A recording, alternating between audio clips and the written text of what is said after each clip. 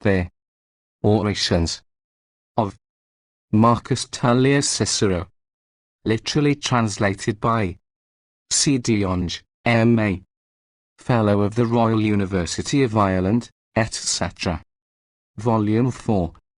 Containing the 14 orations against Marcus Antonius, to which are appended the treatise on rhetorical invention, the orator, topics, on rhetorical partitions, etc. 1903. Reprinted from stereotype plates. Contents: the 14 orations against him, Antonius, called Philippics. The first Philippic, the second Philippic, the third Philippic, the fourth Philippic, the fifth Philippic, the sixth Philippic, the seventh Philippic, the eighth Philippic, the ninth Philippic, the 10th Philippic, the 11th Philippic, the 12th Philippic, the 13th Philippic, the 14th Philippic. Treatise on Rhetorical Invention. Book I. Book 2. The Orator. Treatise on Topics. A Dialogue concerning Oratorical Partitions. Treatise on the Best Style of Orators. The 14 Orations of M.T. Cicero against Marcus Antonius, called Philippics. The first Philippic. The Argument. When Julius, or, as he is usually called by Cicero, Caesar, was slain on the 15th of March, AUC 710, BC 44, Marcus Antonius was his colleague in the consulship, and he, being afraid that the conspirators might murder him too, and it is said that they had debated among themselves whether they would or no, concealed himself on that day and fortified his house, till perceiving that nothing was intended against him, he ventured to appear in public the day following. Lepidus was in the suburbs of Rome with a regular army, ready to depart for the government of Spain, which had been assigned to him with a part of Gaul. In the night, after Caesar's death, he occupied the Forum with his troops and thought of making himself master of the city, but Antonius dissuaded him from that idea and won him over to his views by giving his daughter in marriage to Lepidus' son, and by assisting him to seize on the office of Pontifex Maximus, which was vacant by Caesar's death. To the conspirators he professed friendship, sent his son among them as a hostage of his sincerity, and so deluded them, that Brutus supped with Lepidus, and Cassius with Antonius. By these means he got them to consent to his passing a decree for the confirmation of all Caesar's acts, without describing or naming them more precisely. At last, on the occasion of Caesar's public funeral, he contrived so to inflame the populace against the conspirators, that Brutus and Cassius had some difficulty in defending their houses and their lives, and he gradually alarmed them so much, and worked so cunningly on their fears, that they all quitted Rome. Cicero also left Rome, disapproving greatly of the vacillation and want of purpose in the conspirators. On the 1st of June Antonius assembled the Senate to deliberate on the affairs of the Republic, and in the interval visited all parts of Italy. In the meantime young Octavius appeared on the stage. He had been left by Caesar, who was his uncle, the heir to his name and estate. He returned from Apollonia, in Macedonia, to Italy as soon as he heard of his uncle's death, and arrived at Naples on the 18th of April, where he was introduced by Hirtius and Pansa to Cicero, whom he promised to be guided in all respects by his directions. He was now between 18 and 19 years of age. He began by the representation of public spectacles and games in honor of Caesar's victories. In the meantime Antonius, in his progress through Italy, was making great use of the decree confirming all Caesar's acts, which he interpolated and forged in the most shameless manner. Among other things he restored Diodorus to all his dominions, having been bribed to do so by 100 millions of sesterces by the king's agents, but Diodorus himself, as soon as he heard of Caesar's death, seized all his dominions by force. He also seized the public treasure which Caesar had deposited in the temple of Ops, amounting to above 4 millions and a half of our money, and with this he won over Dolabella, one, who had seized the consulship on the death of Caesar, and the greater part of the army. At the end of May, Cicero began to return towards Rome, in order to arrive there in time for the meeting of the Senate on the 1st of June, but many of his friends dissuaded him from entering the city, and at last he determined not to appear in the Senate on that day, but to make a tour in Greece, to assist him in which Dolabulan named him one of his lieutenants. Antonius also gave Brutus and Cassius commissions to buy corn in Asia and Sicily for the use of the Republic, in order to keep them out of the city. Meantime Sextus Pompeius, who was at the head of a considerable army in Spain, addressed letters to the consuls proposing terms of accommodation, which after some debate, and some important modifications, were agreed to, and he quitted Spain, and came as far as Marseille on his road towards Rome. Cicero, having started for Greece, was forced to put back by contrary winds, and returned to Velia on the 17th of August, where he had a long conference with Brutus, who soon after left Italy for his province of Macedonia, which Caesar had assigned him before his death, though Antonius now wished to compel him to exchange it for Crete. After this conference Cicero returned to Rome, where he was received with unexampled joy, immense multitudes thronging out to meet him, and to escort him into the city. He arrived in Rome on the last day of August. The next day the Senate met, to which he was particularly summoned by Antonius, but he excused himself as not having recovered from the fatigue of his journey. Antonius was greatly offended, and in his speech in the Senate threatened openly to order his house to be pulled down, the real reason of Cicero's absenting himself from the Senate being that the business of the day was to decree some new and extraordinary honors to Caesar, and to order supplications to him as a divinity, which Cicero was determined not to concur in, though he knew it would be useless to oppose them. The next day also the Senate met, and Antonius absented himself, but Cicero came down and delivered the following speech, which is the first of that celebrated series of 14 speeches made in opposition to Antonius and his measures, and called Philippics from the orations of Demosthenes against Philip, to which the Romans were in the habit of comparing them. 2.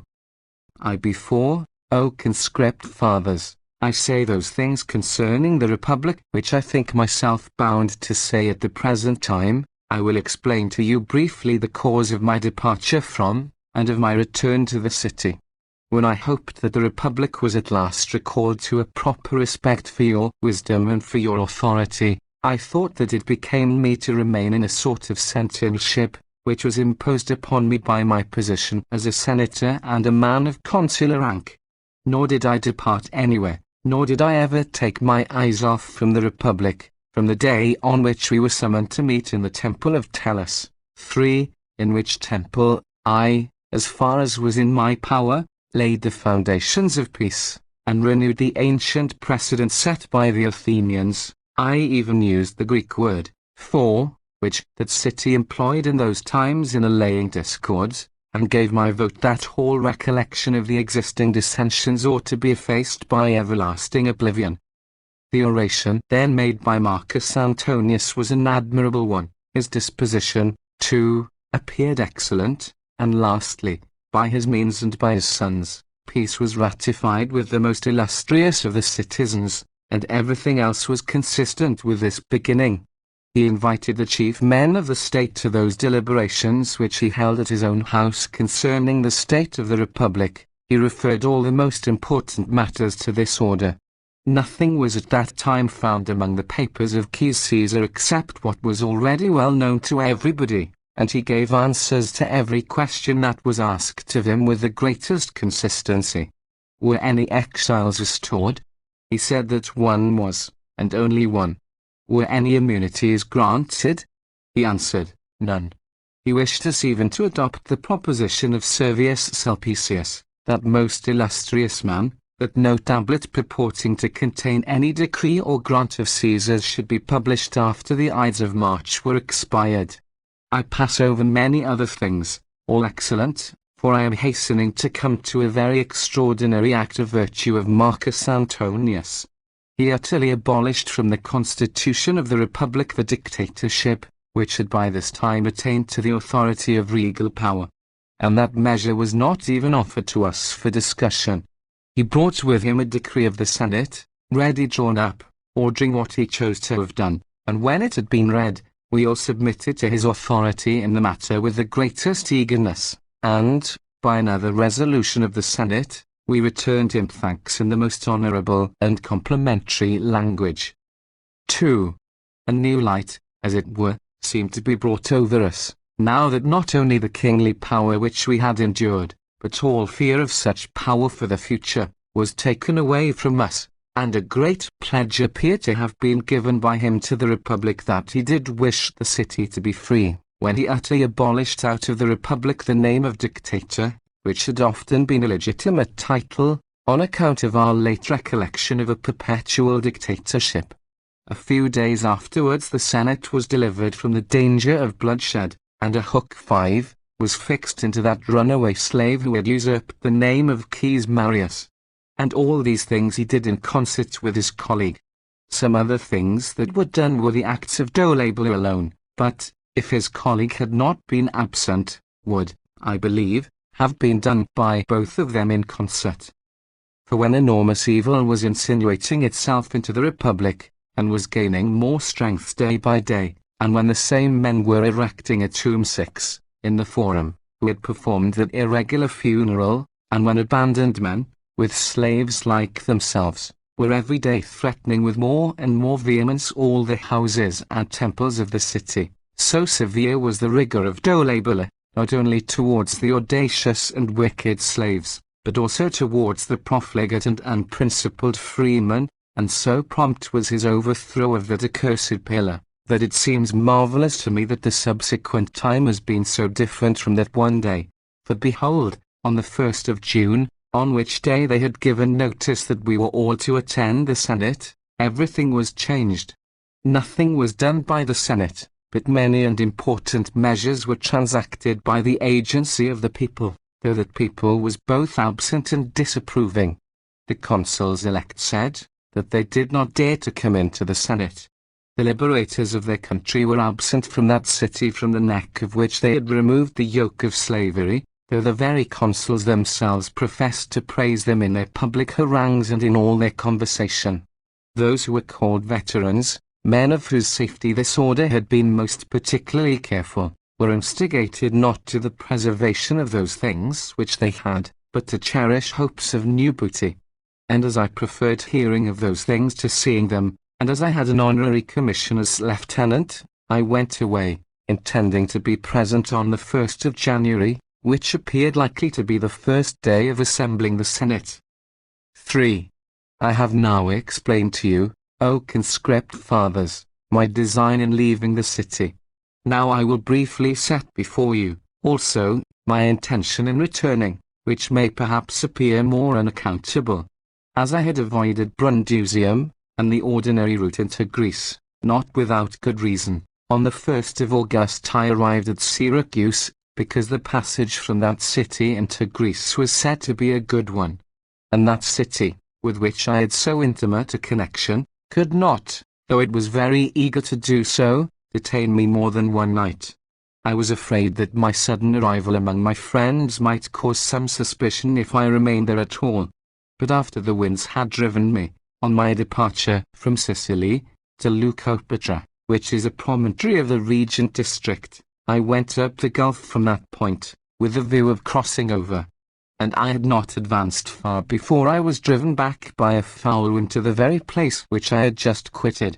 And as the night was stormy, and as I had lodged that night in the villa of Publius Valerius, my companion and intimate friend, and as I remained all the next day at his house waiting for a fair wind, many of the citizens of the municipality of Rhegium came to me, and of them there were some who had lately arrived from Rome. From them I first heard of the harangue of Marcus Antonius, with which I was so much pleased that, after I had read it, I began for the first time to think of returning. And not long afterwards the edict of Brutus and Cassius is brought to me, which, perhaps because I love those men, even more for the sake of the Republic than of my own friendship for them, appeared to me, indeed, to be full of equity. They added besides, For it is a very common thing for those who are desirous of bringing good news to invent something to make the news which they bring seem more joyful. That parties were coming to an agreement, that the Senate was to meet on the 1st of August, that Antonius, having discarded all evil counsellors, and having given up the provinces of Gaul, was about to return to submission to the authority of the Senate. 4. But on this I was inflamed with such eagerness to return, that no oars or winds could be fast enough for me, not that I thought that I should not arrive in time, but lest I should be later than I wished in congratulating the Republic, and I quickly arrived at Velia, where I saw Brutus. How grieved I was, I cannot express. For it seemed to be a discreditable thing for me myself, that I should venture to return into that city from which Brutus was departing, and that I should be willing to live safely in a place where he could not. But he himself was not agitated in the same manner that I was, for, being elevated with the consciousness of his great and glorious exploit, he had no complaints to make of what had befallen him, though he lamented your fate exceedingly. And it was from him that I first heard what had been the language of Lucius Piso, in the Senate of August, who, although he was but little assisted, for that I heard from Brutus himself, by those who ought to have seconded him, still according to the testimony of Brutus, and what evidence can be more trustworthy? And to the avowal of every one whom I saw afterwards, appeared to me to have gained great credit. I hastened hither, therefore, in order that, as those who were present had not seconded him, I might do so, not with the hope of doing any good, for I neither hoped for that, nor did I well see how it was possible, but in order that if anything happened to me, and many things appeared to be threatening me out of the regular course of nature, and even of destiny, I might still leave my speech on this day as a witness to the Republic of my everlasting attachment to its interests.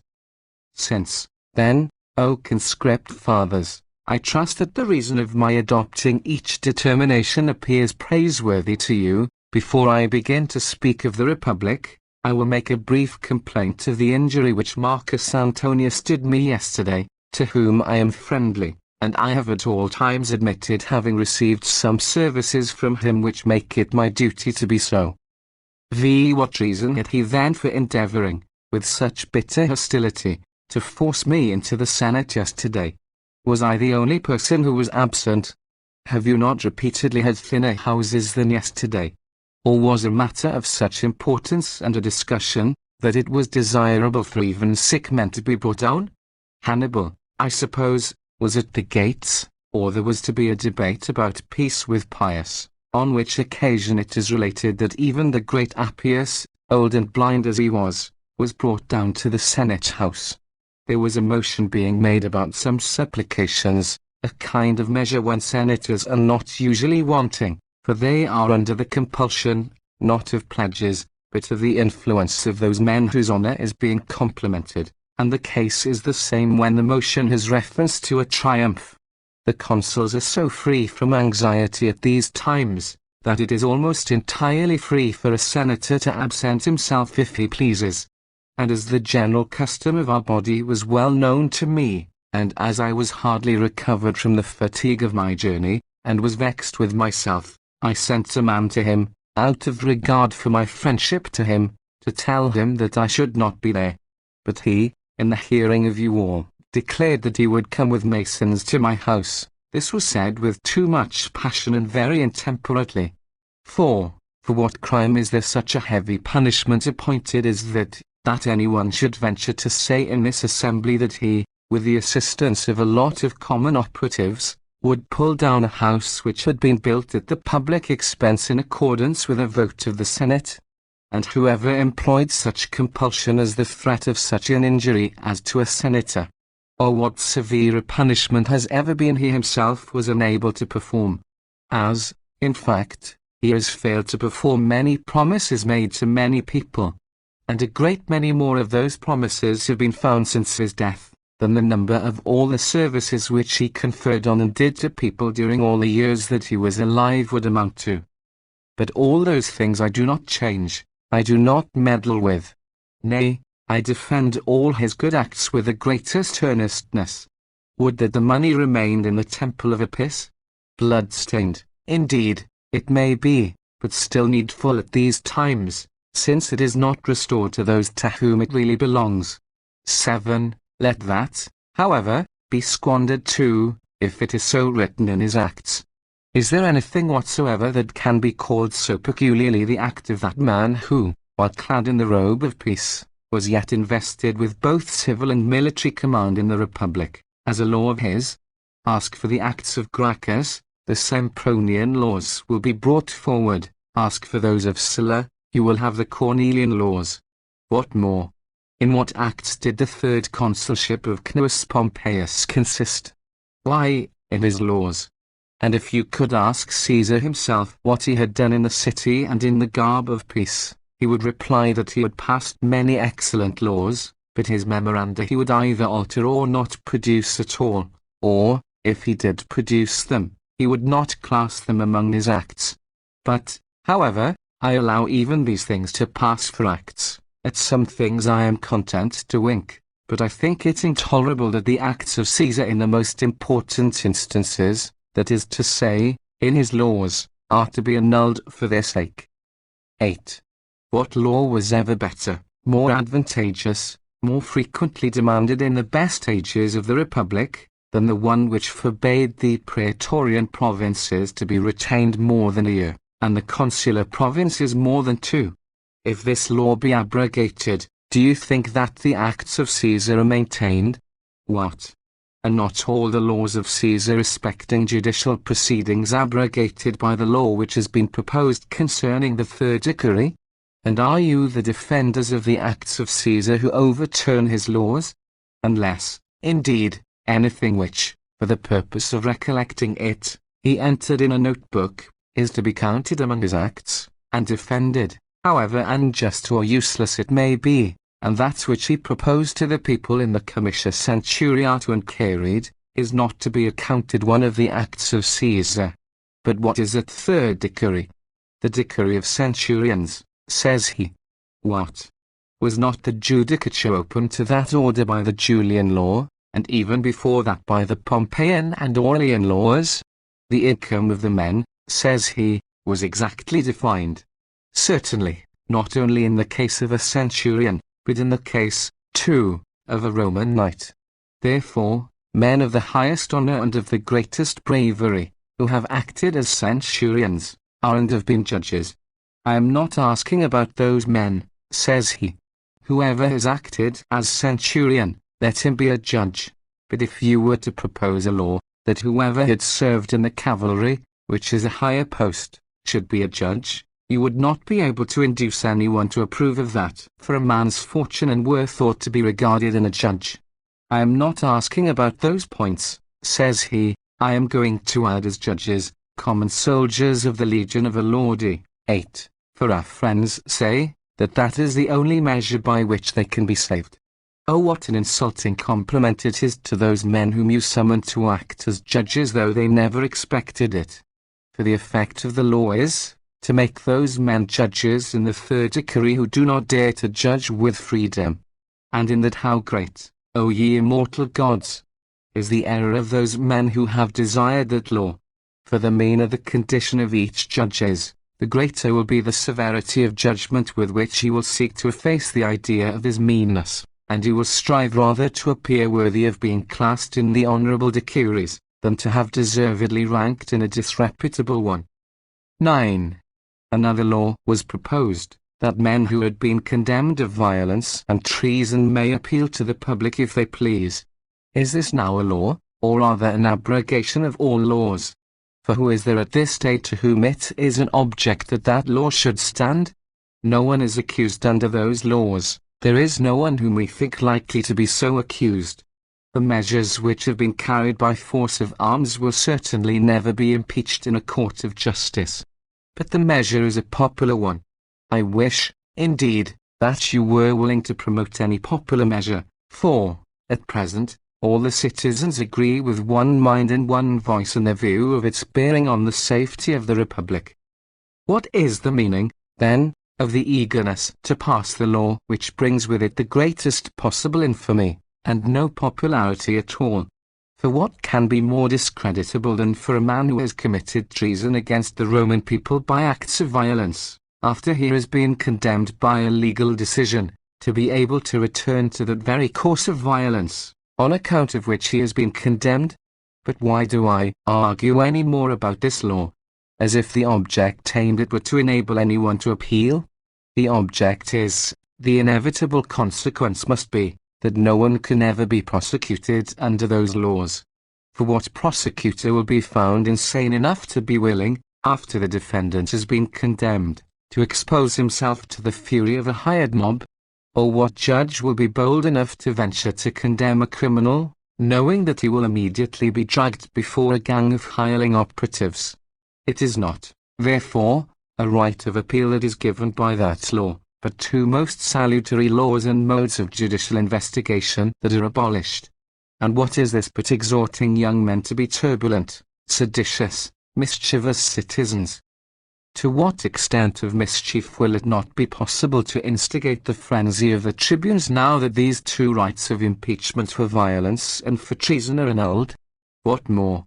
Is not this a substitution of a new law for the laws of Caesar, which enact that every man who has been convicted of violence, and also every man who has been convicted of treason, shall be interdicted from fire and water?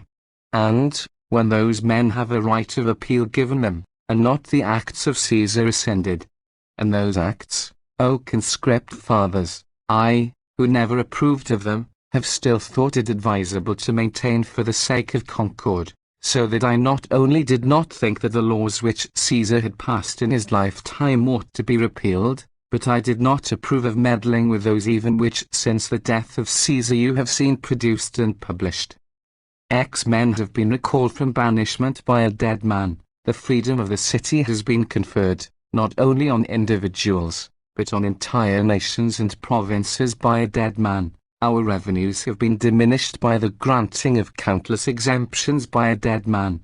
Therefore, do we defend these measures which have been brought from his house on the authority of a single, but, I admit, a very excellent individual, and as for the laws which he, in your presence, read, and declared, and passed comma in the passing of which he gloried, and on which he believed that the safety of the Republic depended, especially those concerning provinces and concerning judicial proceedings, can we, I say, we who defend the acts of Caesar, think that those laws deserve to be upset? And yet, concerning those laws which were proposed, we have, at all events, the power of complaining, but concerning those which are actually passed we have not even had that privilege. For they, without any proposal of them to the people, were passed before they were framed. Men ask, what is the reason why I, or why any one of you, O conscript fathers, should be afraid of bad laws while we have virtuous tribunes of the people? We have men ready to interpose their veto, ready to defend the Republic with the sanctions of religion. We ought to be strangers to fear. What do you mean by interposing the veto? Says he, what are all these sanctions of religion which you are talking about? Those, forsooth, on which the safety of the Republic depends. We are neglecting those things, and thinking them too old-fashioned and foolish. The forum will be surrounded, every entrance of it will be blocked up, armed men will be placed in garrison, as it were, at many points. What then? Whatever is accomplished by those means will be law. And you will order, I suppose, all those regularly passed decrees to be engraved on brazen tablets. The consuls consulted the people in regular form. Is this the way of consulting the people that we have received from our ancestors? And the people voted it with due regularity. What people? That which was excluded from the forum? Under what law did they do so? Under that which has been wholly abrogated by violence and arms? But I am saying all this with reference to the future, because it is the part of a friend to point out evils which may be avoided, and if they never ensue, that will be the best refutation of my speech. I am speaking of laws which have been proposed, concerning which you have still full power to decide either way. I am pointing out the defects, away with them. I am denouncing violence and arms, away with them too. 11. You and your colleague, O Dolabella, ought not, indeed, to be angry with me for speaking in defense of the Republic. Although I do not think that you yourself will be, I know your willingness to listen to reason. They say that your colleague, in this fortune of his, which he himself thinks so good, but which would seem to me more favorable if, not to use any harsh language, he were to imitate the example set him by the consulship of his grandfathers and of his uncle, they say that he has been exceedingly offended. And I see what a formidable thing it is to have the same man angry with me and also armed, especially at a time when men can use their swords with such impunity. But I will propose a condition which I myself think reasonable, and which I do not imagine Marcus Antonius will reject. If I have said anything insulting against his way of life or against his morals, I will not object to his being my bitterest enemy. But if I have maintained the same habits that I have already adopted in the Republic, that is, if I have spoken my opinions concerning the affairs of the Republic with freedom, in the first place, I beg that you will not be angry with me for that, but, in the next place, if I cannot obtain my first request, I beg at least that he will show his anger only as he legitimately may show it to a fellow citizen. Let him employ arms, if it is necessary, as he says it is, for his own defense. Only let not those arms injure those men who have declared their honest sentiments in the affairs of the Republic. Now, what can be more reasonable than this demand?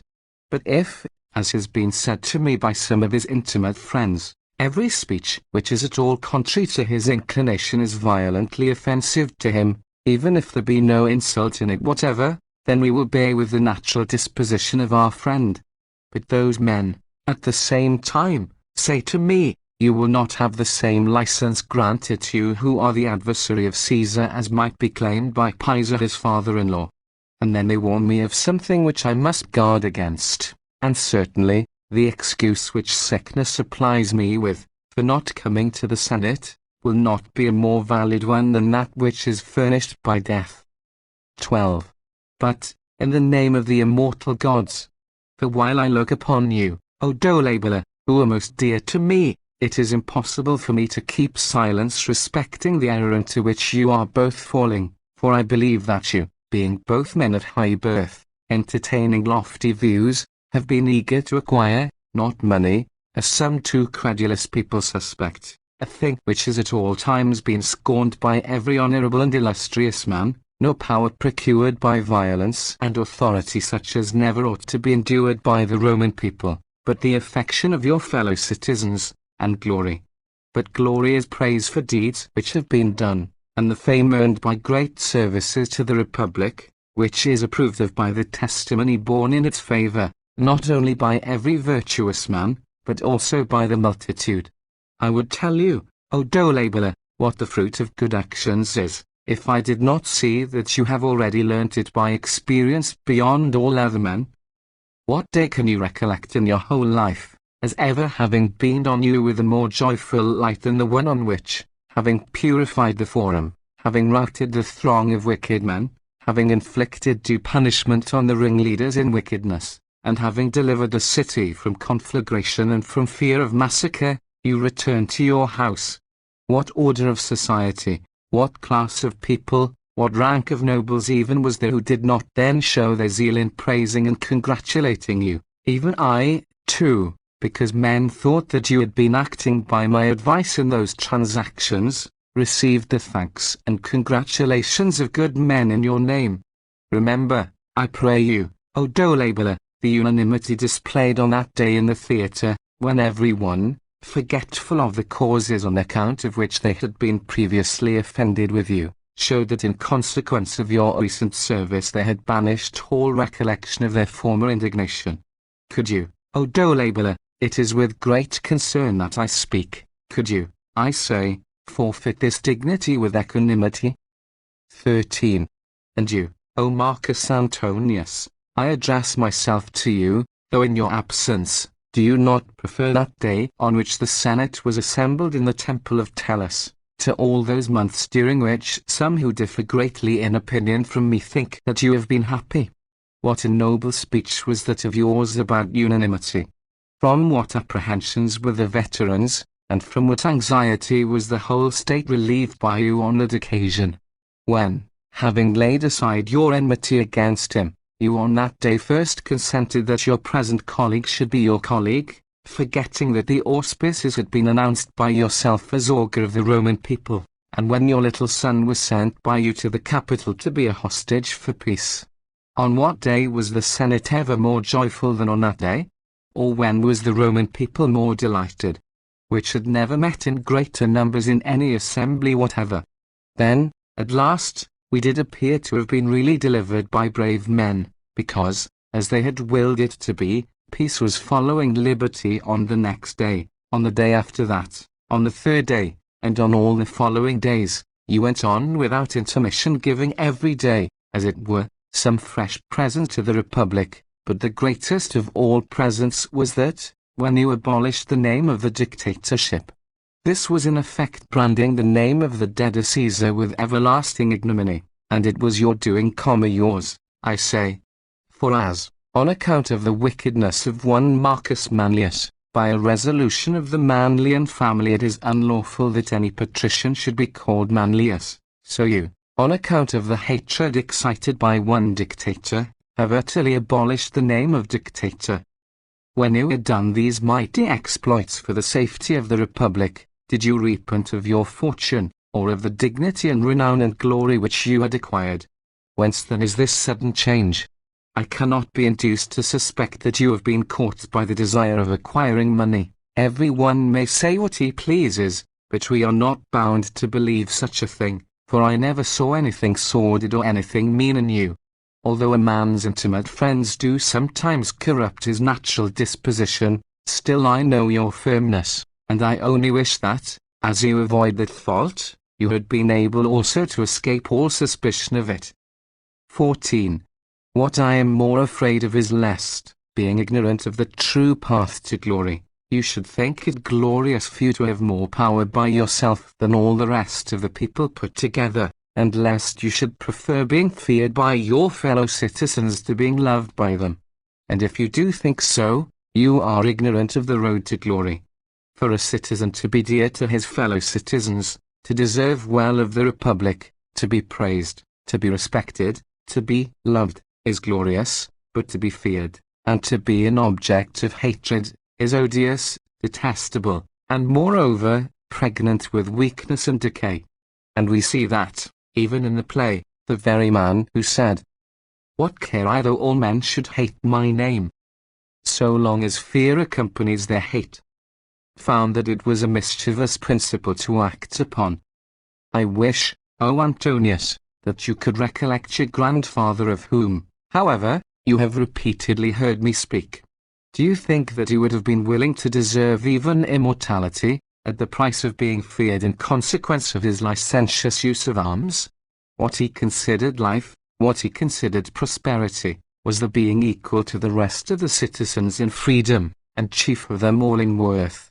Therefore, to say no more of the prosperity of your grandfather, I should prefer that most bitter day of his death to the domination of Lucius Cinna, by whom he was most barbarously slain. But why should I seek to make an impression on you by my speech? For, if the end of Caesar cannot influence you to prefer being loved to being feared, no speech of any one will do any good or have any influence with you, and those who think him happy are themselves miserable. No one is happy who lives on such terms that he may be put to death not merely with impunity, but even to the great glory of his slayer. Wherefore, change your mind, I entreat you, and look back upon your ancestors, and govern the Republic in such a way that your fellow citizens may rejoice that you were born, without which no one can be happy nor illustrious. 15. And, indeed, you have both of you had many judgments delivered respecting you by the Roman people, by which I am greatly concerned that you are not sufficiently influenced. For what was the meaning of the shouts of the innumerable crowd of citizens collected at the gladiatorial games? Or of the verses made by the people? Or of the extraordinary applause at the sight of the statue of Pompeius? And at that sight of the two tribunes of the people who are opposed to you? Are these things a feeble indication of the incredible unanimity of the entire Roman people?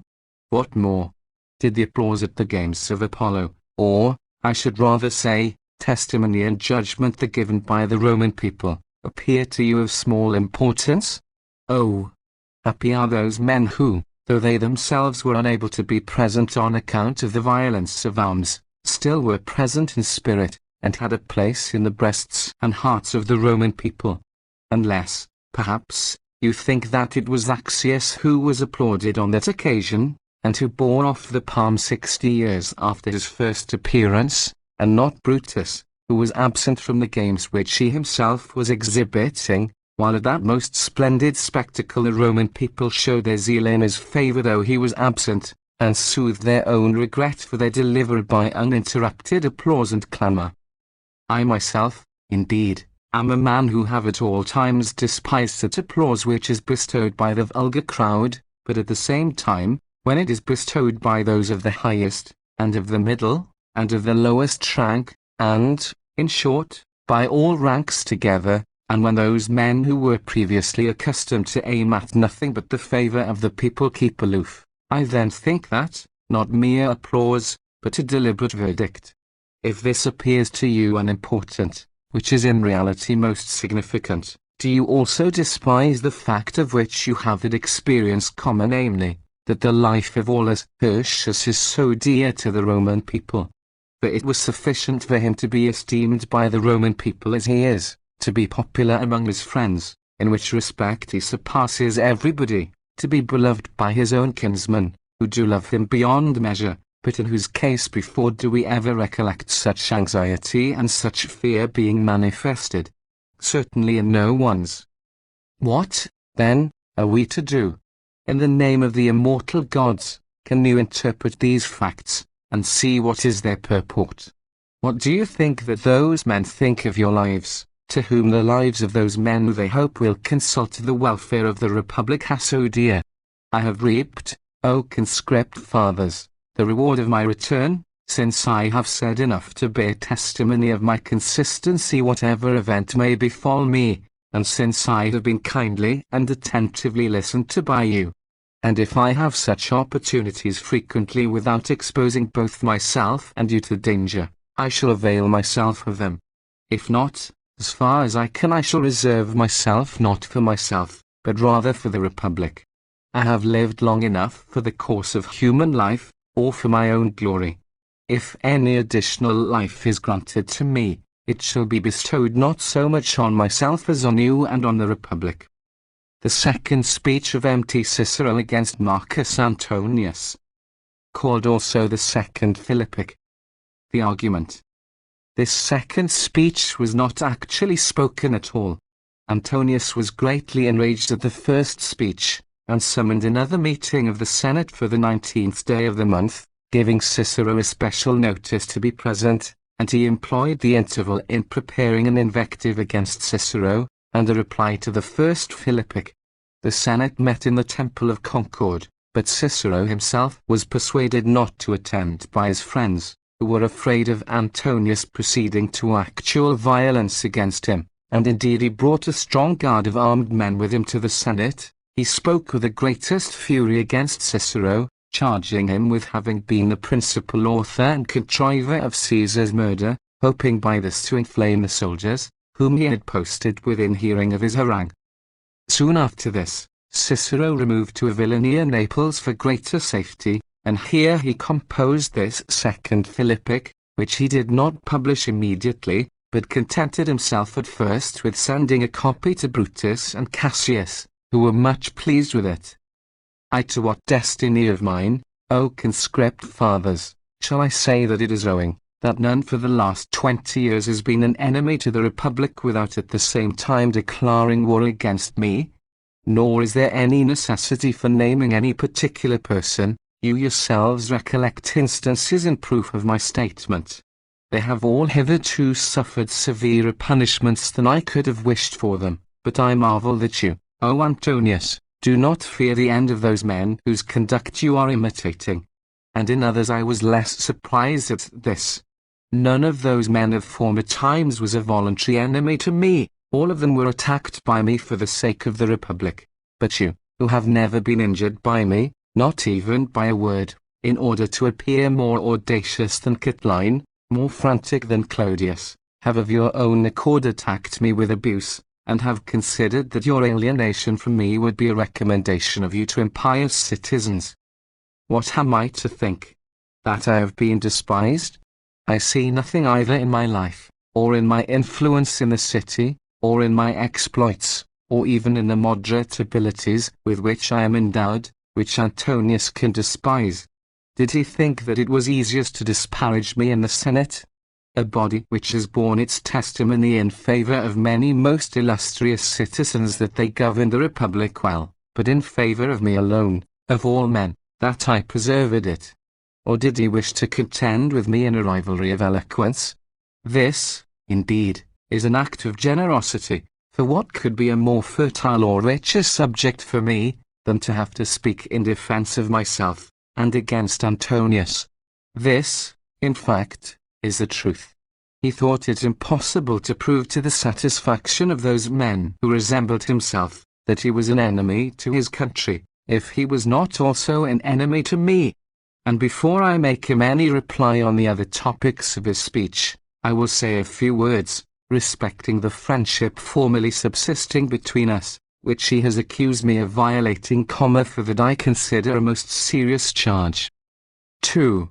He has complained that I pleaded once against his interest.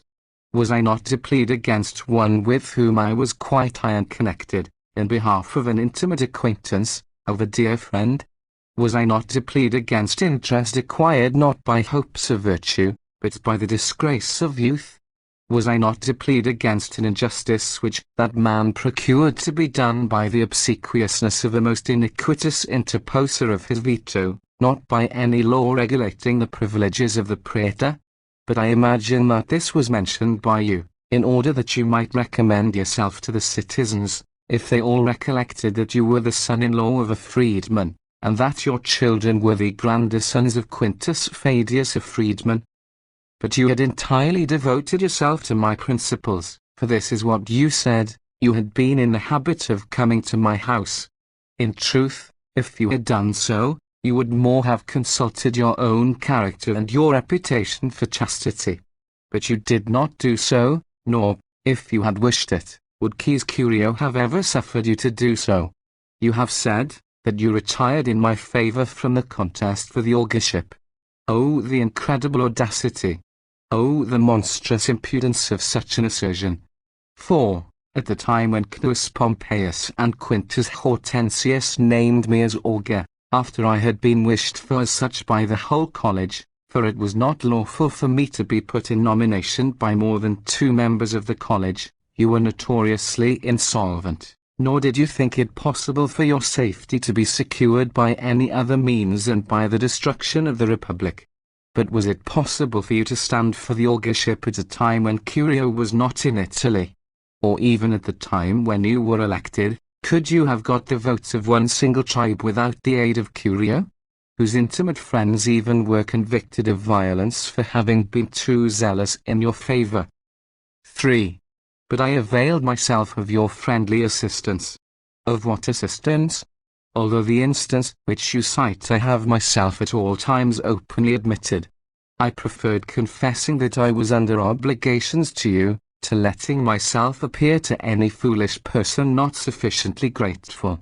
However, what was the kindness that you did me? Not killing me at Brundusium?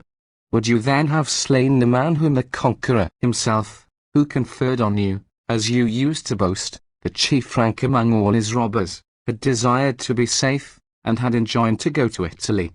Grant that you could have slain him. Is not this, O conscript fathers, such a kindness as is done by banditti, who are contented with being able to boast that they have granted their lives to all those men whose lives they have not taken? And if that were really a kindness, then these who slew that man by whom they themselves had been saved, and whom you yourself are in the habit of styling most illustrious men, would never have acquired such immortal glory. But what sort of kindness is it, to have abstained from committing nefarious wickedness? It is a case in which it ought not to appear so delightful to me not to have been killed by you, as miserable, that it should have been in your power to do such a thing with impunity. However, grant that it was a kindness, since no greater kindness could be received from a robber. Still, in what point can you call me ungrateful? Ought I not to complain of the ruin of the Republic, lest I should appear ungrateful towards you? But in that complaint, mournful indeed and miserable, but still unavoidable for a man of the rank in which the Senate and people of Rome have placed me, what did I say that was insulting? That was otherwise than moderate. That was otherwise than friendly. And what instance was it not of moderation to complain of the conduct of Marcus Antonius, and yet to abstain from any abusive expressions, especially when you had scattered abroad all relics of the Republic, when everything was on sale at your house by the most infamous traffic, when you confessed that those laws which had never been promulgated, had been passed with reference to you, and by you, when you, being augur, had abolished the auspices, being consul, had taken away the power of interposing the veto, when you were escorted in the most shameful manner by armed guards, when, worn out with drunkenness and debauchery, you were every day performing all sorts of obscenities in a chaste house of yours. But I, as if I had to contend against Marcus Crassus, with whom I have had many severe struggles, and not with a most worthless gladiator, while complaining in dignified language of the state of the Republic, did not say one word which could be called personal. Therefore, today I will make him understand with what great kindness he was then treated by me. 4. But he also read letters which he said that I had sent to him, like a man devoid of humanity and ignorant of the common usages of life. For whoever, who was even but slightly acquainted with the habits of polite men, produced in an assembly and openly read letters which had been sent to him by a friend, just because some quarrel had arisen between them. Is not this destroying all companionship in life, destroying the means by which absent friends converse together? How many jests are frequently put in letters, which, if they were produced in public, would appear stupid? How many serious opinions, which, for all that, ought not to be published? Let this be a proof of your utter ignorance of courtesy. Now mark, also, his incredible folly. What have you to oppose to me, O you eloquent man, as you seem at least to Mustler Tamisius, and to Tyrone Numisius? And while these men are standing at this very time in the sight of the Senate with drawn swords, I too will think you an eloquent man if you will show how you would defend them if they were charged with being assassins. However, what answer would you make if I were to deny that I ever sent those letters to you? By what evidence could you convict me? By my handwriting. Of handwriting indeed you have a lucrative knowledge. 9. How can you prove it in that manner? For the letters are written by an amanuensis. By this time I envy your teacher, who for all that payment, which I shall mention presently, has taught you to know nothing. For what can be less like, I do not say an orator, but a man, than to reproach an adversary with a thing which if he denies by one single word, he who has reproached him cannot advance one step further? But I do not deny it, and in this very point I convict you not only of inhumanity but also of madness. For what expression is there in those letters which is not full of humanity and service and benevolence? And the whole of your charge amounts to this, that I do not express a bad opinion of you in those letters, that in them I wrote as to a citizen, and as to a virtuous man, not as to a wicked man and a robber. But your letters I will not produce, although I fairly might, now that I am thus challenged by you, letters in which you beg of me that you may be enabled by my consent to procure the recall of someone from exile, and you will not attempt it if I have any objection, and you prevail on me by your entreaties. For why should I put myself in the way of your audacity, when neither the authority of this body, nor the opinion of the Roman people, nor any laws are able to restrain you? However, what was the object of your addressing these entreaties to me, if the man for whom you were entreating was already restored by a law of Caesar's? I suppose the truth was, that he wished it to be done by me as a favour, in which matter there could not be any favour done even by himself. if a law was already passed for the purpose. But as, O conscript fathers, I have many things which I must say both in my own defense and against Marcus Antonius. One thing I ask you, that you will listen to me with kindness while I am speaking for myself, the other I will ensure myself, namely, that you shall listen to me with attention while speaking against him. At the same time also, I beg this of you, that if you have been acquainted with my moderation and modesty throughout my whole life, and especially as a speaker, you will not, when today I answer this man in the spirit in which he has attacked me, think that I have forgotten my usual character. I will not treat him as a consul, for he did not treat me as a man of consular rank, and although he in no respect deserves to be considered a consul, whether we regard his way of life, or his principle of governing the republic, or the manner in which he was elected, I am beyond all dispute a man of consular rank, that, therefore, you might understand what sort of a consul he professed to be himself. He reproached me with my consulship a consulship which, O conscript fathers, was in name, indeed, mine, but in reality yours. For what did I determine, what did I contrive, what did I do, that was not determined, contrived, or done, by the counsel and authority and in accordance with the sentiments of this order? And have you, O wise man, O man not merely eloquent, dared to find fault with these actions before the very men by whose counsel and wisdom they were performed? But who was ever found before, except Publius Clodius, to find fault with my consulship? And his fate indeed awaits you, as it also awaited CICERO, since that is now in your house which was fatal to each of them. 10. Marcus Antonius disapproves of my consulship, but it was approved of by Publius Servilius, to name that man first of the men of consular rank who had died most recently. It was approved of by Quintus Catulus, whose authority will always carry weight in this republic. It was approved of by the Tuliculi, by Marcus Crassus, by Quintus Hortensius, by CICERO, by Piso, by Marcus Glabrio, by Marcus Lepidus, by Lucius Volcatius, by Caius Figulus, by Decimus Silanus and Lucius Murena, who at that time were the consuls elect, the same consulship also which was approved of by those men of consular rank, was approved of by Marcus Cato, who escaped many evils by departing from this life, and especially the evil of seeing you consul. But, above all, my consulship was approved of by Cneius Pompeius, who, when he first saw me, as he was leaving Syria, embracing me and congratulating me, said, that it was owing to my services that he was about to see his country again. But why should I mention individuals?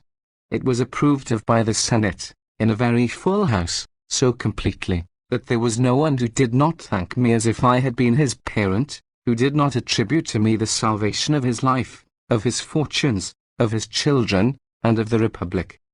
But, since the Republic has been now deprived of those men whom I have named, many and illustrious as they were, let us come to the living, since two of the men of consular rank are still left to us. Lucius Cotta, a man of the greatest genius and the most consummate prudence, proposed a supplication in my honor for those very actions with which you find fault, in the most complimentary language, and those very men of consular rank whom I have named, and the whole Senate, adopted his proposal, an honor which has never been paid to anyone else in the garb of peace from the foundation of the city to my time.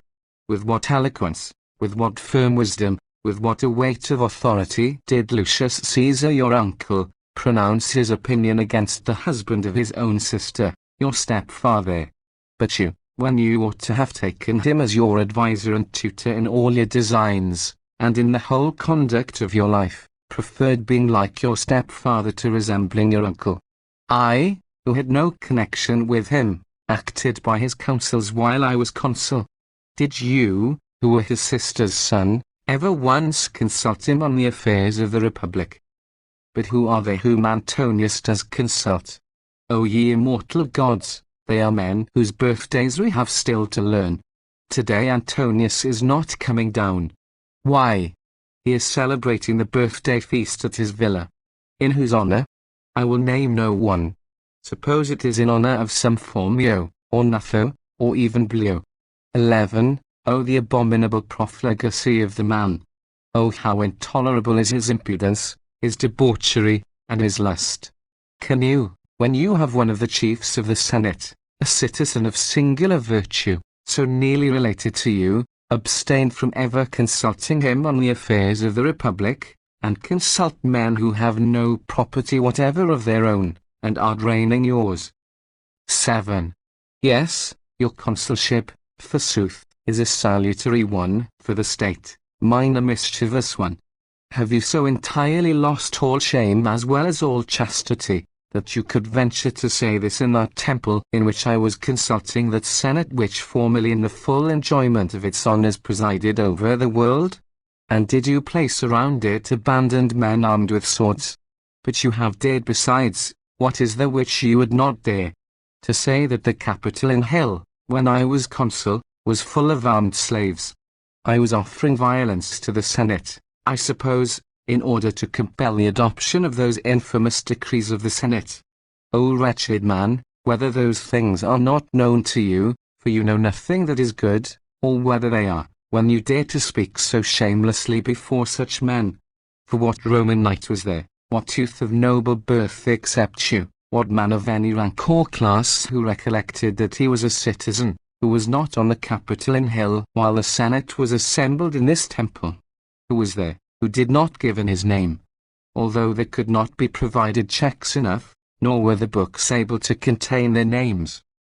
In truth, when wicked men, being compelled by the revelations of the accomplices, by their own handwriting, and by what I may almost call the voices of their letters, were confessing that they had planned the parricidal destruction of their country, and that they had agreed to burn the city, to massacre the citizens, to devastate Italy, to destroy the Republic, who could have existed without being roused to defend the common safety?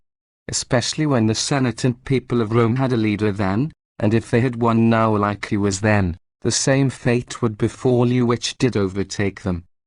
He asserts that the body of his stepfather was not allowed burial by me. But this is an assertion that was never made by Publius Clodius, a man whom, as I was deservedly an enemy of his, I grieve now to see surpassed by you in every sort of vice. But how could it occur to you to recall to our recollection that you had been educated in the house of Publius Lentulus?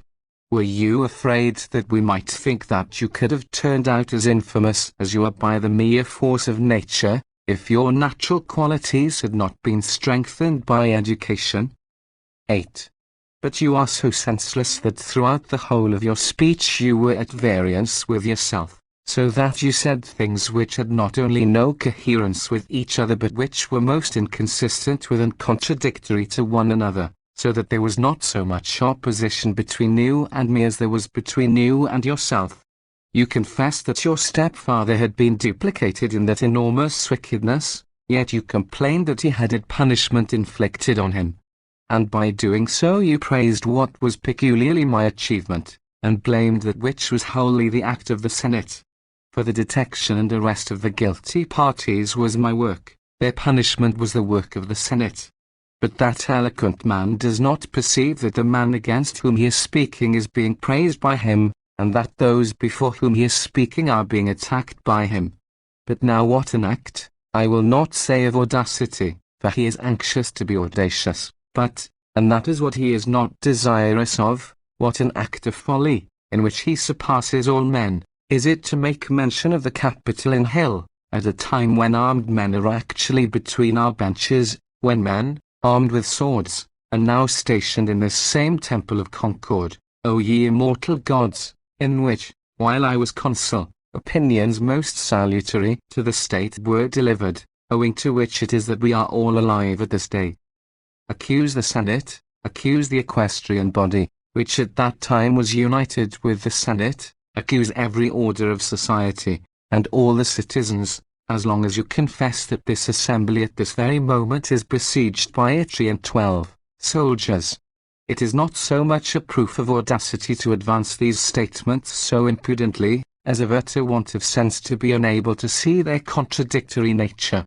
For what is more insane than, after you yourself have taken up arms to do mischief to the Republic, to reproach another with having taken them up to secure its safety?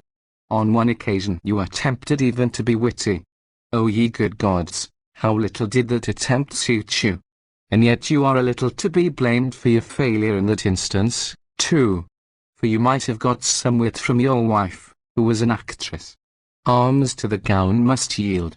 Well, have they not yielded? But afterwards the gown yielded to your arms. Let us inquire then whether it was better for the arms of wicked men to yield to the freedom of the Roman people, or that our liberty should yield to your arms. Nor will I make any further reply to you about the verses. I will only say briefly that you do not understand them, nor any other literature whatever. That I have never at any time been wanting to the claims that either the Republic or my friends had upon me, but nevertheless that in all the different sorts of composition on which I have employed myself, during my leisure hours, I have always endeavoured to make my labours and my writings such as to be some advantage to our youth, and some credit to the Roman name. But, however, all this has nothing to do with the present occasion. Let us consider more important matters. 9. You have said that Publius Clodius was slain by my contrivance. What would men have thought if he had been slain at the time when you pursued him in the forum with a drawn sword, in the sight of all the Roman people, and when you would have settled his business if he had not thrown himself up the stairs of a bookseller's shop, and, shutting them against you, checked your attack by that means? And I confess that at that time I favoured you, but even you yourself do not say that I had advised your attempt. But as for Milo, it was not possible even for me to favour his action, for he had finished the business before anyone could suspect that he was going to do it. Oh, but I advised it.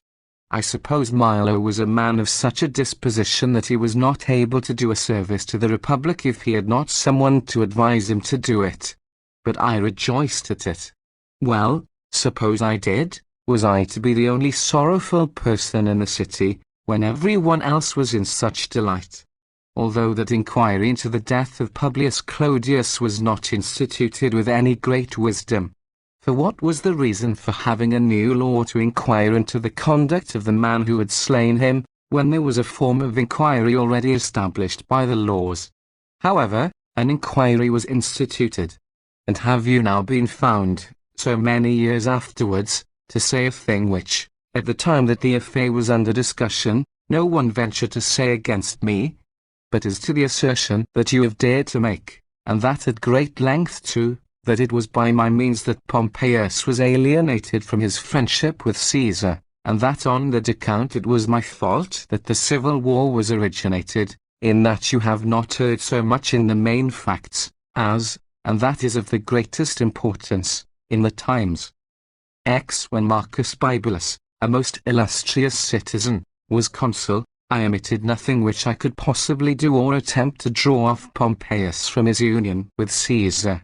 In which, however, Caesar was more fortunate than I, for he himself drew off Pompeius from his intimacy with me.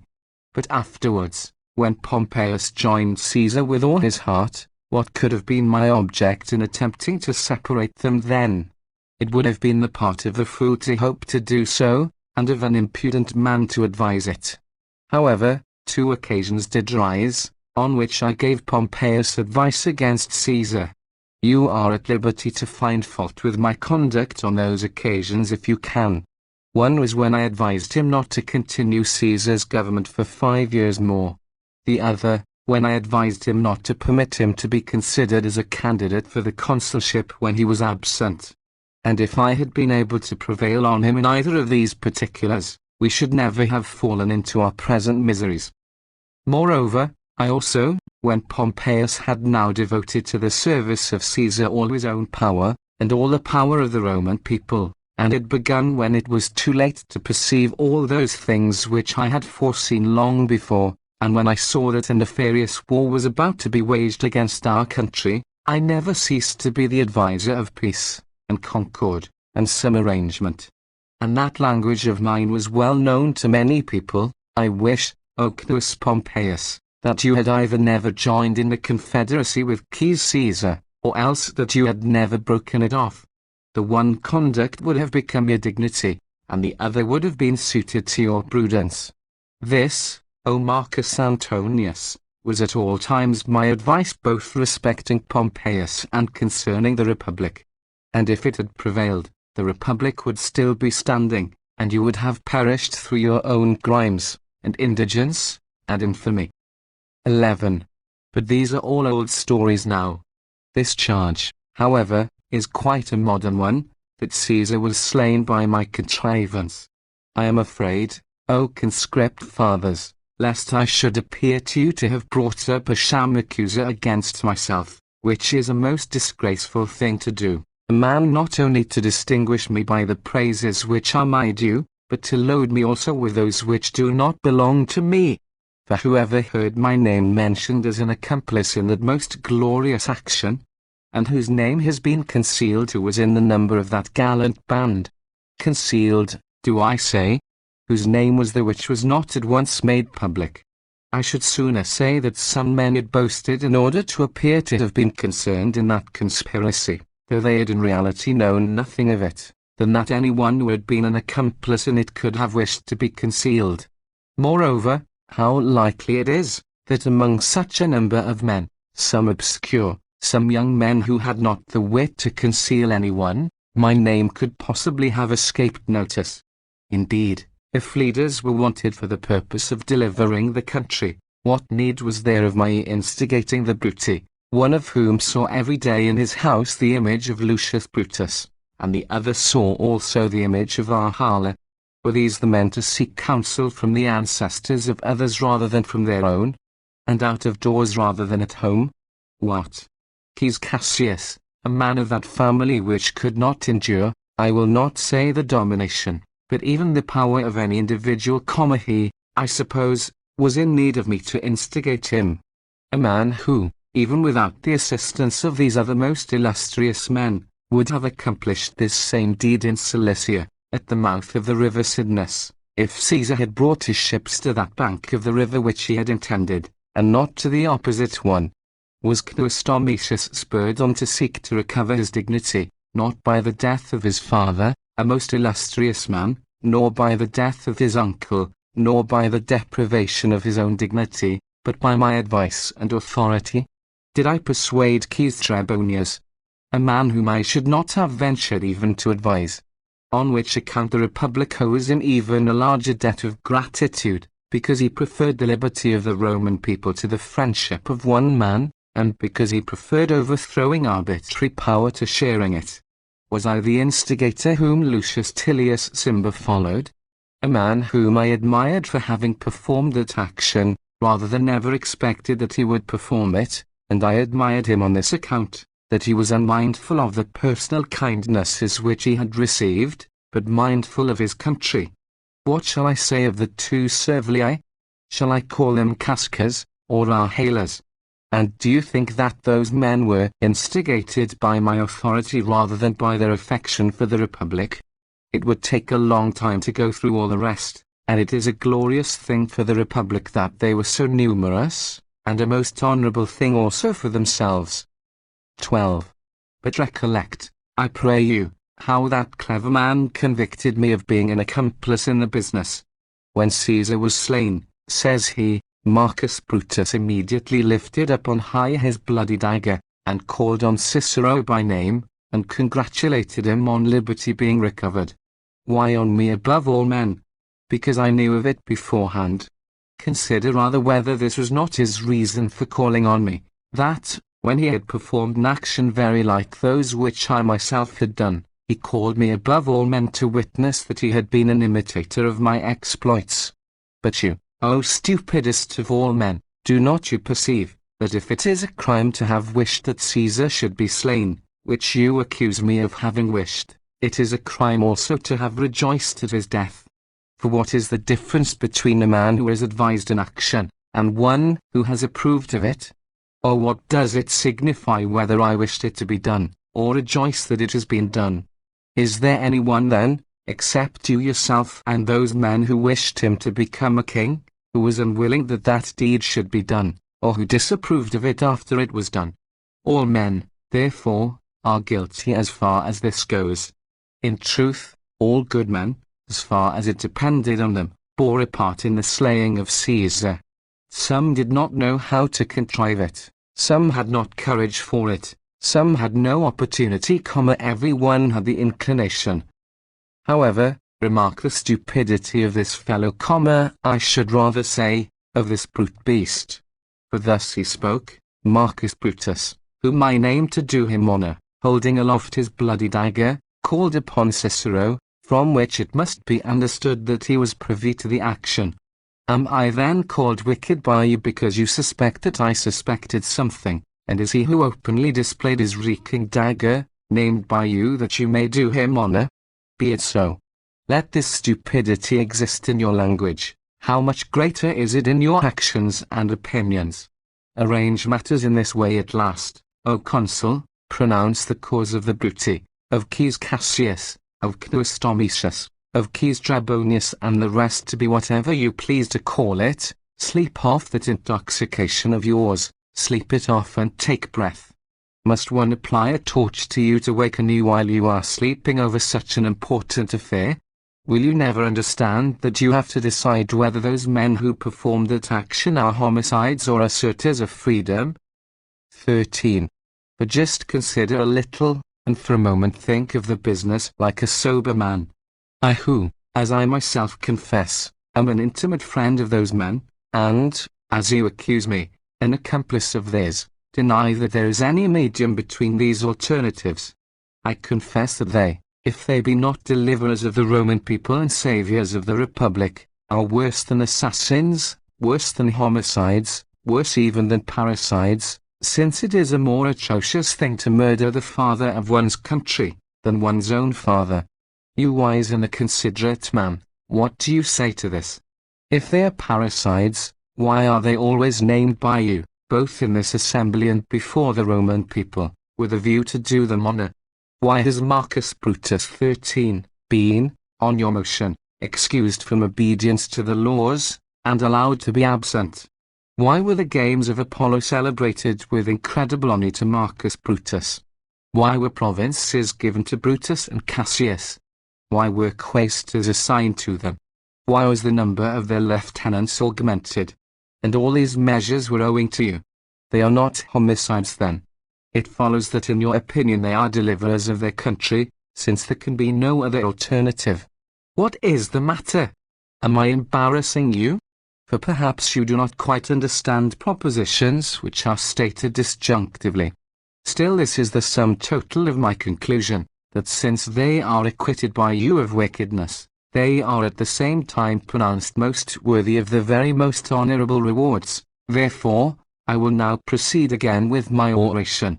I will write to them, if anyone by chance should ask whether what you have imputed to me be true, not to deny it to anyone.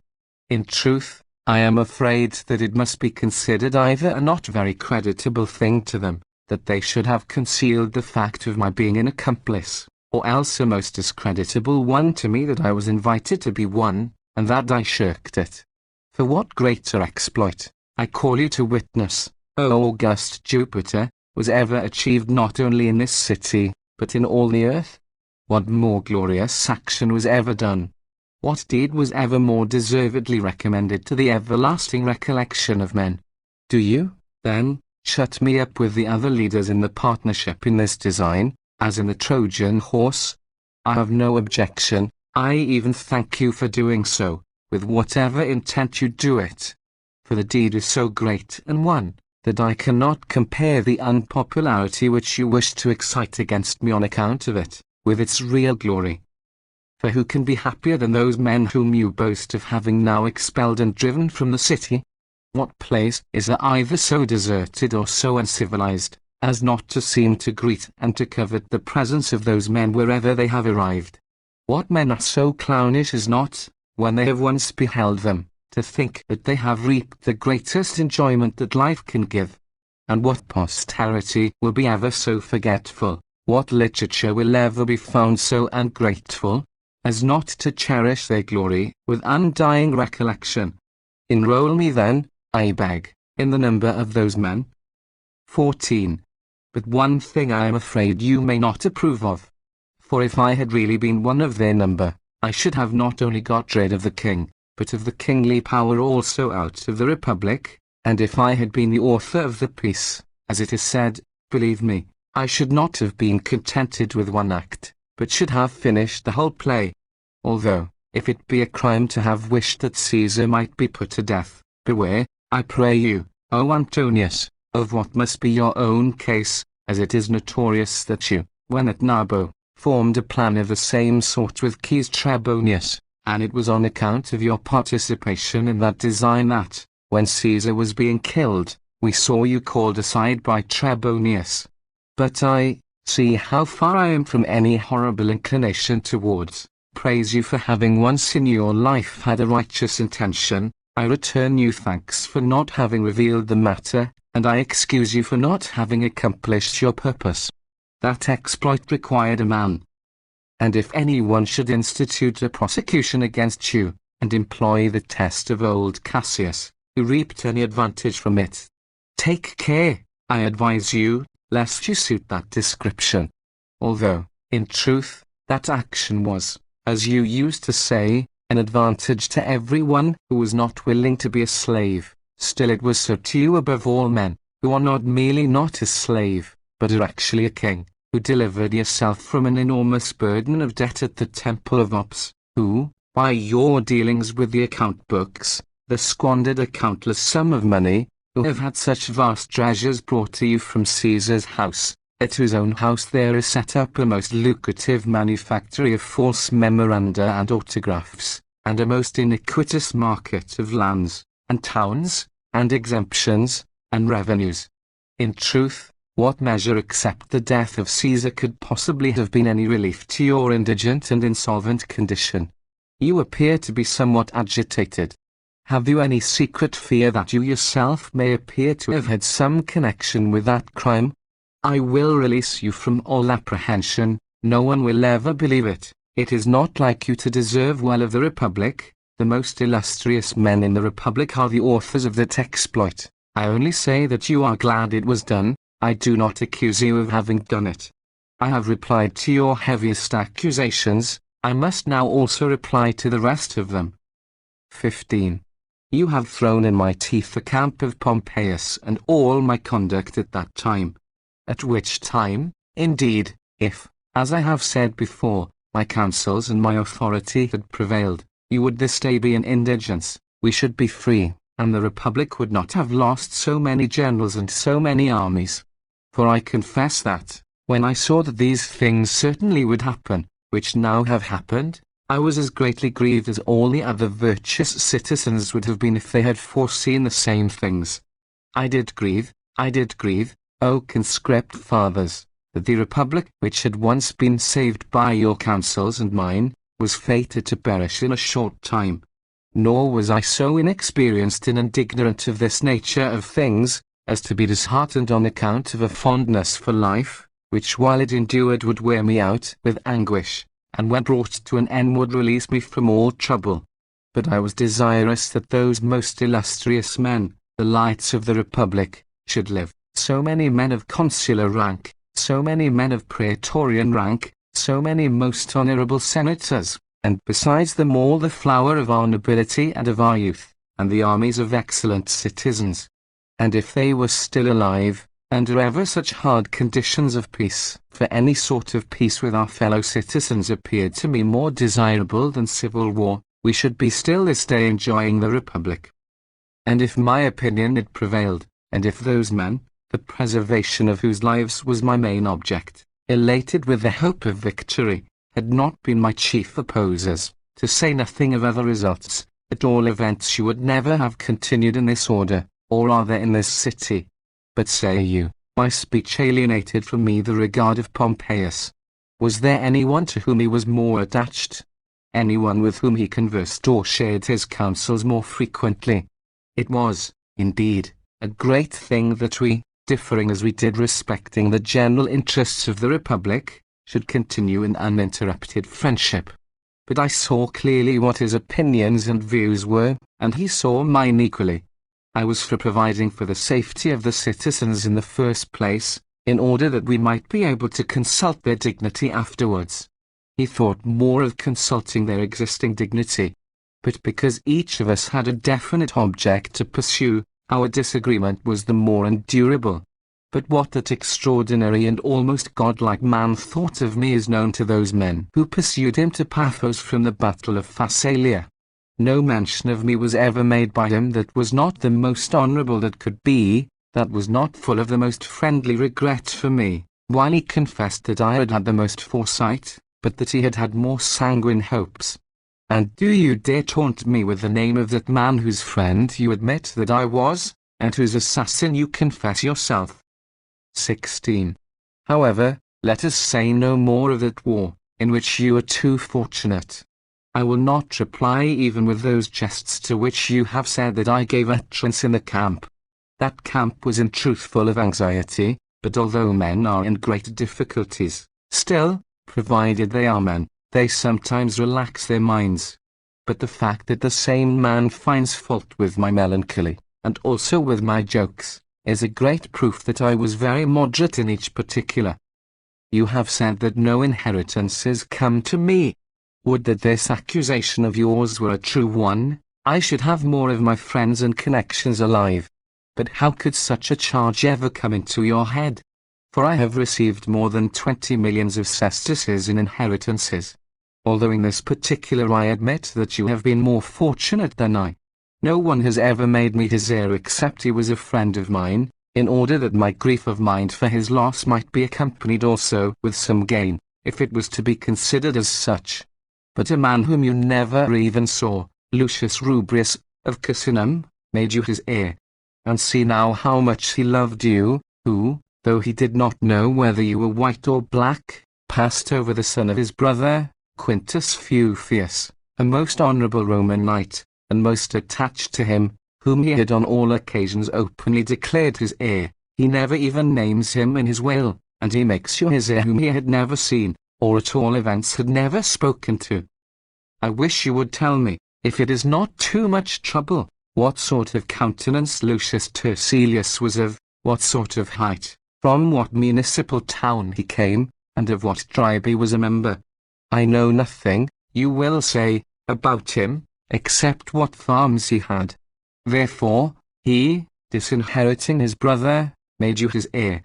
And besides these instances, this man has seized on much other property belonging to men wholly unconnected with him, to the exclusion of the legitimate heirs, as if he himself were the heir. Although the thing that struck me with most astonishment of all was, that you should venture to make mention of inheritances, when you yourself had not received the inheritance of your own father. 17. And was it in order to collect all these arguments, O you most senseless of men, that you spent so many days in practicing declamation in another man's villa? Although, indeed, as your most intimate friends usually say, you are in the habit of declaiming, not for the purpose of whetting your genius, but of working off the effects of wine. And, indeed, you employ a master to teach you jokes, a man appointed by your own vote and that of your boon companions, a rhetorician, whom you have allowed to say whatever he pleased against you, a thoroughly facetious gentleman, but there are plenty of materials for speaking against you and against your friends. But just see now what a difference there is between you and your grandfather. He used with great deliberation to bring forth arguments advantageous to the cause he was advocating. You pour forth in a hurry the sentiments which you have been taught by another. And what wages have you paid this rhetorician? Listen, listen, O conscript fathers, and learn the blows which are inflicted on the Republic. You have assigned, O Antonius, 2,000 acres 14, which is often translated acre also, of land, in the Leontine district, to Sextus Clodius, the rhetorician, and those, too, exempt from every kind of tax, for the sake of putting the Roman people to such a vast expense that you might learn to be a fool. Was this gift, too, O you most audacious of men, found among Caesar's papers? But I will take another opportunity to speak about the Leontine and the Campanian district, where he has stolen lands from the Republic to pollute them with most infamous owners. For now, Since I have sufficiently replied to all his charges, I must say a little about our corrector and censor himself. And yet I will not say all I could, in order that if I have often to battle with him I may always come to the contest with fresh arms, and the multitude of his vices and atrocities will easily enable me to do so. 18. Shall we then examine your conduct from the time when you were a boy? I think so. Let us begin at the beginning. Do you recollect that, while you were still clad in the praetexta, you became a bankrupt? That was the fault of your father, you will say. I admit that. In truth, such a defense is full of filial affection. But it is peculiarly suited to your own audacity, that you sat among the 14 rows of the knights, though by the Rossine law there was a place appointed for bankrupts, even if anyone had become so. 19. But let us say no more of your profligacy and debauchery. There are things which it is not possible for me to mention with honour, but you are all the more free for that, inasmuch as you have not scrupled to be an actor in scenes which a modest enemy cannot bring himself to mention. Mark now, O conscript fathers, the rest of his life, which I will touch upon rapidly. For my inclination hastens to arrive at those things which he did in the time of the Civil War, amid the greatest miseries of the Republic, and at those things which he does every day. And I beg of you, though they are far better known to you than they are to me, still to listen attentively, as you are doing, to my relation of them. For in such cases as this, it is not the mere knowledge of such actions that ought to excite the mind, but the recollection of them also. Although we must at once go into the middle of them, lest otherwise we should be too long in coming to the end. He was very intimate with Clodius at the time of his tribuneship, he, who now enumerates the kindnesses which he did me. He was the firebrand to handle all conflagrations, and even in his house he attempted something. He himself well knows what I allude to. From thence he made a journey to Alexandria, in defiance of the authority of the Senate, and against the interests of the Republic, and in spite of religious obstacles, but he had Gabinius for his leader, with whom whatever he did was sure to be right. What were the circumstances of his return from thence? What sort of return was it? He went from Egypt to the furthest extremity of Gaul before he returned home. And what was his home? For at that time every man had possession of his own house, and you had no house anywhere, O Antonius. House, do you say? What place was there in the whole world where you could set your foot on anything that belonged to you, except Menem, which you farmed with your partners, as if it had been CICERO? 15. 20. You came from Gaul to stand for the quaestorship. Dare to say that you went to your own father before you came to me. I had already received Caesar's letters, begging me to allow myself to accept of your excuses, and therefore, I did not allow you even to mention thanks. After that, I was treated with respect by you, and you received attentions from me in your canvass for the quaestorship. And it was at that time, indeed, that you endeavored to slay Publius Clodius in the Forum, with the approbation of the Roman people, and though you made the attempt of your own accord, and not at my instigation, still you clearly alleged that you did not think, unless you slew him, that you could possibly make amends to me for all the injuries which you had done me. And this makes me wonder why you should say that Milo did that deed at my instigation, when I never once exhorted you to do it, who of your own accord attempted to do me the same service. Although, if you had persisted in it, I should have preferred allowing the action to be set down entirely to your own love of glory rather than to my influence. You were elected quaestor. On this, immediately, without any resolution of the Senate authorizing such a step, without drawing lots, without procuring any law to be passed, you hastened to Caesar. For you thought the camp the only refuge on earth for indigence, and debt, and profligacy common for all men, in short, who were in a state of utter ruin. Then, when you had recruited your resources again by his largesses and your own robberies, if, indeed, a person can be said to recruit, who only acquires something which he may immediately squander, you hastened, being again a beggar, to the tribuneship, in order that in that magistracy you might, if possible, behave like your friend. 21. Listen now, I beseech you, O conscript fathers, not to those things which he did indecently and profligately to his own injury and to his own disgrace as a private individual, but to the actions which he did impiously and wickedly against us and our fortunes, that is to say, against the whole republic. For it is from his wickedness that you will find that the beginning of all these evils is arisen. For when, in the consulship of Lucius Lentulus and Marcus Marcellus, you, on the 1st of January, were anxious to prop up the republic, which was tottering and almost falling, and were willing to consult the interests of Caesar himself, if he would have acted like a man in his senses, then this fellow opposed to your counsels his tribuneship, which he had sold and handed over to the purchaser, and exposed his own neck to that axe under which many have suffered for smaller crimes. It was against you, O Marcus Antonius, that the Senate, while still in the possession of its rights, before so many of its luminaries were extinguished, passed a decree, which, in accordance with the usage of our ancestors, is at times passed against an enemy who is a citizen.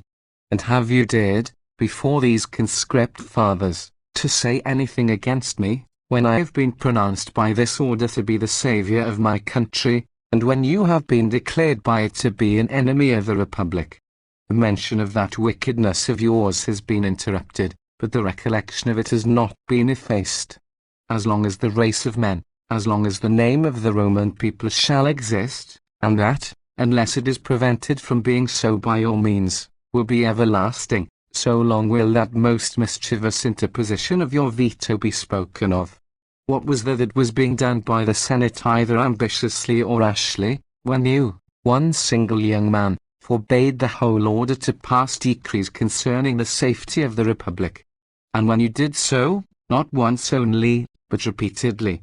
Nor would you allow anyone to plead with you in behalf of the authority of the Senate, and yet, what did anyone entreat of you, except that you would not desire the Republic to be entirely overthrown and destroyed, when neither the chief men of the state by their entreaties, nor the elders by their warnings, nor the Senate in a full house by pleading with you, could move you from the determination which you had already sold and as it were delivered to the purchaser?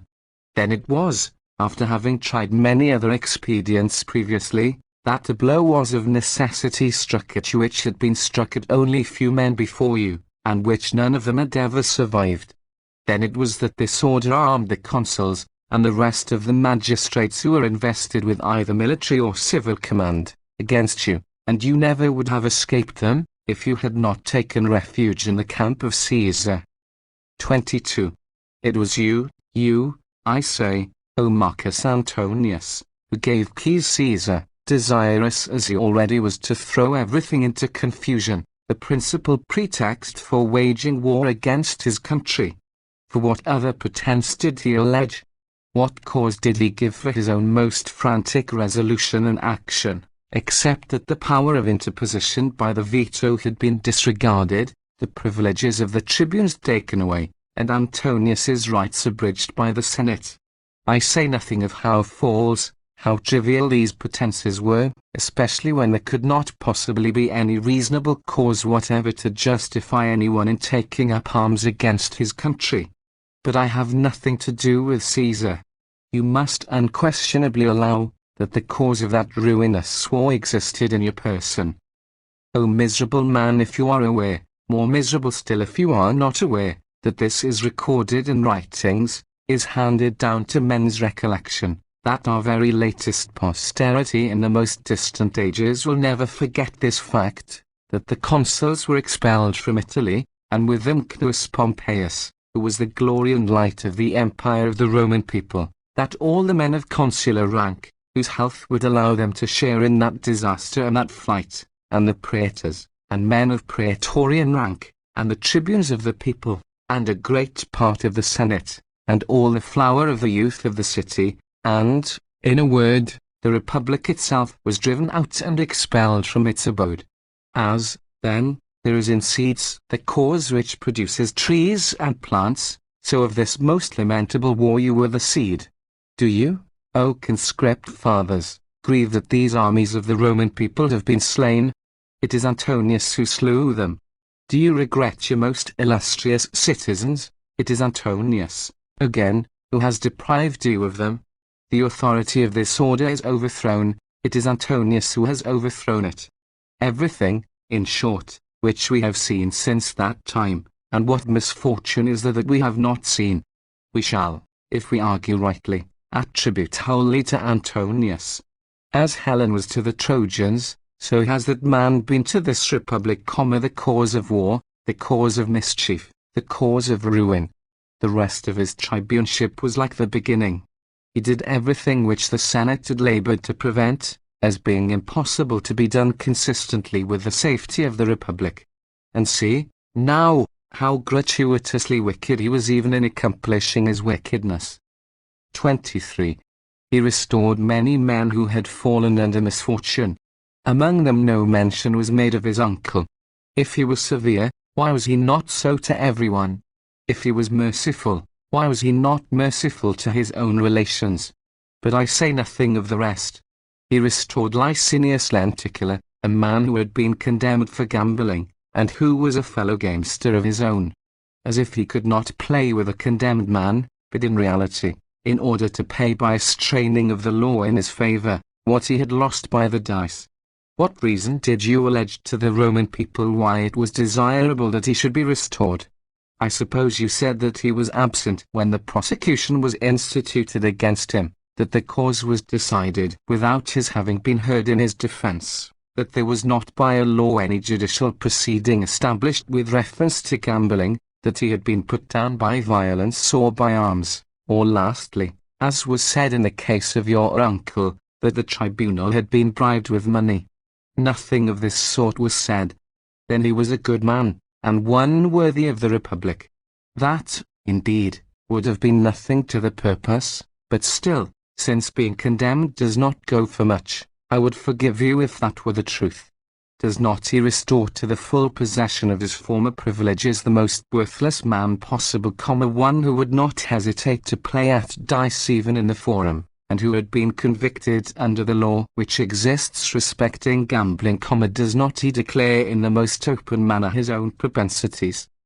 Then in this same tribuneship, when Caesar while on his way into Spain had given him Italy to trample on, what journeys did he make in every direction? How did he visit the municipal towns?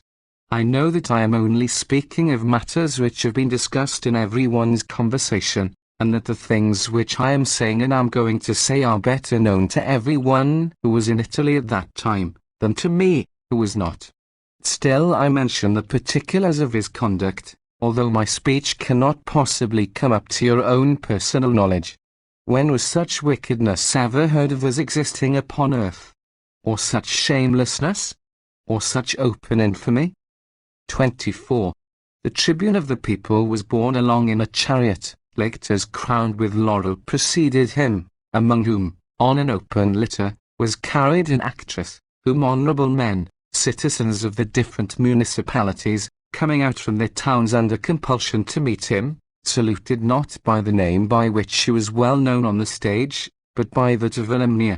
16. A car followed full of pimps, then a lot of debauched companions, and then his mother, utterly neglected, followed the mistress of a profligate son, as if she had been a daughter-in-law. Oh, the disastrous fecundity of that miserable woman! With the marks of such wickedness as this did that fellow stamp every municipality, and prefecture, and colony, and, in short, the whole of Italy. To find fault with the rest of his actions, O conscript fathers, is difficult, and somewhat unsafe. He was occupied in war. He glutted himself with the slaughter of citizens who bore no resemblance to himself. He was fortunate, if at least there can be any good fortune in wickedness. But since we wish to show a regard for the veterans, although the cause of the soldiers is very different from yours, they follow their chief, you want to seek for a leader, still, that I may not give you any pretence for stirring up odium against me among them, I will say nothing of the nature of the war. When victorious, you return with the legions from Thessaly to Brundusium. You did not put me to death. It was a great kindness, for I confess that you could have done it. Although there was no one of those men who were with you at that time, who did not think that I ought to be spared. For so great is men's affection for their country, that I was sacred even in the eyes of your legions, because they recollected that the country had been saved by me. However, grant that you did give me what you did not take away from me, and that I have my life as a present from you, since it was not taken from me by you. Was it possible for me, after all your insults, to regard that kindness of yours as I regarded it at first, especially after you saw that you must hear this reply from me? 25. You came to Brundusium, to the bosom and embraces of your actress. What is the matter? Am I speaking falsely? How miserable is it not to be able to deny a fact which it is disgraceful to confess? If you had no shame before the municipal towns, had you none even before your veteran army? For what soldier was there who did not see her at Brundusium? Who was there who did not know that she had come so many days' journey to congratulate you? Who was there who did not grieve that he was so late in finding out how worthless a man he had been following? Again you made it through Italy, with that same actress for your companion. Cruel and miserable was the way in which you led your soldiers into the towns, shameful was the pillage in every city, of gold and silver, and above all, of wine. And besides all this, while Caesar knew nothing about it, as he was at Alexandria, Antonius, by the kindness of Caesar's friends, was appointed his master of the horse. Then we thought that he could live with Hippias 17, by virtue of his office, and that he might give horses which were the property of the state to Sergius the buffoon. At that time he had selected for himself to live in, not the house which he now dishonors, but that of Marcus Piso. Why need I mention his decrees, his robberies, the possessions of inheritances which were given him, and those too which were seized by him? Want compelled him, he did not know where to turn. That great inheritance from Lucius Rubrius, and that other from Lucius Turselius, had not yet come to him. He had not yet succeeded as an unexpected heir to the place of Cneius Pompeius, and of many others who were absent. He was forced to live like a robber, having nothing beyond what he could plunder from others. However, we will say nothing of these things, which are acts of a more hardy sort of villainy. Let us speak rather of his meaner descriptions of worthlessness. You, with those jaws of yours, and those sides of yours, and that strength of body suited to a gladiator, drank such quantities of wine at the marriage of Hippia, that you were forced to vomit the next day in the sight of the Roman people. O action disgraceful not merely to see, but even to hear of! If this had happened to you at supper amid those vast drinking cups of yours, who would not have thought it scandalous? But in an assembly of the Roman people, a man holding a public office, a master of the horse, to whom it would have been disgraceful even to belch, vomiting filled his own bosom and the whole tribunal with fragments of what he had been eating reeking with wine. But he himself confesses this among his other disgraceful acts. Let us proceed to his more splendid offences. 26. Caesar came back from Alexandria, fortunate, as he seemed at least to himself, but in my opinion no one can be fortunate who is unfortunate for the Republic. The spear was set up in front of the temple of Jupiter Stator, and the property of Cneius Pompeius Magnus. Miserable that I am, for even now that my tears have ceased to flow, my grief remains deeply implanted in my heart. The property, I say, of Cneius Pompeius the Great was submitted to the pitiless voice of the auctioneer. On that one occasion the state forgot its slavery, and groaned aloud, and though men's minds were enslaved, as everything was kept under by fear, still the groans of the Roman people were free. While all men were waiting to see who would be so impious, who would be so mad, who would be so declared an enemy to gods and to men as to dare to mix himself up with that wicked auction, no one was found except Antonius, even though there were plenty of men collected round that spear 18, who would have dared anything else. One man alone was found to dare to do that which the audacity of everyone else had shrunk from and shuddered at. Were you, then, seized with such stupidity, or, I should rather say, with such insanity, as not to see that if you, being of the rank in which you were born, acted as a broker at all, and above all as a broker in the case of Pompeius's property, you would be execrated and hated by the Roman people, and that all gods and all men must at once become and forever continue hostile to you? But with what violence did that glutton immediately proceed to take possession of the property of that man, to whose valor it had been knowing that the Roman people had been more terrible to foreign nations, while his justice had made it dearer to them. 27. When, therefore, this fellow had begun to wallow in the treasures of that great man, he began to exult like a buffoon in a play, who has lately been a beggar, and is become suddenly rich.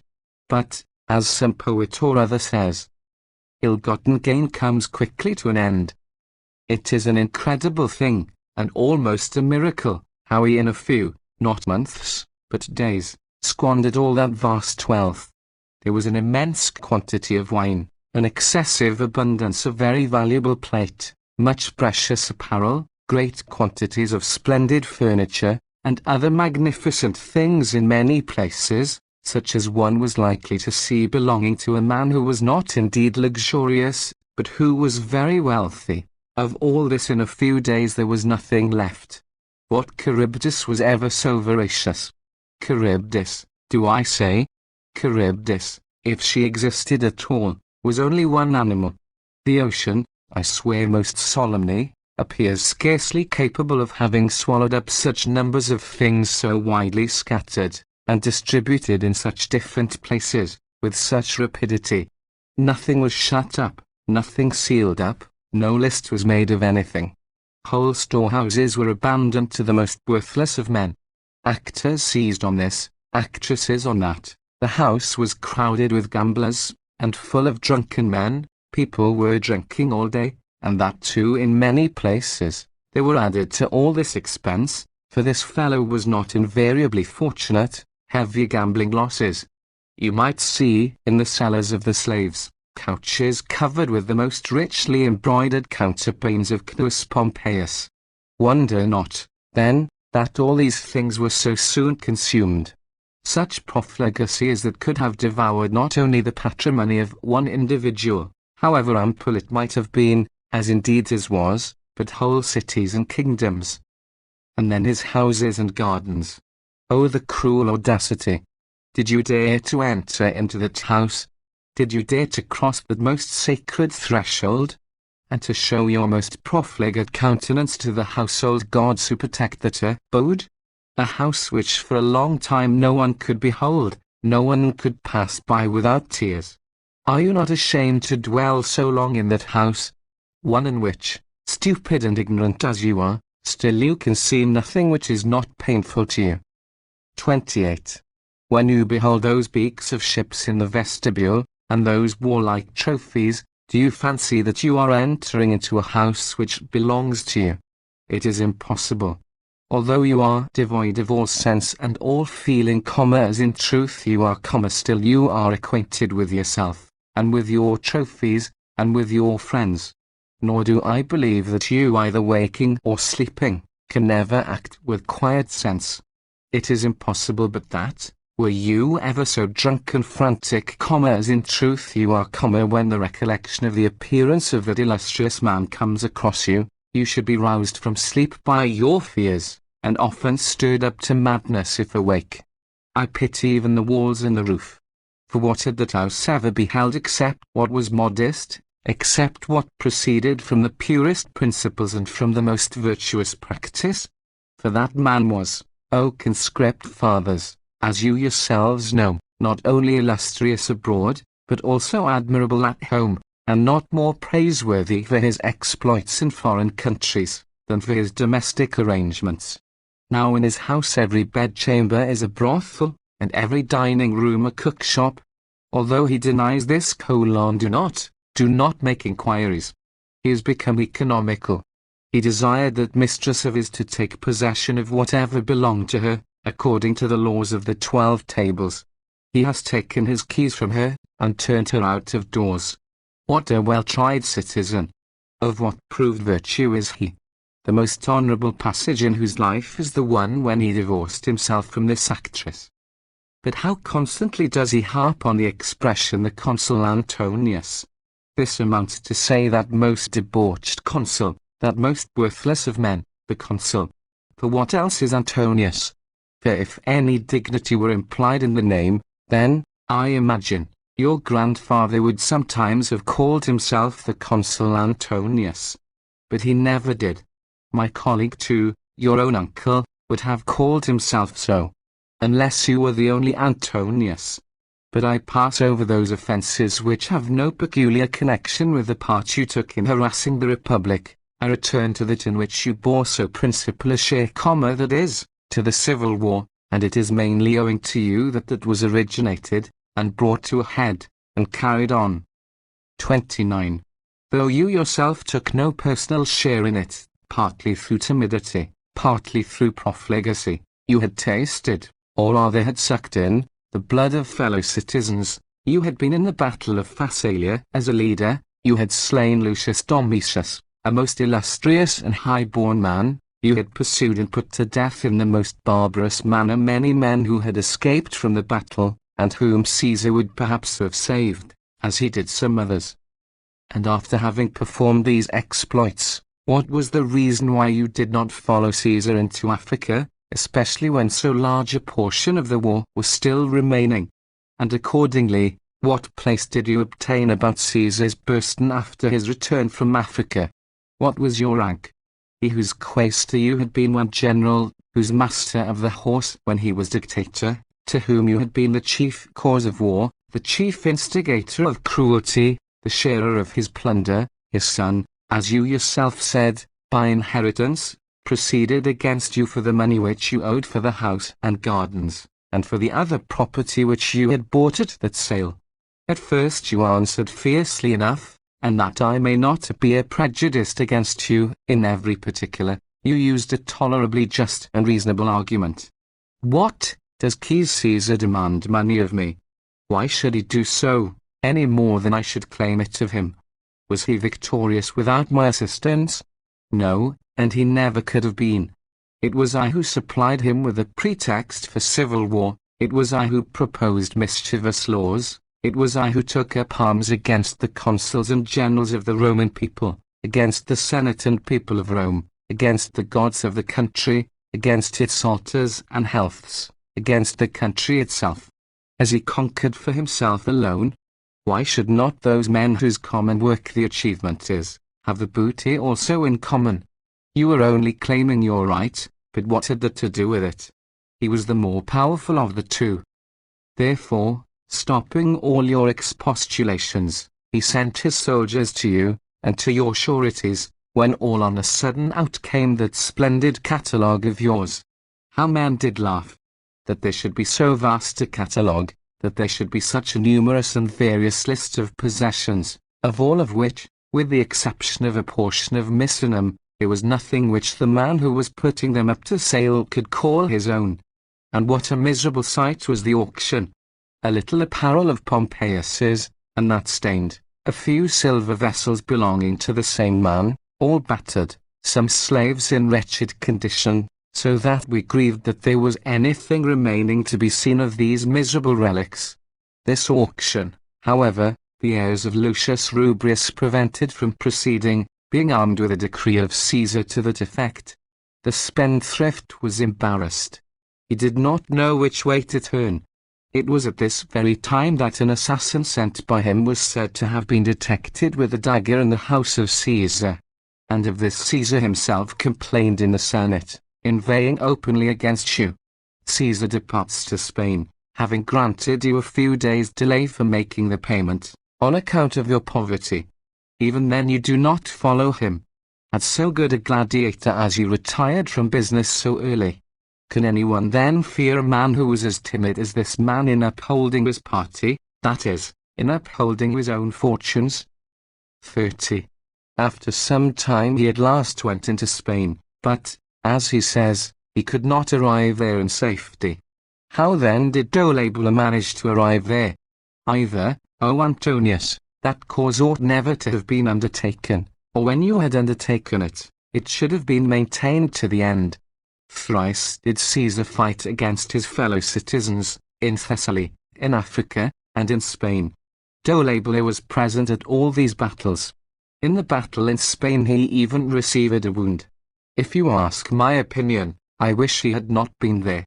But still, if his design at first was blamable, his consistency and firmness were praiseworthy.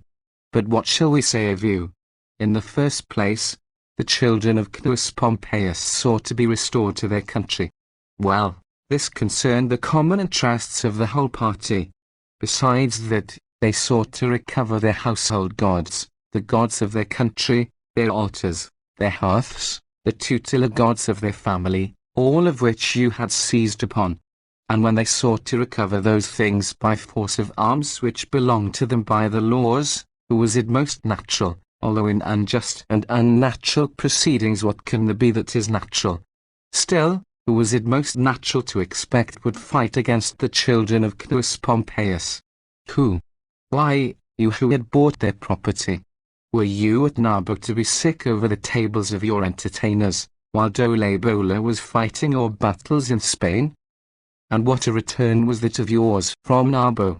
He even asked why I had returned so suddenly from my expedition.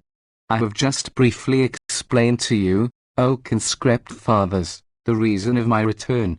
I was desirous, if I could, to be of service to the Republic even before the 1st of January. For, as to your question, how I had returned, in the first place, I returned by daylight, not in the dark. In the second place, I returned in shoes, and in my Roman gown, not in any Gallic slippers, or barbarian mantle. And even now you keep looking at me, and, as it seems, with great anger. Surely you would be reconciled to me if you knew how ashamed I am of your worthlessness, which you yourself are not ashamed of. Of all the profligate conduct of all the world, I never saw, I never heard of any more shameful than yours. You who fancied yourself a master of the horse, when you were standing for, or I should rather say begging for the consulship for the ensuing year, ran in Gallic slippers and a barbarian mantle about the municipal towns and colonies of Gaul from which we used to demand the consulship when the consulship was stood for and not begged for. 31. But mark now the trifling character of the fellow. When about the 10th hour of the day he had arrived at Red Rocks, he skulked into a little petty wine shop, and, hiding there, kept on drinking till evening. And from thence getting into a gig and being driven rapidly to the city, he came to his own house with his head veiled. Who are you? Says the porter. An express from Marcus. He is at once taken to the woman for whose sake he had come, and he delivered the letter to her. And when she had read it with tears, for it was written in a very amorous style, but the main subject of the letter was that he would have nothing to do with that actress for the future, that he had discarded all his love for her, and transferred it to his correspondent. When she, I say, wept plentifully, this soft-hearted man could bear it no longer. He uncovered his head and threw himself on her neck. Oh, the worthless man! For what else can I call him? There is no more suitable expression for me to use. Was it for this that you disturbed the city by nocturnal alarms, and Italy with fears of many days' duration, in order that you might show yourself unexpectedly, and that a woman might see you before she hoped to do so? And he had at home a pretence of love, but out of doors a cause more discreditable still, namely, lest Lucius Plancus should sell up his sureties. But after you had been produced in the assembly by one of the tribunes of the people, and had replied that you had come on your own private business, you made even the people full of jokes against you. But, however, we have said too much about trifles. Let us come to more important subjects. 32. You went a great distance to meet Caesar on his return from Spain. You went rapidly. You returned rapidly in order that we might see that, if you were not brave, you were at least active.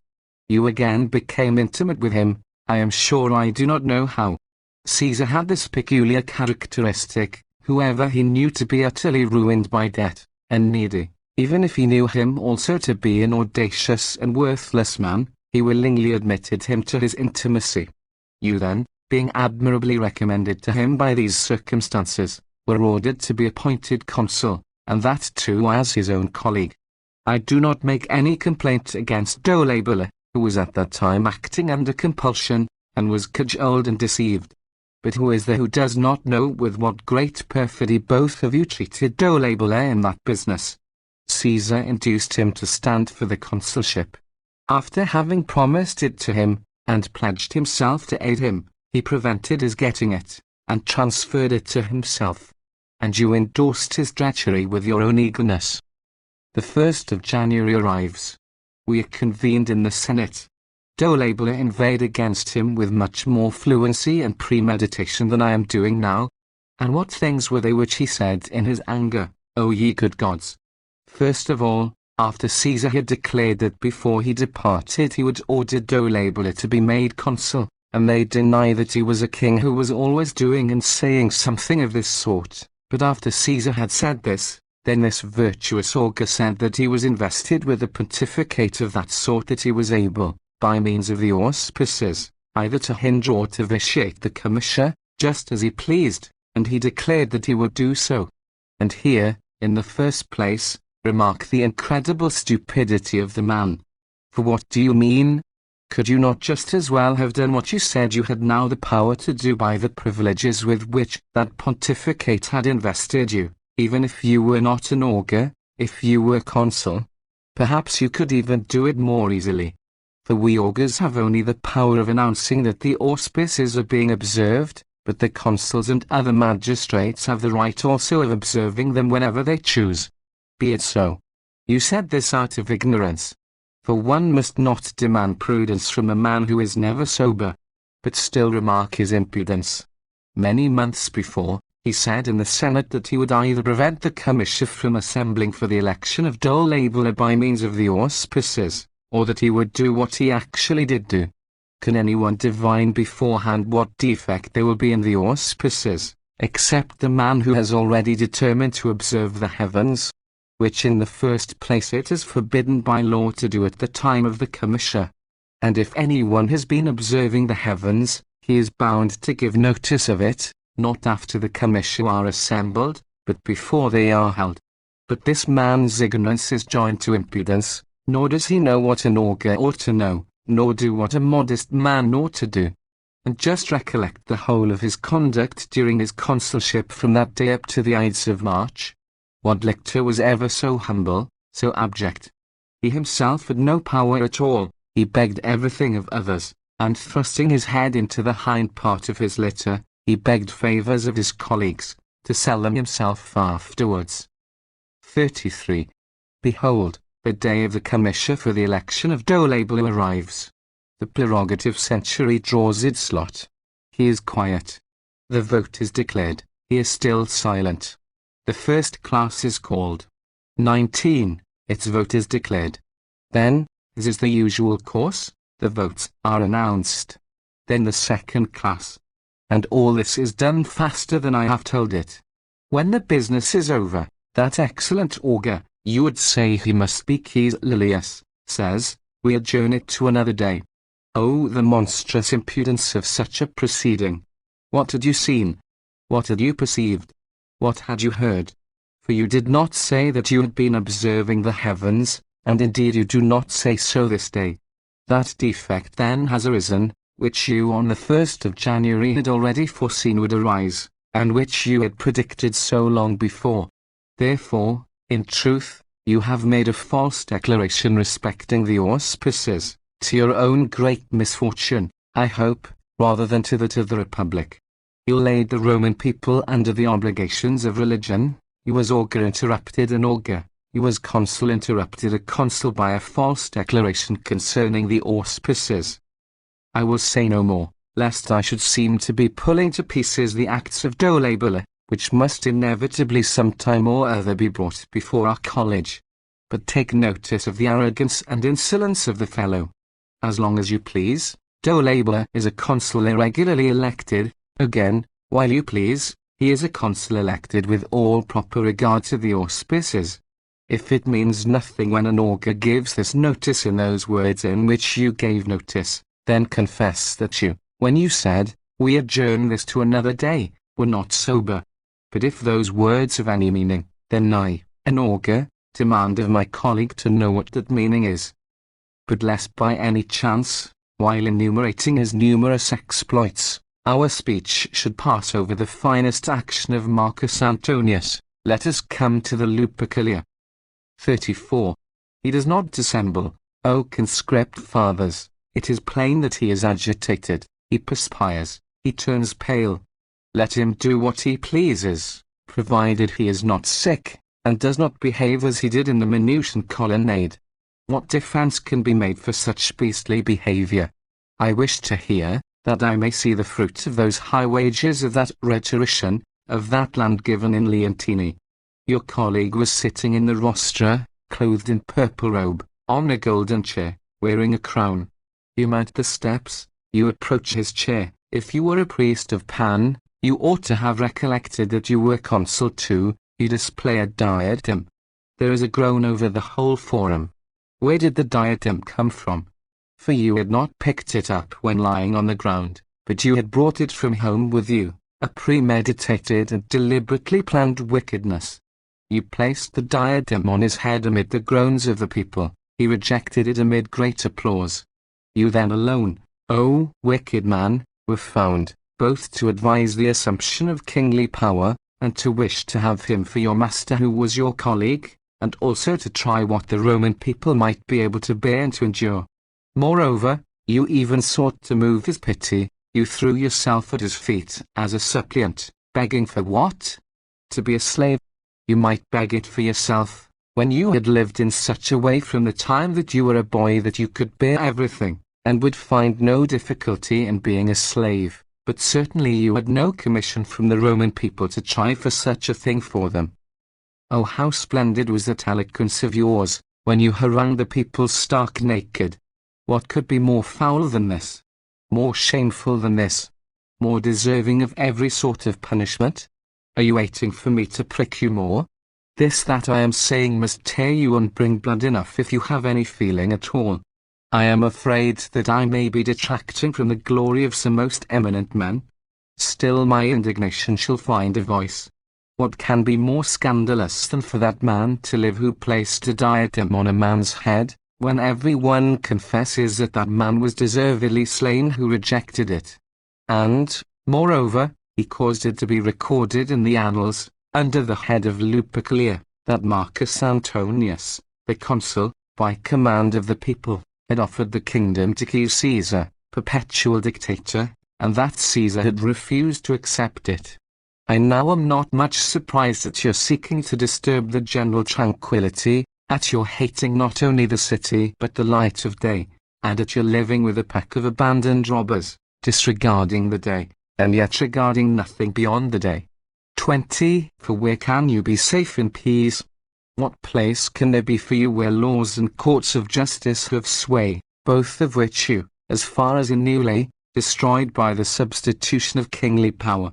Was it for this that Lucius Tarquinius was driven out, that Spurius Cassius, and Spurius Malleus, and Marcus Manlius were slain, that many years afterwards a king might be established at Rome by Marcus Antonius, though the bare idea was impiety? However, let us return to the auspices. 35. With respect to all the things which Caesar was intending to do in the Senate on the Ides of March, I ask whether you have done anything? I heard, indeed, that you had come down prepared, because you thought that I intended to speak about your having made a false statement respecting the auspices, though it was still necessary for us to respect them. The fortune of the Roman people saved us from that day. Did the death of Caesar also put an end to your opinion respecting the auspices? But I have come to mention that occasion which must be allowed to precede those matters which I had begun to discuss. What a flight was that of yours! What alarm was yours on that memorable day? How, from the consciousness of your wickedness, did you despair of your life? How, while flying, Were you enabled secretly to get home by the kindness of those men who wished to save you, thinking you would show more sense than you do?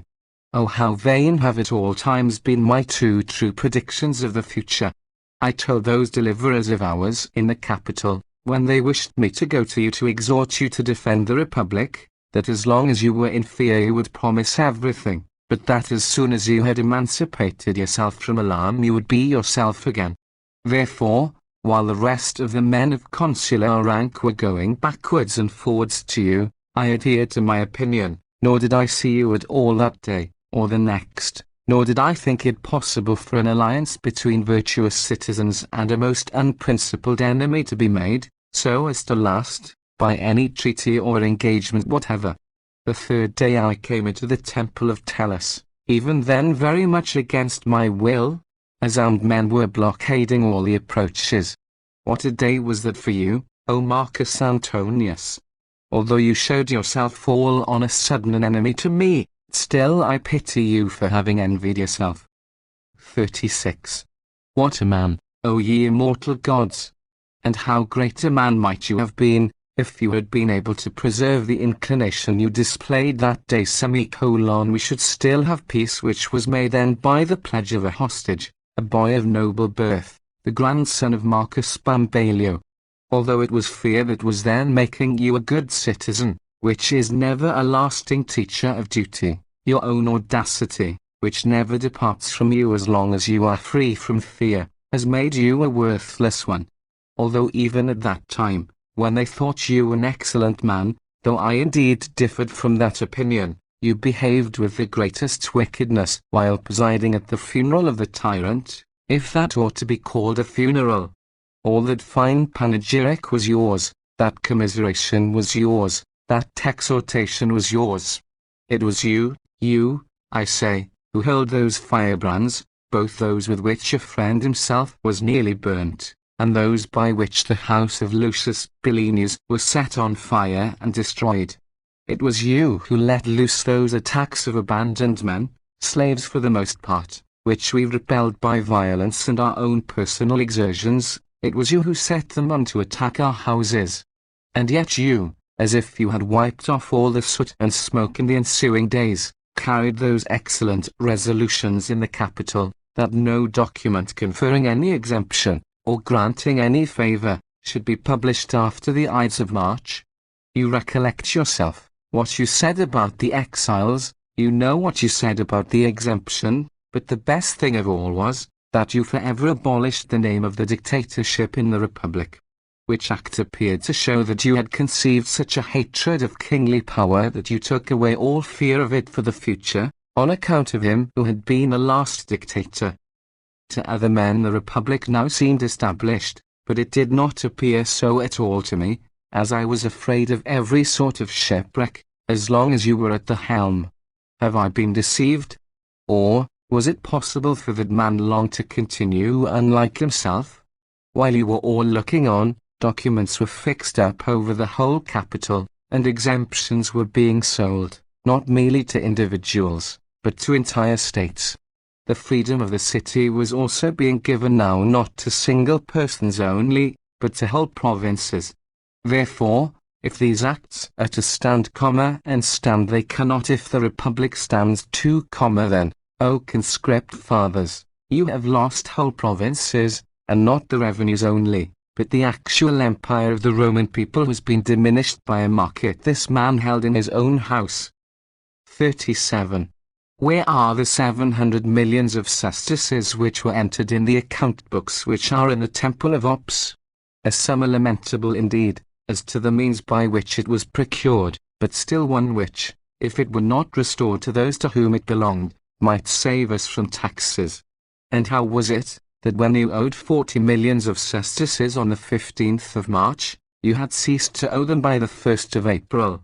Those things are quite countless which were purchased of different people, not without your knowledge, but there was one excellent decree posted up in the capital affecting King Diodorus, a most devoted friend to the Roman people. And when that decree was posted up, there was no one who, amid all his indignation, could restrain his laughter. For whoever was a more bitter enemy to another than Caesar was to Diodorus. He was as hostile to him as he was to this order, to the equestrian order, to the people of Massilia, and to all men whom he knew to look on the republic of the Roman people with attachment. But this man, who neither present nor absent could ever obtain from him any favour or justice while he was alive, became quite an influential man with him when he was dead. When present with him in his house he had called for him though he was his host, he had made him give in his accounts of his revenue, he had exacted money from him, he had established one of his Greek retainers in his tetrarchy, and he had taken Armenia from him, which had been given to him by the Senate. While he was alive he deprived him of all these things. Now that he is dead, he gives them back again. And in what words? At one time he says, that it appears to him to be just. At another, that it appears not to be unjust. What a strange combination of words. But while alive, I know this, for I always supported Diodorus, who was at a distance. He never said that anything which we were asking for him, appeared just to him. A bond for 10 millions of sesterces was entered into in the women's apartment, where many things have been sold, and are still being sold, by his ambassadors, well-meaning men, but timid and inexperienced in business, without my advice or that of the rest of the hereditary friends of the monarch. And I advise you to consider carefully what you intend to do with reference to this bond. For the king himself, of his own accord, without waiting for any of Caesar's memoranda, the moment that he heard of his death, recovered his own rights by his own courage and energy. He, like a wise man, knew that this was always the law, that those men from whom the things which tyrants had taken away had been taken, might recover them when the tyrants were slain. No lawyer, therefore, not even he who is your lawyer and yours alone, and by whose advice you do all these things, will say that anything is due to you by virtue of that bond for those things which had been recovered before that bond was executed. For he did not purchase them of you, but, before you undertook to sell him his own property, he had taken possession of it. He was a man, we, indeed, deserve to be despised, who hate the author of the actions, but uphold the actions themselves. 38. Why need I mention the countless massive papers, the innumerable autographs which have been brought forward, writings of which there are imitators who sell their forgeries as openly as if they were gladiators' playbills. Therefore, there are now such heaps of money piled up in that man's house, that it is weighed out instead of being counted. 21. But how blind is avarice! Lately, too, a document has been posted up by which the most wealthy cities of the Cretans are released from tribute, and by which it is ordained that after the expiration of the consulship of Marcus Brutus, Crete shall cease to be a province. Are you in your senses? Ought you not to be put in confinement? Was it possible for there really to be a decree of Caesar's exempting Crete after the departure of Marcus Brutus, when Brutus had no connection whatever with Crete while Caesar was alive? But by the sale of this decree, that you may not, O conscript fathers, think it wholly ineffectual, you have lost the province of Crete. There was nothing in the whole world which anyone wanted to buy that this fellow was not ready to sell. Caesar, too, I suppose, made a law about the exiles which you have posted up. I do not wish to press upon anyone in misfortune. I only complain, in the first place, that the return of those men has a discredit thrown upon it, whose cause Caesar judged to be different from that of the rest, and in the second place, I do not know why you do not mete out the same measure to all, for there cannot be more than 3 or 4 left. Why do not they who are in similar misfortune enjoy a similar degree of your mercy? Why do you treat them as you treated your uncle, about whom you refused to pass a law when you were passing one about all the rest, and whom at the same time you encouraged to stand for the censorship, and instigated him to a canvass, which excited the ridicule and the complaint of everyone? But why did you not hold it comitia? Was it because the tribune of the people announced that there had been an eloquent flash of lightning seen? When you have any interest of your own to serve, then auspices are all nothing, but when it is only your friends who are concerned, then you become scrupulous. What more? Did you not also desert him in the matter of the Septemvirate? 22. Yes, for he interfered with me. What were you afraid of?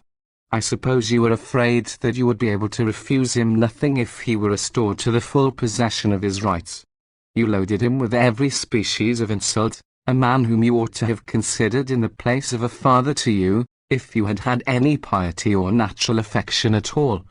You put away his daughter, your own cousin, having already looked out and provided yourself beforehand with another. That was not enough. You accused a most chaste woman of misconduct. What can go beyond this? Yet you were not content with this. In a very full Senate held on the 1st of January, while your uncle was present, you dared to say that this was your reason for hatred of Dolabella, that you had ascertained that he had committed adultery with your cousin and your wife.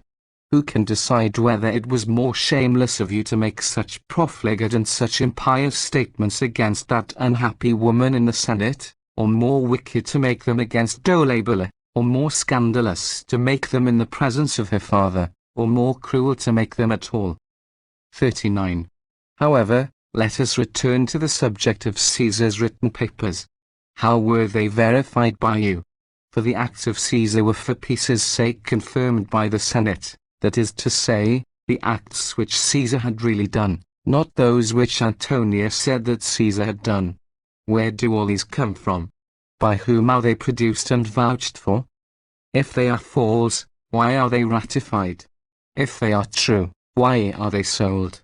But the vote which was come to enjoin you, after the 1st of June, to make an examination of Caesar's acts with the assistance of a council. What council did you consult? Whom did you ever invite to help you? What was the 1st of June that you waited for? Was it that day on which you, having travelled all through the colonies where the veterans were settled, returned escorted by a band of armed men? Oh, what a splendid progress of yours was that in the months of April and May, when you attempted even to lead a colony to Capua. How you made your escape from thence, or rather how you barely made your escape, we all know. And now you are still threatening that city. I wish you would try, and we should not then be forced to say barely. However, what a splendid progress of yours that was. Why need I mention your preparations for banquets? Why your frantic hard drinking? Those things are only an injury to yourself, these are injuries to us.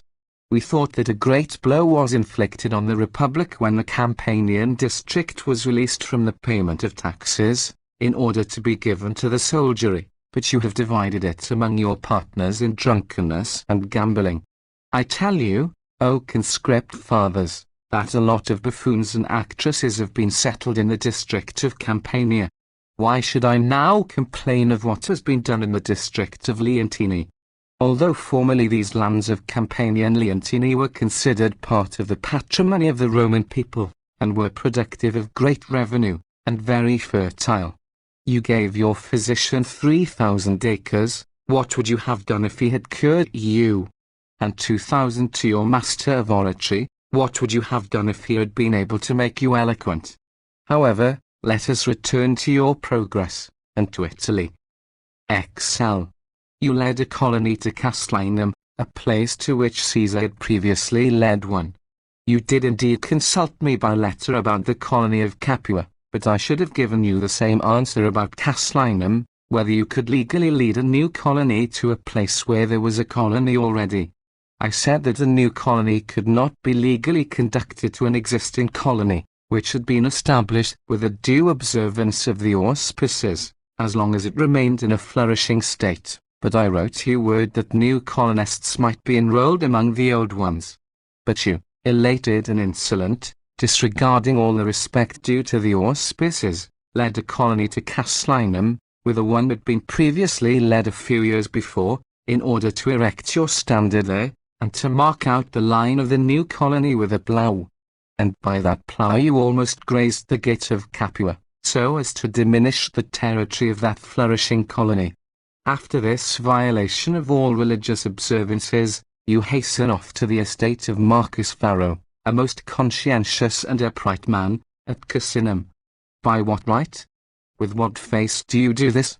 By just the same, you will say, as that by which you entered on the estates of the heirs of Lucius Rubrius, or of the heirs of Lucius Turselius, or on other innumerable possessions. If you got the right from any auction, let the auction have all the force to which it is entitled. Let writings be of force, provided they are the writings of Caesar, and not your own, writings by which you are bound, not those by which you have released yourself from obligation. But who says that the estate of Varro at Cusinum was ever sold at all? Who ever saw any notice of that auction? Who ever heard the voice of the auctioneer? You say that you sent a man to Alexandria to buy it of Caesar. It was too long to wait for Caesar himself to come. But who ever heard, and there was no man about whose safety more people were anxious, that any part whatever of Varro's property had been confiscated? What? What shall we say if Caesar even wrote you that you were to give it up? What can be said strong enough for such enormous impudence? Remove for a while those swords which we see around us. You shall now see that the cause of Caesar's auctions is one thing, and that of your confidence and rashness is another. For not only shall the owner drive you from that estate, but any one of his friends, or neighbors, or hereditary connections, and any agent, will have the right to do so. XLI. But how many days did he spend revelling in the most scandalous manner in that villa? From the 3rd hour there was one scene of drinking, gambling, and vomiting.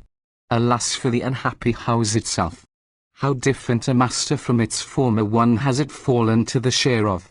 Although, how is he the master at all? But still by how different a person has it been occupied! For Marcus Varro used it as a place of retirement for his studies, not as a theatre for his lusts. What noble discussions used to take place in that villa! What ideas were originated there! What writings were composed there!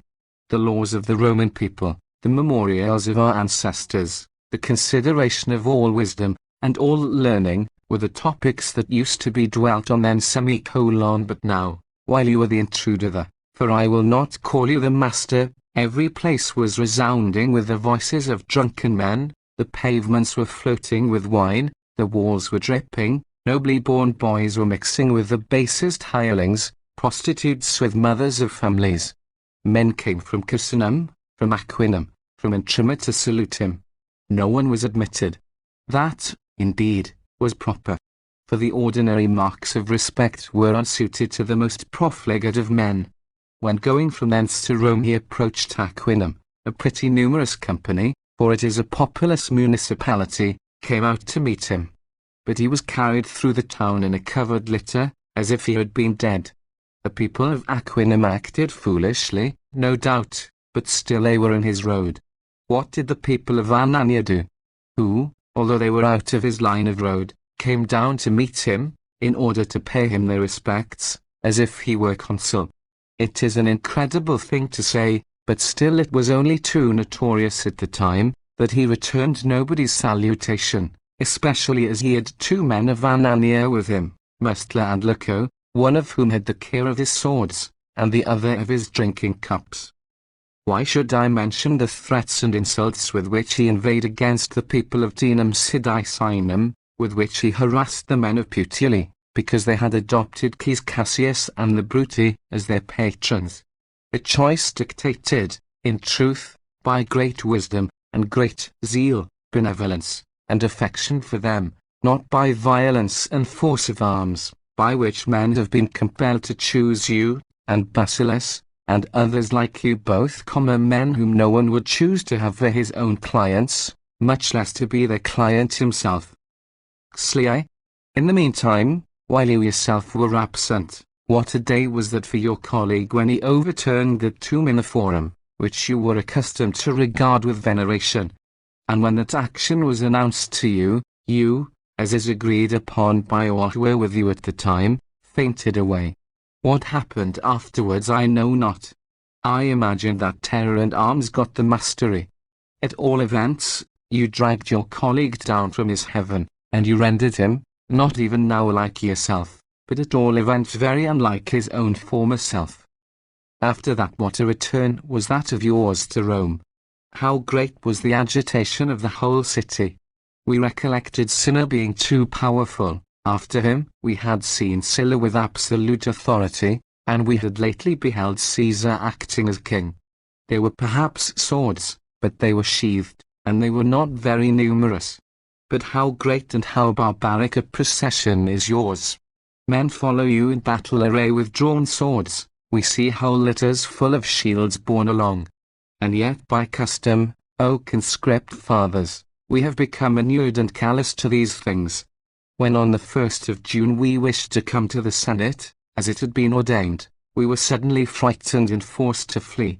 But he, as having no need of a Senate, did not miss any of us, and rather rejoiced at our departure, and immediately proceeded to those marvelous exploits of his.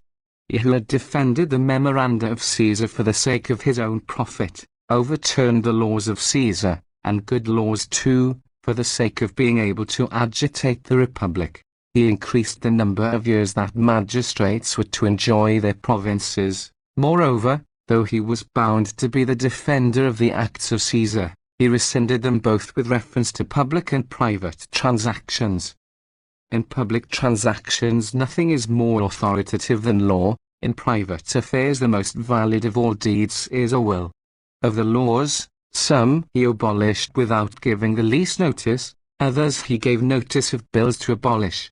Wills he annulled, though they have been at all times held sacred even in the case of the very meanest of the citizens. As for the statues and pictures which Caesar bequeathed to the people, together with his gardens, those he carried away, some to the house which belonged to Pompeius, and some to Scipio's villa. Xlii. And are you then diligent in doing honor to Caesar's memory?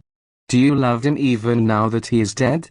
What greater honor had he obtained than that of having a holy cushion, an image, a temple, and a priest? As then Jupiter, and Mars, and Quirinus of priests, so Marcus Antonius is the priest of the god Julius. Why then do you delay? Why are not you inaugurated? Choose a day, select someone to inaugurate you. We are colleagues.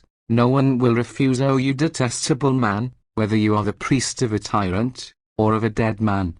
I ask you then, whether you are ignorant what day this is?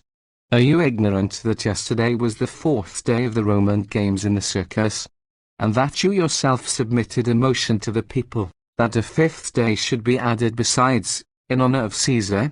Why are we not all clad in the praetexta? Why are we permitting the honor which by your law is appointed for Caesar to be deserted? Had you no objection to so holy a day being polluted by the addition of supplications, while you did not choose it to be so by the addition of ceremonies connected with the sacred cushion? Either take away religion in every case, or preserve it in every case. You will ask whether I approve of his having a sacred cushion, a temple and a priest. I approve of none of those things. But you, who are defending the acts of Caesar, what reason can you give for defending some, and disregarding others? Unless, indeed, you choose to admit that you measure everything by your own gain, and not by his dignity. What will you now reply to these arguments? For I am waiting to witness your eloquence. I knew your grandfather, who was a most eloquent man, but I know you to be a more undisguised speaker than he was. He never harangued the people naked, but we have seen your breast, man, without disguise as you are. Will you make any reply to these statements? Will you dare to open your mouth at all? Can you find one single article in this long speech of mine, to which you trust that you can make any answer? However, we will say no more of what is past. Xlif. But this single day, this very day that now is, this very moment, while I am speaking, defend your conduct during this very moment, if you can. Why has the Senate been surrounded with a belt of armed men? Why are your satellites listening to me sword in hand?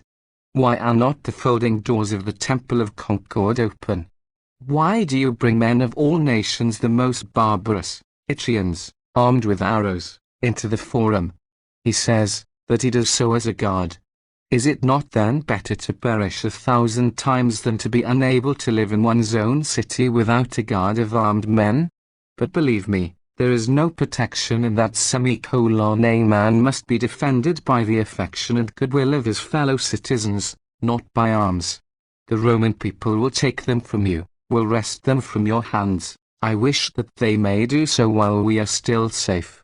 But however you treat us, as long as you adopt those counsels, it is impossible for you, believe me, to last long. In truth, that wife of yours, who is so far removed from covetousness, and whom I mention without intending any slight to her, has been too long owing 23, her third payment to the state. The Roman people has men to whom it can entrust the helm of the state, and wherever they are, there is all the defense of the Republic, or rather, there is the Republic itself, which as yet is only avenged, but has not re-established itself. Truly and surely has the Republic most high-born youths ready to defend it, though they may for a time keep in the background from a desire for tranquility, still they can be recalled by the Republic at any time. The name of peace is sweet, the thing itself is most salutary. But between peace and slavery there is a wide difference. Peace is liberty in tranquility, slavery is the worst of all evils, to be repelled, if need be, not only by war, but even by death. But if those deliverers of ours have taken themselves away out of our sight, still they have left behind the example of their conduct. They have done what no one else had done. Brutus pursued Tarquinius with war, who was a king when it was lawful for a king to exist in Rome. Spurius Cassius, Spurius Malleus, and Marcus Manlius were all slain because they were suspected of aiming at regal power. These are the first men who have ever ventured to attack, sword in hand, a man who was not aiming at regal power, but actually reigning. And their action is not only of itself a glorious and godlike exploit, but it is also one put forth for our imitation, especially since by it they have acquired such glory as appears hardly to be bounded by heaven itself. For although in the very consciousness of a glorious action there is a certain reward, still I do not consider immortality of glory a thing to be despised by one who is himself mortal. XLV. Recollect then, O Marcus Antonius, that day on which you abolished the dictatorship. Set before you the joy of the Senate and people of Rome, compare it with this infamous market held by you and by your friends, and then you will understand how great is the difference between praise and profit. But in truth, just as some people, through some disease which has blunted the senses, have no conception of the niceness of food, so men who are lustful, avaricious, and criminal, have no taste for true glory. But if praise cannot allure you to act tritely, still cannot even fear turn you away from the most shameful actions. You are not afraid of the courts of justice. If it is because you are innocent I praise you, if because you trust in your power of overbearing them by violence, are you ignorant of what that man has to fear, who on such an account as that does not fear the courts of justice? But if you are not afraid of brave men and illustrious citizens, because they are prevented from attacking you by your armed retinue, still, believe me, your own fellows will not long endure you. And what a life is it, day and night to be fearing danger from one's own people! Unless, indeed, you have men who are bound to you by greater kindnesses than some of those men by whom he was slain were bound to Caesar, or unless there are points in which you can be compared with him. In that man were combined genius, method, memory, literature, prudence, deliberation, and industry. He had performed exploits in war which, though calamitous for the Republic, were nevertheless mighty deeds. Having for many years aimed at being a king, he had with great labor, and much personal danger, accomplished what he intended. He had conciliated the ignorant multitude by presents, by monuments, by largesses of food, and by banquets. He had bound his own party to him by rewards, his adversaries by the appearances of clemency. Why need I say much on such a subject? He had already brought a free city, partly by fear, partly by patience, into a habit of slavery. XLVI. With him I can, indeed, compare you as to your desire to reign, but in all other respects you are in no degree to be compared to him. But from the many evils which by him have been burnt into the Republic, there is still this good, that the Roman people has now learnt how much to believe every one, to whom to trust itself, and against whom to guard? Do you never think on these things? And do you not understand that it is enough for brave men to have learnt how noble a thing it is as to the act, how grateful it is as to the benefit done, how glorious as to the fame acquired, to slay a tyrant? When men could not bear him, do you think they will bear you? Believe me, the time will come when men will race with one another to do this deed, and when no one will wait for the tardy arrival of an opportunity. Consider, I beg you, Marcus Antonius, do some time more other consider the Republic, think of the family of which you are born, not of the men with whom you are living. Be reconciled to the Republic. However, do you decide on your conduct? As to mine, I myself will declare what that shall be. I defended the Republic as a young man, I will not abandon it now that I am old. I scorned the sword of Catiline, I will not quail before yours. No, I will rather cheerfully expose my own person, if the liberty of the city can be restored by my death. May the indignation of the Roman people at last bring forth what it has been so long laboring with. In truth, if 20 years ago in this very temple I asserted that death could not come prematurely upon a man of consular rank, with how much more truth must I now say the same of an old man? To me, indeed, O conscript fathers, death is now even desirable, after all the honors which I have gained, and the deeds which I have done. I only pray for these two things: 1, that dying I may leave the Roman people free. No greater boon than this can be granted me by the immortal gods.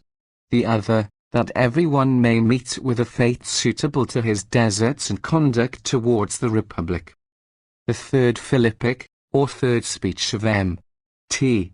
Cicero against Marcus Antonius. The argument. After the composition of the last speech, Octavius, considering that he had reason to be offended with Antonius, formed a plot for his assassination by means of some slaves, which however was discovered. In the meantime Antonius began to declare more and more openly against the conspirators. He erected a statue in the Forum to Caesar, with the inscription, "To the most worthy defender of his country." Octavius at the same time was trying to win over the soldiers of his uncle Julius, and outbidding Antonius in all his promises to them, so that he soon collected a formidable army of veterans. But as he had no public office to give him any colour for this conduct, he paid great court to the Republican party, in hopes to get his proceedings authorized by the Senate, and he kept continually pressing Cicero to return to Rome and support him. Cicero, however, for some time kept aloof, suspecting partly his abilities, on account of his exceeding youth, and partly his sincerity in reconciling himself to his uncle's murderers. However, at last he returned, after expressly stipulating that Octavius should employ all his forces in defense of Brutus and his accomplices. Antonius left Rome about the end of September, in order to engage in his service 4 legions of Caesar's, which were on their return from Macedonia. But when they arrived at Brundusium 3 of them refused to follow him, on which he murdered all their centurions, to the number of 300, who were all put to death in his lodgings, in the sight of himself and Fulvia his wife, and then returned to Rome with the 1 legion which he had prevailed on, while the other 3 legions declared as yet for neither party. On his arrival in Rome he published many very violent edicts, and summoned a senate to meet on the 24th of October, then he adjourned it to the 28th. And a day or 2 before it met, he heard that 2 out of the 3 legions had declared for Octavius, and encamped at Alba. And this news alarmed him so much, that he abandoned his intention of proposing to the Senate a decree to declare Octavius a public enemy, and after distributing some provinces among his friends, he put on his military robes, and left the city to take possession of Cisalpine Gaul, which had been assigned to him by a pretended law of the people, against the will of the Senate. On the news of his departure Cicero returned to Rome, where he arrived on the 9th of December. He immediately conferred with Pansa, one of the consuls elect. Tertius his colleague was ill, as to the measures to be taken. He was again addressed with earnest solicitations by the friends of Octavius, who, To confirm his belief in his good intentions, allowed Casca, who had been one of the slayers of Caesar, and had himself given him the first blow, to enter on his office as tribune of the people on the 10th of December. The new tribunes convoked the Senate for the 19th, on which occasion Cicero had intended to be absent, but receiving the day before the edict of Decimus Brutus, by which he forbade Antonius to enter his province. Immediately after the death of Caesar he had taken possession of Cisalpine Gaul, which had been conferred on him by Caesar, and declared that he would defend it against him by force and preserve it in its duty to the Senate. He thought it necessary to procure for Brutus a resolution of the Senate in his favor. He went down therefore very early, and, in a very full house, delivered the following speech. We have been assembled at length, O conscript fathers, altogether later than the necessities of the Republic required, but still we are assembled, a measure which I, indeed, have been every day demanding, inasmuch as I saw that a nefarious war against our altars and our hearths, against our lives and our fortunes was, I will not say being prepared, but being actually waged by a profligate and desperate man. People are waiting for the 1st of January. But Antonius is not waiting for that day, who is now attempting with an army to invade the province of Decimus Brutus, a most illustrious and excellent man. And when he has procured reinforcements and equipments there, he threatens that he will come to this city. What is the use then of waiting, or of even a delay for the very shortest time? For although the 1st of January is at hand, still a short time is a long one for people who are not prepared. For a day, or I should rather say an hour, often brings great disasters, if no precautions are taken.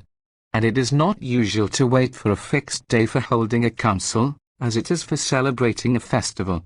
But if the 1st of January had fallen on the day when Antonius first fled from the city, or if people had not waited for it, we should by this time have no war at all. For we should easily have crushed the audacity of that frantic man by the authority of the Senate and the unanimity of the Roman people.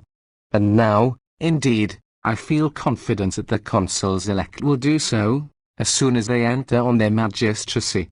For they are men of the highest courage, of the most consummate wisdom, and they will act in perfect harmony with each other.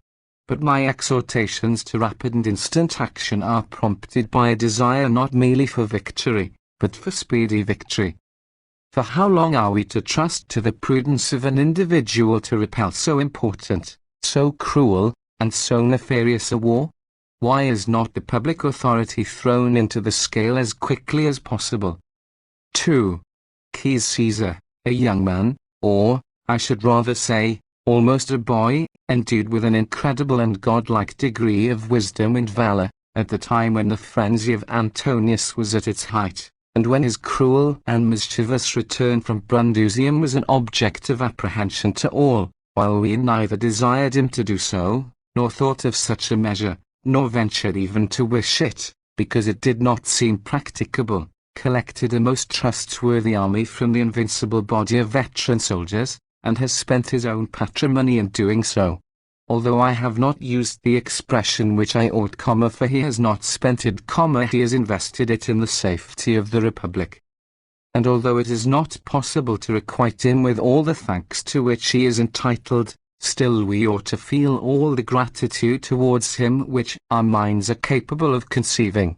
For who was so ignorant of public affairs, so entirely indifferent to all thoughts of the Republic, as not to see that, if Marcus Antonius could have come with those forces which he made sure that he should have, from Brundusium to Rome, as he threatened, there would have been no description of cruelty which he would not have practiced?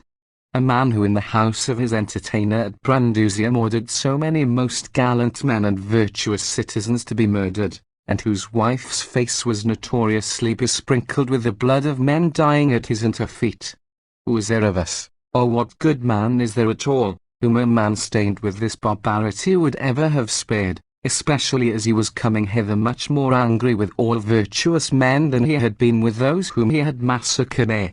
And from this calamity Caesar has delivered the Republic by his own individual prudence, and, indeed, there were no other means by which it could have been done, and if he had not been born in this republic we should, owing to the wickedness of Antonius, now have no republic at all. For this is what I believe, this is my deliberate opinion, that if that one young man had not checked the violence and inhuman projects of that frantic man, the republic would have been utterly destroyed.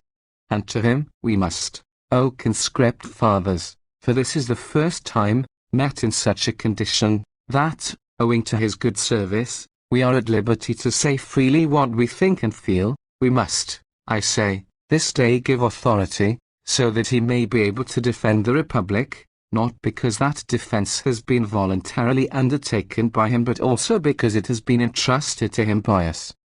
3. Nor, since now after a long interval we are allowed to speak concerning the republic, is it possible for us to be silent about the martial legion.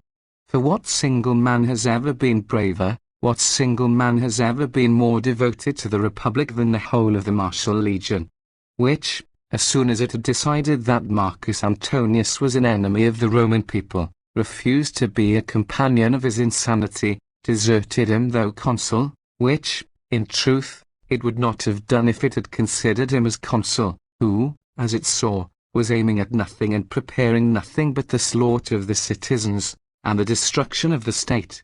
And that legion has encamped at Alba. What city could it have selected either more suitable for enabling it to act, or more faithful, or full of more gallant men, or of citizens more devoted to the republic?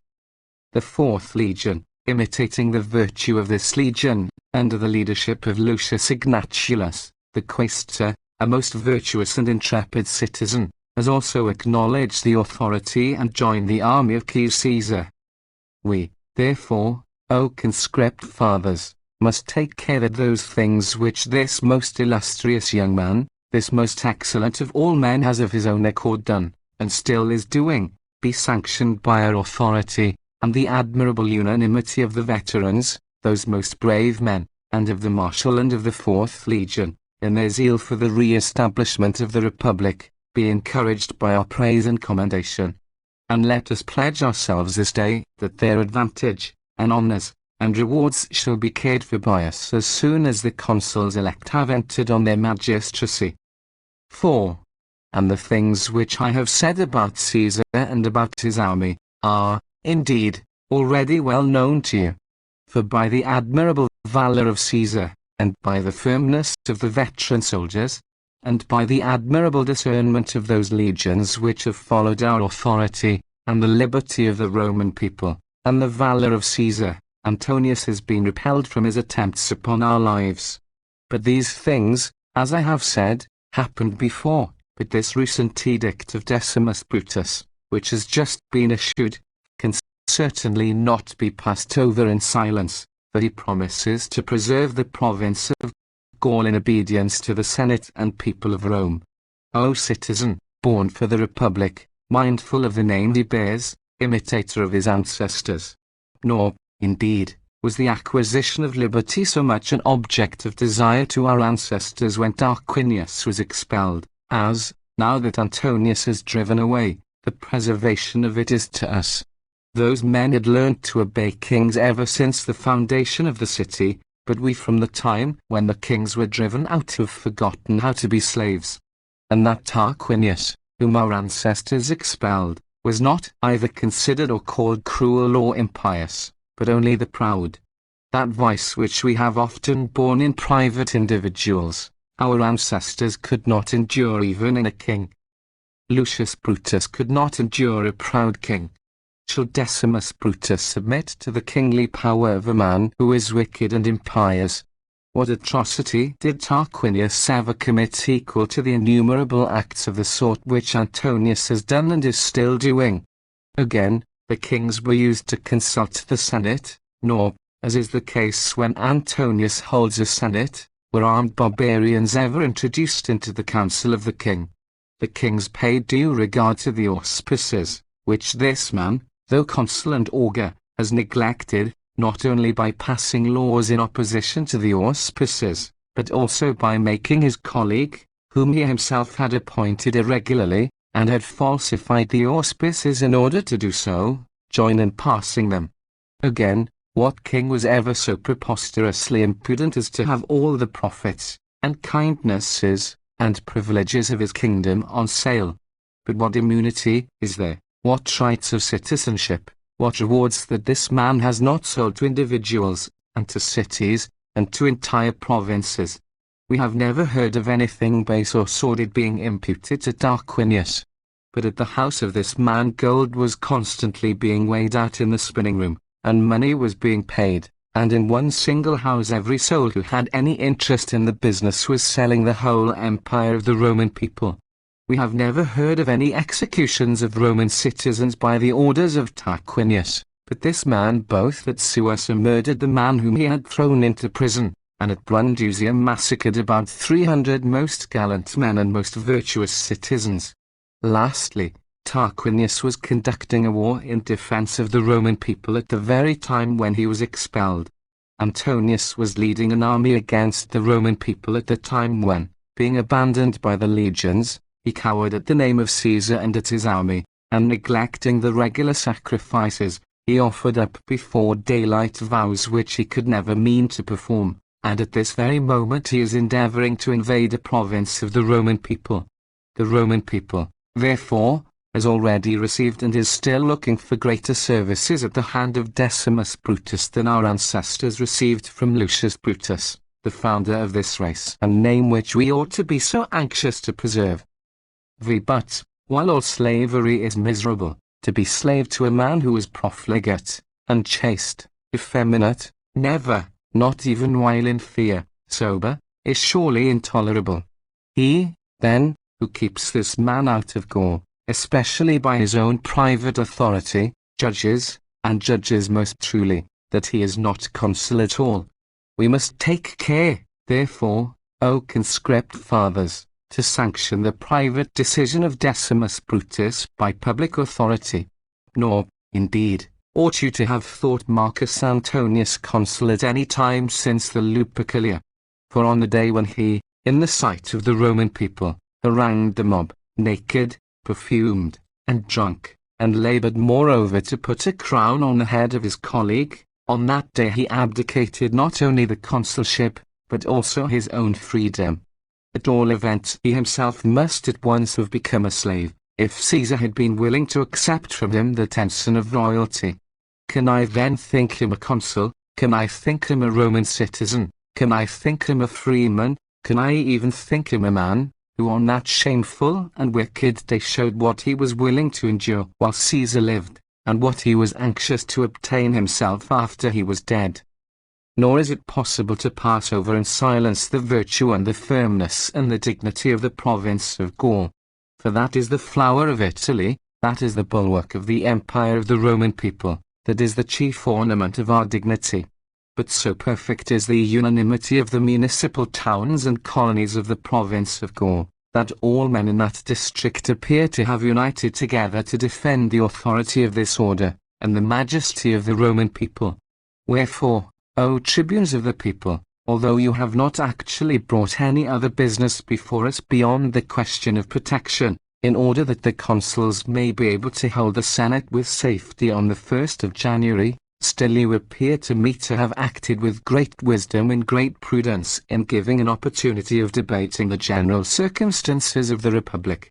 For when you decided that the Senate could not be held with safety without some protection or other, you at the same time asserted by that decision that the wickedness and audacity of Antonius was still continuing its practices within our walls. Wherefore, I will embrace every consideration in my opinion which I am now going to deliver, a course to which you, I feel sure, have no objection, in order that authority may be conferred by us on admirable generals, and that hope of reward may be held out by us to gallant soldiers, and that a formal decision may be come to, not by words only, but also by actions, that Antonius is not only not a consul, but is even an enemy. For if he be consul, then the legions which have deserted the consul deserve beating 24 to death. Caesar is wicked, Brutus is impious, since they of their own heads have levied an army against the consul. But if new honors are to be sought out for the soldiers on account of their divine and immortal merits, and if it is quite impossible to show gratitude enough to the generals, who is there who must not think that man a public enemy, whose conduct is such that those who are in arms against him are considered the saviors of the Republic? Again, how insulting is he in his edicts! How ignorant! How like a barbarian! In the first place, how has he heaped abuse on Caesar, in terms drawn from his recollection of his own debauchery and profligacy? For where can we find anyone who is chaster than this young man? Who is more modest? Where have we among our youth a more illustrious example of the old-fashioned strictness? Who, on the other hand, is more profligate than the man who abuses him? He reproaches the son of Caesar with his want of noble blood, when even his natural 25 father, if he had been alive, would have been made consul. His mother is a woman of Aricia.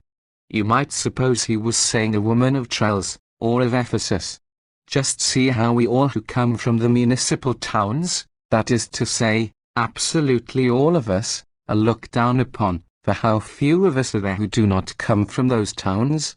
And what municipal town is there which he does not despise, who looks with such contempt on Aricia, a town most ancient as to its antiquity, if we regard its rights, united with us by treaty, if we regard its vicinity, almost close to us, if we regard the high character of its inhabitants, most honourable.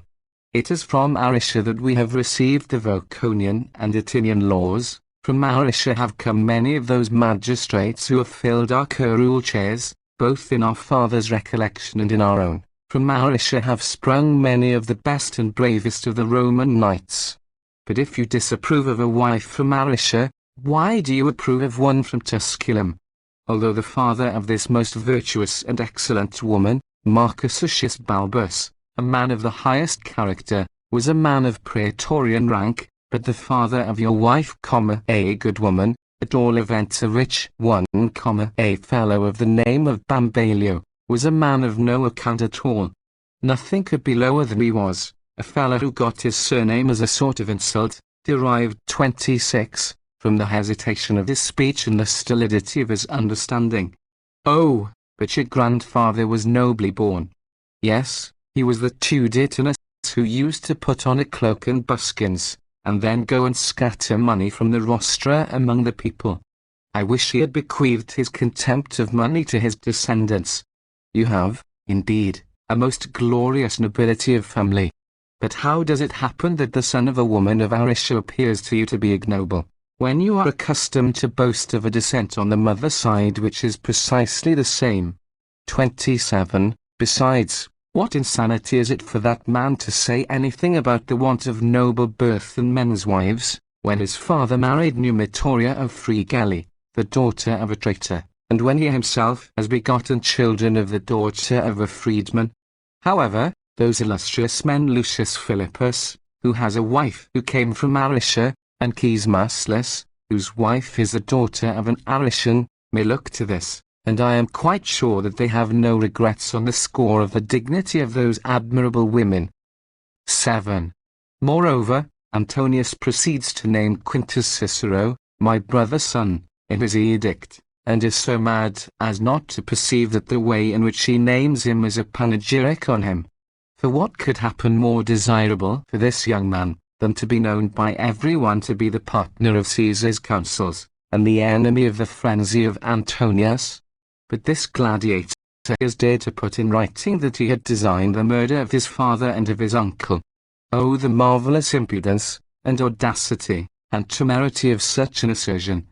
To dare to put this in writing against that young man, whom I and my brother, on account of his amiable manners, and pure character, and splendid abilities, vie with one another in loving, and to whom we incessantly devote our eyes, and ears, and affections. And as to me, he does not know whether he is injuring or praising me in those same edicts. When he threatens the most virtuous citizens with the same punishment which I inflicted on the most wicked and infamous of men, he seems to praise me as if he were desirous of copying me, but when he brings up again the memory of that most illustrious exploit, Then he thinks that he is exciting some odium against me in the breasts of men like himself. 8. But what is it that he has done himself? When he had published all these edicts, he issued another, that the Senate was to meet in a full house on the 24th of November. On that day he himself was not present. But what were the terms of his edict? These, I believe, are the exact words of the end of it. If anyone fails to attend, all men will be at liberty to think him the adviser of my destruction and of most ruinous counsels. What the ruinous counsels? Those which relate to the recovery of the liberty of the Roman people? Of those counsels I confess that I have been and still am an adviser and prompter to Caesar. Although he did not stand in need of anyone's advice, but still I spurned on the willing horse, as it is said. For what good man would not have advised putting you to death, when on your death depended the safety and life of every good man, and the liberty and dignity of the Roman people? But when he had summoned us all by so severe an edict, why did he not attend himself? Do you suppose that he was detained by any melancholy or important occasion? He was detained drinking and feasting.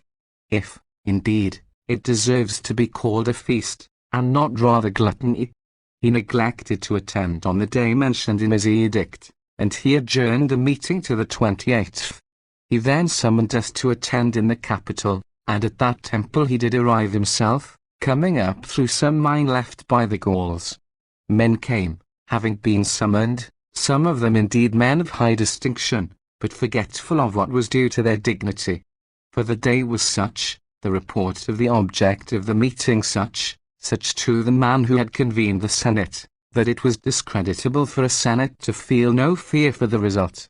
And yet to those men who had assembled he did not dare to say a single word about Caesar, though he had made up his mind 28, to submit a motion respecting him to the Senate.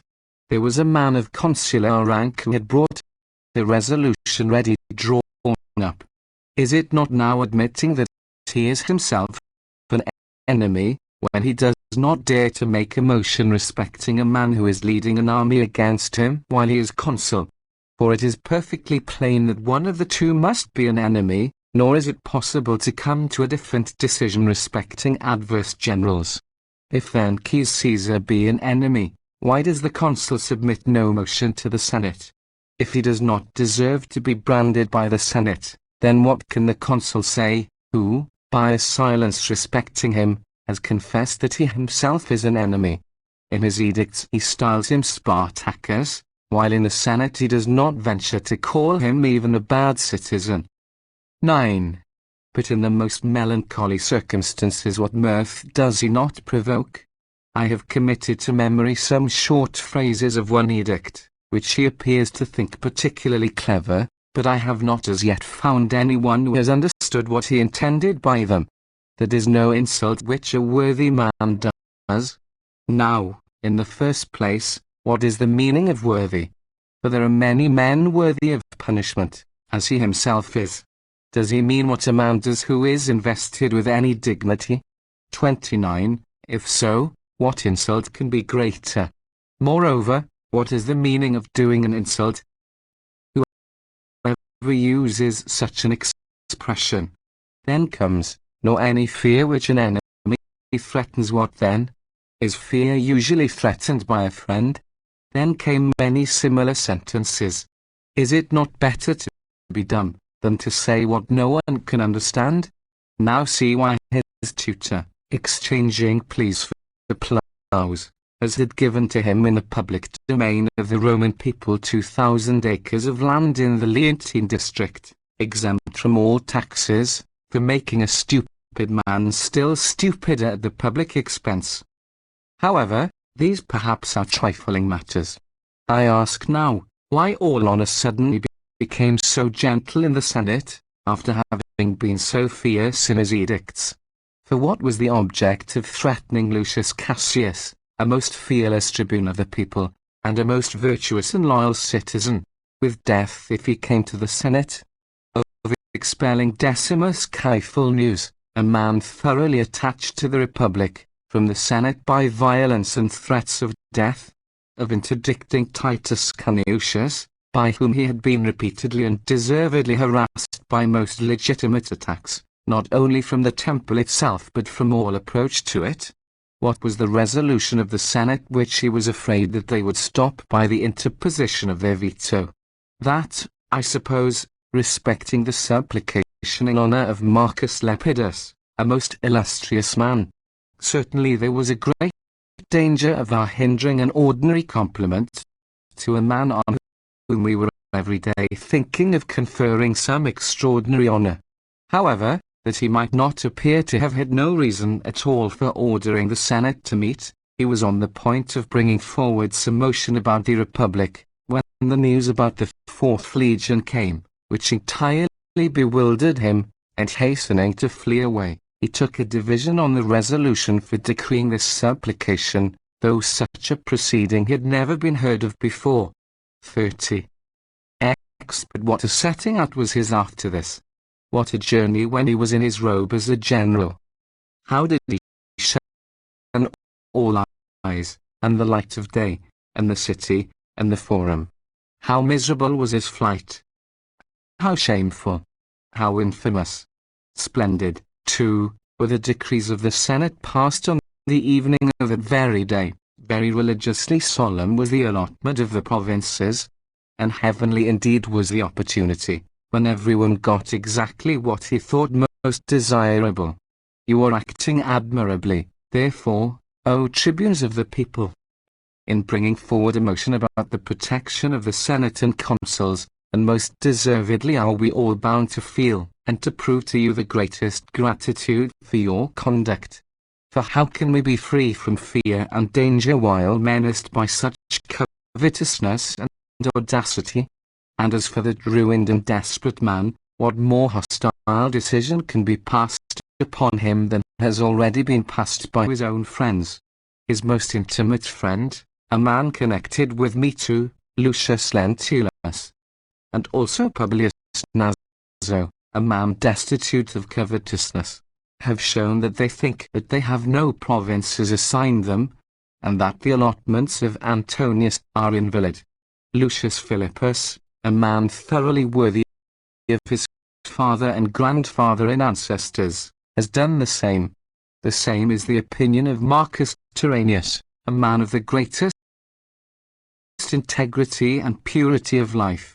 The same is the conduct of Publius Oppius, and those very men, who, influenced by their friendship for Marcus Antonius, have attributed to him more power than they would perhaps really approve of. Marcus Piso, my own connection, a most admirable man and virtuous citizen, and Marcus Velius, a man of equal respectability, have both declared that they would obey the authority of the Senate. Why should I speak of Lucius Cinna, whose extraordinary integrity, proved under many trying circumstances, makes the glory of his present admirable conduct less remarkable? He has altogether disregarded the province assigned to him, and so has Caecus, a man of great and firm mind. Who are the left then to be delighted with this heaven-sent allotment? Lucius Antonius and Marcus Antonius. O happy pair! For there is nothing that they wished for more. Caius Antonius as Macedonia. Happy, too, is he, for he was constantly talking about this province. Caius Calvisius as Africa. Nothing could be more fortunate, for he had only just departed from Africa, and, as if he had divined that he should return, he left 2 lieutenants at Utica. Then Marcus Cassius as Sicily, and Quintus Cassius Spain. I do not know what to suspect.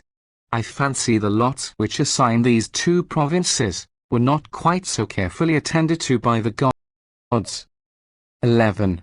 O Caius Caesar, I am speaking of the young man. What safety have you brought to the Republic? How unforeseen has it been? How sudden! For if he did these things when flying, what would he have done when he was pursuing? In truth, he had said in a harangue that he would be the guardian of the city, and that he would keep his army at the gates of the city till the 1st of May. What a fine guardian, as the proverb goes, is the wolf of the sheep. would Antonius have been the guardian of the city, or its plunderer and destroyer? And he said too that he would come into the city and go out as he pleased. What more need I say? Did he not say, in the hearing of all the people, while sitting in front of the temple of Castor, that no one should remain alive but the conqueror? On this day, O conscript fathers, for the first time after a long interval do we plant our foot and take possession of liberty. Liberty, of which, as long as I could be, I was not only the defender, but even the saviour. But when I could not be so, I rested, and I bore the misfortunes and misery of that period without abjectness, and not without some dignity. But as for this most foul monster, who could endure him, or how could anyone endure him? What is there in Antonius except lust, and the cruelty, and wantonness, and audacity? Of these materials he is wholly made up. There is in him nothing ingenuous, nothing moderate, nothing modest, nothing virtuous. Wherefore, since the matter has come to such a crisis that the question is whether he is to make atonement to the Republic for his crimes, or we are to become slaves, let us at last, I beseech you, by the immortal gods, O conscript fathers, adopt our fathers' courage, and our fathers' virtue, so as either to recover the liberty belonging to the Roman name and race, or else to prefer death to slavery. We have borne and endured many things which ought not to be endured in a free city, some of us out of a hope of recovering our freedom, some from too great a fondness for life.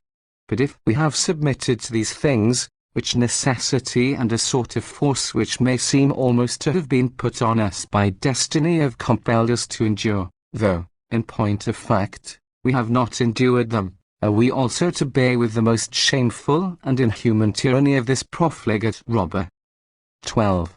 What will he do in his passion, if ever he has the power, who, when he is not able to show his anger against anyone, has been the enemy of all good men? What will he not dare to do when victorious, who, without having gained any victory, has committed such crimes as these since the death of Caesar?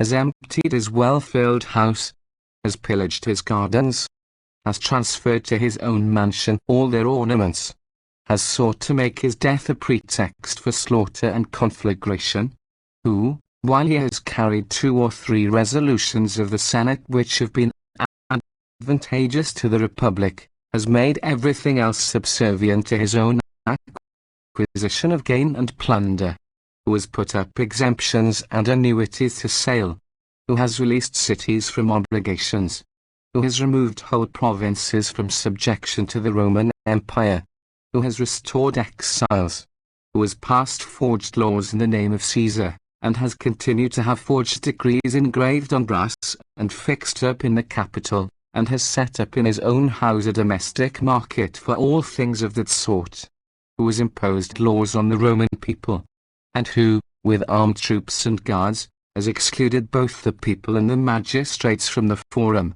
who has filled the Senate with armed men, and has introduced armed men into the Temple of Concord when he was holding a Senate there, who ran down to Brundusium to meet the legions, and then murdered all the centurions in them who were well affected to the Republic, who endeavoured to come to Rome with his army to accomplish our massacre and the utter destruction of the city.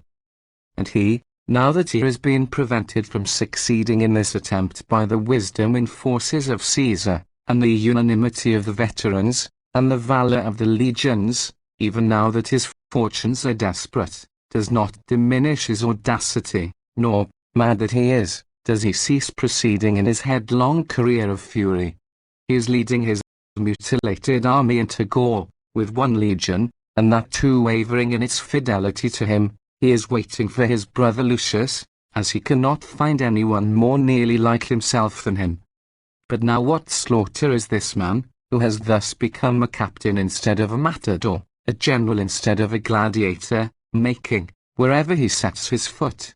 He destroys stores, he slays the flocks and herds, and all the cattle, wherever he finds them. His soldiers revel in their spoil, and he himself, in order to imitate his brother, drowns himself in wine.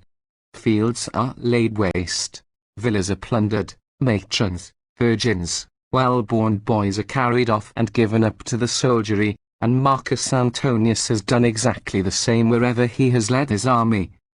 13. Will you open your gates to these most infamous brothers? Will you ever admit them into the city?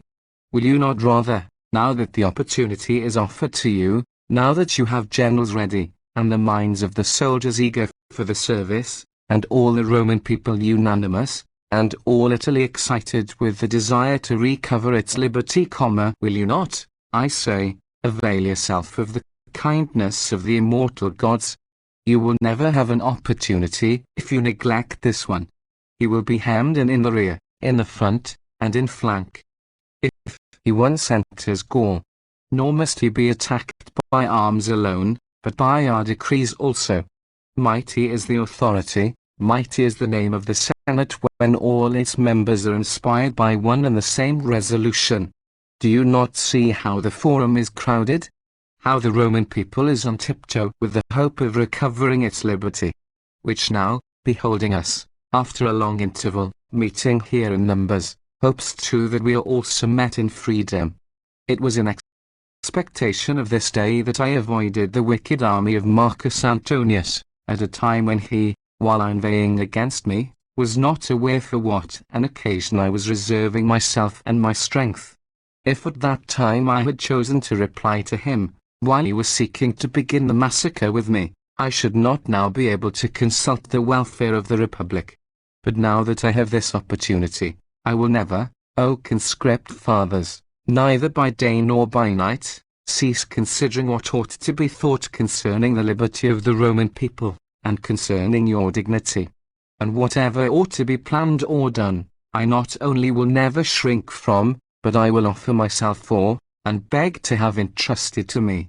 This is what I did before while it was in my power. When it was no longer in my power to do so, I did nothing. But now it is not only in my power, but it is absolutely necessary for me, unless we prefer being slaves to fighting with all our strength and courage to avoid being slaves. The immortal gods have given us these protectors, Caesar for the city, Brutus for Gaul. For if he had been able to oppress the city, we must have become slaves at once. If he had been able to get possession of Gaul, then it would not have been long before every good man must have perished and all the rest have been enslaved. 14. Now then that this opportunity is afforded to you, O conscript fathers, I entreat you, in the name of the immortal gods, seize upon it, and recollect at last that you are the chief men of the most honorable council on the whole face of the earth. Give a token to the Roman people that your wisdom shall not fail the Republic, since that too professes that its valor shall never desert it either. There is no need for my warning you. There is no one so foolish as not to perceive that if we go to sleep over this opportunity, we shall have to endure a tyranny which will be not only cruel and haughty, but also ignominious and flagitious.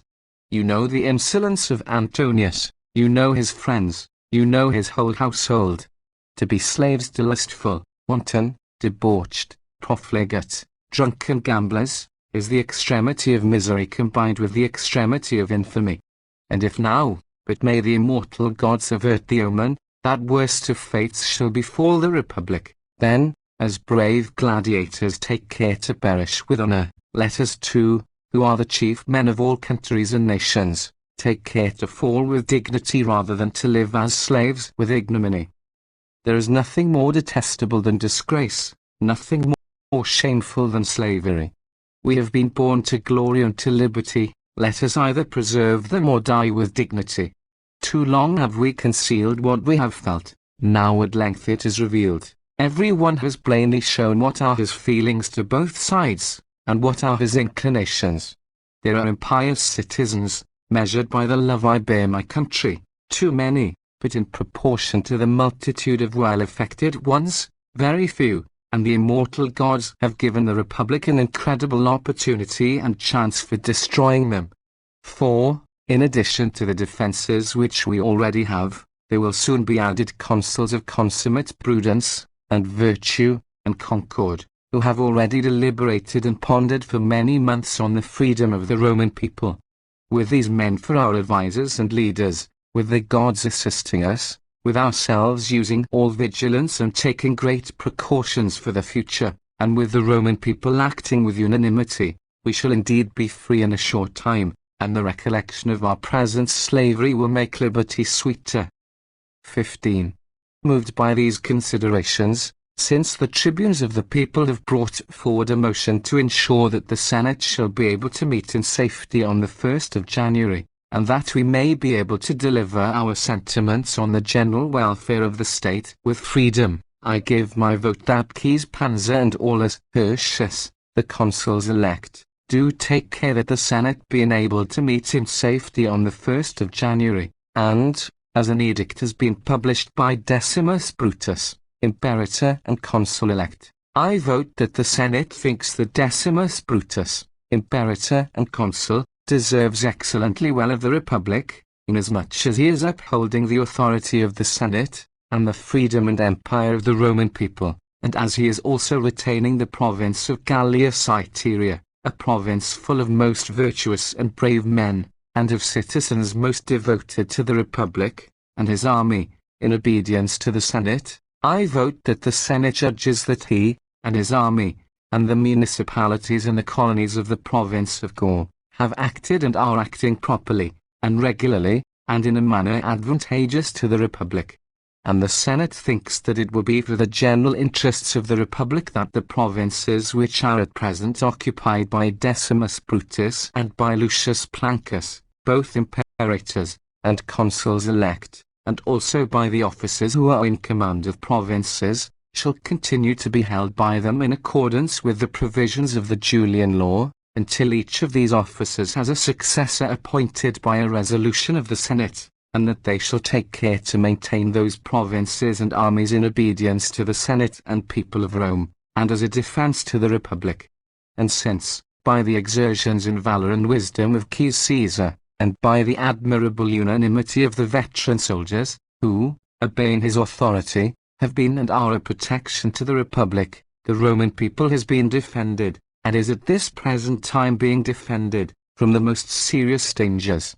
And as the Martial Legion has encamped at Alba, in a municipal town of the greatest loyalty and courage, and has devoted itself to the support of the authority of the Senate, and of the freedom of the Roman people, and as the 4th Legion, behaving with equal wisdom and with the same virtue, under the command of Lucius Ignatius the Quaestor, an illustrious citizen, has defended and is still defending the authority of the Senate and the freedom of the Roman people, I give my vote, that it is and shall be an object of anxious care to the Senate to pay due honor and to show due gratitude to them for their exceeding services to the Republic, and that the Senate hereby orders that when Caius Pansa and Aulus Hirtius, the consuls elect, have entered on their office, they take the earliest opportunity of consulting this body on these matters, as shall seem to them expedient for the Republic, and worthy of their own integrity and loyalty.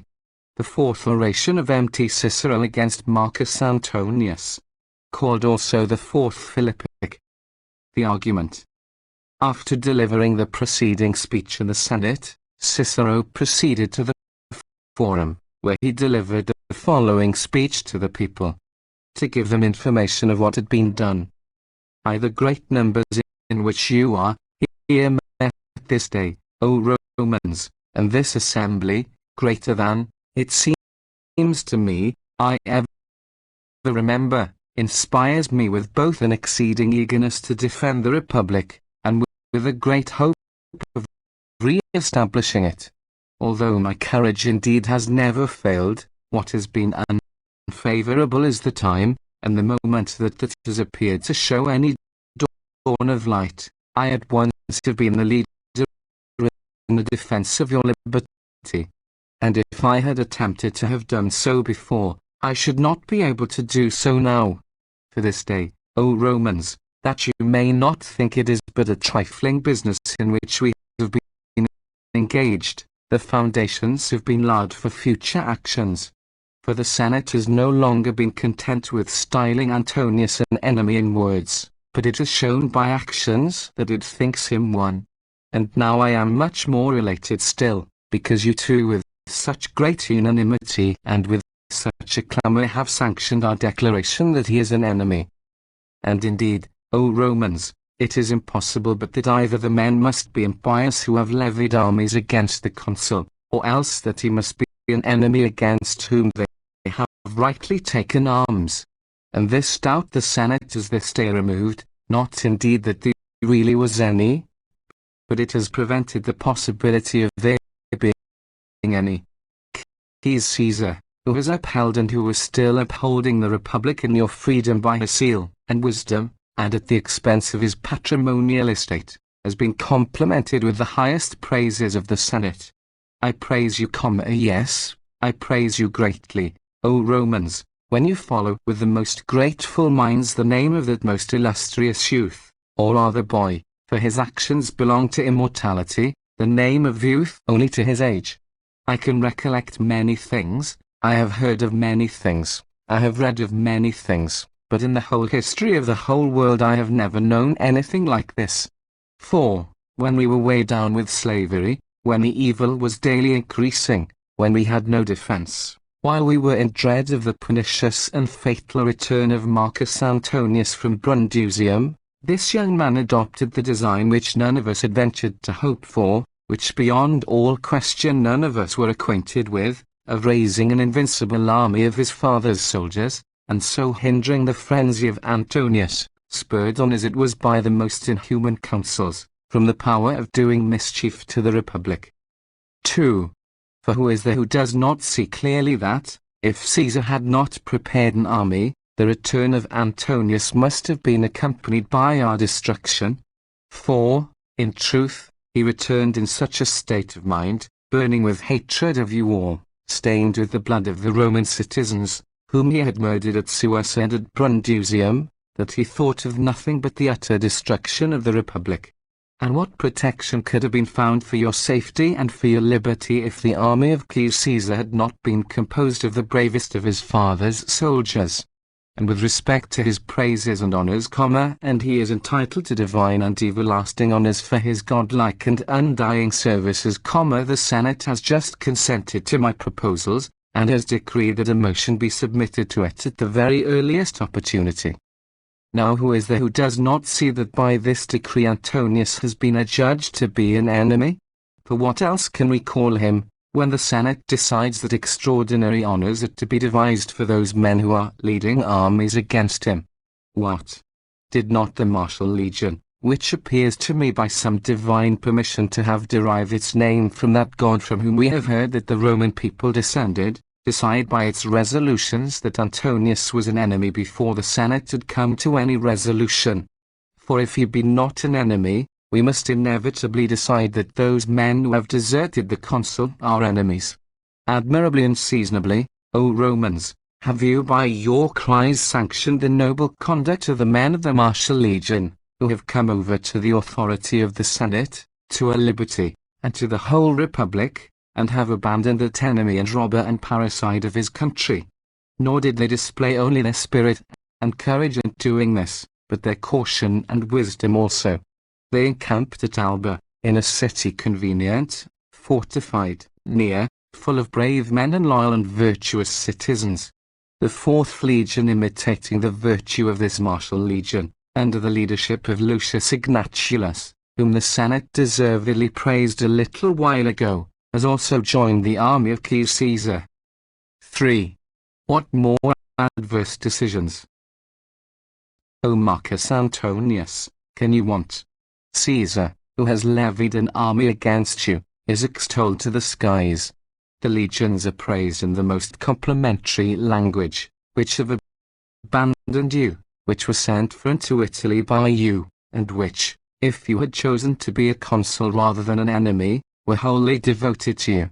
And the fearless and honest decision of those legions is confirmed by the Senate, is approved of by the whole Roman people, unless, indeed, you today, O Romans, decide that Antonius is a consul and not an enemy. I thought, O Romans, that you did think as you show you do. What? Do you suppose that the municipal towns, and the colonies, and the prefectures have any other opinion? All men are agreed with one mind, so that everyone who wishes the state to be saved must take up every sort of arms against that pestilence. What does, I should like to know, does the opinion of Decimus Brutus, O Romans, which you can gather from his edict, which has this day reached us, appear to anyone deserving of being lightly esteemed? Rightly and truly do you say no, O Romans? For the family and name of Brutus has been by some especial kindness and liberality of the immortal gods given to the Republic, for the purpose of at one time establishing, and at another of recovering, the liberty of the Roman people. What then has been the opinion which Decimus Brutus has formed of Marcus Antonius? He excludes him from his province. He opposes him with his army. He rouses all Gaul to war, which is already used of its own accord, and in consequence of the judgment which it has itself formed. If Antonius be consul, Brutus is an enemy. Can we then doubt which of these alternatives is the fact? 4.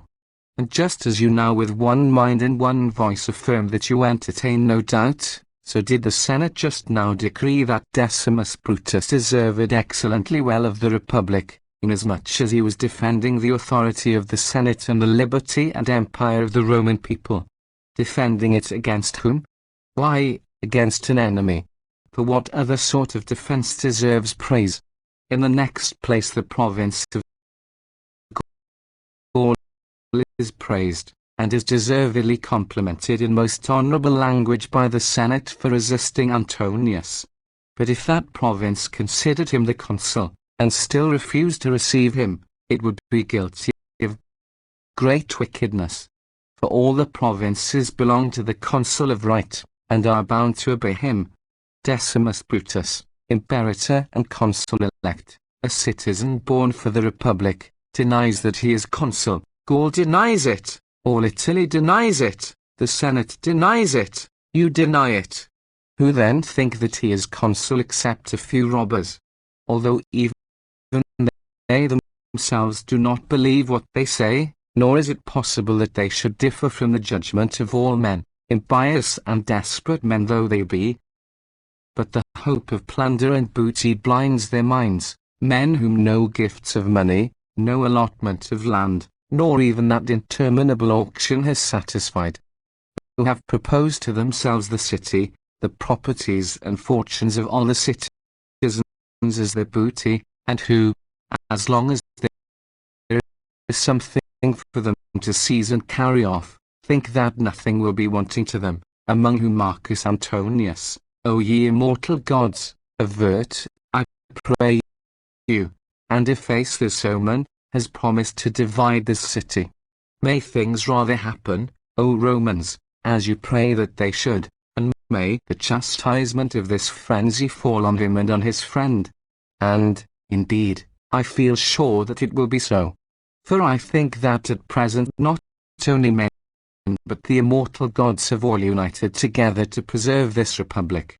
For if the immortal gods foreshow us the future, by means of portents and prodigies, then it has been openly revealed to us that punishment is near at hand to him, and liberty to us. Or if it was impossible for such unanimity on the part of all men to exist without the inspiration of the gods, in either case how can we doubt as to the inclinations of the heavenly deities? It only remains, O Romans, for you to persevere in the sentiments which you at present display. V. I will act, therefore, as commanders are in the habit of doing when their army is ready for battle, who, although they see their soldiers ready to engage, still address an exhortation to them, and in like manner I will exhort you who are already eager and burning to recover your liberty. You have not, indeed, O Romans, to war against an enemy with whom it is possible to make peace on any terms whatever. For he does not now desire your slavery, as he did before, but he is angry now and thirsts for your blood. No sport appears more delightful to him than bloodshed, and slaughter, and the massacre of citizens before his eyes. You have not, O Romans, to deal with a wicked and profligate man, but with an unnatural and savage beast. And, since he has fallen into a well, let him be buried in it. For if he escapes out of it, there will be no inhumanity of torture which it will be possible to avoid, but he is at present hemmed in, pressed, and besieged by those troops which we already have, and will soon be still more so by those which in a few days the new consuls will levy. Apply yourselves then to this business, as you are doing. Never have you shown greater unanimity in any cause, never have you been so cordially united with the Senate. And no wonder. For the question now is not in what condition we are to live, but whether we are to live at all, or to perish with torture and ignominy.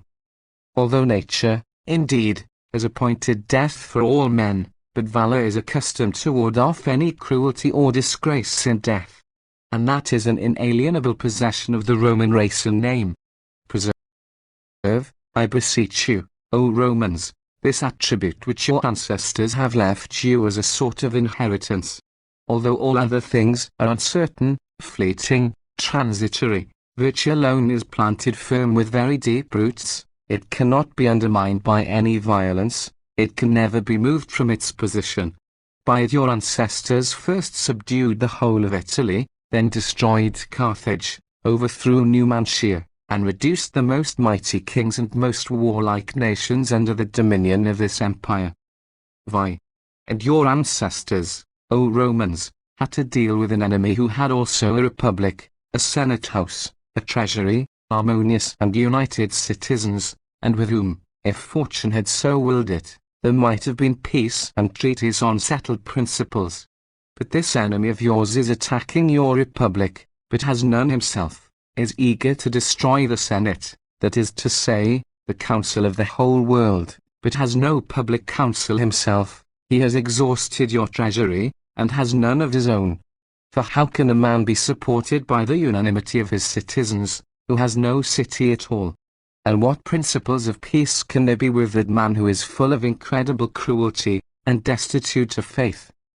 The whole then of the contest, O Romans, which is now before the Roman people, the conqueror of all nations, is with an assassin, a robber, a Spartacus. 31. For as to his habitual boast of being like Catilina, he is equal to him in wickedness, but inferior in energy. He, though he had no army, rapidly levied one. This man has lost that very army which he had.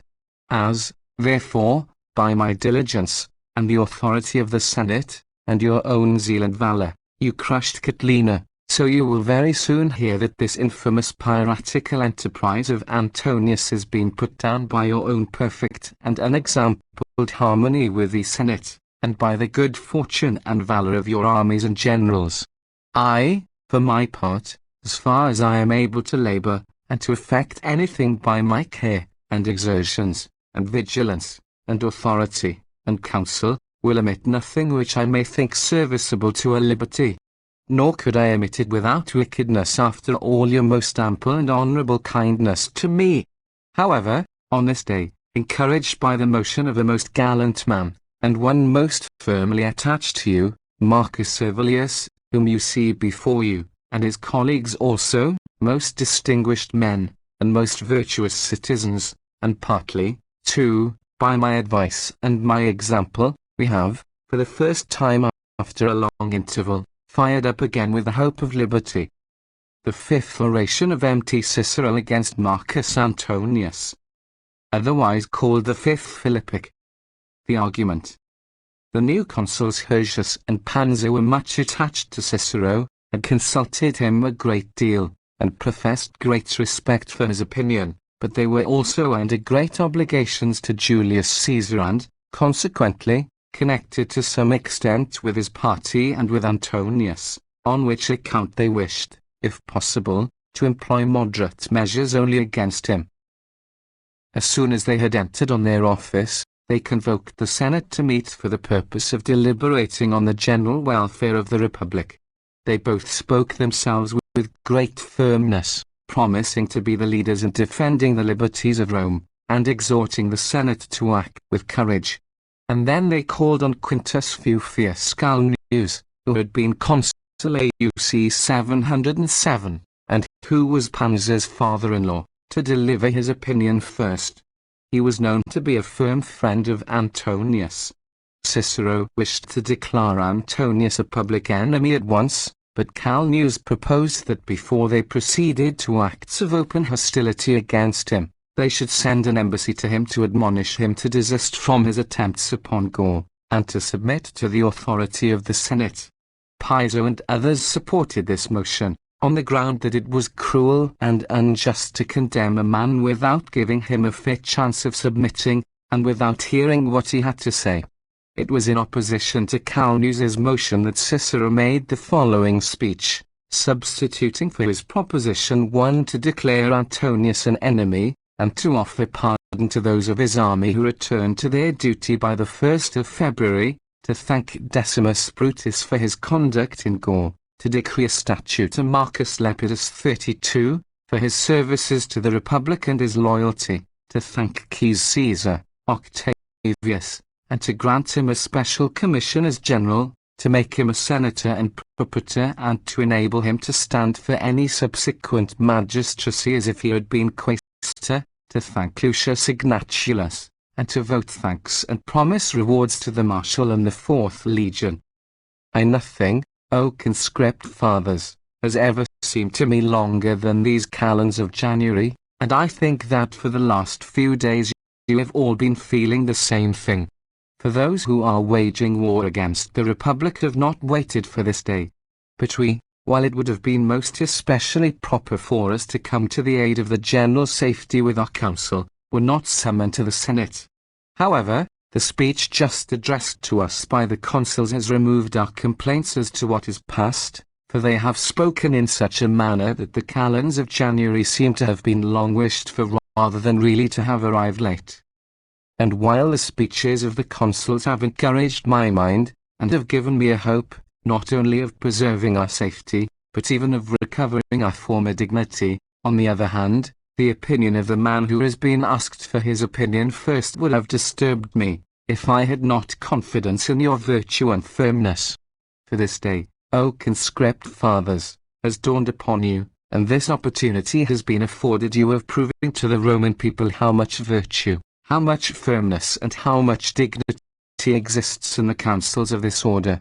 Recollect what a day it was 13 days ago, how great was then your unanimity, and virtue, and firmness, and what great praise, what great glory, and what great gratitude you gained from the Roman people. And on that day, O conscript fathers, you resolved that no other alternative was in your power, except either an honorable peace, or a necessary war. Is Marcus Antonius desirous of peace? Let him lay down his arms, let him implore our pardon, let him deprecate our vengeance. He will find no one more reasonable than me, though, while seeking to recommend himself to impious citizens, he has chosen to be an enemy instead of a friend to me. There is, in truth, nothing which can be given to him while waging war. There will perhaps be something which may be granted to him if he comes before us as a suppliant. 2. But to send ambassadors to a man respecting whom you passed a most dignified and severe decision only 13 days ago, is not an act of lenity, but, if I am to speak my real opinion, of downright madness. In the first place, you praised those generals who, of their own head, had undertaken war against him. In the next place, you praised the veterans who, though they had been settled in those colonies by Antonius, preferred the liberty of the Roman people to the obligations which they were under to him. Is it not so? Why was the Martial Legion? Why was the 4th Legion praised? For if they have deserted the consul, they ought to be blamed. If they have abandoned an enemy to the Republic, then they are deservedly praised. But as at that time you had not yet got any consuls, you passed a decree that a motion concerning the rewards for the soldiers and the honours to be conferred on the generals should be submitted to you at the earliest opportunity. Are you then going now to arrange rewards for those men who have taken arms against Antonius, and to send ambassadors to Antonius, so as to deserve to be ashamed that the legions should have come to more honourable resolutions than the Senate, if, indeed, the legions have resolved to defend the Senate against Antonius, but the Senate decrees to send ambassadors to Antonius. Is this encouraging the spirit of the soldiers, or damping their virtue? This is what we have gained in the last 12 days, that the man whom no single person except Kotler was then found to defend, has now advocates even of consular rank. Would that they had all been asked their opinion before me, although I have my suspicions as to what some of those men who will be asked after me, are intending to say. I should find it easier to speak against them if any argument appeared to have been advanced. For there is an opinion in some quarters that someone intends to propose to decree Antonius that further Gaul, which Plancus is at present in possession of. What else is it but supplying an enemy with all the arms necessary for civil war, first of all with the sinews of war, money in abundance, of which he is at present destitute, and secondly, with as much cavalry as he pleases. Cavalry, do I say? He is a likely man to hesitate, I suppose, to bring with him the barbarian nations, a man who does not see this is senseless. He who does see it, and still advocates such a measure, is impious. Will you furnish a wicked and desperate citizen with an army of Gauls and Germans, with money, and infantry, and cavalry, and all sorts of resources? All these excuses are no excuse at all. He is a friend of mine. Let him first be a friend of his country. He is a relation of mine. Can any relationship be nearer than that of one's country, in which even one's parents are comprised? He has given me money. I should like to see the man who will dare to say that. But when I have explained what is the real object aimed at, it will be easy for you to decide which opinion you ought to agree with and adopt. 3. The matter at issue is, whether power is to be given to Marcus Antonius of oppressing the Republic, of massacring the virtuous citizens, of plundering the city, of distributing the lands among his robbers, of overwhelming the Roman people in slavery, or whether he is not to be allowed to do all this. Do you doubt what you are to do? Oh, but all this does not apply to Antonius. Even Kotler would not venture to say that. For what does not apply to him? A man who, while he says that he is defending the acts of another, perverts all those laws of his which we might most properly praise. Caesar wished to drain the marshes. This man has given all Italy to that moderate man Lucius Antonius to distribute. What? Has the Roman people adopted this law? What? Could it be passed with a proper regard for the auspices? But this conscientious augur acts in reference to the auspices without his colleagues. Although those auspices do not require any interpretation, for who is ignorant that it is impious to submit any motion to the people while it is thundering? The tribunes of the people carry laws respecting the provinces in opposition to the acts of Caesar. Caesar had extended the provisions of his law over 2 years, Antonius over 6 years. Has then the Roman people adopted this law? What? Was it ever regularly promulgated? What? Was it not passed before it was even drawn up? Did we not see the deed done before we even suspected that it was going to be done? Where is the Caecilian and Didian law? What is become of the law that such bills should be published on 3 market days? What is become of the penalty appointed by the recent Junian and Licinian law? Can these laws be ratified without the destruction of all other laws? Has anyone had a right of entering the forum? Moreover, what thunder, and what a storm that was! So that even if the consideration of the auspices had no weight with Marcus Antonius, it would seem strange that he could endure and bear such exceeding violence of tempest, and rain, and whirlwind. When therefore he, as augur, says that he carried a law while Jupiter was not only thundering, but almost uttering an express prohibition of it by his clamour from heaven, will he hesitate to confess that it was carried in violation of the auspices? What? Does the virtuous augur think that it has nothing to do with the auspices, that he carried a law with the aid of that colleague whose election he himself vitiated by giving notice of the auspices? 4. But perhaps we, who are his colleagues, may be the interpreters of the auspices. Do we also want interpreters of arms? In the first place, all the approaches to the forum were so fenced round, that even if no armed men were standing in the way, still it would have been impossible to enter the forum except by tearing down the barricades.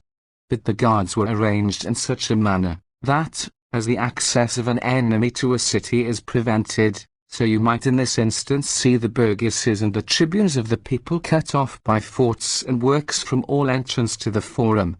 On which account I give my vote that those laws which Marcus Antonius is said to have carried were all carried by violence, and in violation of the auspices, and that the people is not bound by them. If Marcus Antonius is said to have carried any law about confirming the acts of Caesar and abolishing the dictatorship forever, and of leading colonies into any lands, then I vote that those laws be passed over again, with a due regard to the auspices, so that they may bind the people. For although they may be good measures which he passed irregularly and by violence, still they are not to be accounted laws, and the whole audacity of this frantic gladiator must be repudiated by our authority. But that squandering of the public money cannot possibly be endured by which he got rid of 700 millions of sesterces by forged entries and deeds of gifts, so that it seems an absolute miracle that so vast a sum of money belonging to the Roman people can have disappeared in so short a time. What are those enormous profits to be endured which the household of Marcus Antonius has swallowed up? He was continually selling forged decrees, ordering the names of kingdoms and states, and grants of exemptions to be engraved on brass, having received bribes for such orders. And his statement always was, that he was doing these things in obedience to the memoranda of Caesar, of which he himself was the author. In the interior of his house there was going on a brisk market of the whole republic.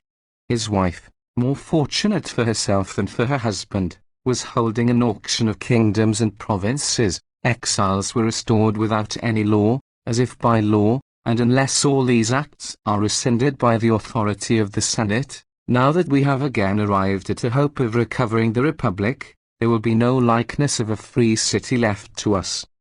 Nor is it only by the sale of forged memoranda and autographs that a countless sum of money was collected together in that house, while Antonius, whatever he sold, said that he was acting in obedience to the papers of Caesar, but he even took bribes to make false entries of the resolutions of the Senate, to seal forged contracts, and resolutions of the Senate that had never been passed were entered on the records of the Treasury. Of all this baseness even foreign nations were witnesses. In the meantime treaties were made, kingdoms given away, nations and provinces released from the burdens of the state, and false memorials of all these transactions were fixed up all over the capital, amid the groans of the Roman people. And by all these proceedings so vast a sum of money was collected in one house, that if it were all made available, the Roman people would never want money again. Moreover, he passed a law to regulate judicial proceedings, this chaste and upright man, this upholder of the tribunals and the law. And in this he deceived us. He used to say that he appointed men from the front ranks of the army, common soldiers, men of the order, 33, as judges. But he has in reality selected gamesters, he has selected exiles, he has selected Greeks. Oh, the fine bench of judges! Oh, the admirable dignity of that council! I do long to plead in behalf of some defendant before the tribunal, Cider of Crete, a prodigy even in that island, the most audacious and abandoned of men. But even suppose he were not so. Does he understand Latin? Is he qualified by birth and station to be a judge? Does he, which is most important, does he know anything about our laws and manners? Is he even acquainted with any of the citizens? Why, Crete is better known to you than Rome is to Cider. In fact, the selection and appointment of the judges has usually been confined to our own citizens. But whoever knew, or could possibly have known this Gortinian judge? For Lysiades, the Athenian, we most of us do know, for he is the son of Phaedrus, an eminent philosopher. And, besides, he is a witty man, so that he will be able to get on very well with Marcus Curius, who will be one of his colleagues, and with whom he is in the habit of playing. I ask if Lysiades, when summoned as a judge, should not answer to his name, and should have an excuse alleged for him that he is an Areopagite, and that he is not bound to act as a judge at both Rome and Athens at the same time. Will a man who presides over the investigation admit the excuse of this Greekling judge, at one time a Greek, and at another a Roman? Or will he disregard the most ancient laws of the Athenians? And what a bench will it be, O ye good gods! A Cretan judge, and he the most worthless of men. Whom can a defendant employ to propitiate him? How is he to get at him? He comes of a hard nation. But the Athenians are merciful. I dare say that Curius, too, is not cruel, inasmuch as he is a man who is himself at the mercy of fortune every day. There are besides other chosen judges who will perhaps be excused, for they have a legitimate excuse, that they have left their country in banishment, and that they have not been restored since. And would that madman have chosen these men as judges? Would he have entered their names as such in the treasury? Would he have trusted a great portion of the republic to them, if he had intended to leave the least semblance of a republic? Why? And I have been speaking of those judges who are known. Those whom you are less acquainted with I have been unwilling to name. Know then that dancers, harp players, the whole troop, in fact, of Antonius's revellers, have all been pitchforked into the third degree of judges. Now you see the object of passing so splendid and admirable a law, amid excessive rain, storm, wind, tempest, and whirlwind, amid thunder and lightning. It was that we might have those men for our judges whom no one would like to have for guests. It is the enormity of his wickedness, the consciousness of his crimes, the plunder of that money of which the account was kept in the temple of Ops, which have been the real inventors of this third degree. And infamous judges were not sought for, till all hope of safety for the guilty was despaired of, if they came before respectable ones. But what must have been the impudence, what must have been the iniquity of a man who dared to select those men as judges, by the selection of whom a double disgrace was stamped on the Republic, one, because the judges were so infamous, the other, because by this step it was revealed and published to the world how many infamous citizens we had in the Republic. These then, and all other similar laws, I should vote ought to be annulled, even if they had been passed without violence, and with all proper respect for the auspices. But now why need I vote that they ought to be annulled, when I do not consider that they were ever legally passed? Is not this, too, to be marked with the deepest ignominy, and with the severest animadversion of this order, so as to be recollected by all posterity, that Marcus Antonius, the first man who has ever done so since the foundation of the city, has openly taken armed men about with him in this city? A thing which the kings never did, nor those men who, since the kings have been banished, have endeavoured to seize on kingly power. I can recollect Cinna, I have seen Sylla, and lately Caesar. For these three men are the only ones since the city was delivered by Lucius Brutus, who have had more power than the entire Republic. I cannot assert that no man in their trains had weapons. This I do say, that they had not many, and that they concealed them. But this best was attended by an army of armed men. Classicius, Mustla, and Tyro, openly displaying their swords, led troops of fellows like themselves through the forum. Barbarian archers occupied their regular place in the army. And when they arrived at the Temple of Concord, the steps were crowded, the litters full of shields were arranged, not because he wished the shields to be concealed, but that his friends might not be fatigued by carrying the shields themselves. 7. And what was most infamous not only to see, but even to hear of, armed men, robbers, assassins were stationed in the Temple of Concord. The temple was turned into a prison, the doors of the temple were closed, and the conscript fathers delivered their opinions while robbers were standing among the benches of the senators. And if I did not come to a senate house in this state, he, on the 1st of September, said that he would send carpenters and pull down my house. It was an important affair, I suppose, that was to be discussed. He made some motion about a supplication. I attended the day after. He himself did not come. I delivered my opinion about the Republic, not indeed with quite so much freedom as usual, but still with more than the threats of personal danger to myself made perhaps advisable. But that violent and furious man, Lucius Caesar, had done the same thing with great credit 30 days before, threatened me with his enmity, and ordered me to attend the Senate on the 19th of September. In the meantime he spent the whole of the intervening 17 days in the villa of Scipio, at Tibur, declaiming against me to make himself thirsty. For this is his usual object in declaiming. When the day arrived on which he had ordered me to attend, then he came with the regular army in battle array to the Temple of Concord, and out of his impure mouth vomited forth an oration against me in my absence. On which day, if my friends had not prevented me from attending the Senate as I was anxious to do, he would have begun a massacre by the slaughter of me. For that was what he had resolved to do.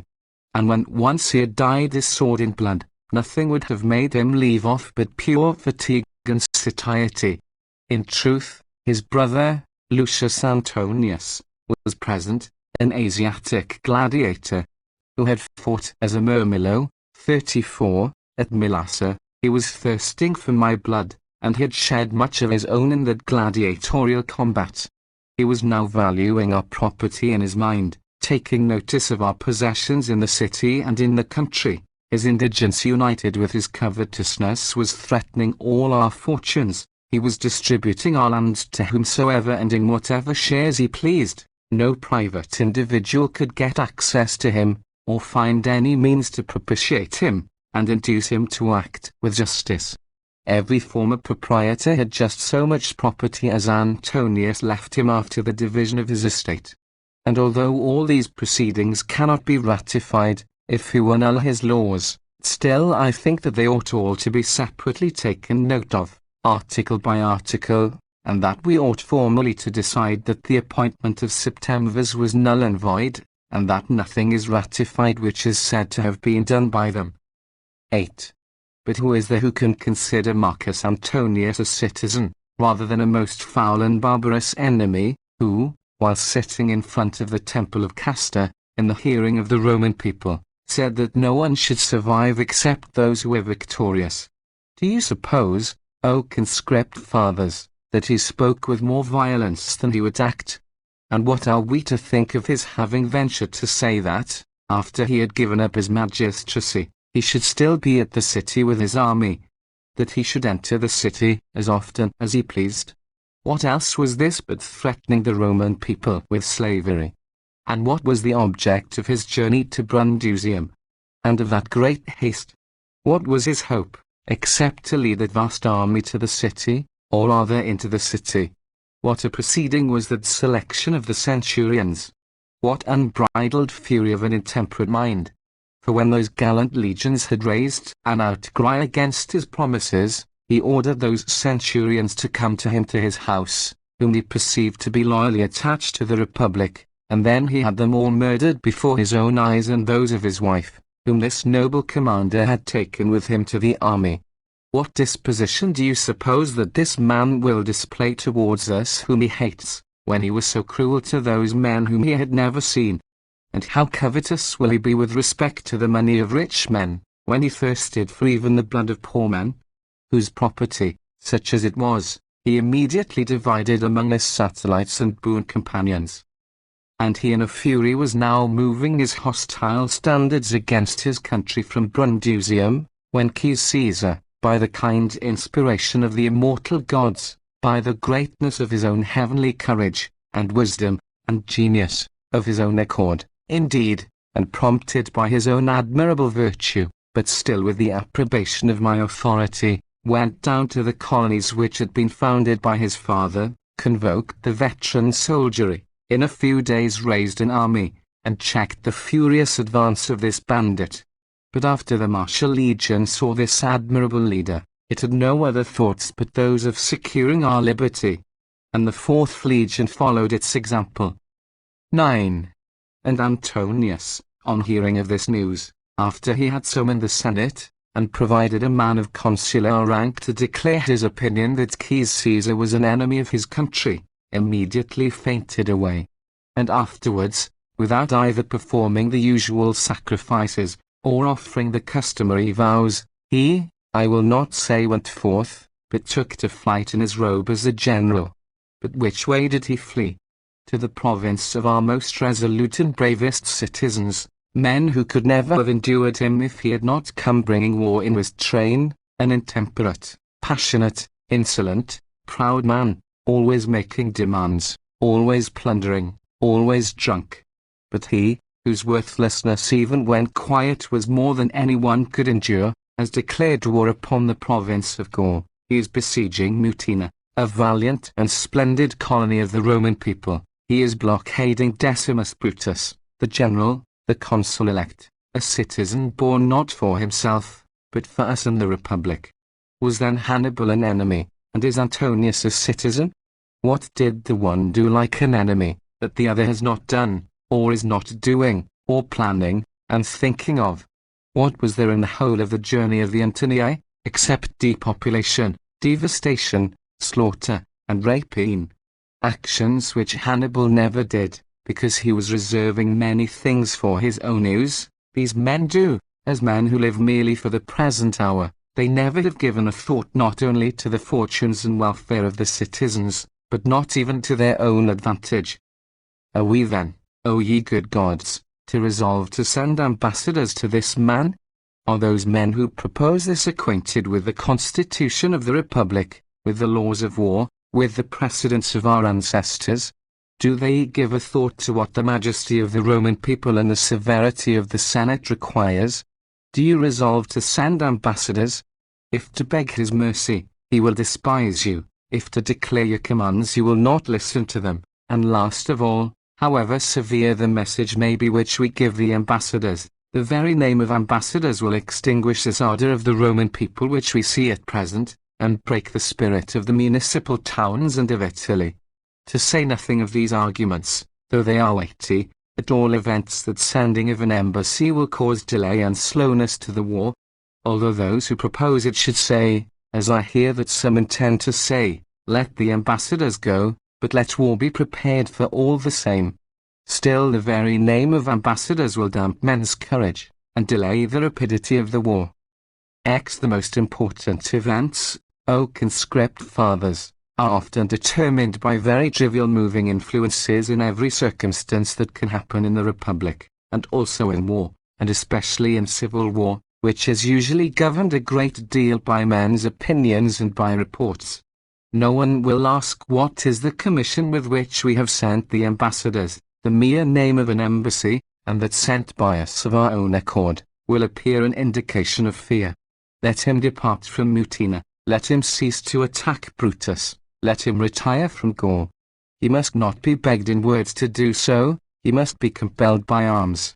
For we are not sending to Hannibal to desire him to retire from before Saguntum, to whom the Senate formerly sent Publius Valerius Flaccus and Quintus Speibius Damtbulus, who, if Hannibal did not comply, were ordered to proceed to Carthage. Whither do we order our ambassadors to proceed, if Antonius does not comply? Are we sending an embassy to our own citizen, to beg him not to attack a general and a colony of the Roman people? Is it so? Is it becoming to us to beg this by means of ambassadors? What is the difference, in the name of the immortal gods, whether he attacks his city itself, or whether he attacks an outpost of this city, a colony of the Roman people, established for the sake of its being a bulwark and protection to us? The siege of Saguntum was the cause of the Second Punic War, which Hannibal carried on against our ancestors. It was quite right to send ambassadors to him. They were sent to a Carthaginian, they were sent on behalf of those who were the enemies of Hannibal, and our allies. What is there resembling that case here? We are sending to one of our own citizens to beg him not to blockade a general of the Roman army, not to attack our army and our colony, in short, not to be an enemy of ours. Come, suppose he obeys, shall we either be inclined, or shall we be able by any possibility, to treat him as one of our citizens? 11. On the 19th of December, you overwhelmed him with your decrees. You ordained that this motion should be submitted to you on the 1st of January, which you see is submitted now, respecting the honors and rewards to be conferred on those who have deserved or do deserve well of the Republic. And the chief of those men you have adjudged to be the man who really has done so, Caesar, who had diverted the nefarious attacks of Marcus Antonius against this city, and compelled him to direct them against Gaul. And next to him you consider the veteran soldiers who first followed Caesar, then those excellent and heavenly-minded legions the Marshal and the Fourth, to whom you have promised honors and rewards, for having not only abandoned their consul, but for having even declared war against him. And on the same day, having a decree brought before you and published on purpose, you praised the conduct of Decimus Brutus, a most excellent citizen, and sanctioned with your public authority this war which he had undertaken of his own head. What else, then, did you do on that day except pronounce Antonius a public enemy? After these decrees of yours, will it be possible for him to look upon you with equanimity, or for you to behold him without the most excessive indignation? He has been excluded and cut off and wholly separated from the Republic, not merely by his own wickedness, as it seems to me, but by some especial good fortune of the Republic. And if he should comply with the demands of the ambassadors and return to Rome, do you suppose that abandoned citizens will ever be in need of a standard around which to rally? But this is not what I am so much afraid of. There are other things which I am more apprehensive of and more alarmed at.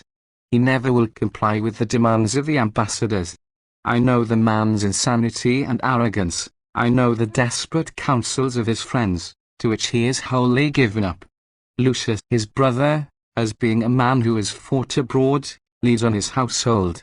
Even suppose him to be in his senses himself, which he never will be, still he will not be allowed by these men to act as if he were so. In the meantime, time will be wasted. The preparations for war will cool. How is it that the war has been protracted as long as this, if it be not by procrastination and delay? From the very first moment after the departure, or rather after the hopeless flight of that bandit, that the Senate could have met in freedom, I have always been demanding that we should be called together.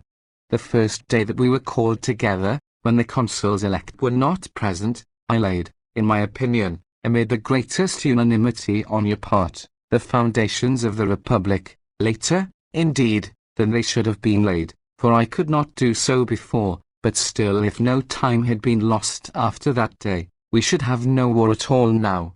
Every evil is easily crushed at its birth. When it has become of long standing, it usually gets stronger. But then everybody was waiting for the 1st of January, perhaps not very wisely. 12. However, let us say no more of what is past. Are we still to allow any further delay while the ambassadors are on their road to him, and while they are coming back again? And the time spent in waiting for them will make men doubt about the war. And while the fact of the war is in doubt, how can men possibly be zealous about the levies for the army? Wherefore, O conscript fathers, I give my vote that there should be no mention made of ambassadors. I think that the business that is to be done must be done without any delay, and instantly. I say that it is necessary that we should decree that there is sedition abroad, that we should suspend the regular courts of justice, order all men to wear the garb of war, and enlist men in all quarters, suspending all exemptions from military service in the city and in all Italy, except in Gaul. And if this be done, the general opinion and report of your severity will overwhelm the insanity of that wicked gladiator. He will feel that he has undertaken a war against the Republic. He will experience the sinews and vigor of a unanimous Senate, for at present he is constantly saying that it is a mere struggle between parties. Between what parties? One party is defeated, the other is the heart of Caesar's party. Unless, indeed, we believe that the party of Caesar is attacked by Pansa and Hirtius the consuls, and by Caesar's son. But this war has been kindled, not by a struggle between parties, but by the nefarious hopes of the most abandoned citizens, by whom all our estates and properties have been marked down, and already distributed according as every one has thought them desirable. I have read the letter of Antonius which he sent to one of the Septemviri, a therapist scoundrel, a colleague of his own. Look out, and see what you take a fancy to. What you do fancy you shall certainly have. See to what a man we are sending ambassadors, against what a man we are delaying to make war, a man who does not even let us draw lots for our fortunes, but hands us over to each man's caprice in such a way, that he has not left even himself anything untouched, or which has not been promised to somebody. With this man, O conscript fathers, we must wage war, I say, and that instantly. We must reject the slow proceedings of ambassadors.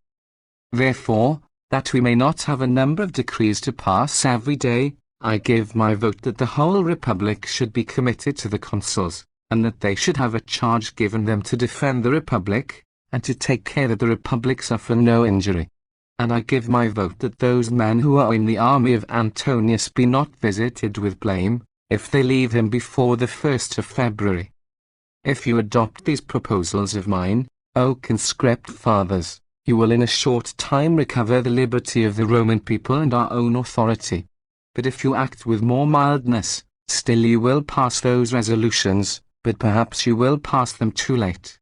As to the general welfare of the Republic, on which you, O consuls, have consulted us, I think that I have proposed what is sufficient. 13. The next question is about honors.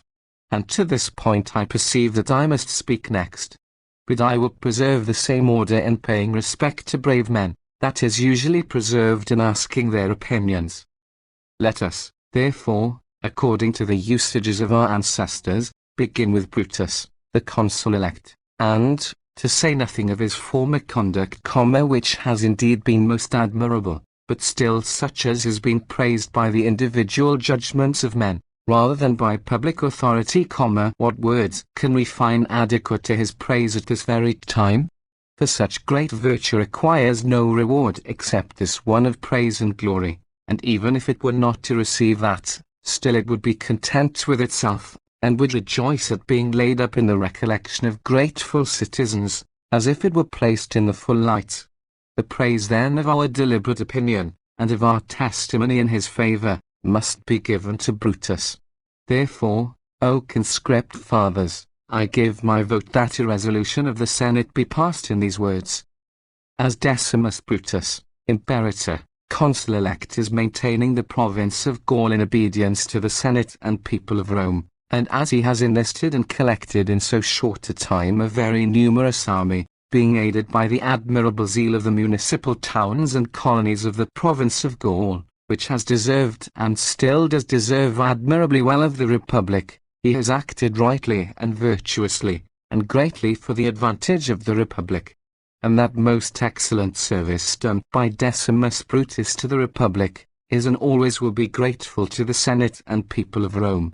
Therefore, the Senate and the Roman people is of opinion that the exertions, and prudence, and virtue of Decimus Brutus, Imperator and consul-elect, and the incredible zeal and unanimity of the province of Gaul, have been a great assistance to the Republic, at a most critical time.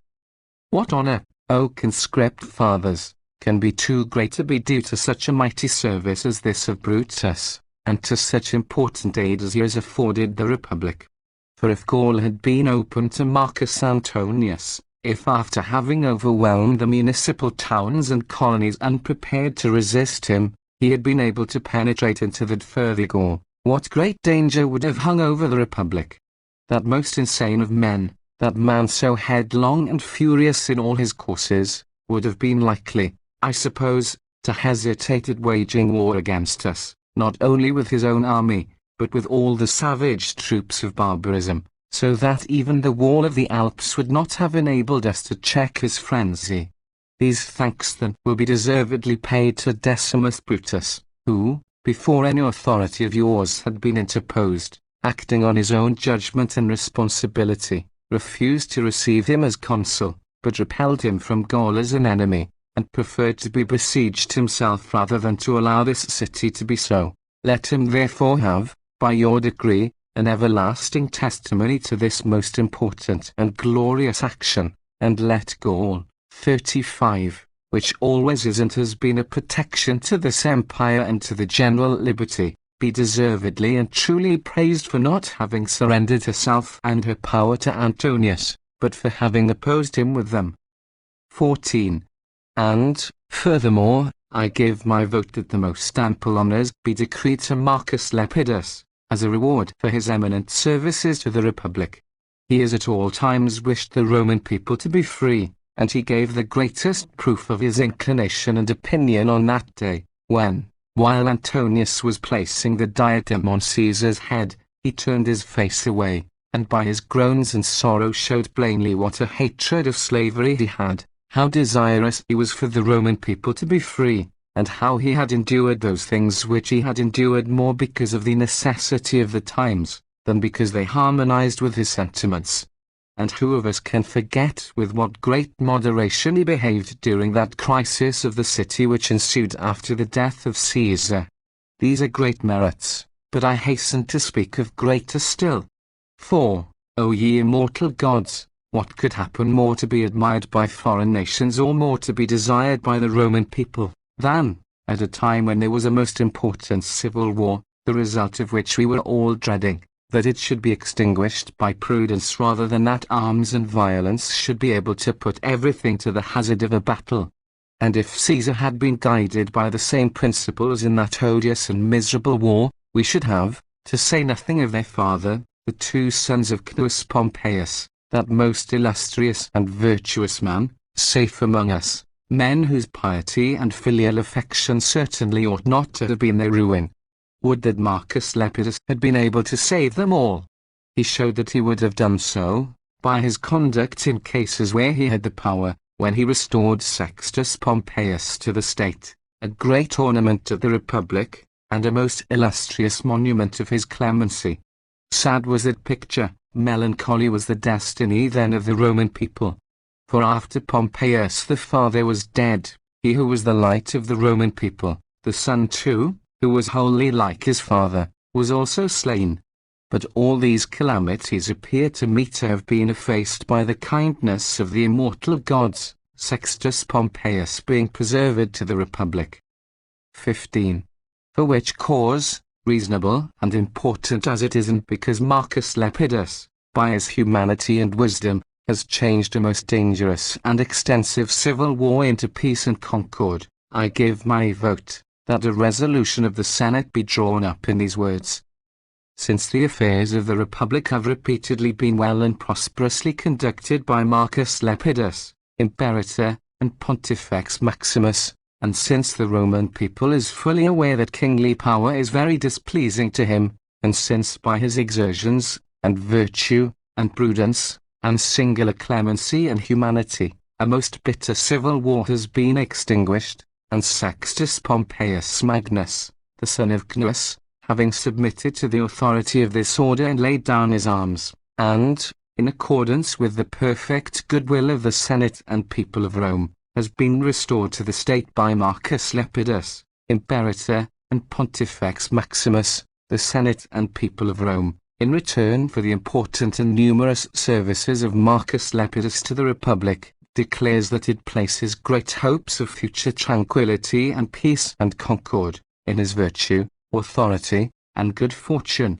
and the Senate and people of Rome will ever remember his services to the Republic, and it is decreed by the vote of this order, that a guilty question statue be erected to him in the rostra, or in whatever other place in the forum he pleases. And this honour, O conscript fathers, appears to me a very great one, in the first place, because it is just semicolon, for it is not merely given on account of our hopes of the future, but it is paid, as it were, in requital of his ample services already done. Nor are we able to mention any instance of this honour having been conferred on anyone by the Senate by their own free and voluntary judgment before. 16. I come now to Caesar, O conscript fathers. If he had not existed, which of us could have been alive now? That most intemperate of men, Antonius, was flying from Brundusium to the city, burning with hatred, with a disposition hostile to all good men, with an army. What was that to oppose to his audacity and wickedness? We had not as yet any generals, or any forces. There was no public council, no liberty. Our necks were at the mercy of his nefarious cruelty. We were all preparing to have recourse to flight, though flight itself had no escape for us. Who was it? What god was it, who at that time gave to the Roman people this godlike young man, who, while every means for completing our destruction seemed open to that most pernicious citizen, rising up on a sudden, beyond everyone's hope, completed an army fit to oppose to the fury of Marcus Antonius before anyone suspected that he was thinking of any such step. Great honors were paid to Cnaeus Pompeius when he was a young man, and deservedly, for he came to the assistance of the Republic, but he was of a more vigorous age, and more calculated to meet the eager requirements of soldiers seeking a general. He had also been already trained in other kinds of war, for the cause of Sylla was not agreeable to all men. The multitude of the proscribed, and the enormous calamities that fell on so many municipal towns, show this plainly. But Caesar, though many years younger, armed veterans who were now eager to rest, he has embraced that cause which was most agreeable to the Senate, to the people, to all Italy, in short, to gods and men. And Pompeius came as a reinforcement to the extensive command and victorious army of Lucius Sylla. Caesar had no one to join himself to. He, of his own accord, was the author and executor of his plan of levying an army, and arraying a defense for us. Pompeius found the whole Pisan district hostile to the party of his adversaries, but Caesar has levied an army against Antonius from men who were Antonius's own friends, but still greater friends to liberty. It was owing to the influence of Pompeius that Sylla was enabled to act like a king. It is by the protection afforded us by Caesar that the tyranny of Antonius has been put down. Let us then confer on Caesar a regular military command, without which the military affairs cannot be directed, the army cannot be held together, war cannot be waged. Let him be made proprietor with all the privileges which have ever been attached to that appointment.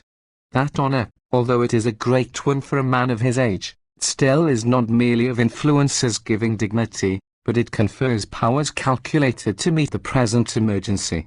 Therefore, let us seek for honors for him which we shall not easily find at the present day. 17. But I hope that we and the Roman people shall often have an opportunity of complimenting and honoring this young man.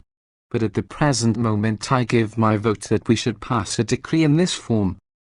As Caius Caesar, the son of Caius, Pontiff and Propraetor, has at a most critical period of the Republic exhorted the veteran soldiers to defend the liberty of the Roman people, and has enlisted them in his army, and as the Martial Legion and the 4th Legion, with great zeal for the Republic, and with admirable unanimity, under the guidance and authority of Caius Caesar, have defended and are defending the Republic in the liberty of the Roman people, and as Caius Caesar, Propraetor, has gone with his army as a reinforcement to the province of Gaul, has made cavalry, and archers, and elephants, obedient to himself and to the Roman people, and has, at a most critical time for the Republic, come to the aid of the safety and dignity of the Roman people. On these accounts, it seems good to the Senate that Caius Caesar, the son of Caius, Pontiff and Propraetor, shall be a senator, and shall deliver his opinions from the bench occupied by men of praetorian rank,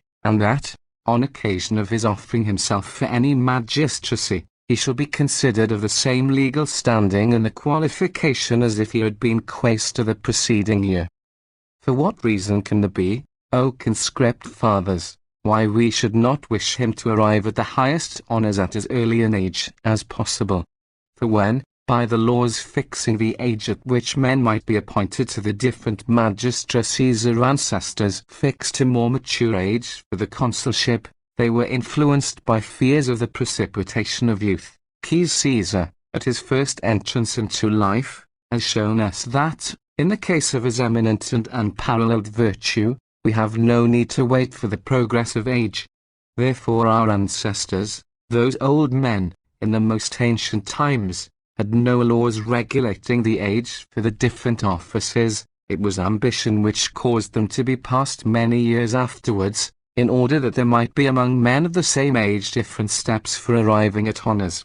And it has often happened that a disposition of great natural virtue has been lost before it had any opportunity of benefiting the Republic. But among the ancients, the Julii, the Decii, the Corvim, and many others, and in more modern times the elder Africanus and Titus Flaminius were made consuls very young, and performed such exploits as greatly to extend the empire of the Roman people, and to embellish its name. What more? Did not the Macedonian Alexander, having begun to perform mighty deeds from his earliest youth, die when he was only in his 33rd year? And that age is 10 years less than that fixed by our laws for a man to be eligible for the consulship. From which it may be plainly seen that the progress of virtue is often swifter than that of age. 18. For as to the fear which those men, who are enemies of Caesar, pretend to entertain, there is not the slightest reason to apprehend that he will be unable to restrain and govern himself, or that he will be so elated by the honors which he receives from us as to use his power without moderation. It is only natural, O conscript fathers, that the man who has learned to appreciate real glory, and who feels that he is considered by the Senate and by the Roman knights and the whole Roman people a citizen who is dear to, and a blessing to the Republic, should think nothing whatever deserving of being compared to this glory.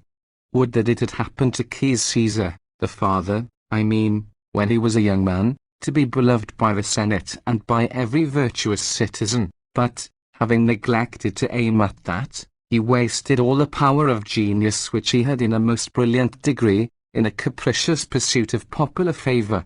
Therefore, as he had not sufficient respect for the Senate and the virtuous part of the citizens, he opened for himself that path for the extension of his power, which the virtue of a free people was unable to bear.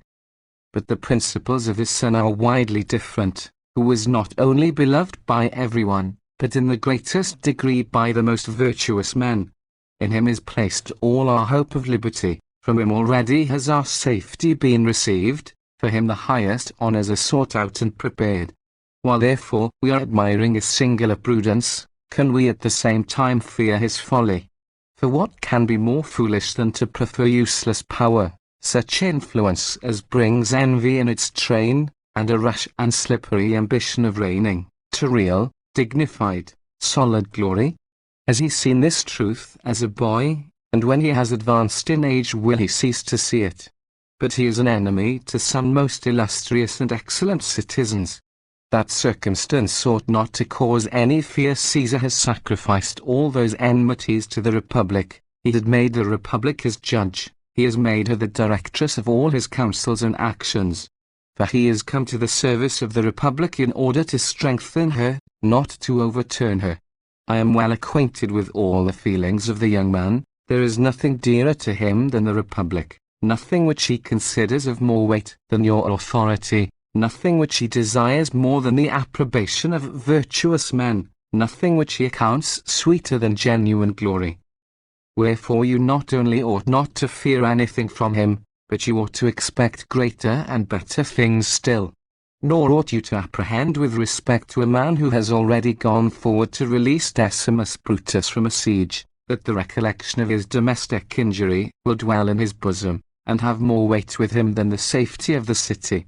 I will venture even to pledge my own faith, O conscript fathers, to you, and to the Roman people, and to the Republic, which in truth, if no necessity compelled me to do so, I would not venture to do, and in doing which on slight grounds, I should be afraid of giving rise to a dangerous opinion of my rashness in a most important business, but I do promise, and pledge myself, and undertake, O conscript fathers, that Caesar will always be such a citizen as he is this day, and as we ought above all things to wish and desire that he may turn out.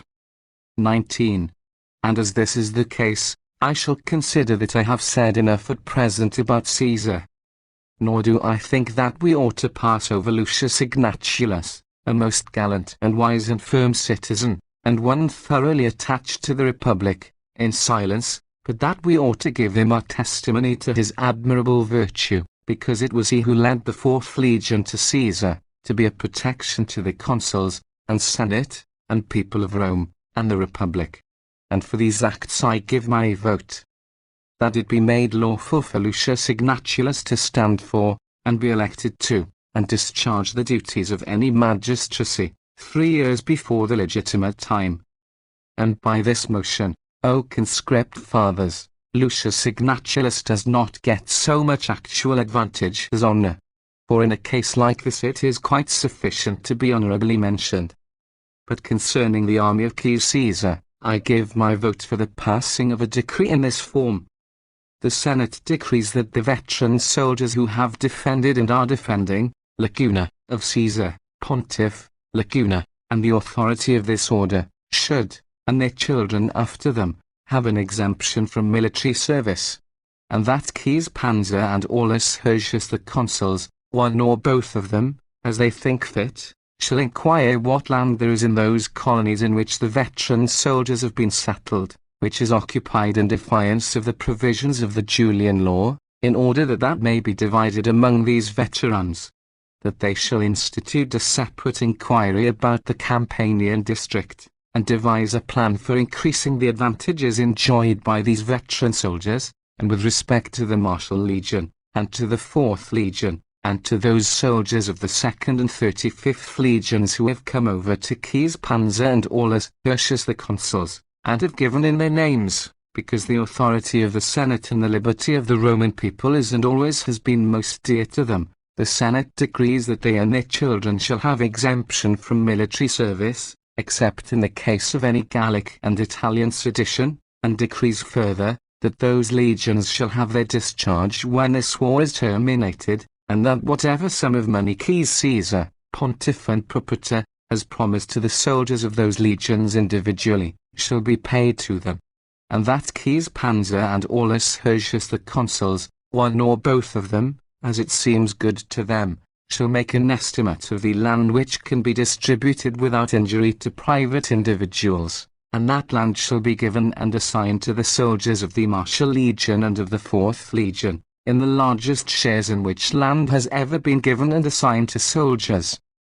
I have now spoken, O consuls, on every point concerning which you have submitted a motion to us, and if the resolutions which I have proposed be decreed without delay, and seasonably, you will the more easily prepare those measures which the present time and emergency demand. But instant action is necessary. And if we had adopted that earlier, we should, as I have often said, now have no war at all. The 6th oration of M.T. Cicero against Marcus Antonius, called also the 6th Philippic, addressed to the people. The argument. In respect of the honours proposed by Cicero in the last speech, the Senate agreed with him, voting to Octavius honours beyond any that Cicero had proposed. But they were much divided about the question of sending an embassy to Antonius, and the consuls, seeing that a majority agreed with Cicero, adjourned the debate till the next day. The discussion lasted the 3 days, and the Senate would at last have adopted all Cicero's measures if one of the tribunes, Salvius, had not put his veto on them. So that at last the embassy was ordered to be sent, and Servius Sulpicius, Lucius Piso, and Lucius Philippus, appointed as the ambassadors, but they were charged merely to order Antonius to abandon the siege of Mutina, and to desist from hostilities against the province of Gaul, and further, to proceed to Decimus Brutus in Mutina, and to give him and his army the thanks of the Senate and people. The length of the debates roused the curiosity of the people, who, being assembled in the forum to learn the result, called on Cicero to come forth and give them an account of what had been done, on which he went to the rostra, accompanied by Publius Appius the tribune, and related to them all that had passed in the following speech. I imagine that you have heard, O Romans, what has been done in the Senate, and what has been the opinion delivered by each individual. For the matter which has been in discussion ever since the 1st of January, has been just brought to a conclusion, with less severity indeed than it ought to have been, but still in a manner not altogether unbecoming. The war has been subjected to a delay, but the cause has not been removed. Wherefore, as to the question which Publius Appius, a man united to me by many kind offices and by the closest intimacy, and firmly attached to your interests, has asked me, I will answer in such a manner that you may be acquainted with the transactions at which you are not present. The cause which prompted our most fearless and excellent consuls to submit a motion on the 1st of January, concerning the general state of the Republic, arose from the decree which the Senate passed by my advice on the 19th of December. On that day, O Romans, were the foundations of the Republic first laid. For then, after a long interval, the Senate was free in such a manner that you too might become free. On which day, indeed, even if it had been to bring to me the end of my life, I received a sufficient reward for my exertions, when you all with one heart and one voice cried out together, that the Republic had been a second time saved by me. Stimulated by so important and so splendid a decision of yours in my favor, I came into the Senate on the 1st of January, with the feeling that I was bound to show my recollection of the character which you had imposed upon me, and which I had to sustain. Therefore, when I saw that a nefarious war was waged against the Republic, I thought that no delay ought to be interposed to our pursuit of Marcus Antonius, and I gave my vote that we ought to pursue with war that most audacious man, who, having committed many atrocious crimes before, was at this moment attacking a general of the Roman people, and besieging your most faithful and gallant colony, and that a state of civil war ought to be proclaimed. And I said further, that my opinion was that a suspension of the ordinary forms of justice should be declared, and that the garb of war should be assumed by the citizens, in order that all men might apply themselves with more activity and energy to avenging the injuries of the Republic, if they saw that all the emblems of a regular war had been adopted by the Senate. Therefore, this opinion of mine, O Romans, prevailed so much for 3 days, that although no division was come to, still all, except a very few, appeared inclined to agree with me. But today, I know not owing to what circumstance, the Senate was more indulgent. For the majority decided on our making experiment, by means of ambassadors, how much influence the authority of the Senate and your unanimity will have upon Antonius. 2. I am well aware, O Romans, that this decision is disapproved of by you, and reasonably too. For to whom are we sending ambassadors? Is it not to him who, after having dissipated and squandered the public money, and imposed laws on the Roman people by violence and in violation of the auspices, after having put the assembly of the people to flight and besieged the Senate, sent for the legions from Brundusium to oppress the Republic? Who, when deserted by them, has invaded Gaul with a troop of banditti? Who is attacking Brutus? Who is besieging Mutina? How can you offer conditions to, or expect equity from, or send an embassy to, or, in short, have anything in common with, this gladiator? Although, O Romans, it is not an embassy, but a denunciation of war if he does not obey. For the decree has been drawn up as if ambassadors were being sent to Hannibal. For men are sent to order him not to attack the consul-elect, not to besiege Mutina, not to lay waste the province, not to enlist troops, but to submit himself to the power of the Senate and people of Rome. No doubt he is a likely man to obey this injunction, and to submit to the power of the conscript fathers and to yours, who has never even had any mastery over himself. For what has he ever done that showed any discretion, being always led away wherever his lust, or his levity, or his frenzy, or his drunkenness has hurried him? He has always been under the dominion of 2 very dissimilar classes of men, pimps and robbers. He is so fond of domestic adulteries and forensic murders, that he would rather obey a most covetous woman than the Senate and people of Rome. 3. Therefore, I will do now before you what I have just done in the Senate. I call you to witness, I give notice, I predict beforehand, that Marcus Antonius will do nothing whatsoever of those things which the ambassadors are commissioned to command him to do, but that he will lay waste the lands, and besiege Mutina and enlist soldiers, wherever he can. For he is a man who has at all times despised the judgment and authority of the Senate, and your inclinations and power. Will he do what it has been just now decreed that he shall do, lead his army back across the Rubicon, which is the frontier of Gaul, and yet at the same time not come nearer Rome than 200 miles. Will he obey this notice? Will he allow himself to be confined by the river Rubicon and by the limit of 200 miles? Antonius is not that sort of man. For if he had been, he would never have allowed matters to come to such a pass, as for the Senate to give him notice, as it did to Hannibal at the beginning of the Punic War, not to attack Saguntum. But what ignominy it is to be called away from Mutina, and at the same time to be forbidden to approach the city as if he were some fatal conflagration. What an opinion is this for the Senate to have of a man? What? As to the commission which is given to the ambassadors to visit Decimus Brutus and his soldiers, and to inform them that their excellent zeal in behalf of, and services done to the Republic, are acceptable to the Senate and people of Rome, and that conduct shall tend to their great glory and to their great honor, do you think that Antonius will permit the ambassadors to enter Mutina, and to depart from thence in safety? He never will allow it, believe me. I know the violence of the man, I know his impudence, I know his audacity. Nor, indeed, ought we to think of him as of a human being, but as of a most ill-omened beast. And as this is the case, the decree which the Senate has passed is not wholly improper. The embassy has some severity in it, I only wish it had no delay. For as in the conduct of almost every affair slowness and procrastination are hateful, so above all things does this war require promptness of action. We must assist Decimus Brutus, we must collect all our forces from all quarters, we cannot lose a single hour in effecting the deliverance of such a citizen without wickedness.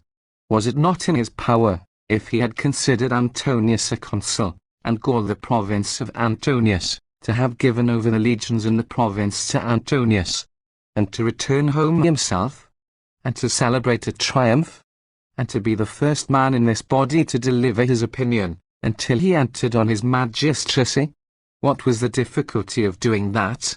But as he remembered that he was Brutus, and that he was born for your freedom, not for his own tranquillity, what else did he do but, as I may almost say, put his own body in the way to prevent Antonius from entering Gaul? Ought we then to send ambassadors to this man, or legions? However, we will say nothing of what is past. Let the ambassadors hasten, as I see that they are about to do. Do you prepare your robes of war? For it has been decreed, that, if he does not obey the authority of the Senate, we are all to betake ourselves to our military dress. And we shall have to do so.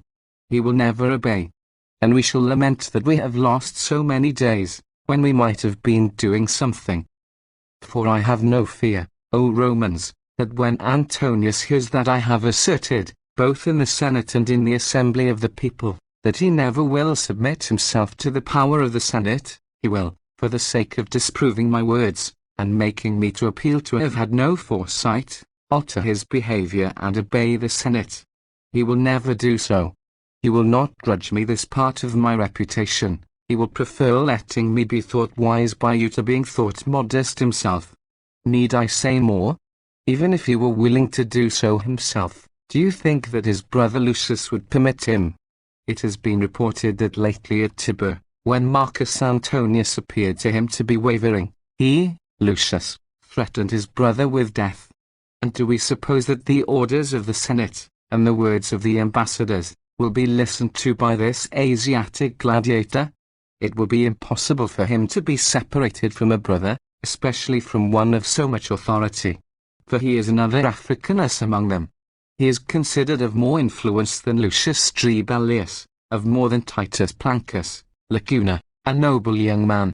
As for Plancus, who, having been condemned by the unanimous vote of everyone, amid the overpowering applause of you yourselves, somehow or other got mixed up in this crowd, and returned with a countenance so sorrowful, that he appeared to have been dragged back rather than to have returned, he despises him to such degree, as if he were interdicted from fire and water.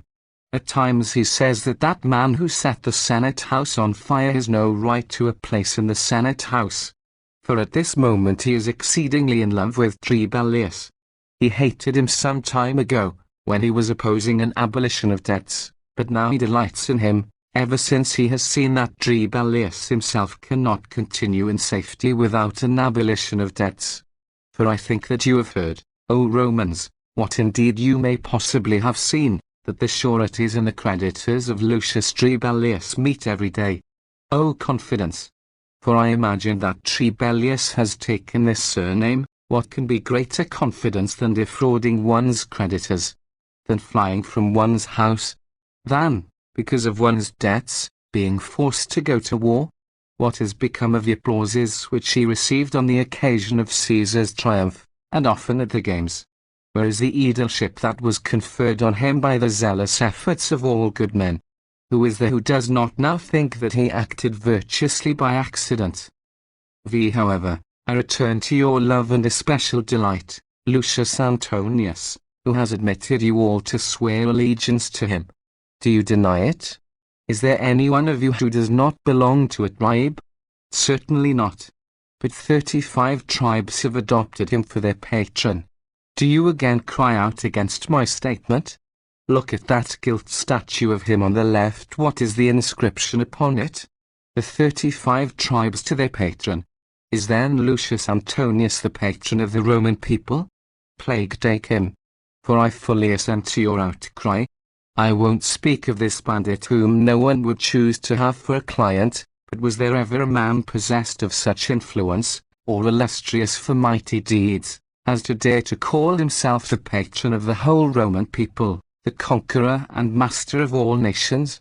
We see in the Forum a statue of Lucius Antonius, just as we see one of Quintus Tremulus, who conquered the Hernici, before the temple of Castor. Oh, the incredible impudence of the man! Has he assumed all this credit to himself, because as a Mumilo at Mylasa he slew the Thracian, his friend? How should we be able to endure him, if he had fought in this forum before the eyes of you all? But, however, this is but one statue. He has another erected by the Roman knights who received horses from the state, 36, and they too inscribe on that, to their patron, who was ever before adopted by that order as its patron. If it ever adopted anyone as such, it ought to have adopted me. What censor was ever so honored? What imperator? But he distributed land among them. Shame on their sordid natures for accepting it. Shame on his dishonesty for giving it. Moreover, the military tribunes who are in the army of Caesar have erected him a statue. What order is that?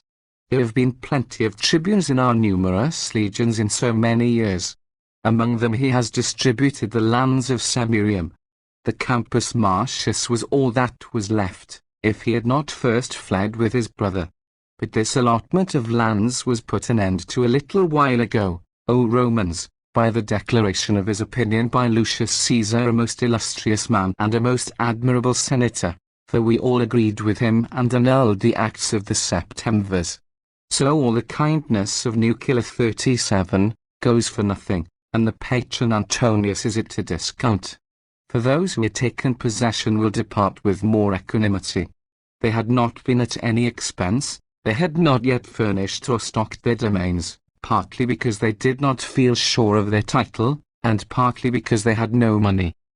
But as for that splendid statue, concerning which, if the times were better, I could not speak without laughing, to Lucius Antonius, patron of the middle of Janus, 38, is it so?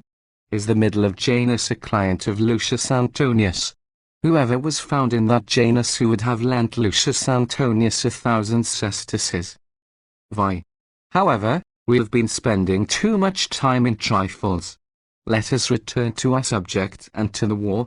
Although it was not wholly foreign to the subject for some characters to be thoroughly appreciated by you, in order that you might in silence think over who they were against whom you were to wage war. But I exhort you, O Romans, though perhaps other measures might have been wiser, still now to wait with calmness for the return of the ambassadors. Promptness of action has been taken from our side, but still some good has accrued to it. For when the ambassadors have reported what they certainly will report, that Antonius will not submit to you nor to the Senate, who then will be so worthless a citizen as to think him deserving of being accounted a citizen. For at present there are men, few indeed, but still more than they ought to be, or than the Republic deserves that they should be, who speak in this way. Shall we not even wait for the return of the ambassadors? Certainly the Republic itself will force them to abandon that expression and that pretense of clemency.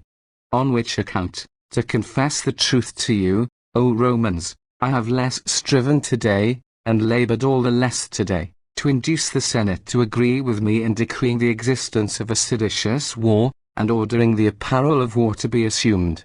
I preferred having my sentiments applauded by every one in 20 days' time, to having it blamed today by a few.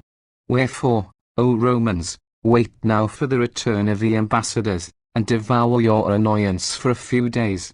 And when they do return, if they bring back peace, believe me that I have been desirous that they should. If they bring back war, then allow me the praise of foresight.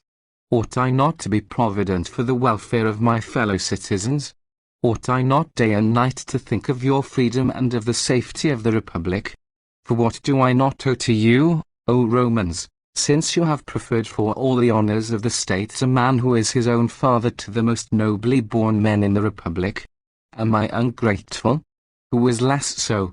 I, who, after I had obtained those honors, have constantly labored in the forum with the same exertions as I used while striving for them. Am I inexperienced in state affairs? Who has had more practice than I, who have now for 20 years been waging war against impious citizens? 7. Wherefore, O Romans, with all the prudence of which I am master, and with almost more exertion than I am capable of, will I put forth my vigilance and watchfulness in your behalf. In truth, what citizen is there, especially in this rank in which you have placed me, so forgetful of your kindness, so unmindful of his country, so hostile to his own dignity, as not to be roused and stimulated by your wonderful unanimity? I, as consul, have held many assemblies of the people. I have been present at many others. I have never once seen one so numerous as this one of yours now is. You have all one feeling, you have all one desire, that of averting the attempts of Marcus Antonius from the Republic, of extinguishing his frenzy and crushing his audacity. All orders have the same wish. The municipal towns, the colonies, and all Italy are laboring for the same end. Therefore you have made the Senate, which was already pretty firm of its own accord, firmer still by your authority. The time is come, O Romans, later altogether than for the honor of the Roman people it should have been, but still so that the things are now so ripe that they do not admit of a moment's delay. There has been a sort of fatality, if I may say so, which we have borne as it was necessary to bear it. But hereafter if any disaster happens to us it will be of our own seeking. It is impossible for the Roman people to be slaves, that people whom the immortal gods have ordained should rule over all nations. Matters are now come to a crisis. We are fighting for our freedom. Either you must conquer, O Romans, which indeed you will do if you continue to act with such piety and such unanimity, or you must do anything rather than become slaves. Other nations can endure slavery. Liberty is the inalienable possession of the Roman people. The seventh oration of M.T. Cicero against Marcus Antonius, called also the seventh Philippic. The argument. After the Senate had decided on sending them, the ambassadors immediately set out, though Servius Sulpicius was in a very bad state of health. In the meantime the partisans of Antonius in the city, with Calneus at their head, were endeavouring to gain over the rest of the citizens, by representing him as eager for an accommodation, and they kept up a correspondence with him, and published such of his letters as they thought favourable for their views. Matters being in this state, Cicero, at an ordinary meeting of the Senate, made the following speech to counteract the machinations of this party, and to warn the citizens generally of the danger of being deluded by them. We are consulted today about matters of small importance, but still perhaps necessary, O conscript fathers. The consul submits a motion to us about the Appian Road, and about the coinage, the tribune of the people one about the lupacy. And although it seems easy to settle such matters as those, Still my mind cannot fix itself on such subjects, being anxious about more important matters. For our affairs, O conscript fathers, are come to a crisis, and are in a state of almost extreme danger. It is not without reason that I have always feared and never approved of that sending of ambassadors. And what their return is to bring us I know not, but who is there who does not see with how much languor the expectation of it infects our minds? For those men put no restraint on themselves who grieve that the Senate has revived so as to entertain hopes of its former authority, and that the Roman people is united to this our order, that all Italy is animated by one common feeling, that armies are prepared, and generals ready for the armies. Even already they are inventing replies for Antonius, and defending them. Some pretend that his demand is that all the armies be disbanded. I suppose then we sent ambassadors to him, not that he should submit and obey this our body, but that he should offer us conditions, impose laws upon us, order us to open Italy to foreign nations, especially while we were to leave him in safety, from whom there is more danger to be feared than from any nation whatever. Others say that he is willing to give up the nearer Gaul to us, and that he will be satisfied with the further Gaul. Very kind of him. In order that from thence he may endeavour to bring not merely legions, but even nations against this city. Others say that he makes no demands now but such as are quite moderate.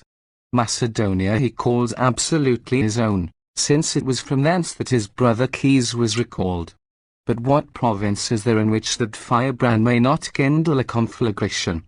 Therefore those same men, like provident citizens and diligent senators, say that I have sounded the charge, and they undertake the advocacy of peace. Is not this the way in which they argue?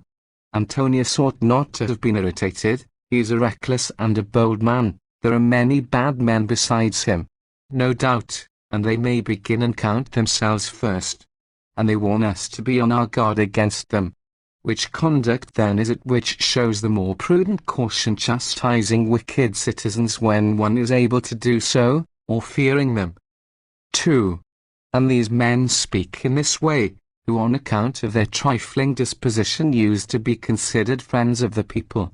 From which it may be understood that they in their hearts have at all times been disinclined to a good constitution of the state, and they were not friends of the people from inclination. For how comes it to pass that those men who were anxious to gratify the people in evil things, now, on an occasion which above all others concerns the people's interests, because the same thing would be also salutary for the Republic, now prefer being wicked to being friends of the people? This noble cause of which I am the advocate has made me popular, a man who, as you know, have always opposed the rashness of the people. And those men are called, or rather they call themselves, consulars, though no man is worthy of that name except those who can support so high an honour. Will you favour an enemy? Will you let him send you letters about his hopes of success? Will you be glad to produce them? To read them? Will you even give them to wicked citizens to take copies of? Will you thus raise their courage? Will you thus damp the hopes and valour of the good? And then will you think yourself a consular, or a senator, or even a citizen? Caius Pansa, a most fearless and virtuous consul, will take what I say in good part. For I will speak with a disposition most friendly to him, but I should not consider him himself a consul, though a man with whom I am most intimate, unless he was such a consul as to devote all his vigilance, and cares, and thoughts to the safety of the Republic. Although long acquaintance, and habit, and a fellowship and resemblance in the most honourable pursuits, has bound us together from his first entrance into life, and his incredible diligence, proved at the time of the most formidable dangers of the civil war, showed that he was a favourer not only of my safety, but also of my dignity. Still, as I said before, if he were not such a consul as I have described, I should venture to deny that he was a consul at all. But now I call him not only a consul, but the most excellent and virtuous consul within my recollection. Not but that there have been others of equal virtue and equal inclination, but still they have not had an equal opportunity of displaying that virtue and inclination. but the opportunity of a time of most formidable change has been afforded to his magnanimity, and dignity, and wisdom. And that is the time when the consulship is displayed to the greatest advantage, when it governs the Republic during a time which, if not desirable, is at all events critical and momentous. And a more critical time than the present, O conscript fathers, never was. 3. Therefore I, who have been at all times an adviser of peace, and who, though all good men always considered peace, and especially internal peace, desirable, have desired it more than all of them, for the whole of the career of my industry has been passed in the Forum and in the Senate House, and in warding off dangers from my friends. It is by this course that I have arrived at the highest honours, at moderate wealth, and at any dignity which we may be thought to have. I therefore, a nursling of peace, as I may call myself, I who, whatever I am, for I arrogate nothing to myself, should undoubtedly not have been such without internal peace. I am speaking in peril. I shudder to think how you will receive it, O conscript fathers, but still, out of regard for my unceasing desire to support and increase your dignity, I beg and entreat you, O conscript fathers, although it may be a bitter thing to hear, or an incredible thing that it should be said by Marcus Cicero, still to receive at first, without offense, what I am going to say, and not to reject it before I have fully explained what it is. I, who, I will say so over and over again, have always been a panegyrist, have always been an adviser of peace, do not wish to have peace with Marcus Antonius. I approach the rest of my speech with great hope, O conscript fathers, since I have now passed by that perilous point amid your silence. Why then do I not wish for peace? Because it would be shameful, because it would be dangerous, because it cannot possibly be real. And while I explain these 3 points to you, I beg of you, O conscript fathers, to listen to my words with the same kindness which you usually show to me. What is more shameful than inconsistency, fickleness, and levity, both to individuals, and also to the entire Senate? Moreover, what can be more inconsistent than on a sudden to be willing to be united in peace with a man whom you have lately adjudged to be an enemy, not by words, but by actions and by many formal decrees? Unless, indeed, when you were decreeing honours to King Caesar, well deserved indeed by and fairly due to him, but still unprecedented and never to be forgotten, for one single reason, because he had levied an army against Marcus Antonius, you were not judging Marcus Antonius to be an enemy, and unless Antonius was not pronounced an enemy by you, when the veteran soldiers were praised by your authority, for having followed Caesar, and unless you did not declare Antonius an enemy when you promised exemptions and money and lands to those brave legions, because they had deserted him who was consul while he was an enemy. 4. What? When you distinguished with the highest praises Brutus, a man born under some omen, as it were, of his race and name, for the deliverance of the Republic, and his army, which was waging war against Antonius on behalf of the liberty of the Roman people, and the most loyal and admirable province of Gaul, did you not then pronounce Antonius an enemy? What? When you decreed that the consuls, one or both of them, should go to the war, what war was there if Antonius was not an enemy? Why then was it that most gallant man, my own colleague and intimate friend, Aulus Hirtius the consul, has set out? And in what delicate health he is, how wasted away! But the weak state of his body could not repress the vigour of his mind. He thought it fair, I suppose, to expose to danger and offence of the Roman people that life which had been preserved to him by their prayers. What? When you ordered levies of troops to be made throughout all Italy, when you suspended all exemptions from service, was he not by those steps declared to be an enemy?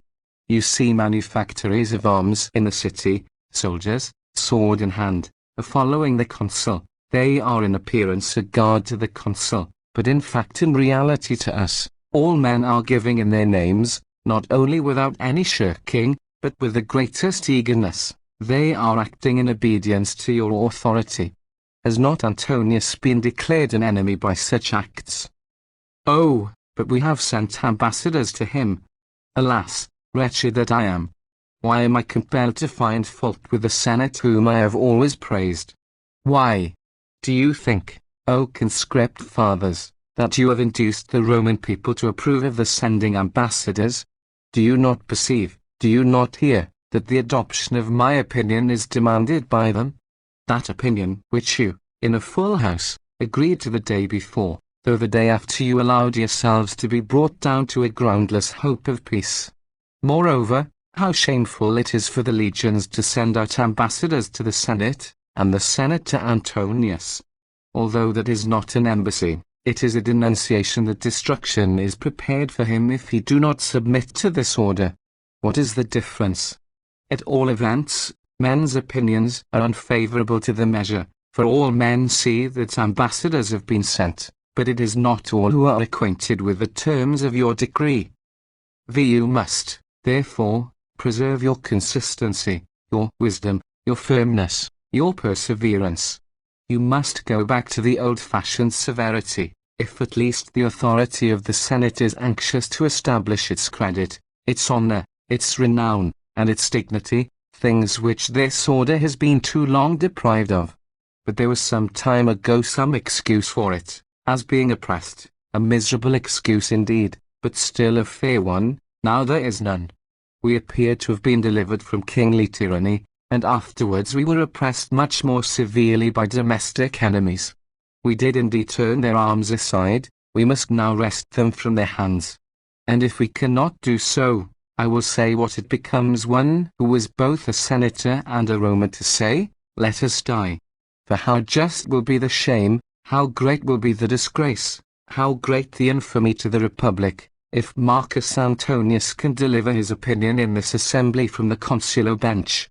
For, to say nothing of the countless acts of wickedness committed by him while consul in the city, during which time he has squandered a vast amount of public money, restored exiles without any law, sold our revenues to all sorts of people, removed provinces from the empire of the Roman people, given men kingdoms for bribes, imposed laws on the city by violence, besieged the Senate, and, at other times, excluded it from the Senate house by force of arms. To say nothing, I say, of all this, do you not consider this, that he who has attacked Mutina, a most powerful colony of the Roman people, who has besieged a general of the Roman people, who is consul-elect, who has laid waste the lands, do you not consider, I say, how shameful and iniquitous a thing it would be for that man to be received into this order, by which he has been so repeatedly pronounced an enemy for these very reasons?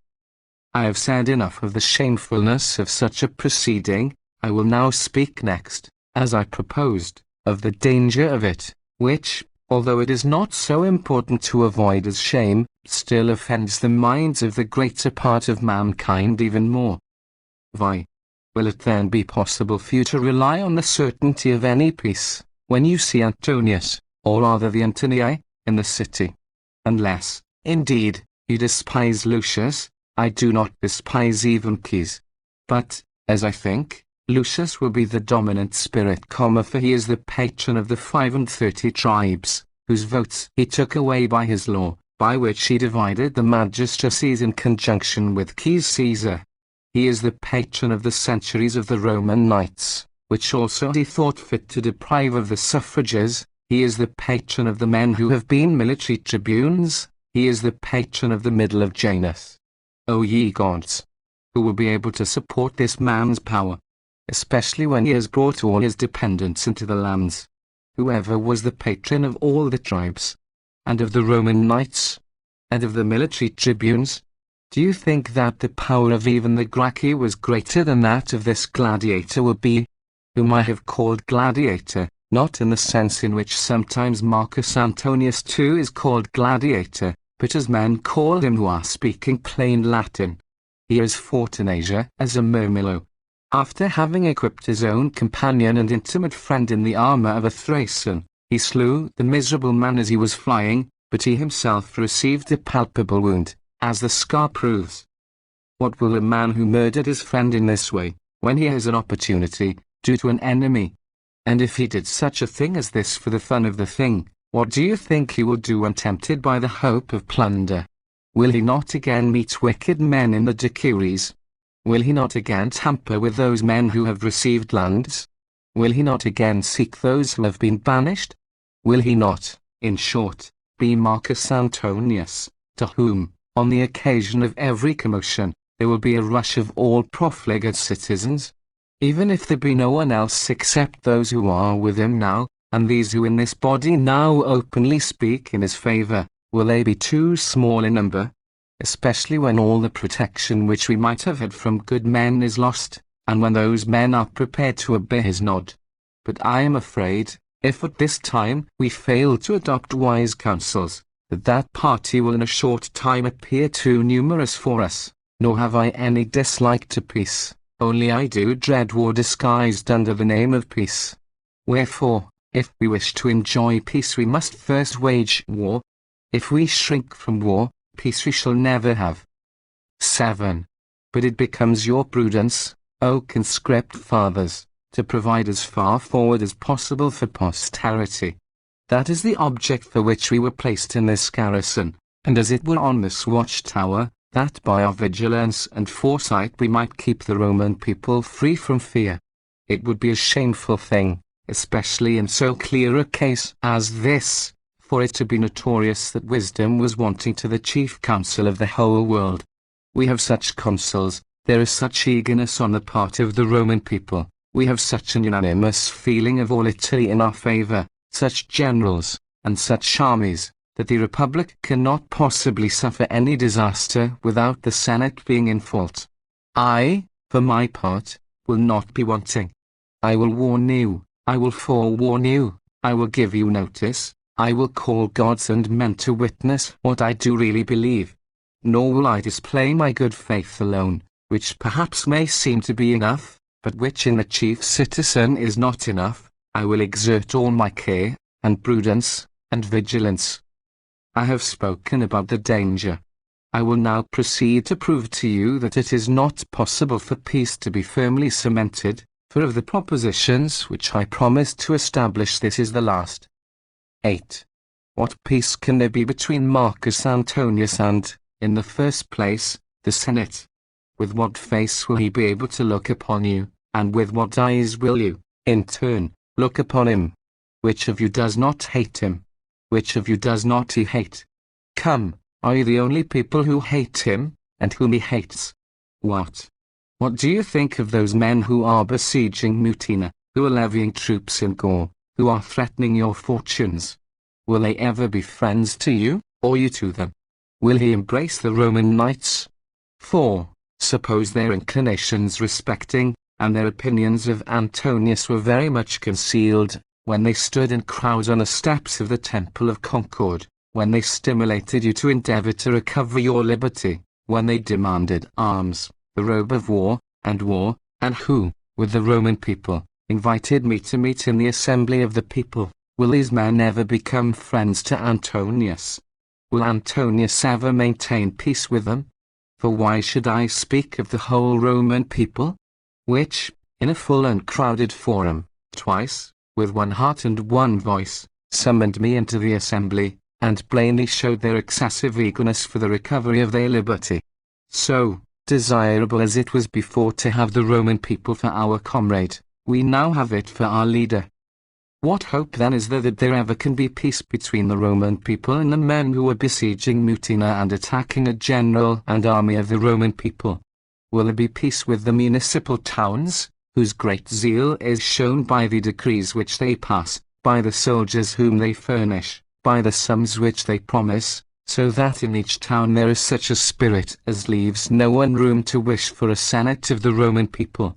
The men of Firmium deserve to be praised by a resolution of our order, who set the first example of promising money. We ought to return a complimentary answer to the Marrucini, who have passed a vote that all who evade military service are to be branded with infamy. These measures are adopted all over Italy. There is great peace between Antonius and these men, and between them and him. What greater discord can there possibly be? and in discord civil peace cannot by any possibility exist. To say nothing of the mob, look at Lucius Nasidius, a Roman knight, a man of the very highest accomplishments and honor, a citizen always eminent, whose watchfulness and exertions for the protection of my life I felt in my consulship, who not only exhorted his neighbors to become soldiers, but also assisted them from his own resources. Will it be possible ever to reconcile Antonius to such a man as this, a man whom we ought to praise by a formal resolution of the Senate? What? Will it be possible to reconcile him to Caesar, who prevented him from entering the city, or to Decimus Brutus, who has refused him entrance into Gaul? Moreover, will he reconcile himself to, or look mercifully on the province of Gaul, by which he has been excluded and rejected? You will see everything, O conscript fathers, if you do not take care, full of hatred and full of discord, from which civil wars arise. Do not then desire that which is impossible, and beware, I entreat you by the immortal gods, O conscript fathers, that out of hope of present peace you do not lose perpetual peace. What now is the object of this oration? For we do not yet know what the ambassadors have done. But still we ought to be awake, erect, prepared, armed in our minds, so as not to be deceived by any civil or supplicatory language, or by any pretense of justice. He must have complied with all the prohibitions and all the commands which we have sent him, before he can demand anything. He must have desisted from attacking Brutus and his army, and from plundering the cities and lands of the province of Gaul. He must have permitted the ambassadors to go to Brutus, and led his army back on this side of the Rubicon, and yet not come within 200 miles of this city. He must have submitted himself to the power of the Senate and of the Roman people. If he does this, then we shall have an opportunity of deliberating without any decision being forced upon us either way. If he does not obey the Senate, then it will not be the Senate that declares war against him, but he who will have declared it against the Senate. But I warn you, O conscript fathers, the liberty of the Roman people, which is entrusted to you, is at stake. The life and fortune of every virtuous man is at stake, against which Antonius has long been directing his insatiable covetousness, united to his savage cruelty. Your authority is at stake, which you will wholly lose if you do not maintain it now. Beware how you let that foul and deadly beast escape now that you have got him confined and chained. You too, Panzer, I warn, although you do not need counsel, for you have plenty of wisdom yourself, but still, even the most skillful pilots receive often warnings from the passengers in terrible storms, not to allow this vast and noble preparation which you have made to fall away to nothing. You have such an opportunity as no one ever had. It is in your power so to avail yourself of this wise firmness of the Senate, of this zeal of the equestrian order, of this ardor of the Roman people, as to release the Roman people from fear and danger forever. As to the matters to which your motion before the Senate refers, I agree with Publius Servilius. The eighth oration of Mt. Cicero against Marcus Antonius, called also the eighth Philippic. The argument. After the embassy to Antonius had left Rome, the consuls zealously exerted themselves in preparing for war, in case he should reject the demands of the ambassador. Hirtius, though in bad health, left Rome first, at the head of an army containing, among others, the Martial and the 4th Legions, intending to join Octavius and hoping with his assistance to prevent his gaining any advantage over Brutus till Panzer could join them. And he gained some advantages over Antonius at once. About the beginning of February the two remaining ambassadors, for Servius Sulpicius had died just as they arrived at Antonius's camp, returned, bringing word that Antonius would comply with none of the commands of the Senate, nor allow them to proceed to Decimus Brutus, and bringing also, contrary to their duty, demands from him, of which the principal were, that his troops were to be rewarded, all the acts of himself and Dole labor to be ratified, as also all that he had done respecting Caesar's papers, that no account was to be required of him of the money, in the temple of Ops, and that he should have the further Gaul with an army of 6 legions. Pansa summoned the Senate to receive the report of the ambassador, when Cicero made a severe speech, proposing very vigorous measures against Antonius, which, however, Gallienus and his party were still numerous enough to mitigate very greatly, and even Pansa voted against him and in favor of the milder measures, though they could not prevail against Cicero to have a second embassy sent to Antonius, and though Cicero carried his point of ordering the citizens to assume the sigum, or robe of war, which he also, waiving his privilege as a man of consular rank, wore himself. The next day the Senate met again, to draw upon form the decrees on which they had resolved the day before, when Cicero addressed the following speech to them, expostulating with them for their wavering the day before. My matters were carried on yesterday, O King Pansa, in a more irregular manner than the beginning of your consulship required. You did not appear to me to make sufficient resistance to those men, to whom you are not in the habit of yielding. For while the virtue of the Senate was such as it usually is, and while all men saw that there was war in reality, and some thought that the name ought to be kept back, on the division, your inclination inclined to lenity. The course which we proposed therefore was defeated, at your instigation, on account of the harshness of the word war. That urged by Lucius Caesar, a most honorable man, prevailed, which, taking away that one harsh expression, was gentler in its language than in its real intention. Although he, indeed, before he delivered his opinion at all, pleaded his relationship to Antonius in excuse for it. He had done the same in my consulship, in respect of his sister's husband, as he did now in respect of his sister's son, so that he was moved by the grief of his sister, and at the same time he wished to provide for the safety of the Republic. And yet Caesar himself in some degree recommended you, O conscript fathers, not to agree with him, when he said that he should have expressed quite different sentiments, worthy both of himself and of the Republic, if he had not been hampered by his relationship to Antonius. He, then, is his uncle. Are you his uncles too, you who voted with him? But on what did the dispute turn? Some men, in delivering their opinion, did not choose to insert the word war. They preferred calling it tumult, being ignorant not only of the state of affairs, but also of the meaning of words.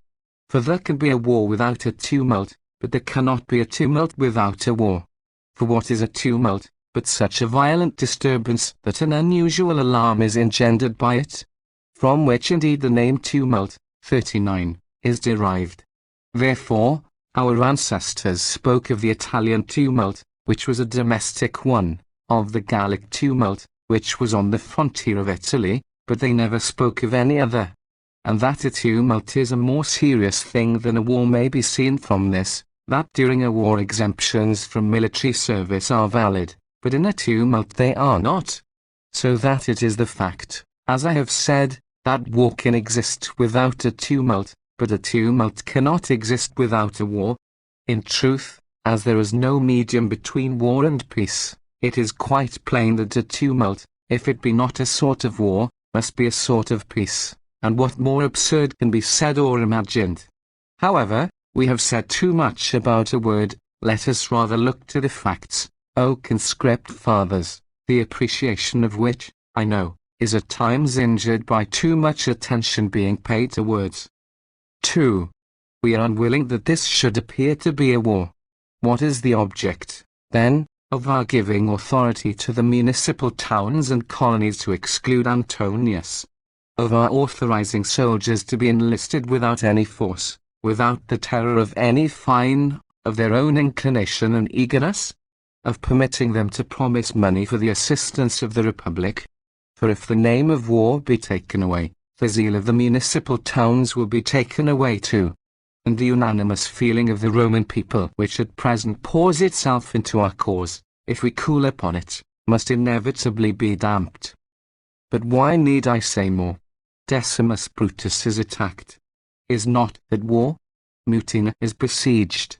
Is not even that war? Gaul is laid waste. What peace can be more assured than this? Who can think of calling that war? We have sent forth the consul, a most gallant man, with an army, who, though he was in a weak state from a long and serious illness, still thought he ought not to make any excuse when he was summoned to the protection of the Republic. Caesar, indeed, did not wait for our decrees, especially as that conduct of his was not unsuited to his age.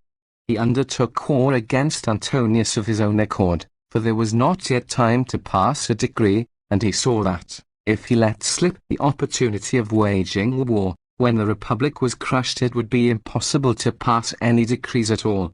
They and their arms, then, are now at peace.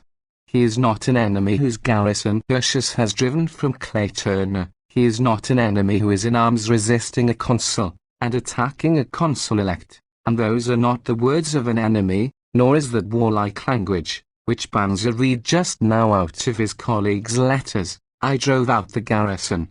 I got possession of Claterna. The cavalry were routed. A battle was fought. A good many men were slain.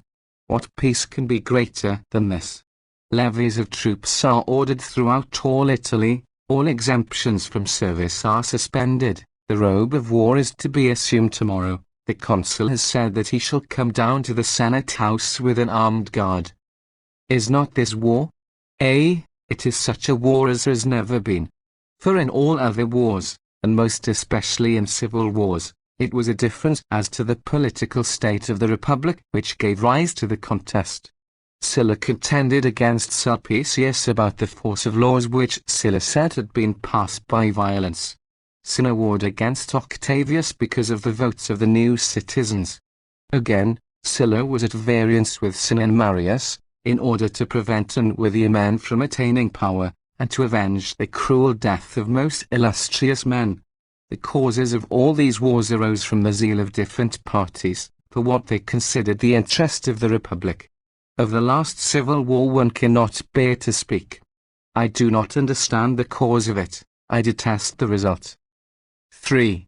This is the 5th civil war, and all of them have fallen upon our times, the first which has not only not brought dissensions and discord among the citizens, but which has been signalized by extraordinary unanimity and incredible concord. All of them have the same wish, all defend the same objects, all are inspired with the same sentiments. When I say all, I except those whom no one thinks worthy of being citizens at all. What, then, is the cause of war, and what is the object aimed at? We are defending the temples of the immortal gods, we are defending the walls of the city, we are defending the homes and habitations of the Roman people, the household gods, the altars, the hearths and the sepulchres of our forefathers. We are defending our laws, our courts of justice, our freedom, our wives, our children, and our country.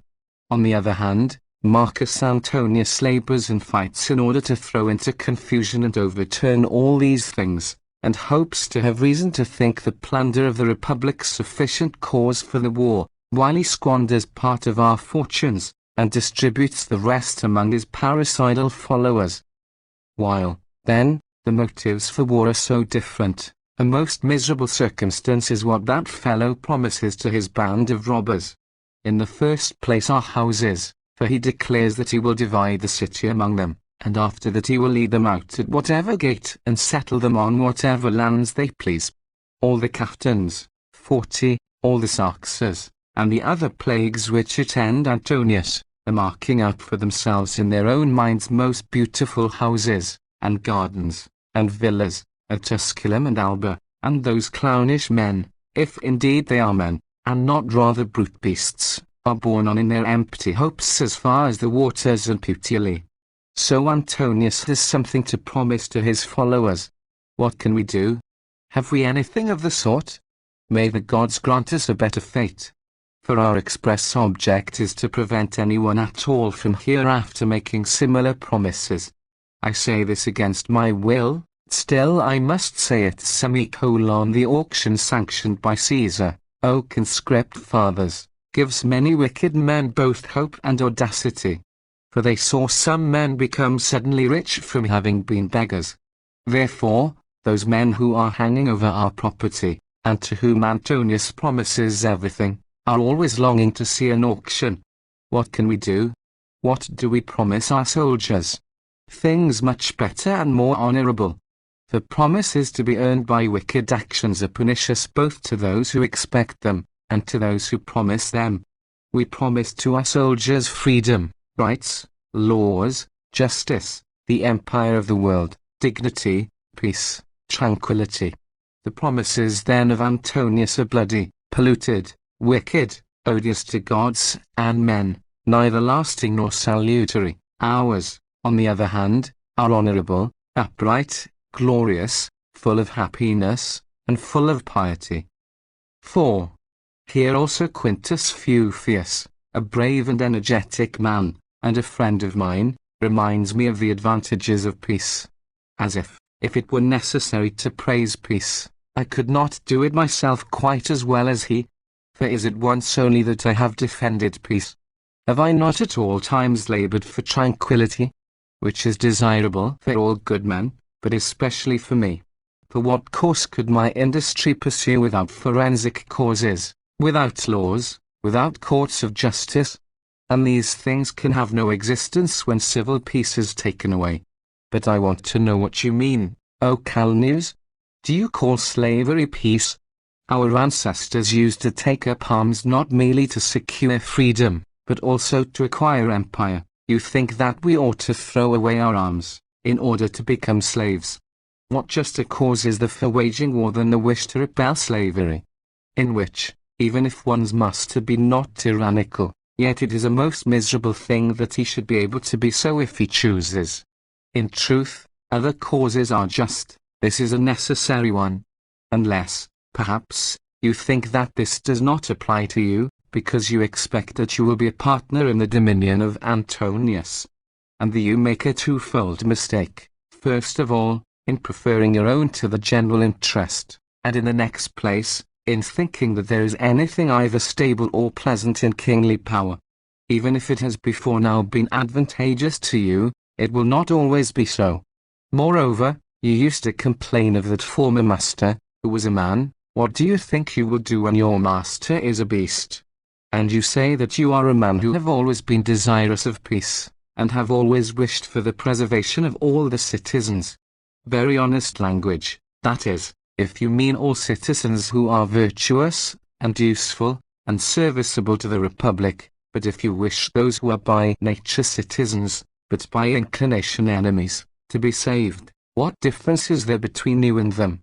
Your father, indeed, with whom I as a youth was acquainted, when he was an old man, a man of rigid virtue and wisdom, used to give the greatest praise of all citizens who had ever lived to Publius Nasica, who slew Tiberius Gracchus. By his valor, and wisdom, and magnanimity he thought that the Republic had been saved. What am I to say? Have we received any other doctrine from our fathers? Therefore, that citizen, if you had lived in those times, would not have been approved of by you, because he did not wish all the citizens to be safe, because Lucius Opimius the consul has made a speech concerning the Republic. The senators have thus decided on that matter, that Opimius the consul shall defend the Republic. The Senate adopted these measures in words, Opimius followed them up by his arms. Should you then, if you had lived in those times, have thought him a hasty or a cruel citizen? Or should you have thought Quintus Metellus one, whose 4 sons were all men of consular rank? Or Publius Lentulus the chief of the Senate, and many other admirable men, who, with Lucius Opimius the consul, took arms, and pursued Gracchus to the Aventine? And in the battle which ensued, Lentulus received a severe wound, Gracchus was plain, and so was Marcus Fulvius, a man of consular rank, and his 2 youthful sons. Those men, therefore, are to be blamed, for they did not wish all the citizens to be safe. Let us come to instances nearer our own time. The Senate entrusted the defense of the Republic to Caius Marius and Lucius Valerius, the consuls, Lucius Saturninus, a tribune of the people, and Caius Glaucia the praetor, were slain. On that day, all the Scori, and Metelli, and Claudii, and Catiuli, and Scevoli, and Grassi took arms. Do you think either those consuls or those other most illustrious men deserving of blame? I myself wished Catiline to perish. Did you wish every one to be safe? wish Catiline to be safe. There is this difference, O Calneus, between my opinion and yours. I wish no citizen to commit such crimes as deserve to be punished with death. You think that, even if he has committed them, still he ought to be saved. If there is anything in our own body which is injurious to the rest of the body, we allow that to be burnt and cut out, in order that a limb may be lost in preference to the whole body. And so in the body of the Republic, whatever is rotten must be cut off in order that the whole may be saved. Harsh language. This is much more harsh. Let the worthless, and wicked and impious be saved. Let the innocent, the honorable, the virtuous, the whole Republic be destroyed. In the case of one individual, O Quintus Fufius, I confess that you saw more than I did. I thought Publius Clodius a mischievous, wicked, lustful, impious, audacious, criminal citizen. You, on the other hand, called him religious, temperate, innocent, modest, a citizen to be preserved and desired. In this one particular I admit that you had great discernment, and that I made a great mistake. For as for your saying that I am in the habit of arguing against you with ill temper, that is not the case. I confess that I argue with vehemence, but not with ill temper. I am not in the habit of getting angry with my friends every now and then, not even if they deserve it. Therefore, I can differ from you without using any insulting language, though not without feeling the greatest grief of mind. For is the dissension between you and me a trifling one, or on a trifling subject? Is it merely a case of my favouring this man, and you that man? Yes, I indeed favour Decimus Brutus, you favour Marcus Antonius. I wish a colony of the Roman people to be preserved. You are anxious that it should be stormed and destroyed. Why? Can you deny this, when you interpose every sort of delay calculated to weaken Brutus, and to improve the position of Antonius? For how long will you keep on saying that you are desirous of peace? Matters are progressing rapidly, the works have been carried on, severe battles are taking place. We sent 3 chief men of the city to interpose. Antonius has despised, rejected, and repudiated them. And still you continue a persevering defender of Antonius. And Calneus, indeed, in order that he may appear a more conscientious senator, says that he ought not to be a friend to him, since, though Antonius was under great obligations to him, he still had acted against him. See how great is his affection for his country. Though he is angry with the individual, still he defends Antonius for the sake of his country. When you are so bitter, O Quintus Fufius, against the people of Marseille, I cannot listen to you with calmness. For how long are you going to attack Marseille? Does not even a triumph put an end to the war, in which was carried an image of that city, without whose assistance our forefathers never triumphed over the Transalpine nations? Then, indeed, did the Roman people groan. Although they had their own private griefs because of their own affairs, still there was no citizen who thought the miseries of this most loyal city unconnected with himself.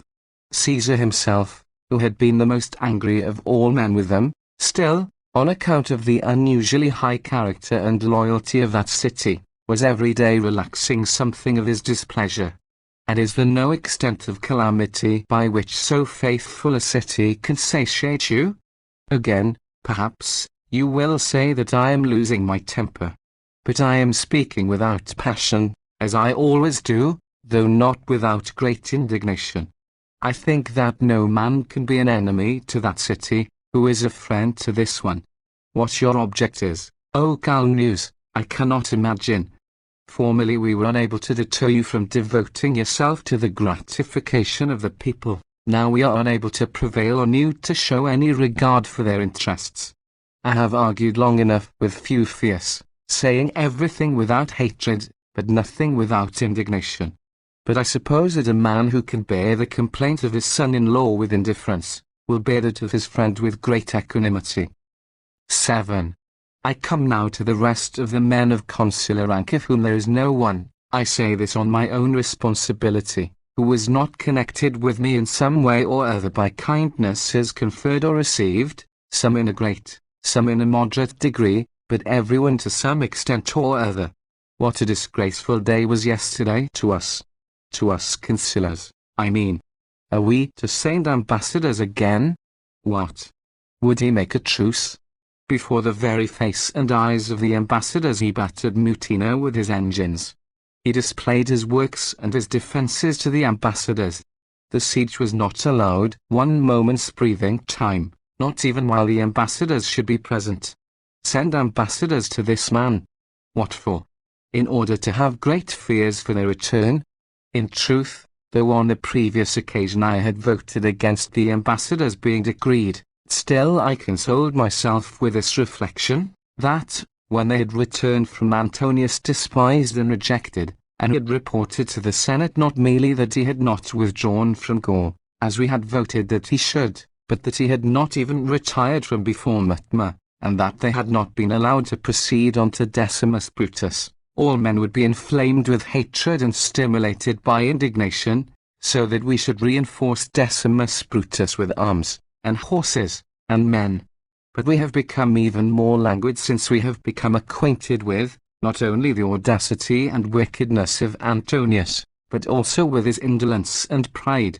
Would that Lucius Caesar were in health, that Servius Sulpicius were alive. This cause would be pleaded much better by these men, than it is now by me single-handed. What I am going to say I say with grief, rather than by way of insult. We have been deserted, we have, I say, been deserted, O conscript fathers, by our chiefs. But, as I have often said before, all those who in a time of such danger have proper and courageous sentiments shall be men of consular rank. The ambassadors ought to have brought us back courage, they have brought us back fear. Not, indeed, that they have caused me any fear. Let them have as high an opinion as they please of the man to whom they were sent, from whom they have even brought back commands to us. 8. O ye immortal gods! Where are the habits and virtues of our forefathers? Caius Populus, in the time of our ancestors, when he had been sent as ambassador to Antiochus the king, and had given him notice, in the words of the Senate, to depart from Alexandria, which he was besieging, on the king's seeking to delay giving his answer, drew a line round him where he was standing with his rod, and stated that he should report him to the Senate if he did not answer him as to what he intended to do before he moved out of that line which surrounded him. He did well, for he had brought with him the countenance of the Senate and the authority of the Roman people, and if a man does not obey that, we are not to receive commands from him in return, but he is to be utterly rejected. Am I to receive commands from a man who despises the commands of the Senate? Or am I to think that he has anything in common with the Senate, who besieges a general of the Roman people in spite of the prohibition of the Senate? But what commands they are! With what arrogance, with what stupidity, with what insolence are they conceived! But what made him charge our ambassadors with them when he was sending Cotler to us, the ornament and bulwark of his friends, a man of aedilician rank? If, indeed, he really was an aedile at the time when the public slaves flogged him with thongs at a banquet by command of Antonius. But what modest commands they are! We must be non-hearted men, O conscript fathers, to deny anything to this man. I give up both provinces, says he, I disband my army, I am willing to become a private individual. For these are his very words. He seems to be coming to himself. I am willing to forget everything, to be reconciled to everybody. But what does he add? If you give booty and land to my 6 legions, to my cavalry, and to my praetorian cohort, he even demands rewards for those men for whom, if he were to demand pardon, he would be thought the most impudent of men. He adds further, those men to whom the lands have been given which he himself and Dolabella distributed, are to retain them. This is the Campanian and Leontine district, both which our ancestors considered a certain resource in times of scarcity. 9. He is protecting the interests of his buffoons and gamesters and pimps. He is protecting Capho's and Sassu's interests too, pugnacious and muscular centurions, whom he placed among his troops of male and female buffoons. Besides all this, he demands that the decrees of himself and his colleague concerning Caesar's writings and memoranda are to stand. Why is he so anxious that everyone should have what he has bought, if he who sold it or has the price which he received for it? And that his accounts of the money in the temple of Ops are not to be meddled with. That is to say, that those 700 millions of sesterces are not to be recovered from him. That the septemviri are to be exempt from blame or from prosecution for what they have done. It was Nucula, I imagine, who put him in mind of that. He was afraid, perhaps, of losing so many clients. He also wishes to make stipulations in favor of those men who are with him who may have done anything against the laws. He is here taking care of Mustla and Tyro. He is not anxious about himself. For what has he done? Has he ever touched the public money, or murdered a man, or had armed men about him? But what reason has he for taking so much trouble about them? For he demands that his own judiciary law be not abrogated. And if he obtains that, what is there that he can fear? Can he be afraid that any one of his friends may be convicted by Sidas, or Lysiades, or Curius? However, he does not press us with many more demands. I give up, says he, Gallia Togata, I demand Gallia Comata. 41. He evidently wishes to be quite at his ease, with 6 legions, and those made up to their full complement out of the army of Decimus Brutus, not only out of the troops whom he has enlisted himself, and he is to keep possession of it as long as Marcus Brutus and Carus Cassius, as consuls, or as proconsuls, keep possession of their provinces. In the commissure held by him, his brother Carus, for it is his year, has already been repulsed. And I myself, says he, am to retain possession of my province 5 years. But that is expressly forbidden by the law of Caesar, and you defend the acts of Caesar. X were you, O Lucius Piso, and you, O Lucius Philippus, you chiefs of the city, able, I will not say to endure in your minds but even to listen with your ears to these commands of his. But, I suspect there was some alarm at work, nor, while in his power, could you feel as ambassadors, or as men of consular rank, nor could you maintain our own dignity, or that of the Republic.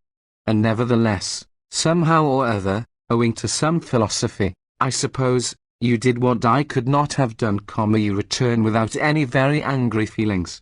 Marcus Antonius paid you no respect, though you were most illustrious men, ambassadors of the Roman people. As for us, what concessions did not we make to Cotla the ambassador of Marcus Antonius?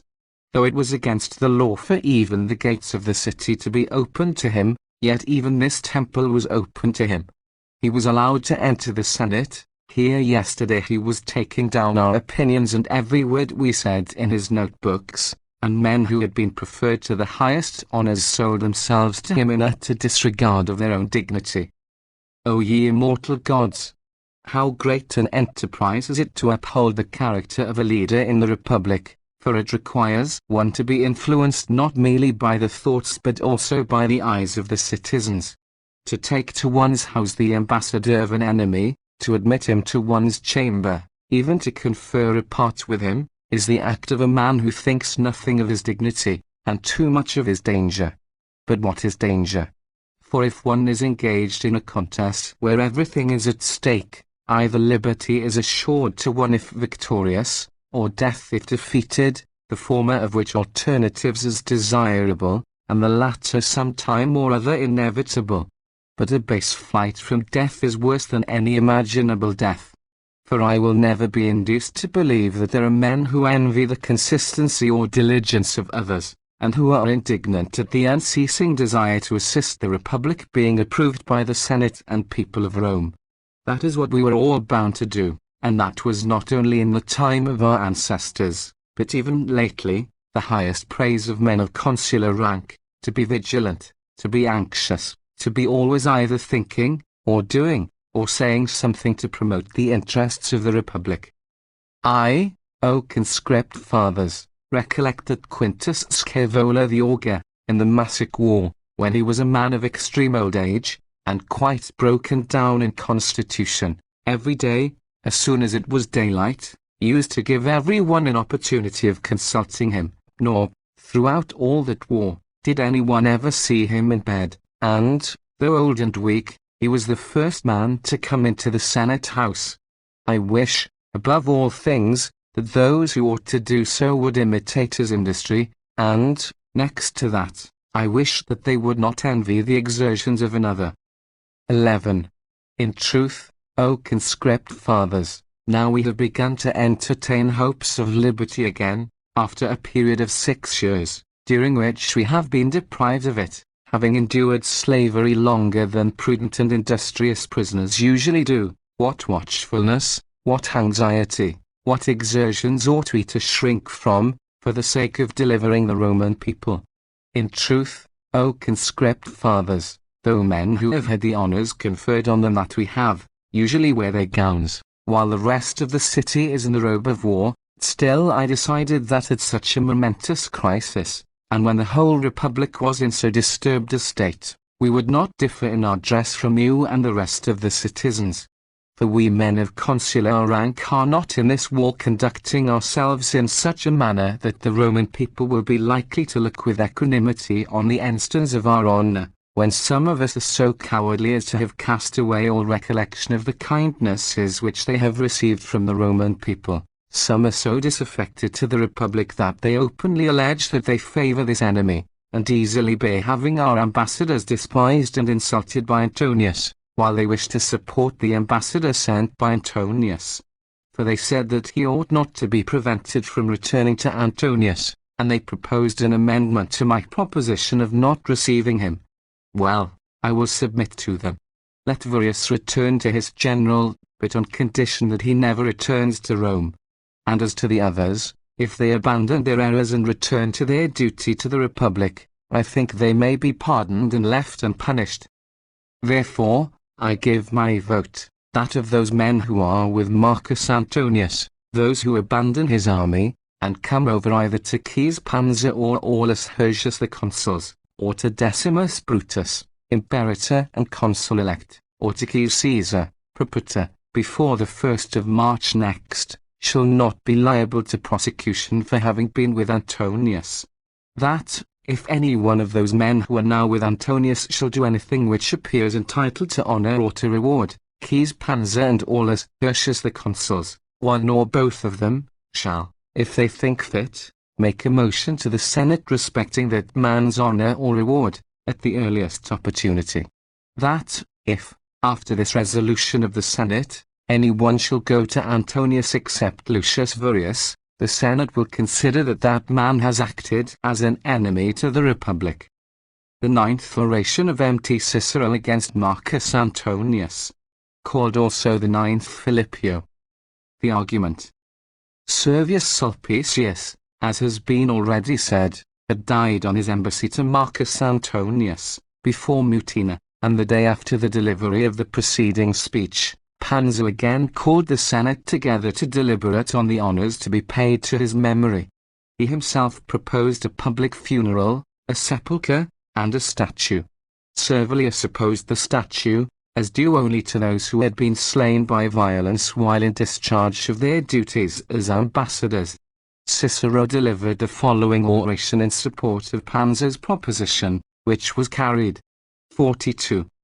I wish, O conscript fathers, that the immortal gods had granted to us to return thanks to Servius Sulpicius while alive, rather than us to devise honors for him now that he is dead.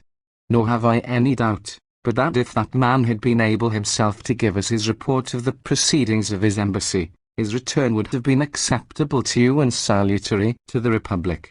Not that either Lucius Piso or Lucius Philippus have been deficient in either zeal or care in the performance of so important a duty and so grave a commission, but, as Servius Sulpicius was superior in age to them, and in wisdom to every one, he, being suddenly taken from the business, left the whole embassy crippled and enfeebled. But if deserved honors have been paid to any ambassador after death, there is no one by whom they can be found to have been ever more fully deserved than by Servius Sulpicius. The rest of those men who have died while engaged on an embassy, have gone forth, subject indeed to the usual uncertainties of life, but without any especial danger or fear of death. Servius Sulpicius set out with some hope indeed of reaching Antonius, but with none of returning. But though he was so very ill that if any exertion were added to his bad state of health, he would have no hope of himself, still he did not refuse to try, even while at his last gasp, to be of some service to the Republic. Therefore neither the severity of the winter, nor the snow, nor the length of the journey, nor the badness of the roads, nor his daily increasing illness, delayed him. And when he had arrived where he might meet and confer with the man to whom he had been sent, he departed this life in the midst of his care and consideration as to how he might best discharge the duty which he had undertaken. As therefore, O Quis Panzer, you have done well in other respects, so you have acted admirably in exhorting us this day to pay honor to Servius Sulpicius, and in yourself making an eloquent oration in his praise. And after the speech which we have heard from you, I should have been content to say nothing beyond barely giving my vote, if I did not think it necessary to reply to Publius Servilius, who has declared his opinion that this honor of a statue ought to be granted to no one who has not been actually slain with the sword while performing the duties of his embassy. But I, O conscript fathers, consider that this was the feeling of our ancestors, that they considered that it was the cause of death, and not the manner of it, which was a proper subject for inquiry. In fact, they thought fit that a monument should be erected to any man whose death was caused by an embassy, in order to tempt men in perilous wars to be the more bold in undertaking the office of an ambassador.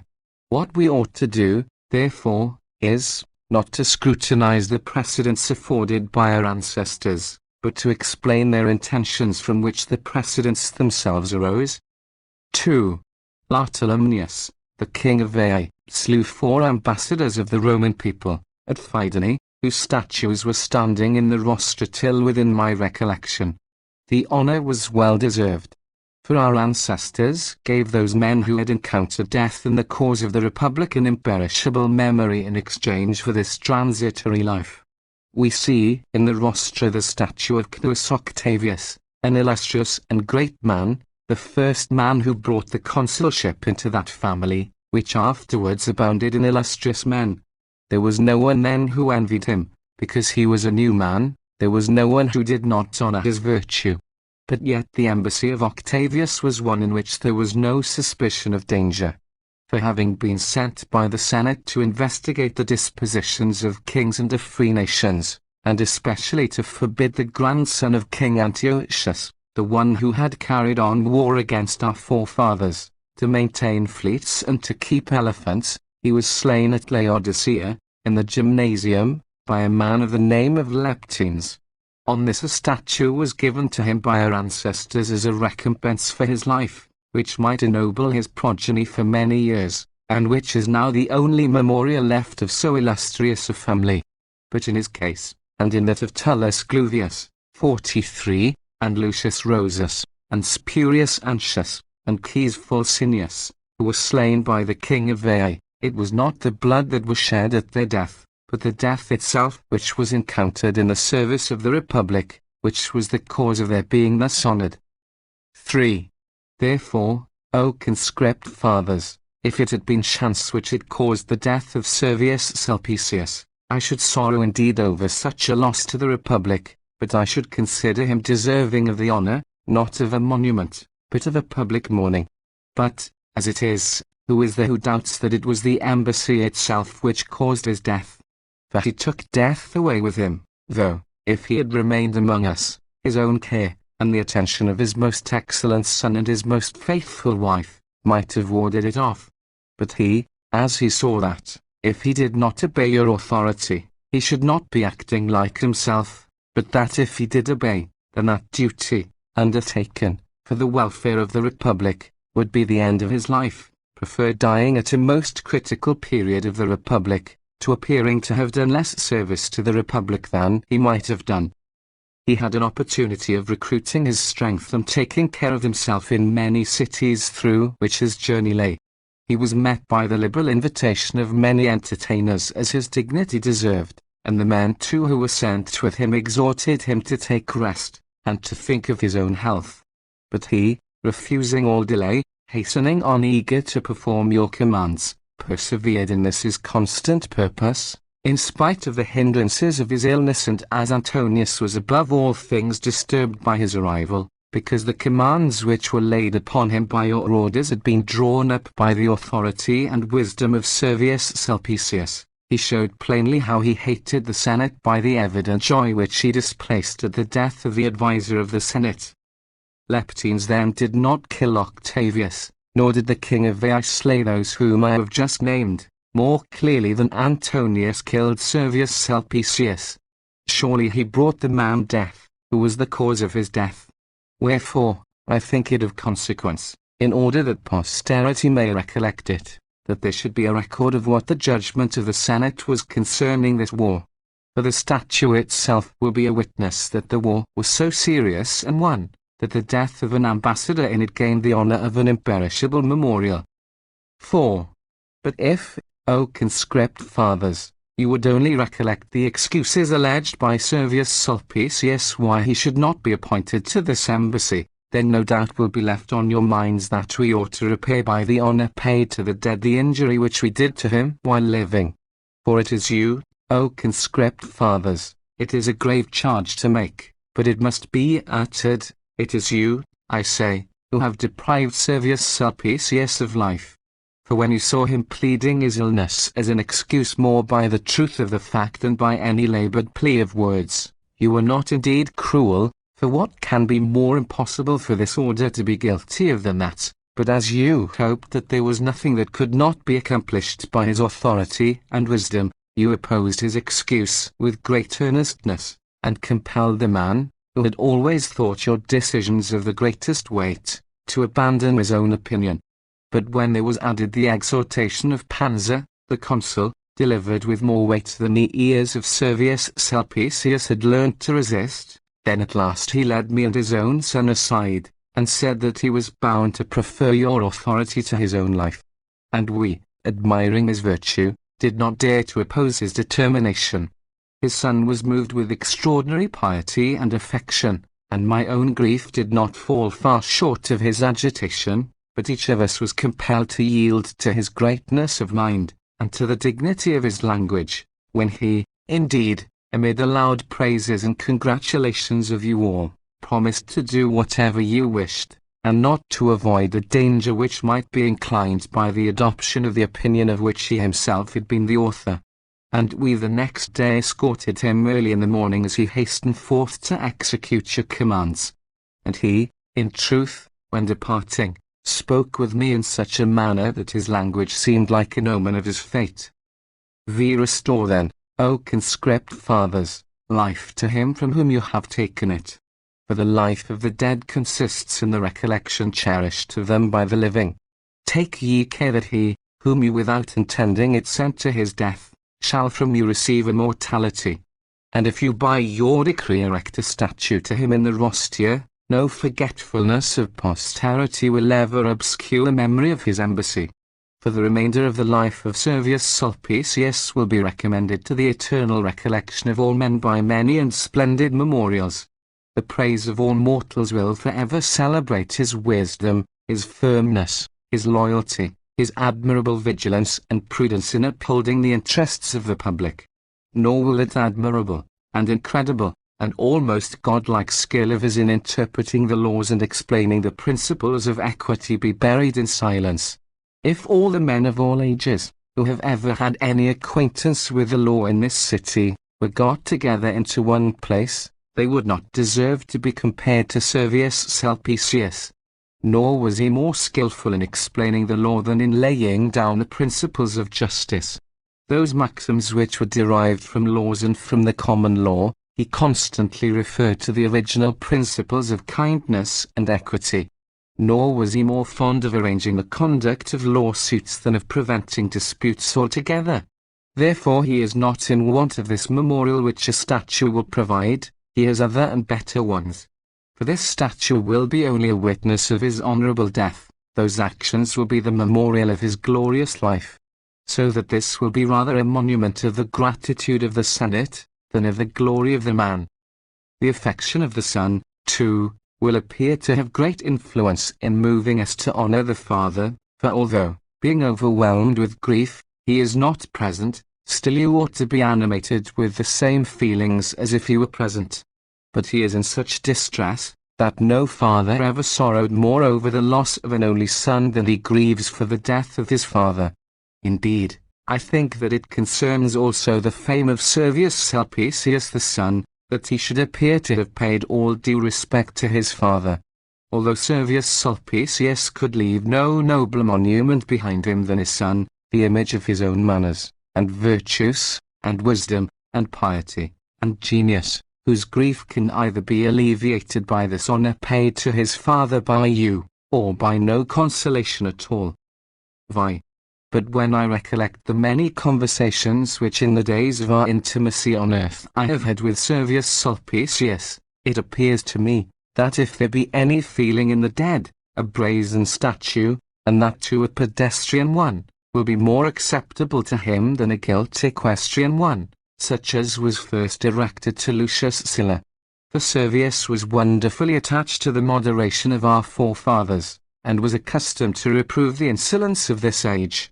As if, therefore, I were able to consult himself as to what he would wish, so I give my vote for a pedestrian statue of brass, as if I were speaking by his authority and inclination, which by the honor of the memorial will diminish and mitigate the great grief and regret of his fellow citizens. And it is certain that this my opinion, O conscript fathers, will be approved of by the opinion of Publius Servilius, who has given his vote that a sepulchre be publicly decreed to Servius Sulpicius, but has voted against the statue. For if the death of an ambassador happening without bloodshed and violence requires no honor, why does he vote for the honor of a public funeral, which is the greatest honor that can be paid to a dead man? If he grants that to Servius Sulpicius which was not given to Cneius Octavius, why does he think that we ought not to give to the former what was given to the latter? Our ancestors, indeed, decreed statues to many men, public sepulchres to few. But statues perish by weather, by violence, by lapse of time, but the sanctity of the sepulchres is in this oil itself, which can neither be moved nor destroyed by any violence, and while other things are extinguished, so sepulchres become holier by age. Let, then, that man be distinguished by that honor also, a man to whom no honor can be given which is not deserved. Let us be grateful in paying respect in death to him to whom we can now show no other gratitude. And by that same step let the audacity of Marcus Antonius, waging a nefarious war, be branded with infamy. For when these honors have been paid to Servius Sulpicius, the evidence of his embassy having been insulted and rejected by Antonius will remain for everlasting. 7. On which account I give my vote for a decree in this form, as Servius Sulpicius Rufus, the son of Quintus, of the Lemonian tribe, at a most critical period of the Republic, and being ill with a very serious and dangerous disease, preferred the authority of the Senate and the safety of the Republic to his own life, and struggled against the violence and severity of his illness, in order to arrive at the camp of Antonius, to which the Senate had sent him, and as when he had almost arrived at the camp, being overwhelmed by the violence of the disease, has lost his life in discharging a most important office of the Republic, and as his death has been in strict correspondence to a life passed with the greatest integrity and honor, during which he, Servius Sulpicius, has often been of great service to the Republic, both as a private individual and in the discharge of various magistracies, and as he, being such a man, has encountered death on behalf of the Republic while employed on an embassy. The Senate decrees that a brazen pedestrian statue of Servius Sulpicius be erected in the rostra in compliance with the resolution of this order,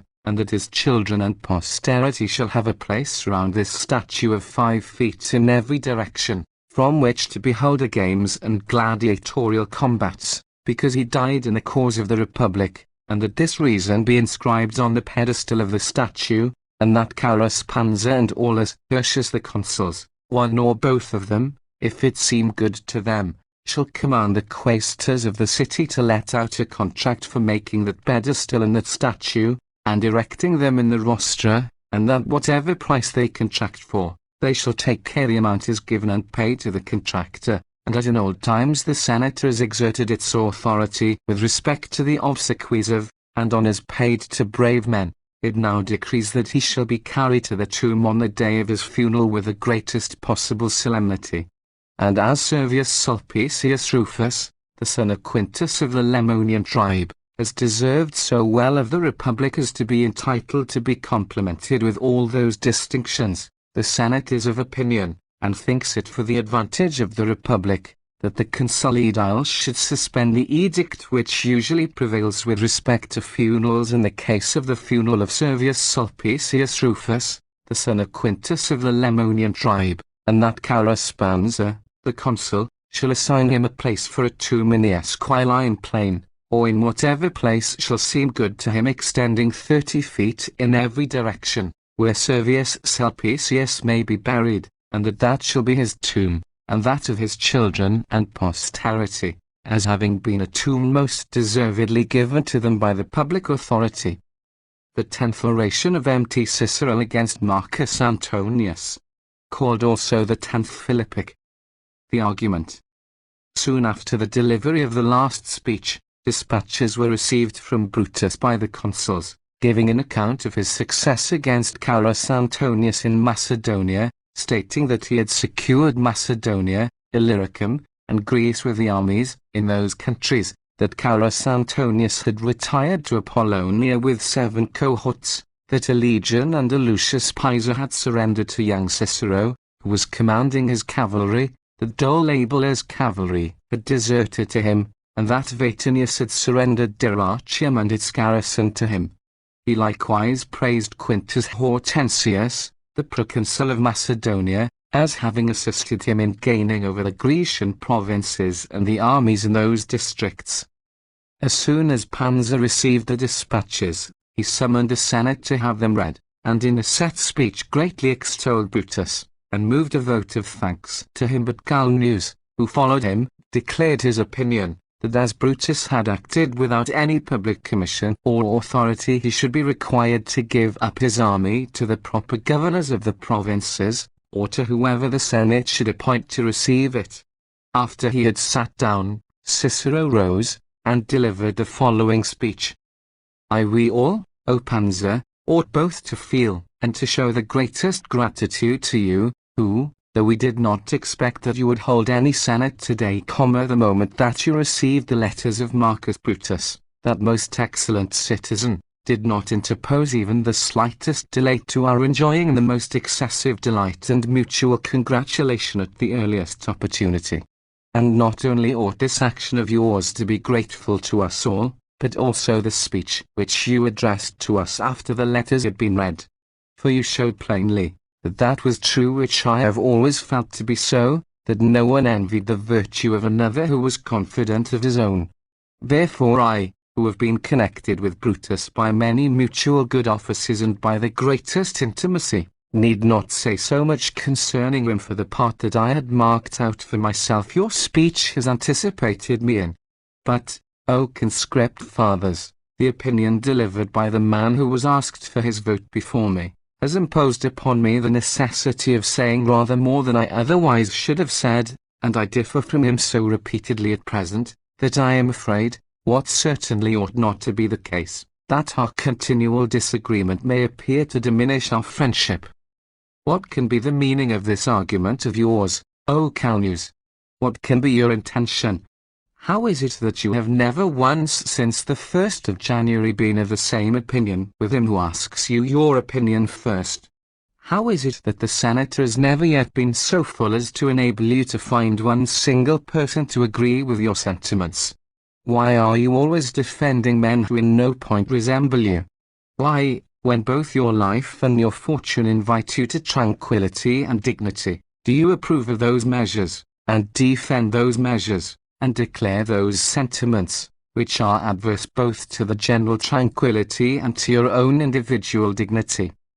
2. For to say nothing of former speeches of yours, at all events I cannot pass over in silences which excites my most especial wonder.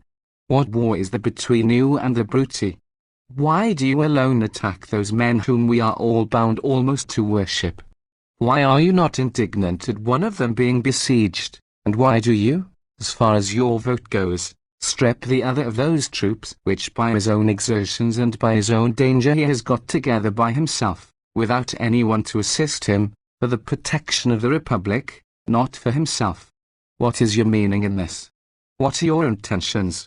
Is it possible that you should not approve of the Bruti, and should approve of Antonius? That you should hate those men whom everyone else considers most dear? And that you should love with the greatest constancy those whom everyone else hates most bitterly?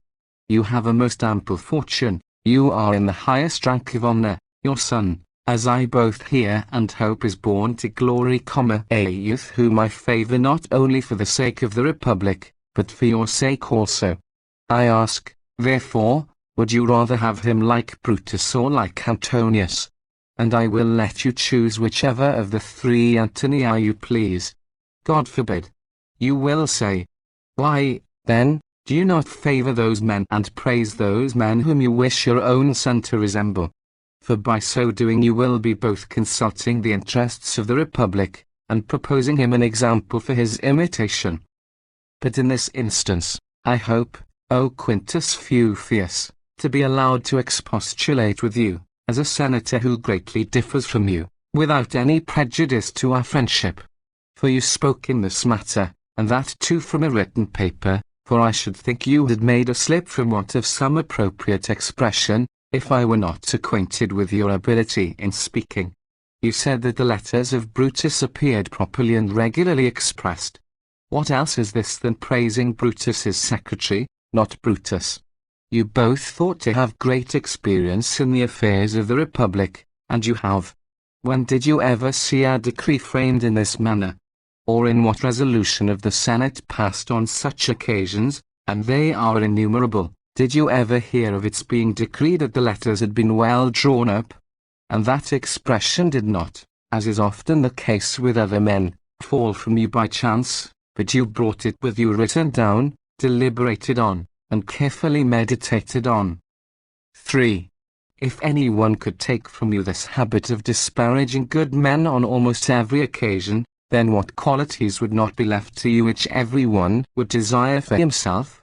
Do, then, recollect yourself, do at last soften and quiet that disposition of yours, do take the advice of good men, with many of whom you are intimate, do converse with that wisest of men, your own son-in-law, oftener than with yourself, and then you will obtain the name of a man of the very highest character. Do you think it a matter of no consequence? It is a matter in which I, out of the friendship which I feel you, constantly grieve in your stead, that this should be commonly said out of doors, and should be a common topic of conversation among the Roman people, but the man who delivered his opinion first did not find a single person to agree with him. And that I think will be the case today. You propose to take the legions away from Brutus. Which legions? Why, those which he has gained over from the wickedness of King Antonius, and has by his own authority gained over to the Republic. Do you wish then that he should again appear to be the only person stripped of his authority, and as it were banished by the Senate? And you, O conscript fathers, if you abandon and betray Marcus Brutus, what citizen in the world will you ever distinguish? Whom will you ever favor? Unless, indeed, you think that those men who put a diadem on a man's head deserve to be preserved, and those who have abolished the very name of kingly power deserve to be abandoned. And of this divine and immortal glory of Marcus Brutus I will say no more. It is already embalmed in the grateful recollection of all the citizens, but it has not yet been sanctioned by any formal act of public authority. Such patience, O ye good gods! Such moderation! Such tranquility and submission under injury! A man who, while he was praetor of the city, was driven from the city, was prevented from sitting as judge in legal proceedings, when it was he who had restored all law to the Republic, and, though he might have been hedged round by the daily concourse of all virtuous men, who were constantly flocking round him in marvellous numbers, he preferred to be defended in his absence by the judgment of the good, to being present and protected by their force, who was not even present to celebrate the games to Apollo, which had been prepared in a manner suitable to his own dignity and to that of the Roman people, lest he should open any road to the audacity of most wicked men. 4. Although, what games or what days were ever more joyful than those on which at every verse that the actor uttered, the Roman people did honour to the memory of Brutus, with loud shouts of applause. The person of their liberator was absent, the recollection of their liberty was present, in which the appearance of Brutus himself seemed to be visible. But the man himself I beheld on those very days of the games, in the country house of a most illustrious young man, Lucullus, his relation, thinking of nothing but the peace and concord of the citizens. I saw him again afterwards at Veii, departing from Italy, in order that there might be no pretext for civil war on his account. Oh, what a sight was that! Grievous, not only to men but to the very waves and shores, that its saviour should be departing from his country, that its destroyers should be remaining in their country. The fleet of Cassius followed a few days afterwards, so that I was ashamed, O conscript fathers, to return into the city from which those men were departing. But the design with which I returned you heard at the beginning, and since that you have known by experience. Brutus, therefore, bided his time. 4. As long as he saw you endure everything, he himself behaved with incredible patience. After that he saw you roused to a desire of liberty, he prepared the means to protect you in your liberty. But what a pest, and how great a pest was it which he resisted!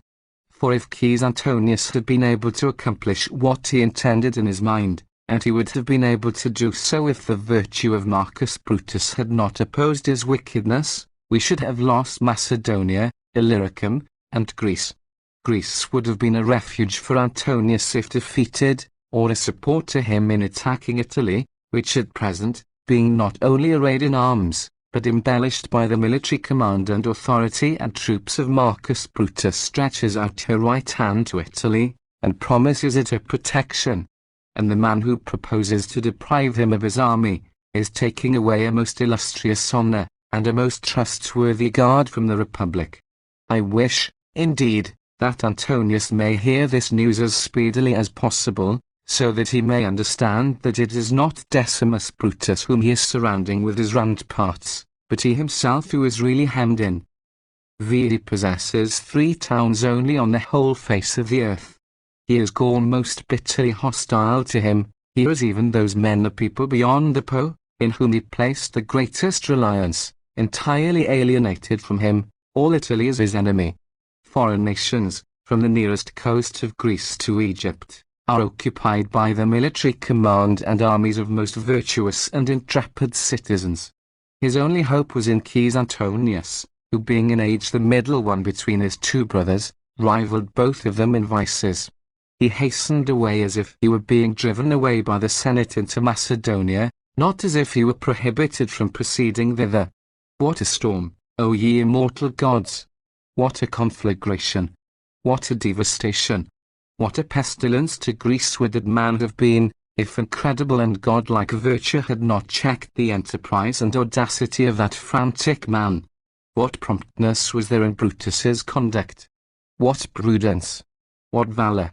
Although the rapidity of the movement of Antonius also is not despicable, for if some vacant inheritance had not delayed him on his march, you might have said that he had flown rather than travelled. When we desire other men to go forth to undertake any public business, we are scarcely able to get them out of the city, but we have driven this man out by the mere fact of our desiring to retain him. But what business had he with Apollonia? What business had he with Dyrrhachium? Or with Illyricum? What had he to do with the army of Publius Vatinius, our general? He, as he said himself, was the successor of Hortensius. The boundaries of Macedonia are well defined, the condition of the proconsul is well known, the amount of his army, if he has any at all, is fixed. But what had Antonius to do at all with Illyricum and with the legions of Antonius? But Brutus had nothing to do with them either. For that, perhaps, is what some worthless man may say. All the legions, all the forces which exist anywhere, belong to the Roman people. Nor shall those legions which have quitted Marcus Antonius be called the legions of Antonius rather than of the Republic, for he loses all power over his army, and all the privileges of military command, who uses that military command and that army to attack the Republic. Why? But if the Republic itself could give a decision, or if all rights were established by its decrees, would it adjudge the legions of the Roman people to Antonius or to Brutus? The one had flown with precipitation to the plunder and destruction of the allies, in order, wherever he went, to lay waste, and pillage, and plunge everything, and to employ the army of the Roman people against the Roman people itself. The other had laid down this law for himself, that wherever he came he should appear to come as a sort of light and hope of safety. Lastly, the one was seeking aids to overturn the Republic, the other to preserve it. Nor, indeed, did we see this more clearly than the soldiers themselves, from whom so much discernment in judging was not to have been expected. He writes, that Antonius is at Apollonia with 7 cohorts, and he is either by this time taken prisoner, may the gods grant it, or, at all events, like a modest man, he does not come near Macedonia, lest he should seem to act in opposition to the resolution of the Senate. A levy of troops has been held in Macedonia, by the great zeal and diligence of Quintus Hortensius, whose admirable courage, worthy both of himself and of his ancestors, you may clearly perceive from the letters of Brutus. The legion which Lucius Piso, the lieutenant of Antonius, commanded, has surrendered itself to Cicero, my own son. Of the cavalry, which was being led into Syria in 2 divisions, 1 division has left the quaestor who was commanding it, in Thessaly, and has joined Brutus, and Cneius Domitius, a young man of the greatest virtue and wisdom in firmness, has carried off the other from the Syrian lieutenant in Macedonia. But Publius Vatinius, who has before this been deservedly praised by us, and who is justly entitled to further praise at the present time, has opened the gates of Dyrrhachium to Brutus, and has given him up his army. The Roman people then is now in possession of Macedonia, and Illyricum, and Greece. The legions there are all devoted to us, the light-armed troops are ours, the cavalry is ours, and, above all, Brutus is ours, and always will be ours, a man born for the Republic, both by his own most excellent virtues, and also by some especial destiny of name and family, both on his father's and on his mother's side. 7. Does anyone then fear war from this man, who, until we commenced the war, being compelled to do so, preferred lying unknown in peace to flourishing in war? Although he, in truth, never did lie unknown, nor can this expression possibly be applied to such great eminence and virtue. For he was the object of regret to the state, he was in every one's mouth, the subject of every one's conversation. But he was so far removed from an inclination to war, that, though he was burning with a desire to see Italy free, he preferred being wanting to the zeal of the citizens, to leading them to put everything to the issue of war. Therefore, those very men, if there be any such, who find fault with the slowness of Brutus's movements, nevertheless at the same time admire his moderation and his patience. But I see now what it is they mean, nor, in truth, do they use much disguise. They say that they are afraid how the veterans may endure the idea of Brutus having an army. As if there were any difference between the troops of Aulus Hirtius, of Caius Pansa, of Decimus Brutus, of Caius Caesar, and this army of Marcus Brutus. For if these 4 armies which I have mentioned are praised because they have taken up arms for the sake of the liberty of the Roman people, what reason is there why this army of Marcus Brutus should not be classed under the same head? Oh, but the very name of Marcus Brutus is unpopular among the veterans.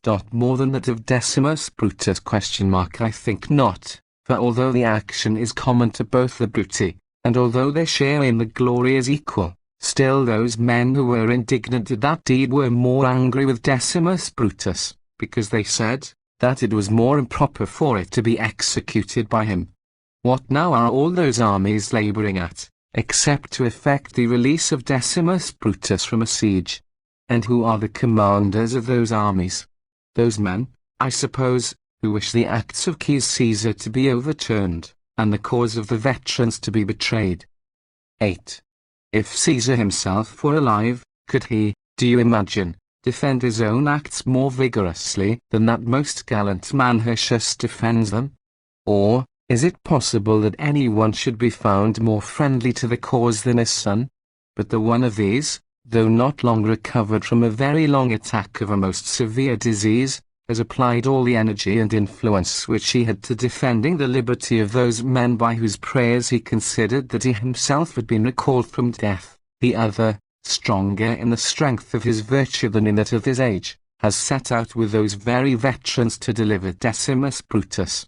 Therefore, those men who are both the most certain and at the same time the most energetic defenders of the acts of Caesar, are waging war for the safety of Decimus Brutus, and they are followed by the veterans. For they see that they must fight to the uttermost for the freedom of the Roman people, not for their own advantages. What reason, then, is there why the army of Marcus Brutus should be an object of suspicion to those men who with the whole of their energies desire the preservation of Decimus Brutus? But, moreover, if there were anything which were to be feared from Marcus Brutus, would not Pansa perceive it? Or if he did perceive it, would not he, too, be anxious about it? Who was either more acute in his conjectures of the future, or more diligent in warding off danger? But you have already seen his zeal for, and inclination towards Marcus Brutus. He has already told us in his speech what we ought to decree, and how we ought to feel with respect to Marcus Brutus. And he was so far from thinking the army of Marcus Brutus dangerous to the Republic, that he considered it the most important and the most trusty bulwark of the Republic. Either, then, Pansa does not perceive this, no doubt he is a man of dull intellect, or he disregards it. For he is clearly not anxious that the acts which Caesar executed should be ratified, he, who in compliance with our recommendation is going to bring forward a bill at the Comitia Centuriata for sanctioning and confirming them. 9. Let those, then, who have no fear, cease to pretend to be alarmed, and to be exercising their foresight in the cause of the Republic. And let those who really are afraid of everything, cease to be too fearful, lest the pretense of the one party and the inactivity of the other be injurious to us. What, in the name of mischief, is the object of always opposing the name of the veterans to every good cause? For even if I were attached to their virtue, as indeed I am, still, if they were arrogant I should not be able to tolerate their ears. While we are endeavoring to break the bonds of slavery, shall anyone hinder us by saying that the veterans do not approve of it? For they are not, I suppose, beyond all counting, who are ready to take up arms in defense of the common freedom. There is no man, except the veteran soldiers, who is stimulated by the indignation of a freeman to repel slavery. Can the Republic then stand, relying wholly on veterans, without a great reinforcement of the youth of the state? Whom, indeed, you ought to be attached to, if they be assistants to you in the assertion of your freedom, but whom you ought not to follow if they be the advisers of slavery. Lastly, let me at last say one true word, one word worthy of myself. If the inclinations of this order are governed by the nod of the veterans, and if all our words and actions are to be referred to their will, death is what we should wish for, which has always, in the minds of Roman citizens, been preferable to slavery. All slavery is miserable, but some may have been unavoidable. Do you think, then, that there is never to be a beginning of our endeavours to recover our freedom? Or, when we would not bear that fortune which was unavoidable, and which seemed almost as if appointed by destiny, shall we tolerate the voluntary bondage? All Italy is burning with a desire for freedom. The city cannot endure slavery any longer. We have given this warlike attire and these arms to the Roman people much later than they have been demanded of us by them.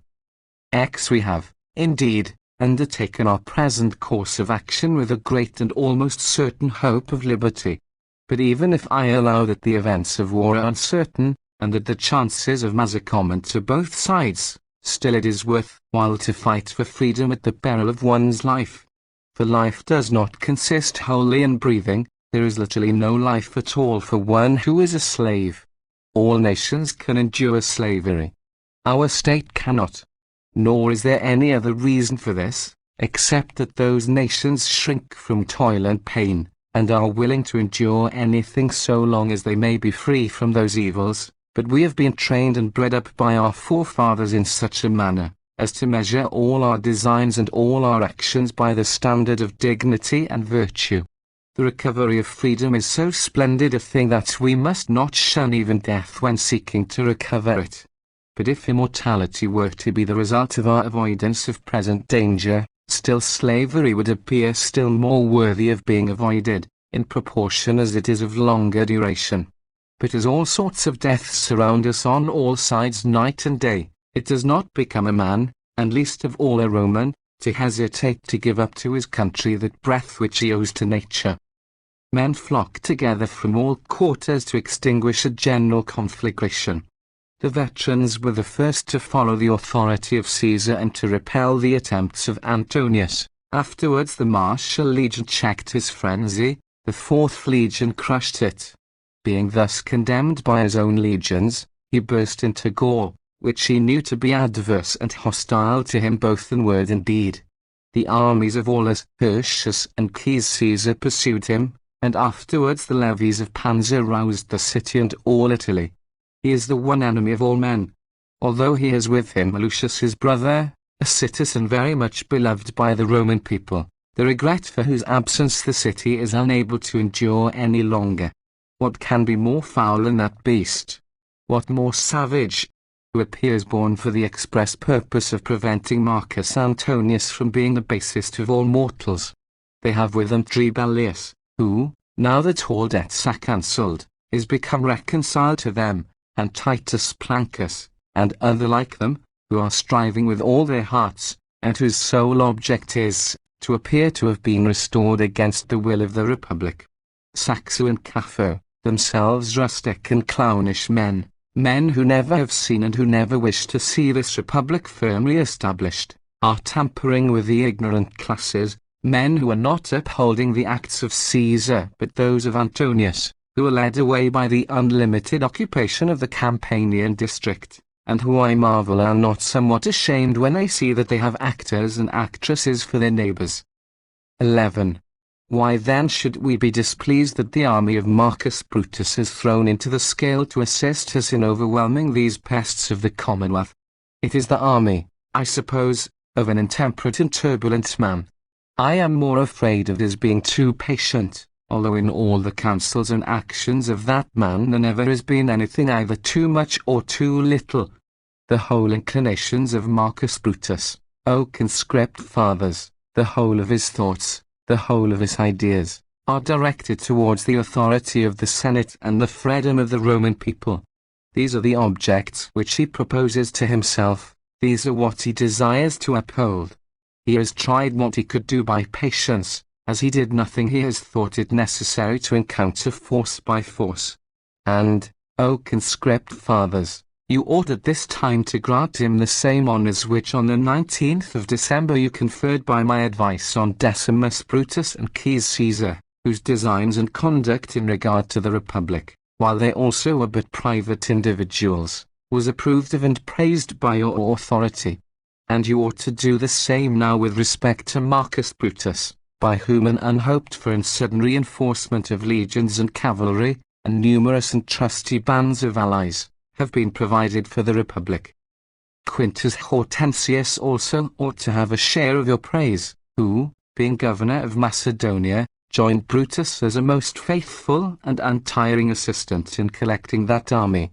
For I think that a separate motion ought to be made respecting Marcus Appius, to whom Brutus bears witness in his letters that he has been a prime assistant to him in his endeavours to get together and equip his army. And since this is the case, as Caius Pansa the consul is addressed to us a speech concerning the letters which have been received from Quintus Scipio Brutus, 44, proconsul, and have been read in this assembly. I give my vote in this matter thus: since, by the exertions and wisdom and industry and valor of Quintus Scipio Brutus, proconsul, at a most critical period of the Republic, the province of Macedonia, and Illyricum, and all Greece, and the legions and armies and cavalry, have been preserved in obedience to the consuls and senate and people of Rome, Quintus Scipio Brutus, proconsul, has acted well, and in a manner advantageous to the Republic and suitable to his own dignity and to that of his ancestors, and to the principles according to which alone the affairs of the Republic can be properly managed, and that conduct is and will be grateful to the Senate and people of Rome. And moreover, as Quintus Scipio Brutus, proconsul, is occupying and defending and protecting the province of Macedonia, and Illyricum, and all Greece, and is preserving them in safety, and as he is in command of an army which he himself has levied and collected, he is at liberty, if he has need of any, to exact money for the use of the military service, which belongs to the public, and can lawfully be exacted, and to use it, and to borrow money for the exigencies of the war from whomsoever he thinks fit, and to exact coin, and to endeavour to approach Italy as near as he can with his forces.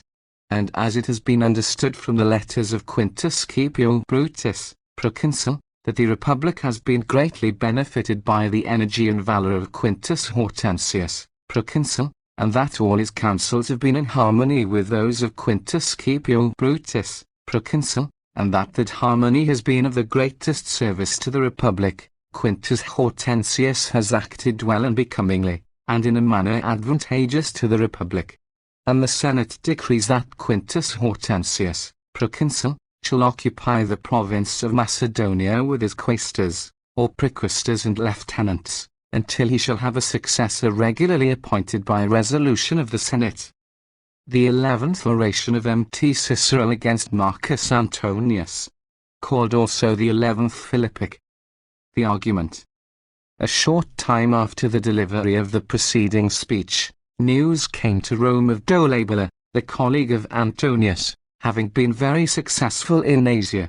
He had left Rome before the expiration of his consulship to take possession of Syria, which Antonius had contrived to have allotted him, and he hoped to prevail on the inhabitants of the province of Asia also to abandon Trebonius, who had been one of the slayers of Caesar, and was governor of Asia, and submit to him. Trebonius was residing at Smyrna, and Dolabella arrived before the walls of that town with very few troops, requesting a free passage through Trebonius's province. Trebonius refused to admit him into the town, but promised that he would permit him to enter Ephesus. Dolabella, however, effected an entry into Smyrna by a nocturnal surprise, and seized Trebonius, whom he murdered with great cruelty. As soon as the news of this event reached Rome, the consul summoned a senate, which had once declared Dolabella a public enemy, and confiscated his estate. Calnius was the mover of this decree. But besides this motion there was another question to be settled, namely, who was to be appointed to conduct the war against Dolabella. Some proposed to send Publius Servilius, others, that the 2 consuls should be sent, and should have the 2 provinces of Asia and Syria allotted to them, and this last proposition Pansa himself was favourable to, and it was supported not only by his friends, but also by the partisans of Antonius, who thought it would draw off the consuls from their present business of relieving Decimus Brutus. But Cicero thought that it would be an insult to Cassius, who was already in those countries, to supersede him as it were, by sending anyone else to command there, and so he exerted all his influence to procure a decree entrusting the command to him, though Servilia, the mother-in-law of Cassius, and other of Cassius's friends, begged him not to disoblige Pansa. He persevered, however, and made the following speech in support of his opinion.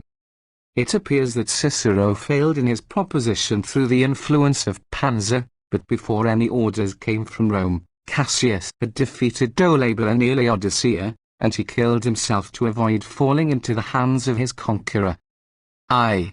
amid the great grief, O conscript fathers, or rather misery, which we have suffered at the cruel and melancholy death of Caius Trebonius, a most virtuous citizen and a most moderate man, there is still a circumstance or two in the case which I think will turn out beneficial to the Republic. For we have now thoroughly seen what great barbarity these men are capable of who have taken up wicked arms against their country. For these two, Dolabella and Antonius, are the very blackest and foulest monsters that have ever lived since the birth of man, one of whom has now done what he wished, and as to the other, it has been plainly shown what he intended.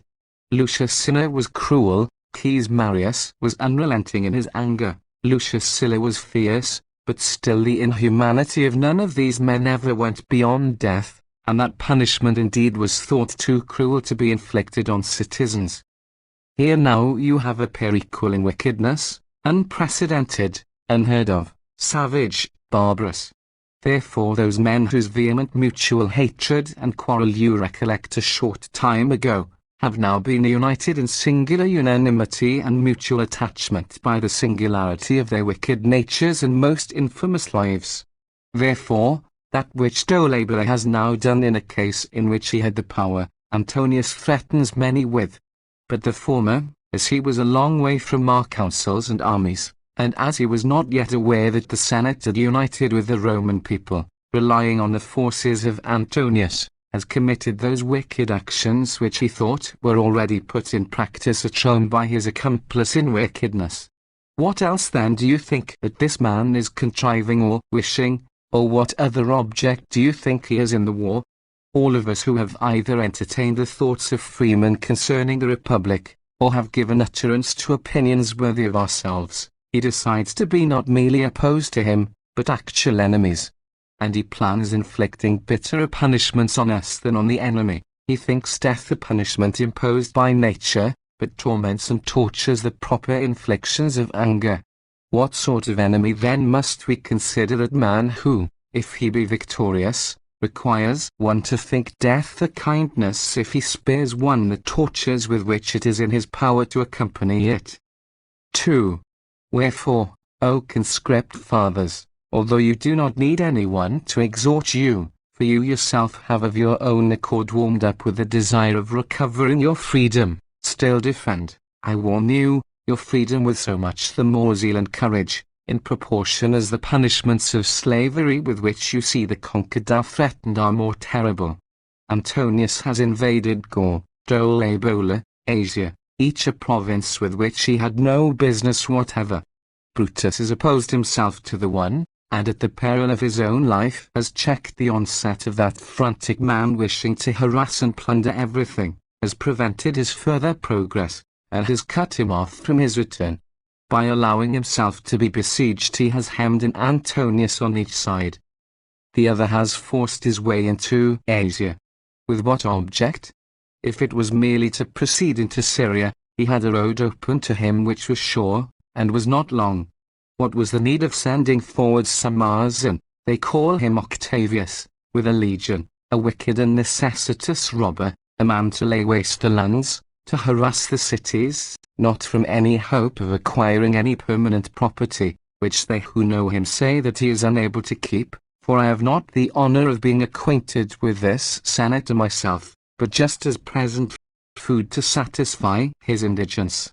Dolabella followed him, without anyone having any suspicion of war. For how could anyone think of such a thing? Very friendly conferences with Trebonius ensued, embraces, false tokens of the greatest goodwill, with a full of simulated affection. The pledge of the right hand, which used to be a witness of good faith, was violated by treachery and wickedness. Then came the nocturnal entry into Smyrna, as if into an enemy's city. Smyrna, which is a city of our most faithful and most ancient allies. Then the surprise of Trebonius, who, if he was surprised by one who was an open enemy, was very careless, if by one who up to that moment maintained the appearance of a citizen, was miserable. And by his example fortune wished us to take a lesson of what the conquered party had to fear. He handed over a man of consular rank, governing the province of Asia with consular authority, to an exiled armorer, 45. He would not slay him the moment that he had taken him, fearing, I suppose, that his victory might appear too merciful. But after having attacked that most excellent man with insulting words from his impious mouth, then he examined him with scourges and tortures concerning the public money, and that for 2 days together. Afterwards he cut off his head, and ordered it to be fixed on a javelin and carried about, and the rest of his body, having been dragged through the street and town, he threw into the sea. We, then, have to war against this enemy by whose most foul cruelty all the savageness of barbarous nations is surpassed. Why need I speak of the massacre of Roman citizens? Of the plunder of temples? Who is there who can possibly deplore such circumstances as their atrocity deserves? And now he is ranging all over Asia, he is triumphing about as a king, he thinks that we are occupied in another quarter by another war, as if it were not one and the same war against this outrageous pair of impious men. 3. You see now an image of the cruelty of Marcus Antonius in Dolabella. This conduct of his is formed on the model of the other. It is by him that the lessons of wickedness have been taught to Dolabella. Do you think that Antonius, if he had the power, would be more merciful in Italy than Dolabella has proved in Asia? To me, indeed, this latter appears to have gone as far as the insanity of a savage man could go, nor do I believe that Antonius either would omit any description of punishment, if he had only the power to inflict it. Place then before your eyes, O conscript fathers, that spectacle, miserable indeed, and tearful, but still indispensable to rouse your minds properly, the nocturnal attack upon the most beautiful city in Asia, the irruption of armed men into Trebonius's house, when that unhappy man saw the swords of the robbers before he heard what was the matter, the entrance of Dolabella, raging, his ill-omened voice, and infamous countenance, the chains, the scourges, the rack, the armourer who was both torturer and executioner, all which they say that the unhappy Trebonius endured with great fortitude. A great praise, and in my opinion indeed the greatest of all, for it is the part of a wise man to resolve beforehand that whatever can happen to a brave man is to be endured with patience if it should happen. It is indeed a proof of altogether greater wisdom to act with such foresight as to prevent any such thing from happening, but it is a token of no less courage to bear it bravely if it should befall one. And Dolabella was indeed so wholly forgetful of the claims of humanity, although, indeed, he never had any particular recollection of it, as to vent his insatiable cruelty, not only on the living man, but also on the dead carcass, and, as he could not sufficiently glut his hatred, to feed his eyes also on the lacerations inflicted, and the insults offered to his corpse. 4. O Dolabella, much more wretched than he whom you intended to be the most wretched of all men. Trebonius endured great agonies. Many men have endured greater still, from severe disease, whom, however, we are in the habit of calling not miserable, but afflicted. His sufferings, which lasted 2 days, were long, but many men have had sufferings lasting many years, nor are the tortures inflicted by executioners more terrible than those caused by diseases sometimes. There are other tortures, others, I tell you, O you most abandoned and insane man, which are far more miserable. For in proportion as the vigour of the mind exceeds that of the body, so also are the sufferings which rack the mind more terrible than those which are endured by the body. He, therefore, who commits a wicked action is more wretched than he who is compelled to endure wickedness of another. Trebonius was tortured by Dolabella, and so, indeed, was Regulus by the Carthaginians. If on that account the Carthaginians were considered very cruel for such behaviour to an enemy, what must we think of Dolabella, who treated a citizen in such a manner? Is there any comparison?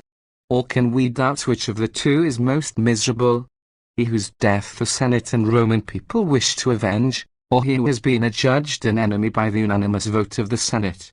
For in every other particular of their lives, who could possibly, without the greatest insult to Trebonius, compare the life of Trebonius to that of Dolabella, who is ignorant of the wisdom, and genius, and humanity, and innocence of the one, and of his greatness of mind as displayed in his exertions for the freedom of his country. The other, from his very childhood, has taken delight in cruelty, and, moreover, such has been the shameful nature of his lusts, that he has always delighted in the very fact of doing those things which he could not even be reproached with by a modest enemy. And this man, O ye immortal gods, was once my relation. For his vices were unknown to one who did not inquire into such things, nor perhaps should I now be alienated from him if he had not been discovered to be an enemy to you, to the walls of his country, to this city, to our household gods, to the altars and hearths of all of us, in short, to human nature and to common humanity. But now, having received this lesson from him, let us be the more diligent and vigilant in being on our guard against Antonius. Indeed, Dolabella had not with him any great number of notorious and conspicuous robbers. But you see there are with Antonius, and in what numbers. In the first place, there is his brother Lucius. What a firebrand, O ye immortal gods! What an incarnation of crime and wickedness! What a gulf, what a whirlpool of a man! What do you think that man incapable of swallowing up in his mind, or gulping down in his thoughts? Who do you imagine those whose blood he is not thirsting for? Who, on whose possessions and fortunes he is not fixing his most impudent eyes, his hopes, and his whole heart? What shall we say of Censorinus? Who, as far as words go, said indeed that he wished to be the city praetor, but who, in fact, was unwilling to be so? What of Bestia, who professes that he is a candidate for the consulship in the place of Brutus? May Jupiter avert from us this most detestable omen. But how absurd is it for a man to stand for the consulship who cannot be elected praetor, unless, indeed, he thinks his conviction may be taken as an equivalent to the praetorship. Let this second Caesar, this great Vopiscus 46, a man of consummate genius, of the highest influence, who seeks the consulship immediately after having been aedile, be excused from obedience to the laws. Although, indeed, the laws do not bind him, on account, I suppose, of his exceeding dignity. But this man has been acquitted 5 times when I have defended him. To win the 6th city victory is difficult, even in the case of a gladiator. However, this is the fault of the judges, not mine. I defended him with perfect good faith. They were bound to retain a most illustrious and excellent citizen in the Republic, who now, however, appears to have no other object except to make us understand that those men whose judicial decisions we annulled, decided rightly and in a manner advantageous to the Republic. Nor is this the case with respect to this man alone. There are other men in the same camp honestly condemned and shamefully restored. What counsel do you imagine can be adopted by those men who are enemies to all good men, that is not utterly cruel?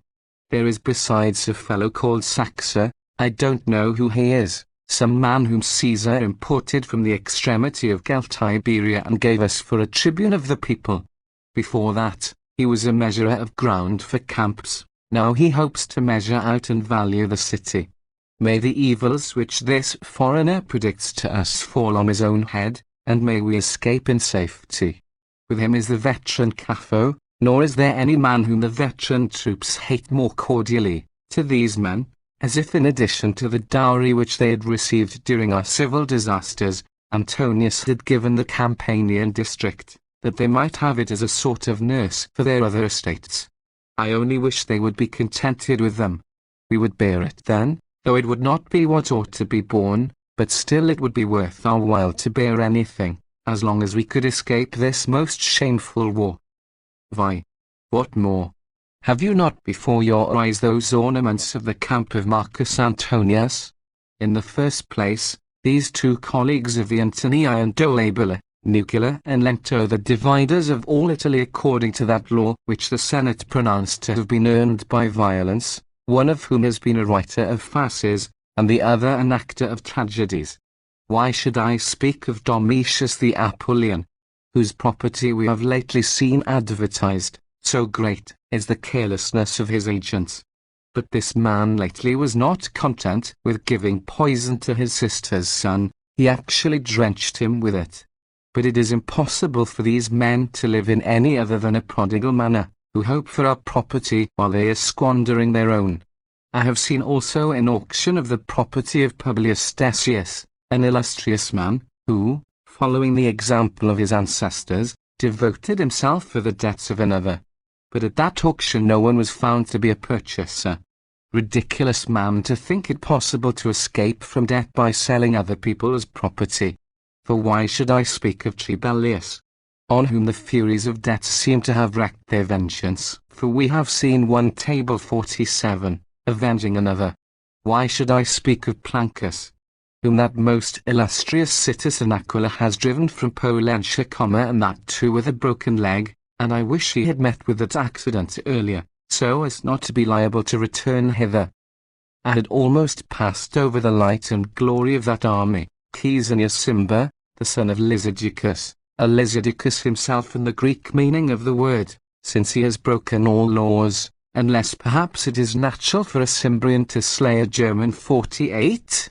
When Antonius has such numbers with him, and those 2 men of that sort, what crime will he shrink from, when Dolabelag has polluted himself with such atrocious murders without at all an equal troop of robbers to support him? Wherefore, as I have often at other times differed against my will from Quintus Fufius, so on this occasion I gladly agree with his proposition. And from this you may see that my difference is not with the man, but with the cause which he sometimes advocates.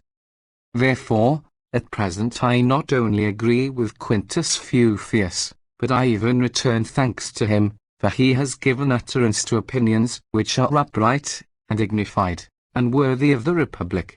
He has pronounced Dolabella a public enemy. He has declared his opinion that his property ought to be confiscated by public authority. And though nothing could be added to this, for, indeed, what could he propose more severe or more pitiless? Nevertheless, he said that if any of those men who were asked their opinion after him proposed any more severe sentence, he would vote for it. Who can avoid praising such severity as this? 7. Now, since Dolabella has been pronounced a public enemy, he must be pursued by war. For he himself will not remain quiet. He has a legion with him, he has troops of runaway slaves, he has a wicked band of impious men, he himself is confident, intemperate, and bent on falling by the death of a gladiator. Wherefore, since, as Dolabella was voted an enemy by the decree which was passed yesterday, war must be waged, we must necessarily appoint a general. 2 opinions have been advanced, neither of which do I approve. The one, because I always think it dangerous unless it be absolutely necessary, the other, because I think it wholly unsuited to the emergency. For an extraordinary commission is a measure suited rather to the fickle character of the mob, one which does not at all become our dignity or this assembly.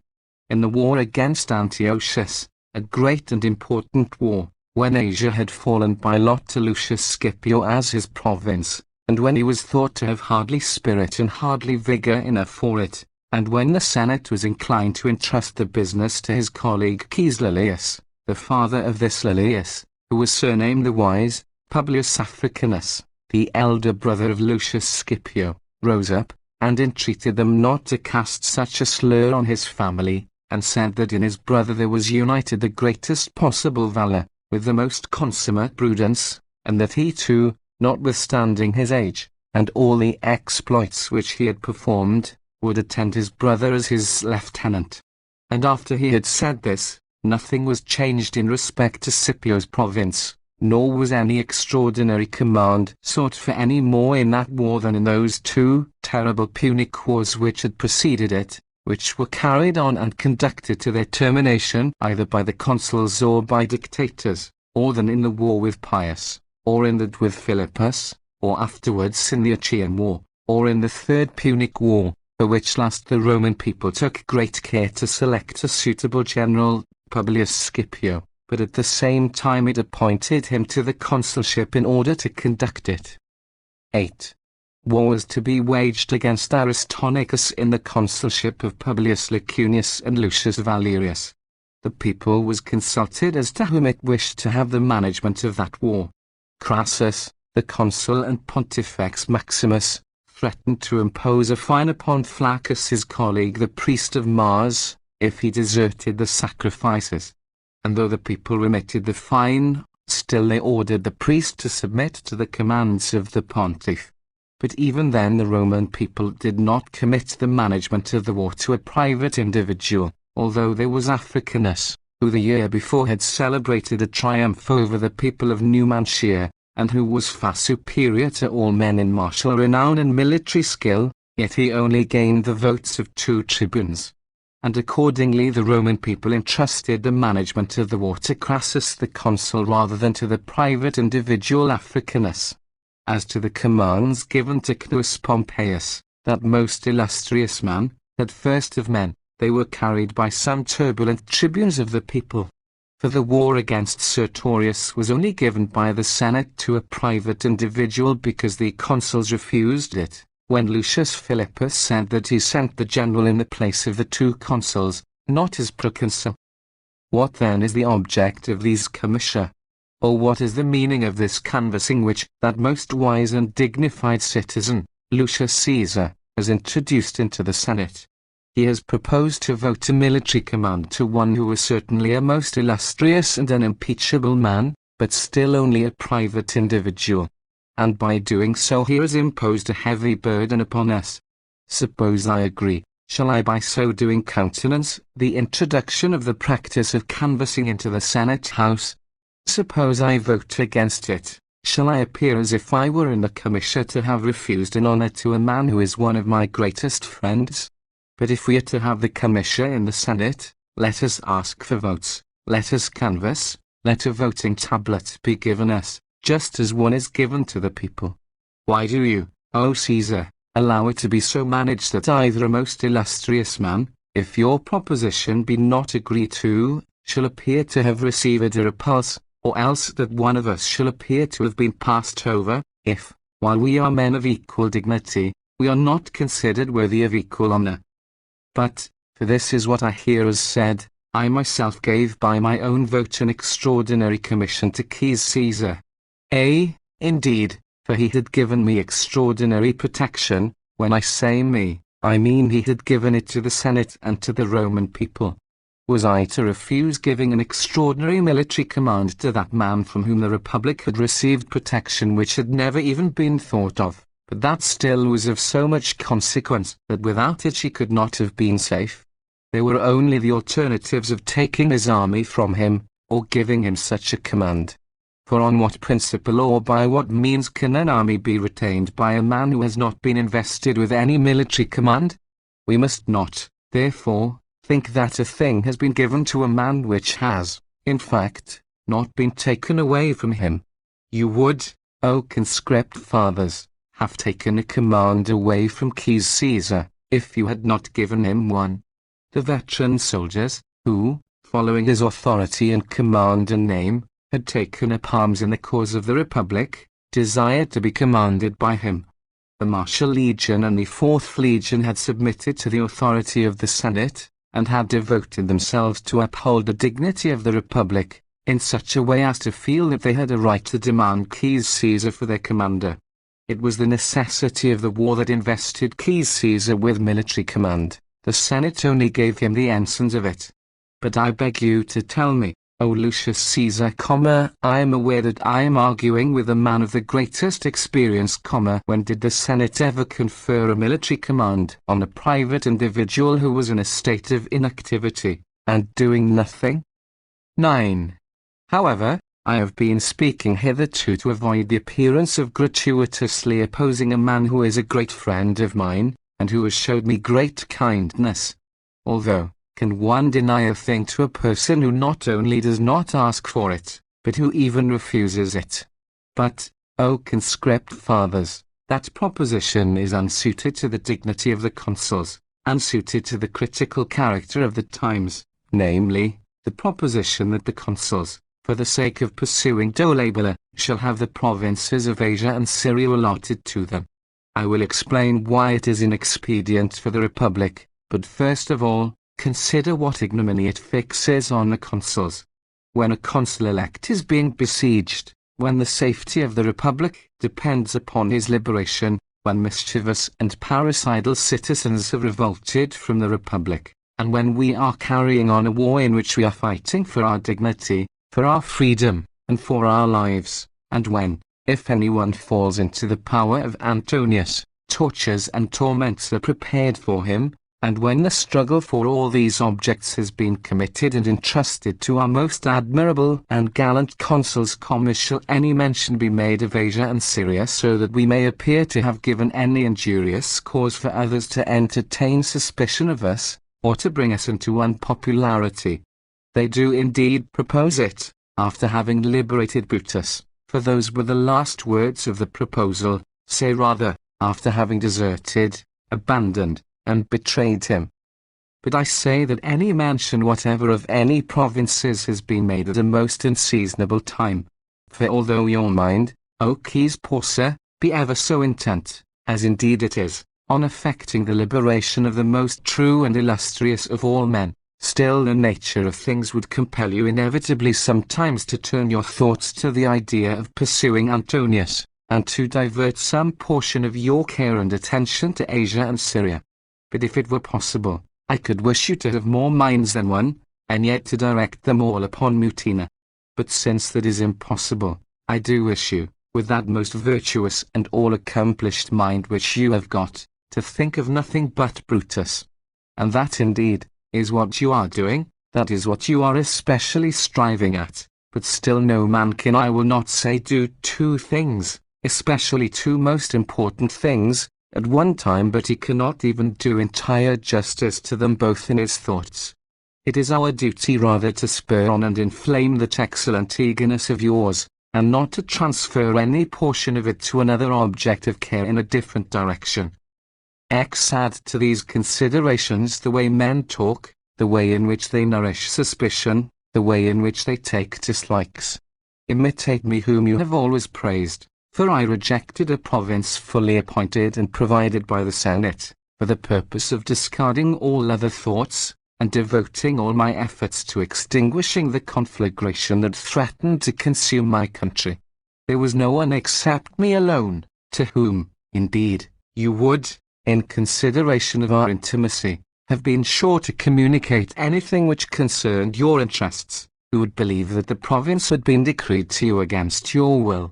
I entreat you, check, as is due to your eminent wisdom, this report, and do not seem to be desirous of that which you do not in reality care about.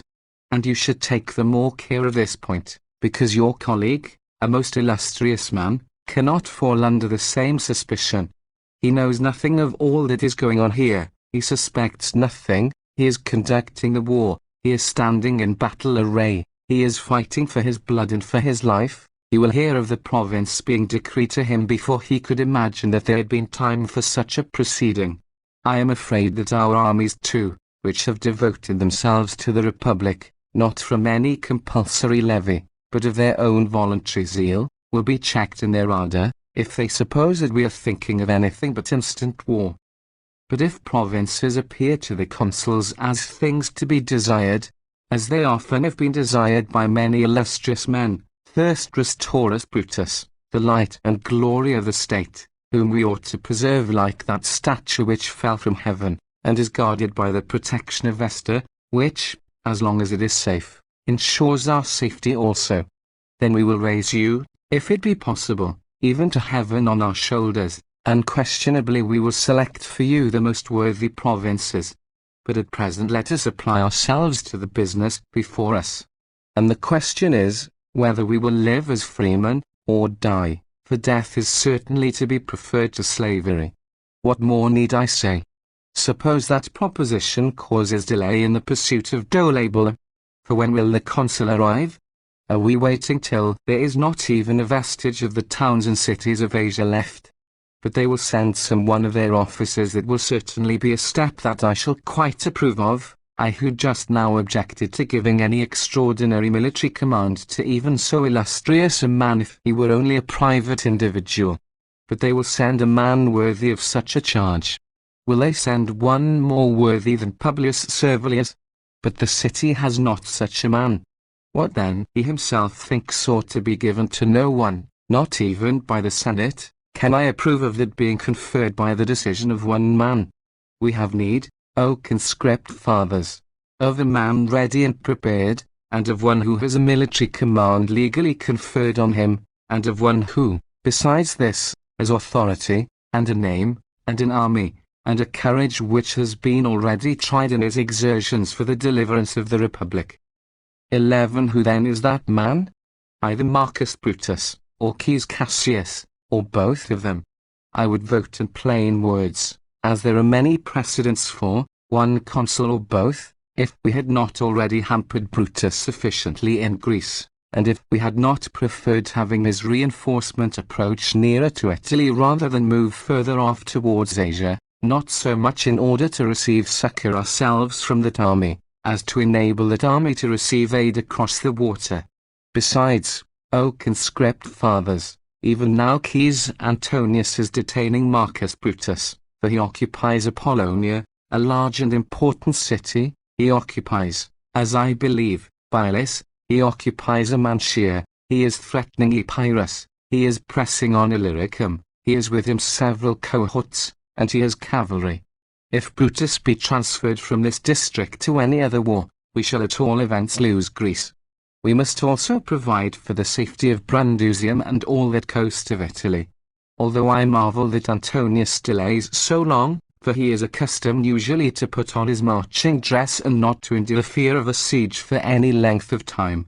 But if Brutus has finished that business, and perceives that he can better serve the Republic by pursuing Dolabella than by remaining in Greece, he will act of his own head, as he has hitherto done, nor amid such a general conflagration will he wait for the orders of the Senate when instant help is required.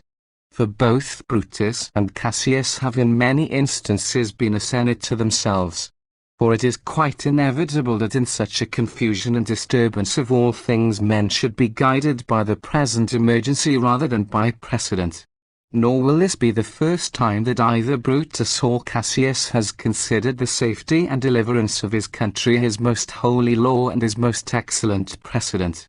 Therefore, if there were no motion submitted to us about the pursuit of Dolabella, still I should consider it equivalent to a decree, when there were men of such a character for virtue, authority, and the greatest nobleness, possessing armies, one of which is already known to us, and the other has been abundantly heard of.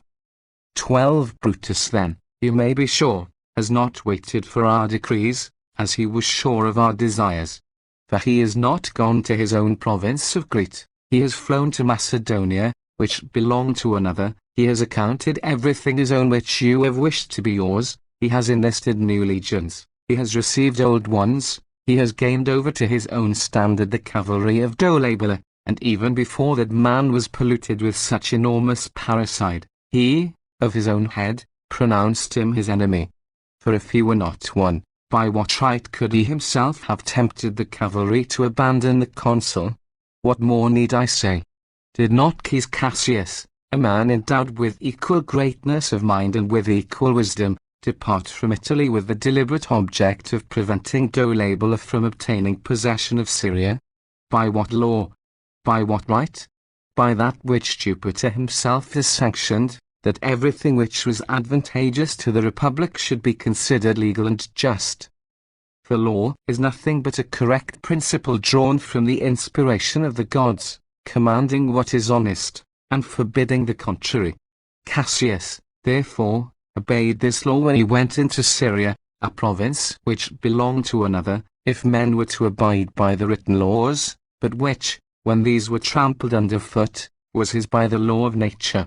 But in order that they may be sanctioned by your authority also, I now give my vote, that, as Publius Dolabella, and those who have been the ministers of and accomplices and assistants in his cruel and infamous crime, have been pronounced enemies of the Roman people by the Senate, and as the Senate has voted that Publius Dolabella shall be pursued with war, in order that he who has violated all laws of men and gods by a new and unheard of and inexpiable wickedness and has committed the most infamous treason against his country, may suffer the punishment which is his due, and which he has well deserved at the hands of gods and men. The Senate decrees that Caius Cassius, proconsul, shall have the government of Syria as one appointed to that province, with all due form, and that he shall receive their armies from Quintus Marcus Crispus, proconsul, from Lucius Statius Mercus, proconsul, from Aulus Helenius, lieutenant, and that they shall deliver them up to him, and that he, with these troops and with any more which he may have got from other quarters, shall pursue Dolabola with war both by sea and land, that, for the sake of carrying on war, he shall have authority and power to buy ships, and sailors, and money, and whatever else may be necessary or useful for the carrying on of the war, in whatever places it seems fitting to him to do so, throughout Syria, Asia, Bithynia, and Pontus, and that, in whatever province he shall arrive for the purpose of carrying on that war, in that province as soon as Caius Cassius, proconsul, shall arrive in it, the power of Caius Cassius, proconsul, shall be superior to that of him who may be the regular governor of the province at the time. That King Diodorus the father, and also King Diodorus the son, if they assist Caius Cassius, proconsul, with their armies and treasures, as they have heretofore often assisted the generals of the Roman people, will do a thing which will be grateful to the Senate and people of Rome, and that also, if the rest of the kings and tetrarchs and governors in those districts do the same, the Senate and people of Rome will not be forgetful of their loyalty and kindness, and that Caius Pansa and Aulus Hirtius the consuls, one or both of them, as it seems good to them, as soon as they have re-established the Republic, shall at the earliest opportunity submit a motion to this order about the consular and praetorian provinces, and that, in the meantime, the provinces should continue to be governed by those officers by whom they are governed at present, until a successor be appointed to each by a resolution of the Senate. 13. By this resolution of the Senate you will inflame the existing ardor of Cassius, and you will give him additional arms, for you cannot be ignorant of his disposition, or of the resources which he has at present. His disposition is such as you see, his resources, which you have heard stated to you, are those of a gallant and resolute man, who, even while Trebonius was alive, would not permit the piratical crew of Dolabola to penetrate into Syria. Helenius, my intimate friend and connection, who went thither after the death of Trebonius, will not permit himself to be called the lieutenant of Dolabola. The army of Quintus Caecilius Bassus, a man indeed without any regular appointment, but a brave and eminent man, is vigorous and victorious. The army of Diodorus the king, both father and son, is very numerous, and equipped in our fashion. Moreover, in the son there is the greatest hope, the greatest vigor of genius and a good disposition, and the most eminent valor. Why need I speak of the father, whose goodwill towards the Roman people is coeval with his life, who has not only been the ally of our commanders in their wars, but has also served himself as the general of his own troops? What great things have Sylla, and Murena, and Servilius, and Lucullus said of that man, what complimentary, what honorable and dignified mention have they often made of him in the Senate? Why should I speak of Cneius Pompeius, who considered Diodorus the only friend and real well-wisher from his heart, the only really loyal man to the Roman people in the whole world?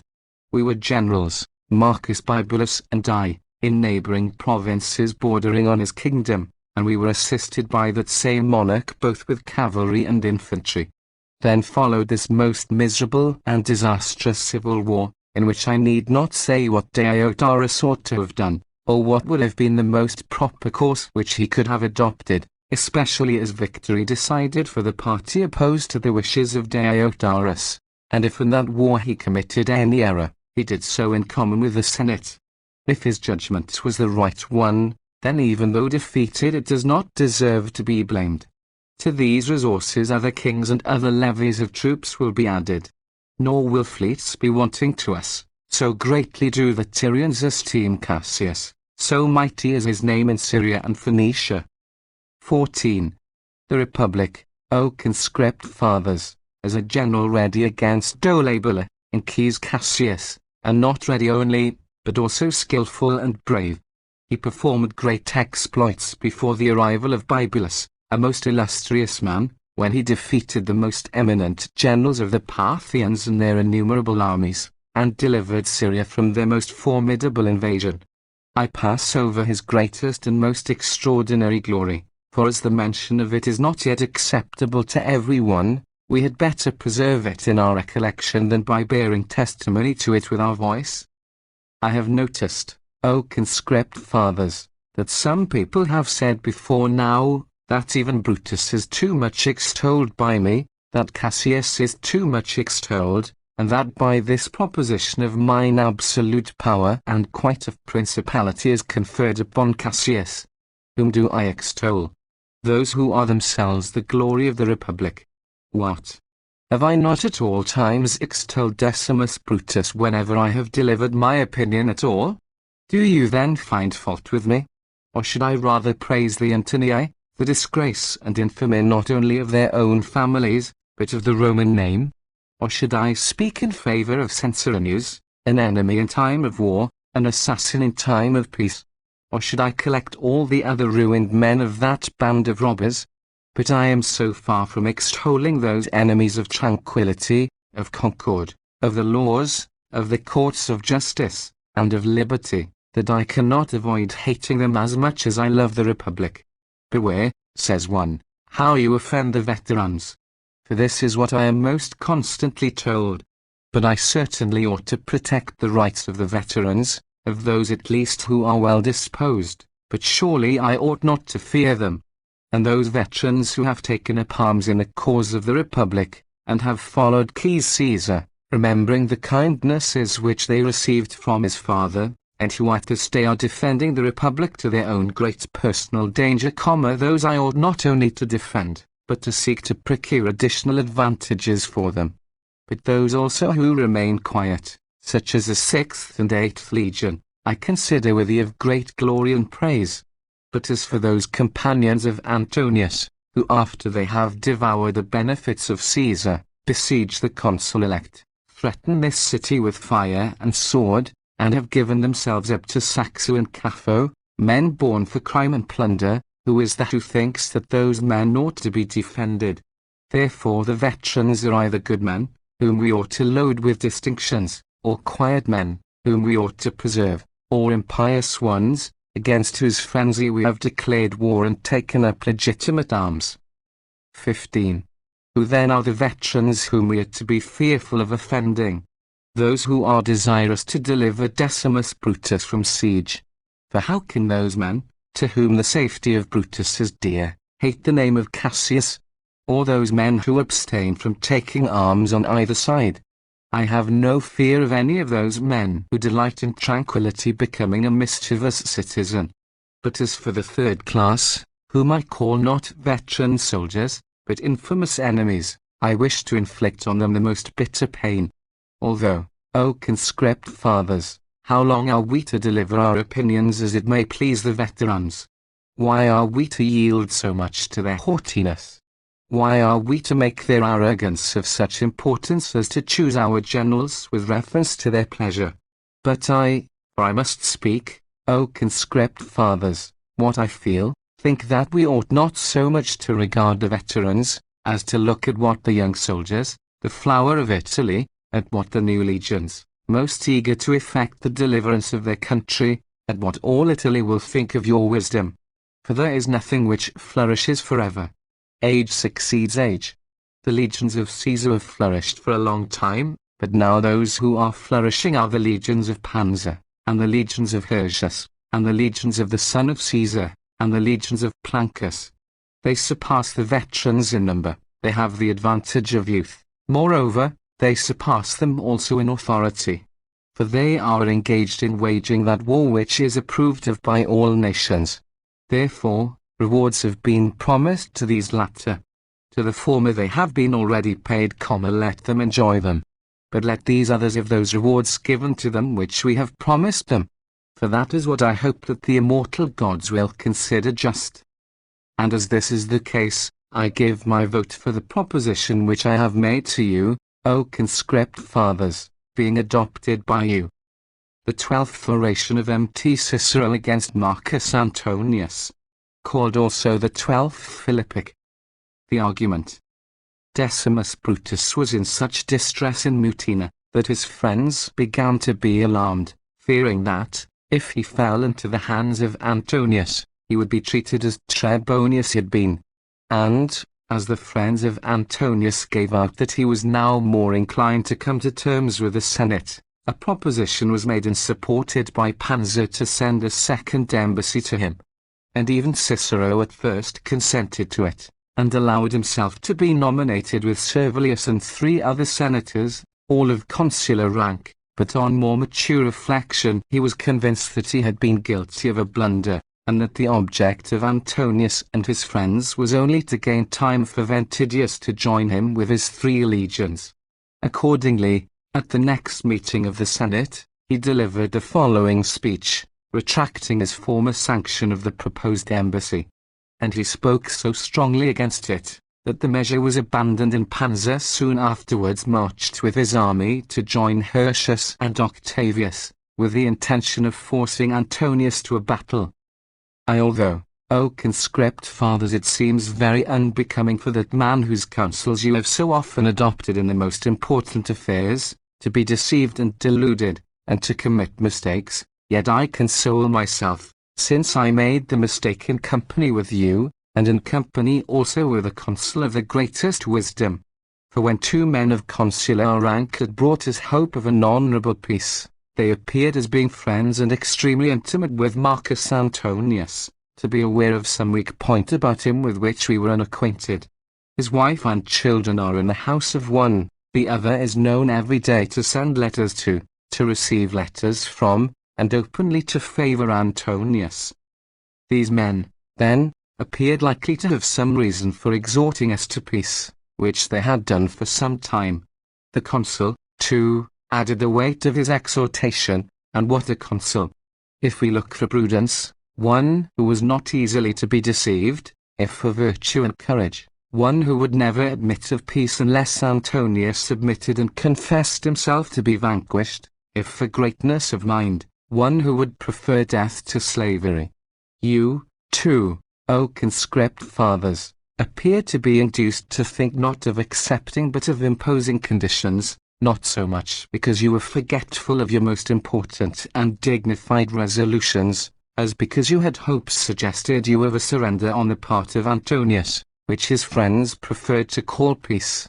My own hopes, and I imagine yours also, were increased by the circumstance of my hearing that the family of Antonius was overwhelmed with distress, and that his wife was incessantly lamenting. And in this assembly, too, I saw that the partisans, on whose countenance my eyes are always dwelling, looked more sorrowful than usual.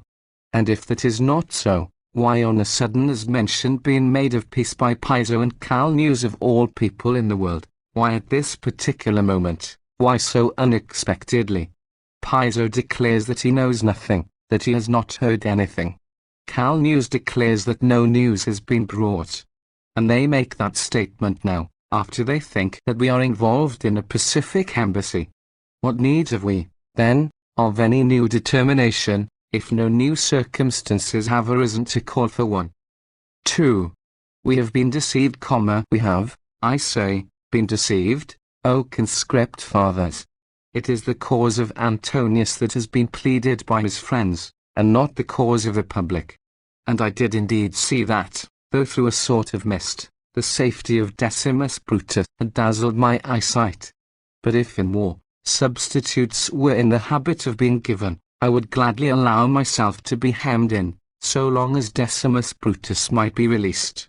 But we were caught by this expression of Quintus Fufius: shall we not listen to Antonius, even if he retires from Mutina?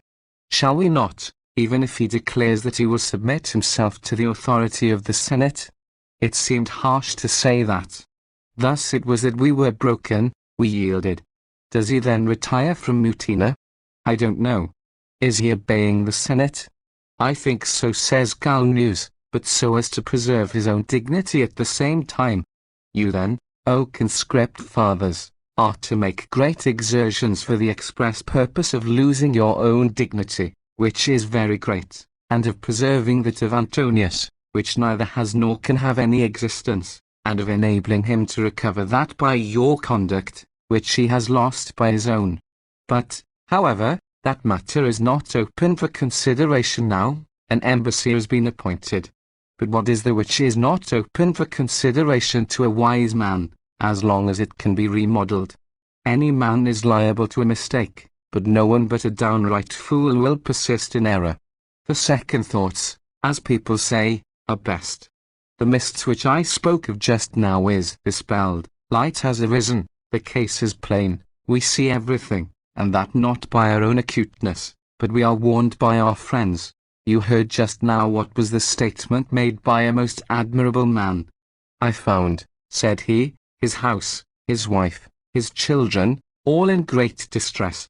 Good men marveled at me, my friends blamed me for having been led by the hope of peace to undertake an embassy. And no wonder, O Publius Servilius. For by your own most true and most weighty arguments Antonius was stripped, I do not say of all dignity, but of even every hope of safety. Who would not wonder if you were to go as an ambassador to him? I judge by my own case, for with regard to myself I see how the same design as you conceived is found fault with. And are we the only people blamed? What? Did that most gallant man speak so long and so precisely a little while ago without any reason? What was he labouring for, except to remove from himself a groundless suspicion of treachery? And whence did that suspicion arise? From his unexpected advocacy of peace, which he adopted all on a sudden, being taken in by the same error that we were. But if an error is being committed, O conscript fathers, owing to a groundless and fallacious hope, let us return into the right road. The best harbour for a penitent is a change of intention. 3. For what, in the name of the immortal gods? What good can our embassy do to the Republic? What good, do I say? What will you say if it will even do us harm? Will do us harm? What if it already has done us harm? Do you suppose that that most energetic and fearless desire shown by the Roman people for recovery of their liberty has been damped and weakened by hearing of this embassy for peace? What do you think the municipal towns feel? And the colonies? What do you think will be the feelings of all Italy? Do you suppose that it will continue to glow with the same zeal with which it burnt before to extinguish this common conflagration? Do we not suppose that those men will repent of having professed and displayed so much hatred to Antonius, who promised us money and arms, who devoted themselves wholly, body, heart, and soul, to the safety of the Republic? How will Capua, which at the present time feels like a second Rome, approve of this design of yours? That city pronounced them impious citizens, cast them out, and kept them out. Antonius was barely saved from the hands of that city, which made a most gallant attempt to crush him. Need I say more? Are we not by these proceedings cutting the sinews of our own legions? For what man can engage with ardour in a war, when the hope of peace is suggested to him? Even that godlike and divine martial legion will grow languid and be cowed by the receipt of this news, and will lose that most noble title of marshal. Their swords will fall to the ground, their weapons will drop from their hands. 4. Following the Senate, it will not consider itself bound to feel more bitter hatred against Antonius than the Senate. I am ashamed for this legion, I am ashamed for the 4th legion, which, approving of our authority with equal virtue, abandoned Antonius, not looking upon him as their consul and general, but as an enemy and attacker of their country.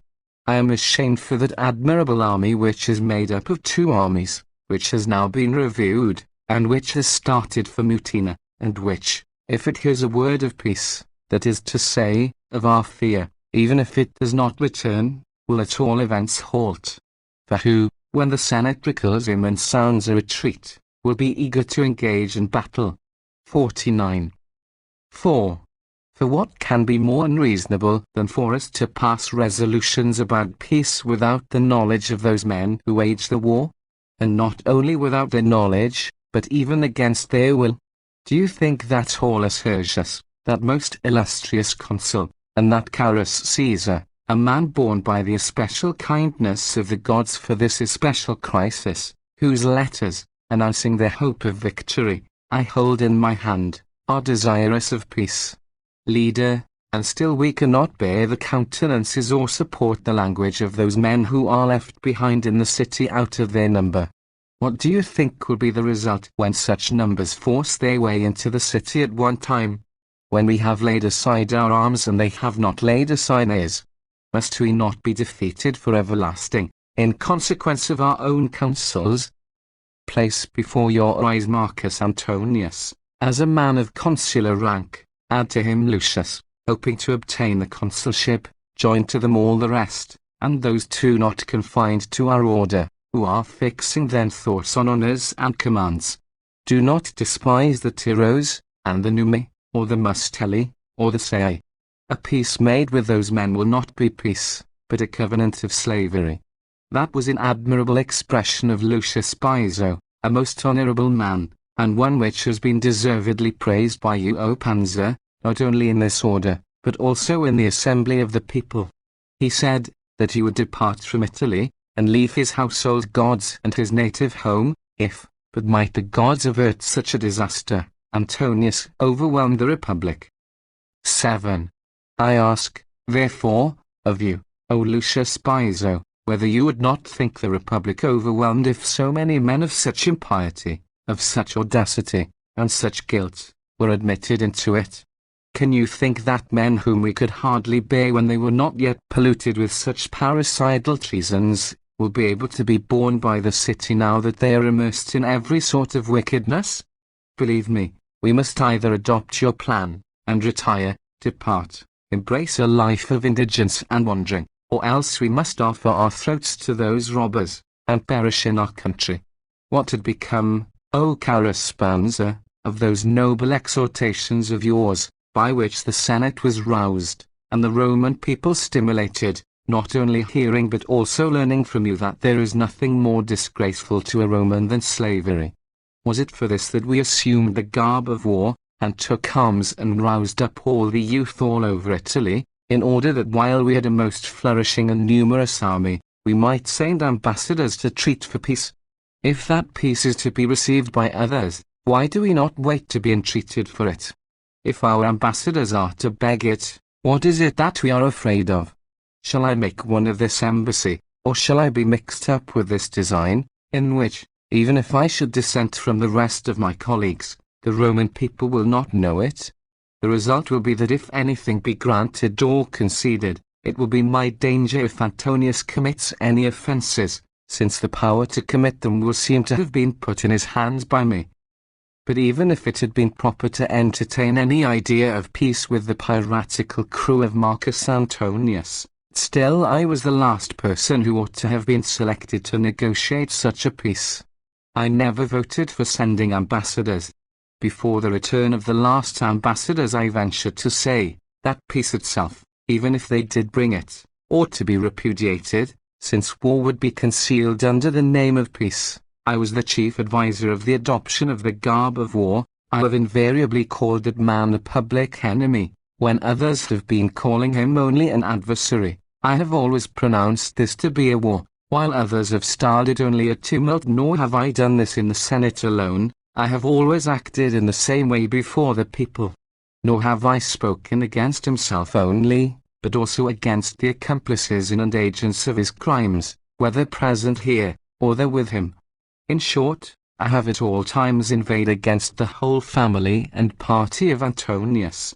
Therefore, as those impious citizens began to congratulate one another the moment the hope of peace was presented to them, as if they had gained the victory, so also they abused me as unjust. They made complaints against me. They distrusted Servilius also. They recollected that Antonius had been damaged by his avowed opinions and propositions. They recollected that Lucius Caesar, though a brave and consistent senator, is still his uncle, that Calneus is his agent, that Piso is his intimate friend. They think that you yourself, O Pansa, though a most vigorous and fearless consul, are now become more mercifully inclined.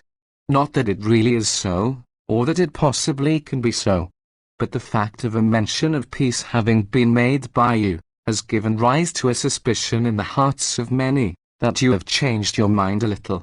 The friends of Antonius are annoyed at my being included among these persons, and we must no doubt yield to them, since we have once begun to be liberal. 8.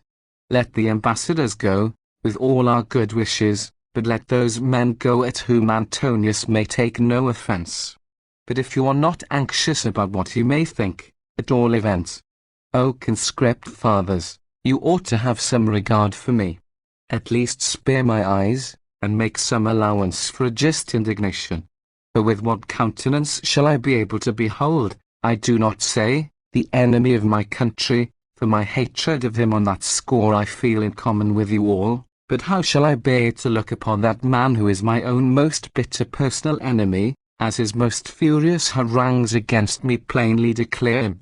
Do you think that I am so completely made of iron as to be able unmoved to meet him, or look at him, who lately, when in an assembly of the people he was making presents to those men who appeared to him the most audacious of his band of parricidal traitors, said that he gave my property to Patricius of Urbinum, a man who, after the shipwreck of a very splendid patrimony, was dashed against these rocks of Antonius? Shall I be able to bear the sight of Lucius Antonius, a man from whose cruelty I could not have escaped if I had not defended myself behind the walls and gates and by the zeal of my own municipal town? And this same Asiatic gladiator, this blunder of Italy, this colleague of Lenti and Nucula, when he was giving some pieces of gold to Aquila the centurion, said that he was giving him some of my property. For, if he had said he was giving him some of his own, he thought that the eagle itself would not have believed it. My eyes cannot, my eyes, I say, will not bear the sight of Saxo, or Caffo, or the two praetors, or the tribune of the people, or the two tribunes elect, or Bestia, or Trebellius, or Titus Plancus. I cannot look with equanimity on so many, and those such foul, such wicked enemies, nor is that feeling caused by any fastidiousness of mine, but by my affection for the Republic. But I will subdue my feelings, and keep my own inclinations under restraint. If I cannot eradicate my most just indignation, I will conceal it. What? Do you not think, O conscript fathers, that I should have some regard for my own life? But that indeed has never been an object of much concern to me, especially since Stolabula has acted in such a way that death is a desirable thing, provided it come without torments and tortures. But in your eyes and in those of the Roman people my life ought not to appear of no consequence. For I am a man, unless indeed I am deceived in my estimate of myself, who by my vigilance and anxiety, by the opinions which I have delivered, and by the dangers too of which I have encountered great numbers, by reason of the most bitter hatred which all impious men bear me, have at least, not to seem to say anything too boastful, conducted myself so as to be no injury to the Republic. And as this is the case, do you think that I ought to have no consideration for my own danger? 9. Even here, when I was in the city and at home, nevertheless many attempts were made against me, in a place where I have not only the fidelity of my friends but the eyes also of the entire city to guard me. What do you think will be the case when I have gone on a journey, and that too a long one? Do you think that I shall have no occasion to fear plots then?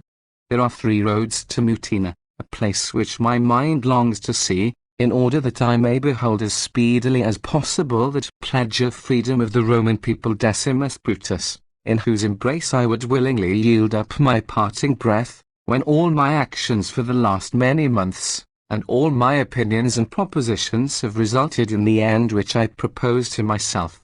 There are, as I have said, 3 roads: the Flaminian road, along the Adriatic; the Aurelian road, along the Mediterranean coast; the Midland road, which is called the Casson.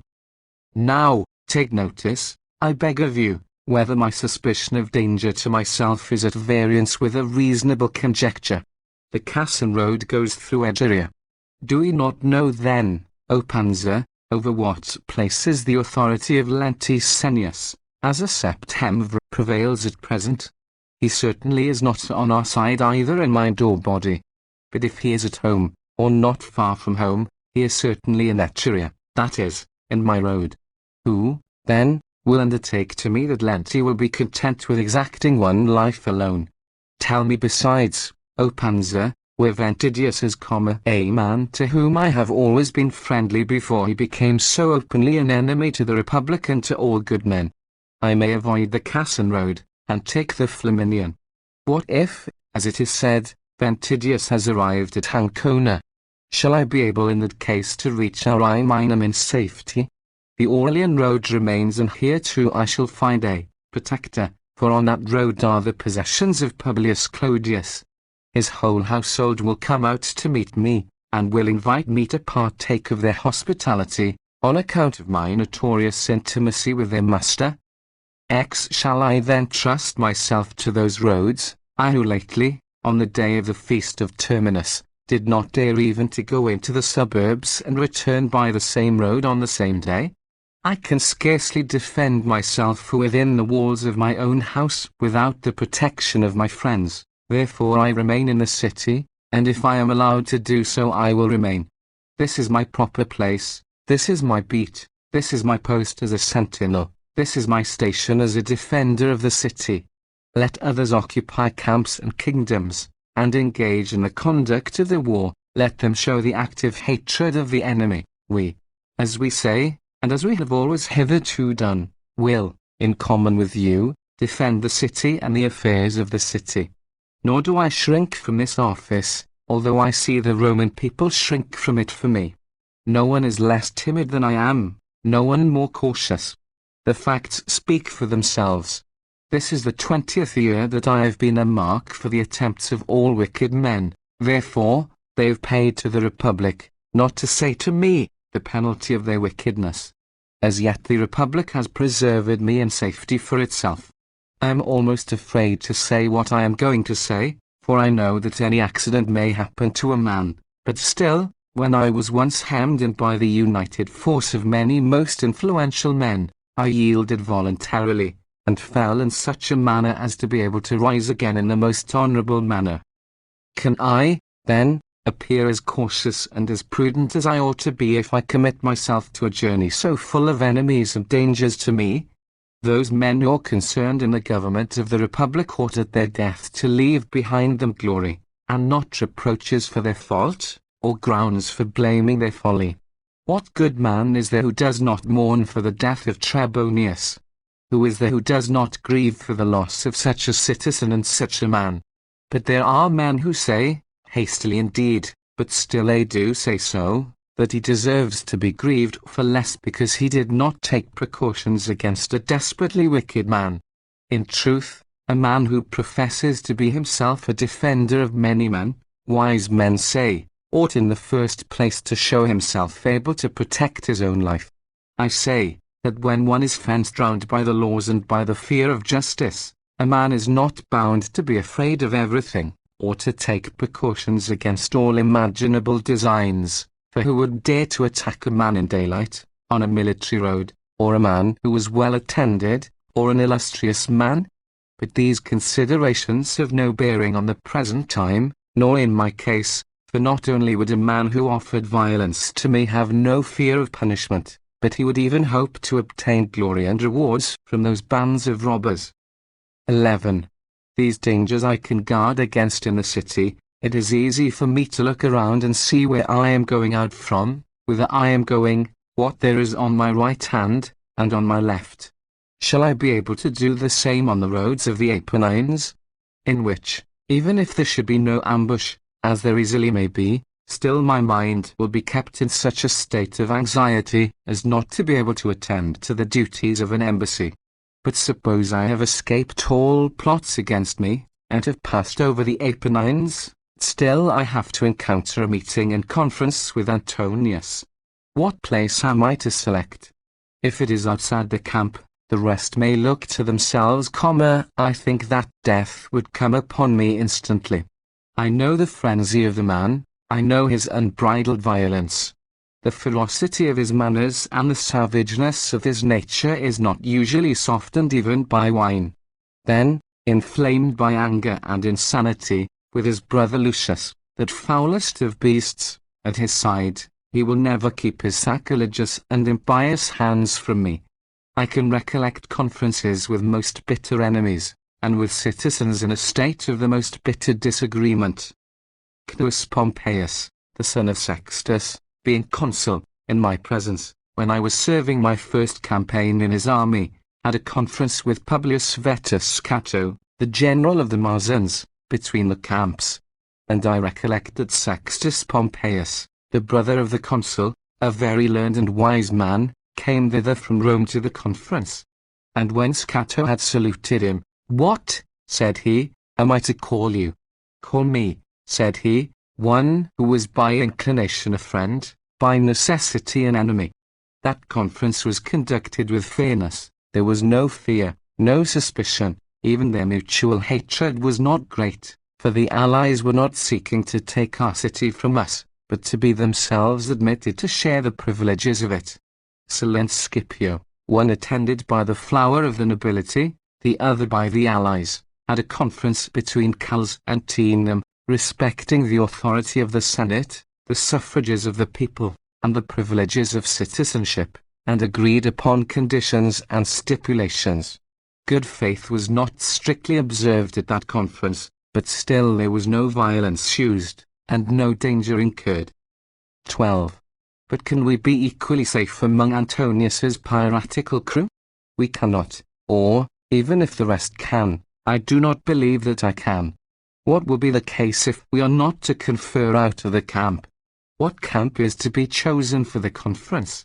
He will never come into our camp, much less will we go to his.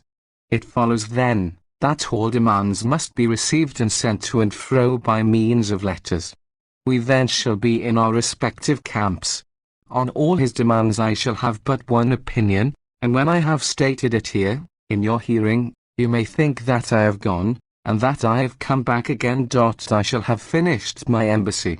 As far as my sentiments can prevail, I shall refer every demand which Antonius makes to the Senate.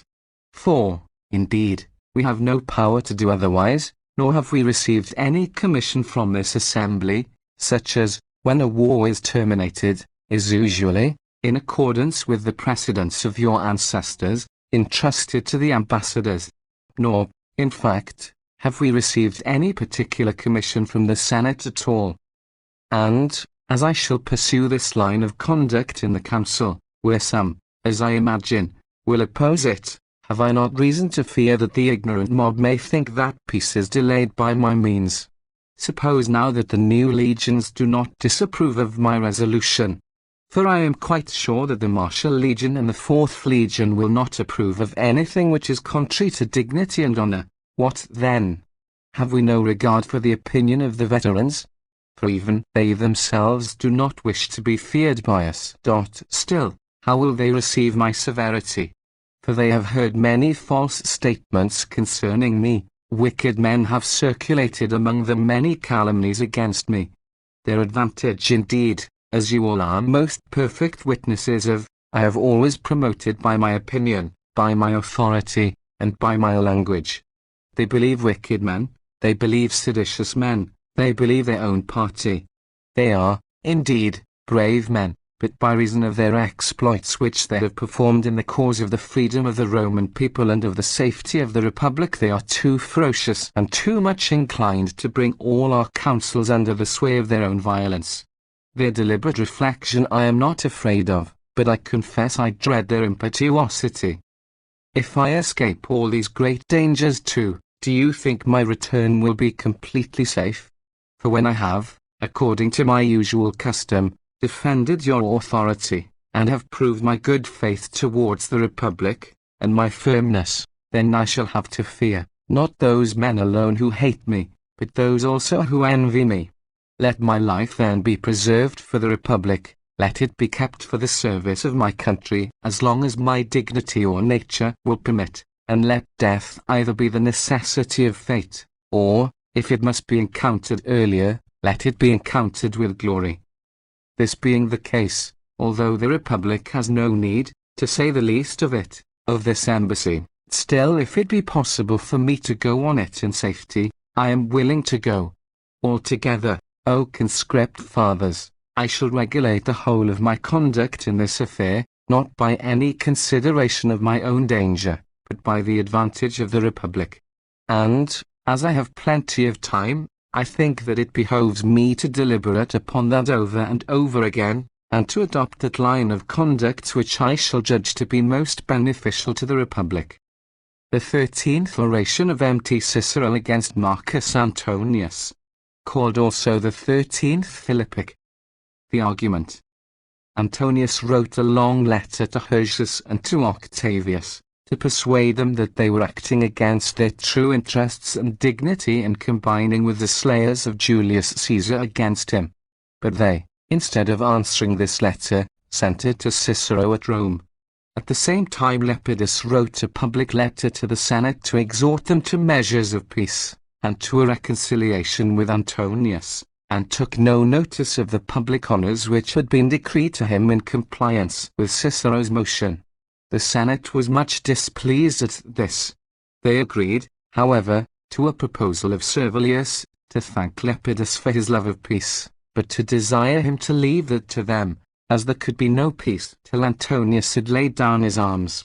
But Antonius's friends were encouraged by Lepidus's letter to renew their suggestions of a treaty, which caused Cicero to deliver the following speech to the Senate for the purpose of counteracting the influence of their arguments. I from the first beginning, O conscript fathers, of this war which we have undertaken against those impious and wicked citizens, I have been afraid lest the insidious proposals of peace might damp our zeal for the recovery of our liberty. But the name of peace is sweet, and the thing itself not only pleasant but salutary. For a man seems to have no affection either for the private hearths of the citizens, nor for the public laws, nor for the rights of freedom, who is delighted with discord and the slaughter of his fellow citizens, and with civil war, and such a man I think ought to be erased from the catalogue of men, and exterminated from all human society. Therefore, if Sylla, or Marius, or both of them, or Octavius, or Cinna, or Sylla for the second time, or the other Marius and Carbo, or if anyone else has ever wished for civil war, I think that man a citizen born for the detestation of the Republic. For why should I speak of the last man who stirred up such a war, a man whose acts, indeed, we defend, while we admit that the author of them was deservedly slain? Nothing, then, is more infamous than such a citizen or such a man, if indeed he deserves to be considered either a citizen or a man, who is desirous of civil war. But the first thing that we have to consider, O conscript fathers, is whether peace can exist with all men, or whether there be any war incapable of reconciliation, in which any agreement of peace is only a covenant of slavery. Whether Sylla was making peace with Scipio, or whether he was only pretending to do so, there was no reason to despair, if an agreement had been come to, that the city might have been in a tolerable state. If Cinna had been willing to agree with Octavius, the safety of the citizens might still have had an existence in the Republic. In the last war, if Pompeius had relaxed somewhat of his dignified firmness, and Caesar a good deal of his ambition, we might have had both a lasting peace, and some considerable remainder of the Republic. 2. But what is the state of things now? Is it possible for there to be peace with Antonius, with Censorinus, and Ventidius, and Trebellius, and Bessia, and Nucula, and Menatius, and Lento, and Saxa? I have just mentioned a few names as a specimen. You yourselves see the countless numbers and savage nature of the rest of the host. Add, besides the wrecks of Caesar's party, the Barbicassi, the Barbatii, the Polios, add the companions and fellow gamblers of Antonius, Eutrapellus, and Mela, and Coelius, and Pontius, and Crassicius, and Tyro, and Mustla, and Piticius. I say nothing of the main body, I am only naming the leaders. To these are added the legionaries of the Alauda and the rest of the veterans, the seminary of the judges of the third decury, who, having exhausted their own estates, and squandered all the fruits of Caesar's kindness, have now set their hearts on our fortunes. Oh, that trustworthy right hand of Antonius, with which he has murdered many citizens! Oh, that regularly ratified and solemn treaty which we made with the Antonii! Surely if Marcus shall attempt to violate it, the conscientious piety of Lucius will call him back from such wickedness. If there is any room allowed these men in this city, there will be no room for the city itself. Place before your eyes, O conscript fathers, the countenances of those men, and especially the countenances of the Antonii. Mark their gait, their look, their face, their arrogance. Mark those friends of theirs who walk by their side, who follow them, who precede them. What breath-reeking of wine, what insolence, what threatening language do you not think there will be there? Unless, indeed, the mere fact of peace is to soften them, and unless you expect that, especially when they come into this assembly, they will salute every one of us kindly, and address us courteously. 3. Do you not recollect, in the name of the immortal gods, what resolutions you have given utterance to against those men? You have repealed the acts of Marcus Antonius, you have taken down his laws, you have voted that they were carried by violence, and with a disregard of the auspices. You have called out the levies throughout all Italy, you have pronounced that colleague and ally of all wickedness a public enemy. What peace can there be with this man? Even if he were a foreign enemy, still, after such actions as have taken place, it would be scarcely possible, by any means whatever, to have peace. Though seas and mountains, and vast regions lay between you, still you would hate such a man without seeing him. But these men will stick to your eyes, and when they can, to your very throats, for what fences will be strong enough for us to restrain savage beasts? But the result of war is uncertain. It is at all events in the power of brave men, such as you ought to be, to display your valor, for certainly brave men can do that, and not to fear the caprice of fortune. But since it is not only courage but wisdom also which is expected from this order, although these qualities appear scarcely possible to be separated, still let us separate them here. Courage bids us fight, inflames our just hatred, urges us to the conflict, summons us to danger. What says wisdom? She uses more cautious counsels, she is provident for the future, she is in every respect more on the defensive. What then does she think? For we must obey her, and we are bound to consider that the best thing which is arranged in the most prudent manner. If she enjoins me to think nothing of more consequence than my life, not to fight at the risk of my life, but to avoid all danger, I will then ask her whether I am also to become a slave when I have obeyed all these injunctions. If she says, yes, I for one will not listen to that wisdom, however learned she may be, but if the answer is, preserve your life and your safety, preserve your fortune, preserve your estate, still, however, considering all these things of less value than liberty, therefore enjoy these things if you can do so consistently with the freedom of the Republic, and do not abandon liberty for them, but sacrifice them for liberty, as proofs of the injury you have sustained, then I shall think that I really am listening to the voice of wisdom, and I will obey her as a god. Therefore, if when we have received those men we can still be free, let us subdue our hatred to them, and endure peace. But if there can be no tranquility while those men are in safety, then let us rejoice that an opportunity of fighting them is put in our power. For so, either, these men being conquered, we shall enjoy the Republic victorious, or, if we be defeated, but may Jupiter avert that disaster, we shall live, if not with an actual breath, at all events in the renown of our valor. 4. But Marcus Lepidus, having been a second time styled Imperator, Pontifex Maximus, a man who deserved excellently well of the Republic in the last civil war, exhorts us to peace. No one, O conscript fathers, has greater weight with me than Marcus Lepidus, both on account of his personal virtues and by reason of the dignity of his family. There are also private reasons which influence me, such as great services he has done me, and some kindnesses which I have done him. But the greatest of his services I consider to be his being of such a disposition as he is towards the Republic, which has at all times been dearer to me than my life. For when by his influence he inclined Magnus Pompeius, a most admirable young man, the son of one of the greatest of men, to peace, and without arms released the Republic from imminent danger of civil war, by so doing he laid me under as great obligations as it was in the power of any man to do. Therefore I propose to decree to him the most ample honours that were in my power, in which you agreed with me, nor have I ceased both to think and speak in the highest terms of him. The Republic has Marcus Lepidus bound to it by many pledges. He is a man of the highest rank, of the greatest honours, he has the most honourable priesthood, and has received numberless distinctions in the city. There are monuments of himself, and of his brother, and of his ancestors. He has a most excellent wife, children such as any man might desire, an ample family estate, untainted with the blood of his fellow citizens.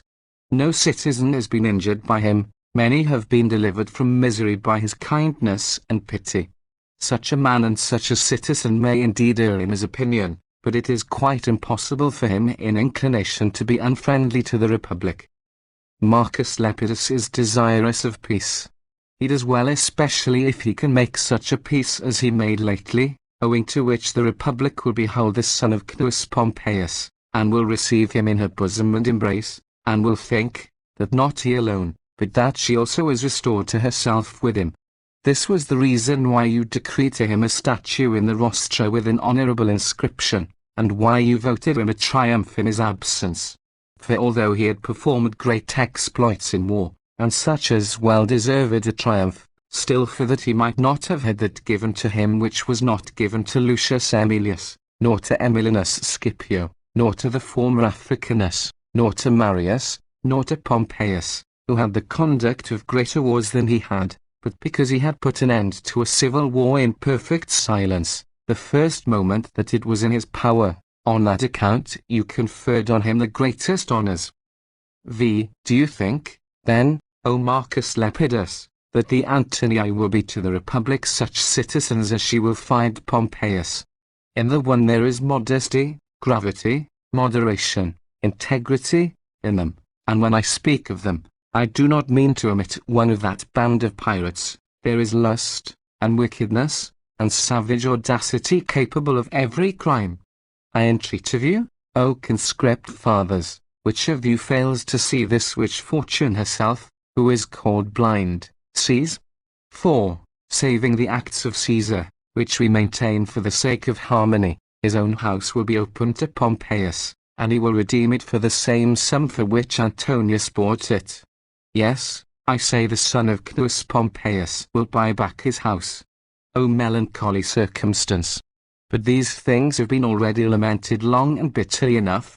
You have voted a sum of money to Cneius Pompeius, equal to that which his conquering enemy had appropriated to himself of his father's property in the distribution of his booty. But I claim permission to manage this distribution myself, as due to my connection and intimacy with his father. He will buy back the villas, the houses, and some of the estates in the city which Antonius is in possession of. For as for the silver plate, the garments, the furniture, and the wine which that glutton has made away with, those things he will lose without forfeiting his equanimity. The Alban and Firmian villas he will recover from Dolabella, the Tusculan villa he will also recover from Antonius. And these Anses who are joining in the attack on Mutina and in the blockade of Decimus Brutus will be driven from his Falernian villa. There are many others, perhaps, who will be made to disgorge their plunder, but their names escape my memory. I say, too, that those men who are not in the number of our enemies, will be made to restore the possessions of Pompeius to his son for the price at which they bought them. It was the act of a sufficiently rash man, not to say an audacious one, to touch a single particle of that property, but who will have the face to endeavour to retain it, when its most illustrious owner is restored to his country? Will not that man restore his plunder, enfolding the patrimony of his master in his embrace, clinging to the treasure like a dragon? The slave of Pompeius, the freedman of Caesar, has seized upon his estates in the Lucanian district. And as for those 700 millions of sesterces which you, O conscript fathers, promised to the young man, they will be recovered in such a manner that the son of Cnaeus Pompeius will appear to have been established by you in his patrimony. This is what the Senate must do. The Roman people will do the rest with respect to that family which was at one time one of the most honorable it ever saw. In the first place, it will invest him with his father's honor as an augur, for which rank I will nominate him and promote his election, in order that I may restore to the son what I received from the father. Which of these men will the Roman people most willingly sanction as the augur of the all-powerful and all-great Jupiter, whose interpreters and messengers we have been appointed, Pompeius or Antonius? It seems indeed, to me, that fortune has managed this by the divine aid of the immortal gods, that, leaving the acts of Caesar firmly ratified, the son of Cnaeus Pompeius might still be able to recover the dignities and fortunes of his father.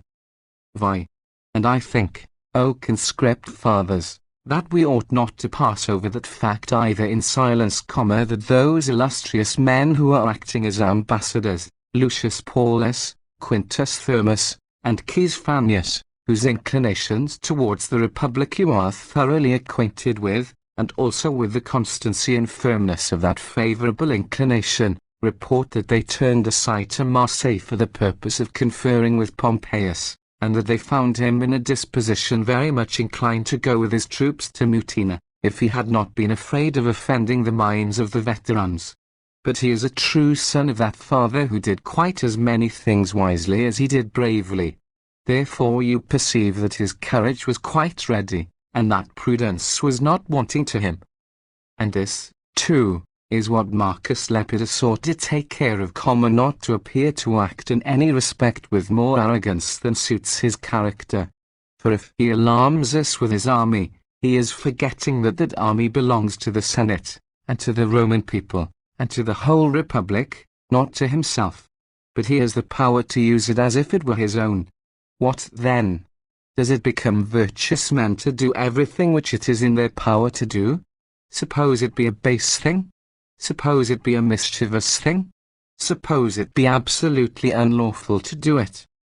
But what can be more base, or more shameful, or more utterly unbecoming, than to lead an army against the Senate, against one's fellow citizens, against one's country? Or what can deserve greater blame than doing that which is unlawful? But it is not lawful for anyone to lead an army against his country. If indeed we say that that is lawful which is permitted by the laws or by the usages and established principles of our ancestors. For it does not follow that whatever a man has power to do is lawful for him to do, nor, if he be not hindered, is he on that account permitted to do so. For to you, O Lepidus, as to your ancestors, your country has given an army to be employed in her cause. With this army you are to repel the enemy. You are to extend the boundaries of the empire, you are to obey the Senate and people of Rome, if by any chance they direct you to some other object. 7. If these are your thoughts, then are you really Marcus Lepidus the Pontifex Maximus, the great-grandson of Marcus Lepidus, Pontifex Maximus? If you judge that everything is lawful for men to do that they have the power to do, then beware lest you seem to prefer acting on precedents set by those who have no connection with you, and these, too, modern precedents, to being guided by the ancient examples in your own family. But if you interpose your authority without having recourse to arms, in that case indeed I praise you more, but beware lest this thing itself be quite unnecessary. For although there is all the authority in you that there ought to be in a man of the highest rank, still the Senate itself does not despise itself, nor was it ever more wise, more firm, more courageous. We are all hurried on with the most eager zeal to recover our freedom. Such a general ardour on the part of the Senate and people of Rome cannot be extinguished by the authority of anyone. We hate a man who would extinguish it. We are angry with him, and resist him. Our arms cannot be wrested from our hands. We are deaf to all signals for retreat, to all recall from the combat. We hope for the happiest success. We will prefer enduring the bitterest disaster to being slaves. Caesar has collected an invincible army. 2 perfectly brave consuls are present with their forces. The various and considerable reinforcements of Lucius Plancus, consul-elect, are not wanting. The contest is for the safety of Decimus Brutus.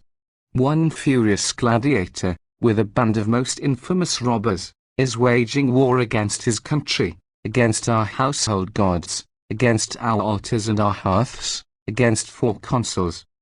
Shall we yield to him? Shall we listen to the conditions which he proposes?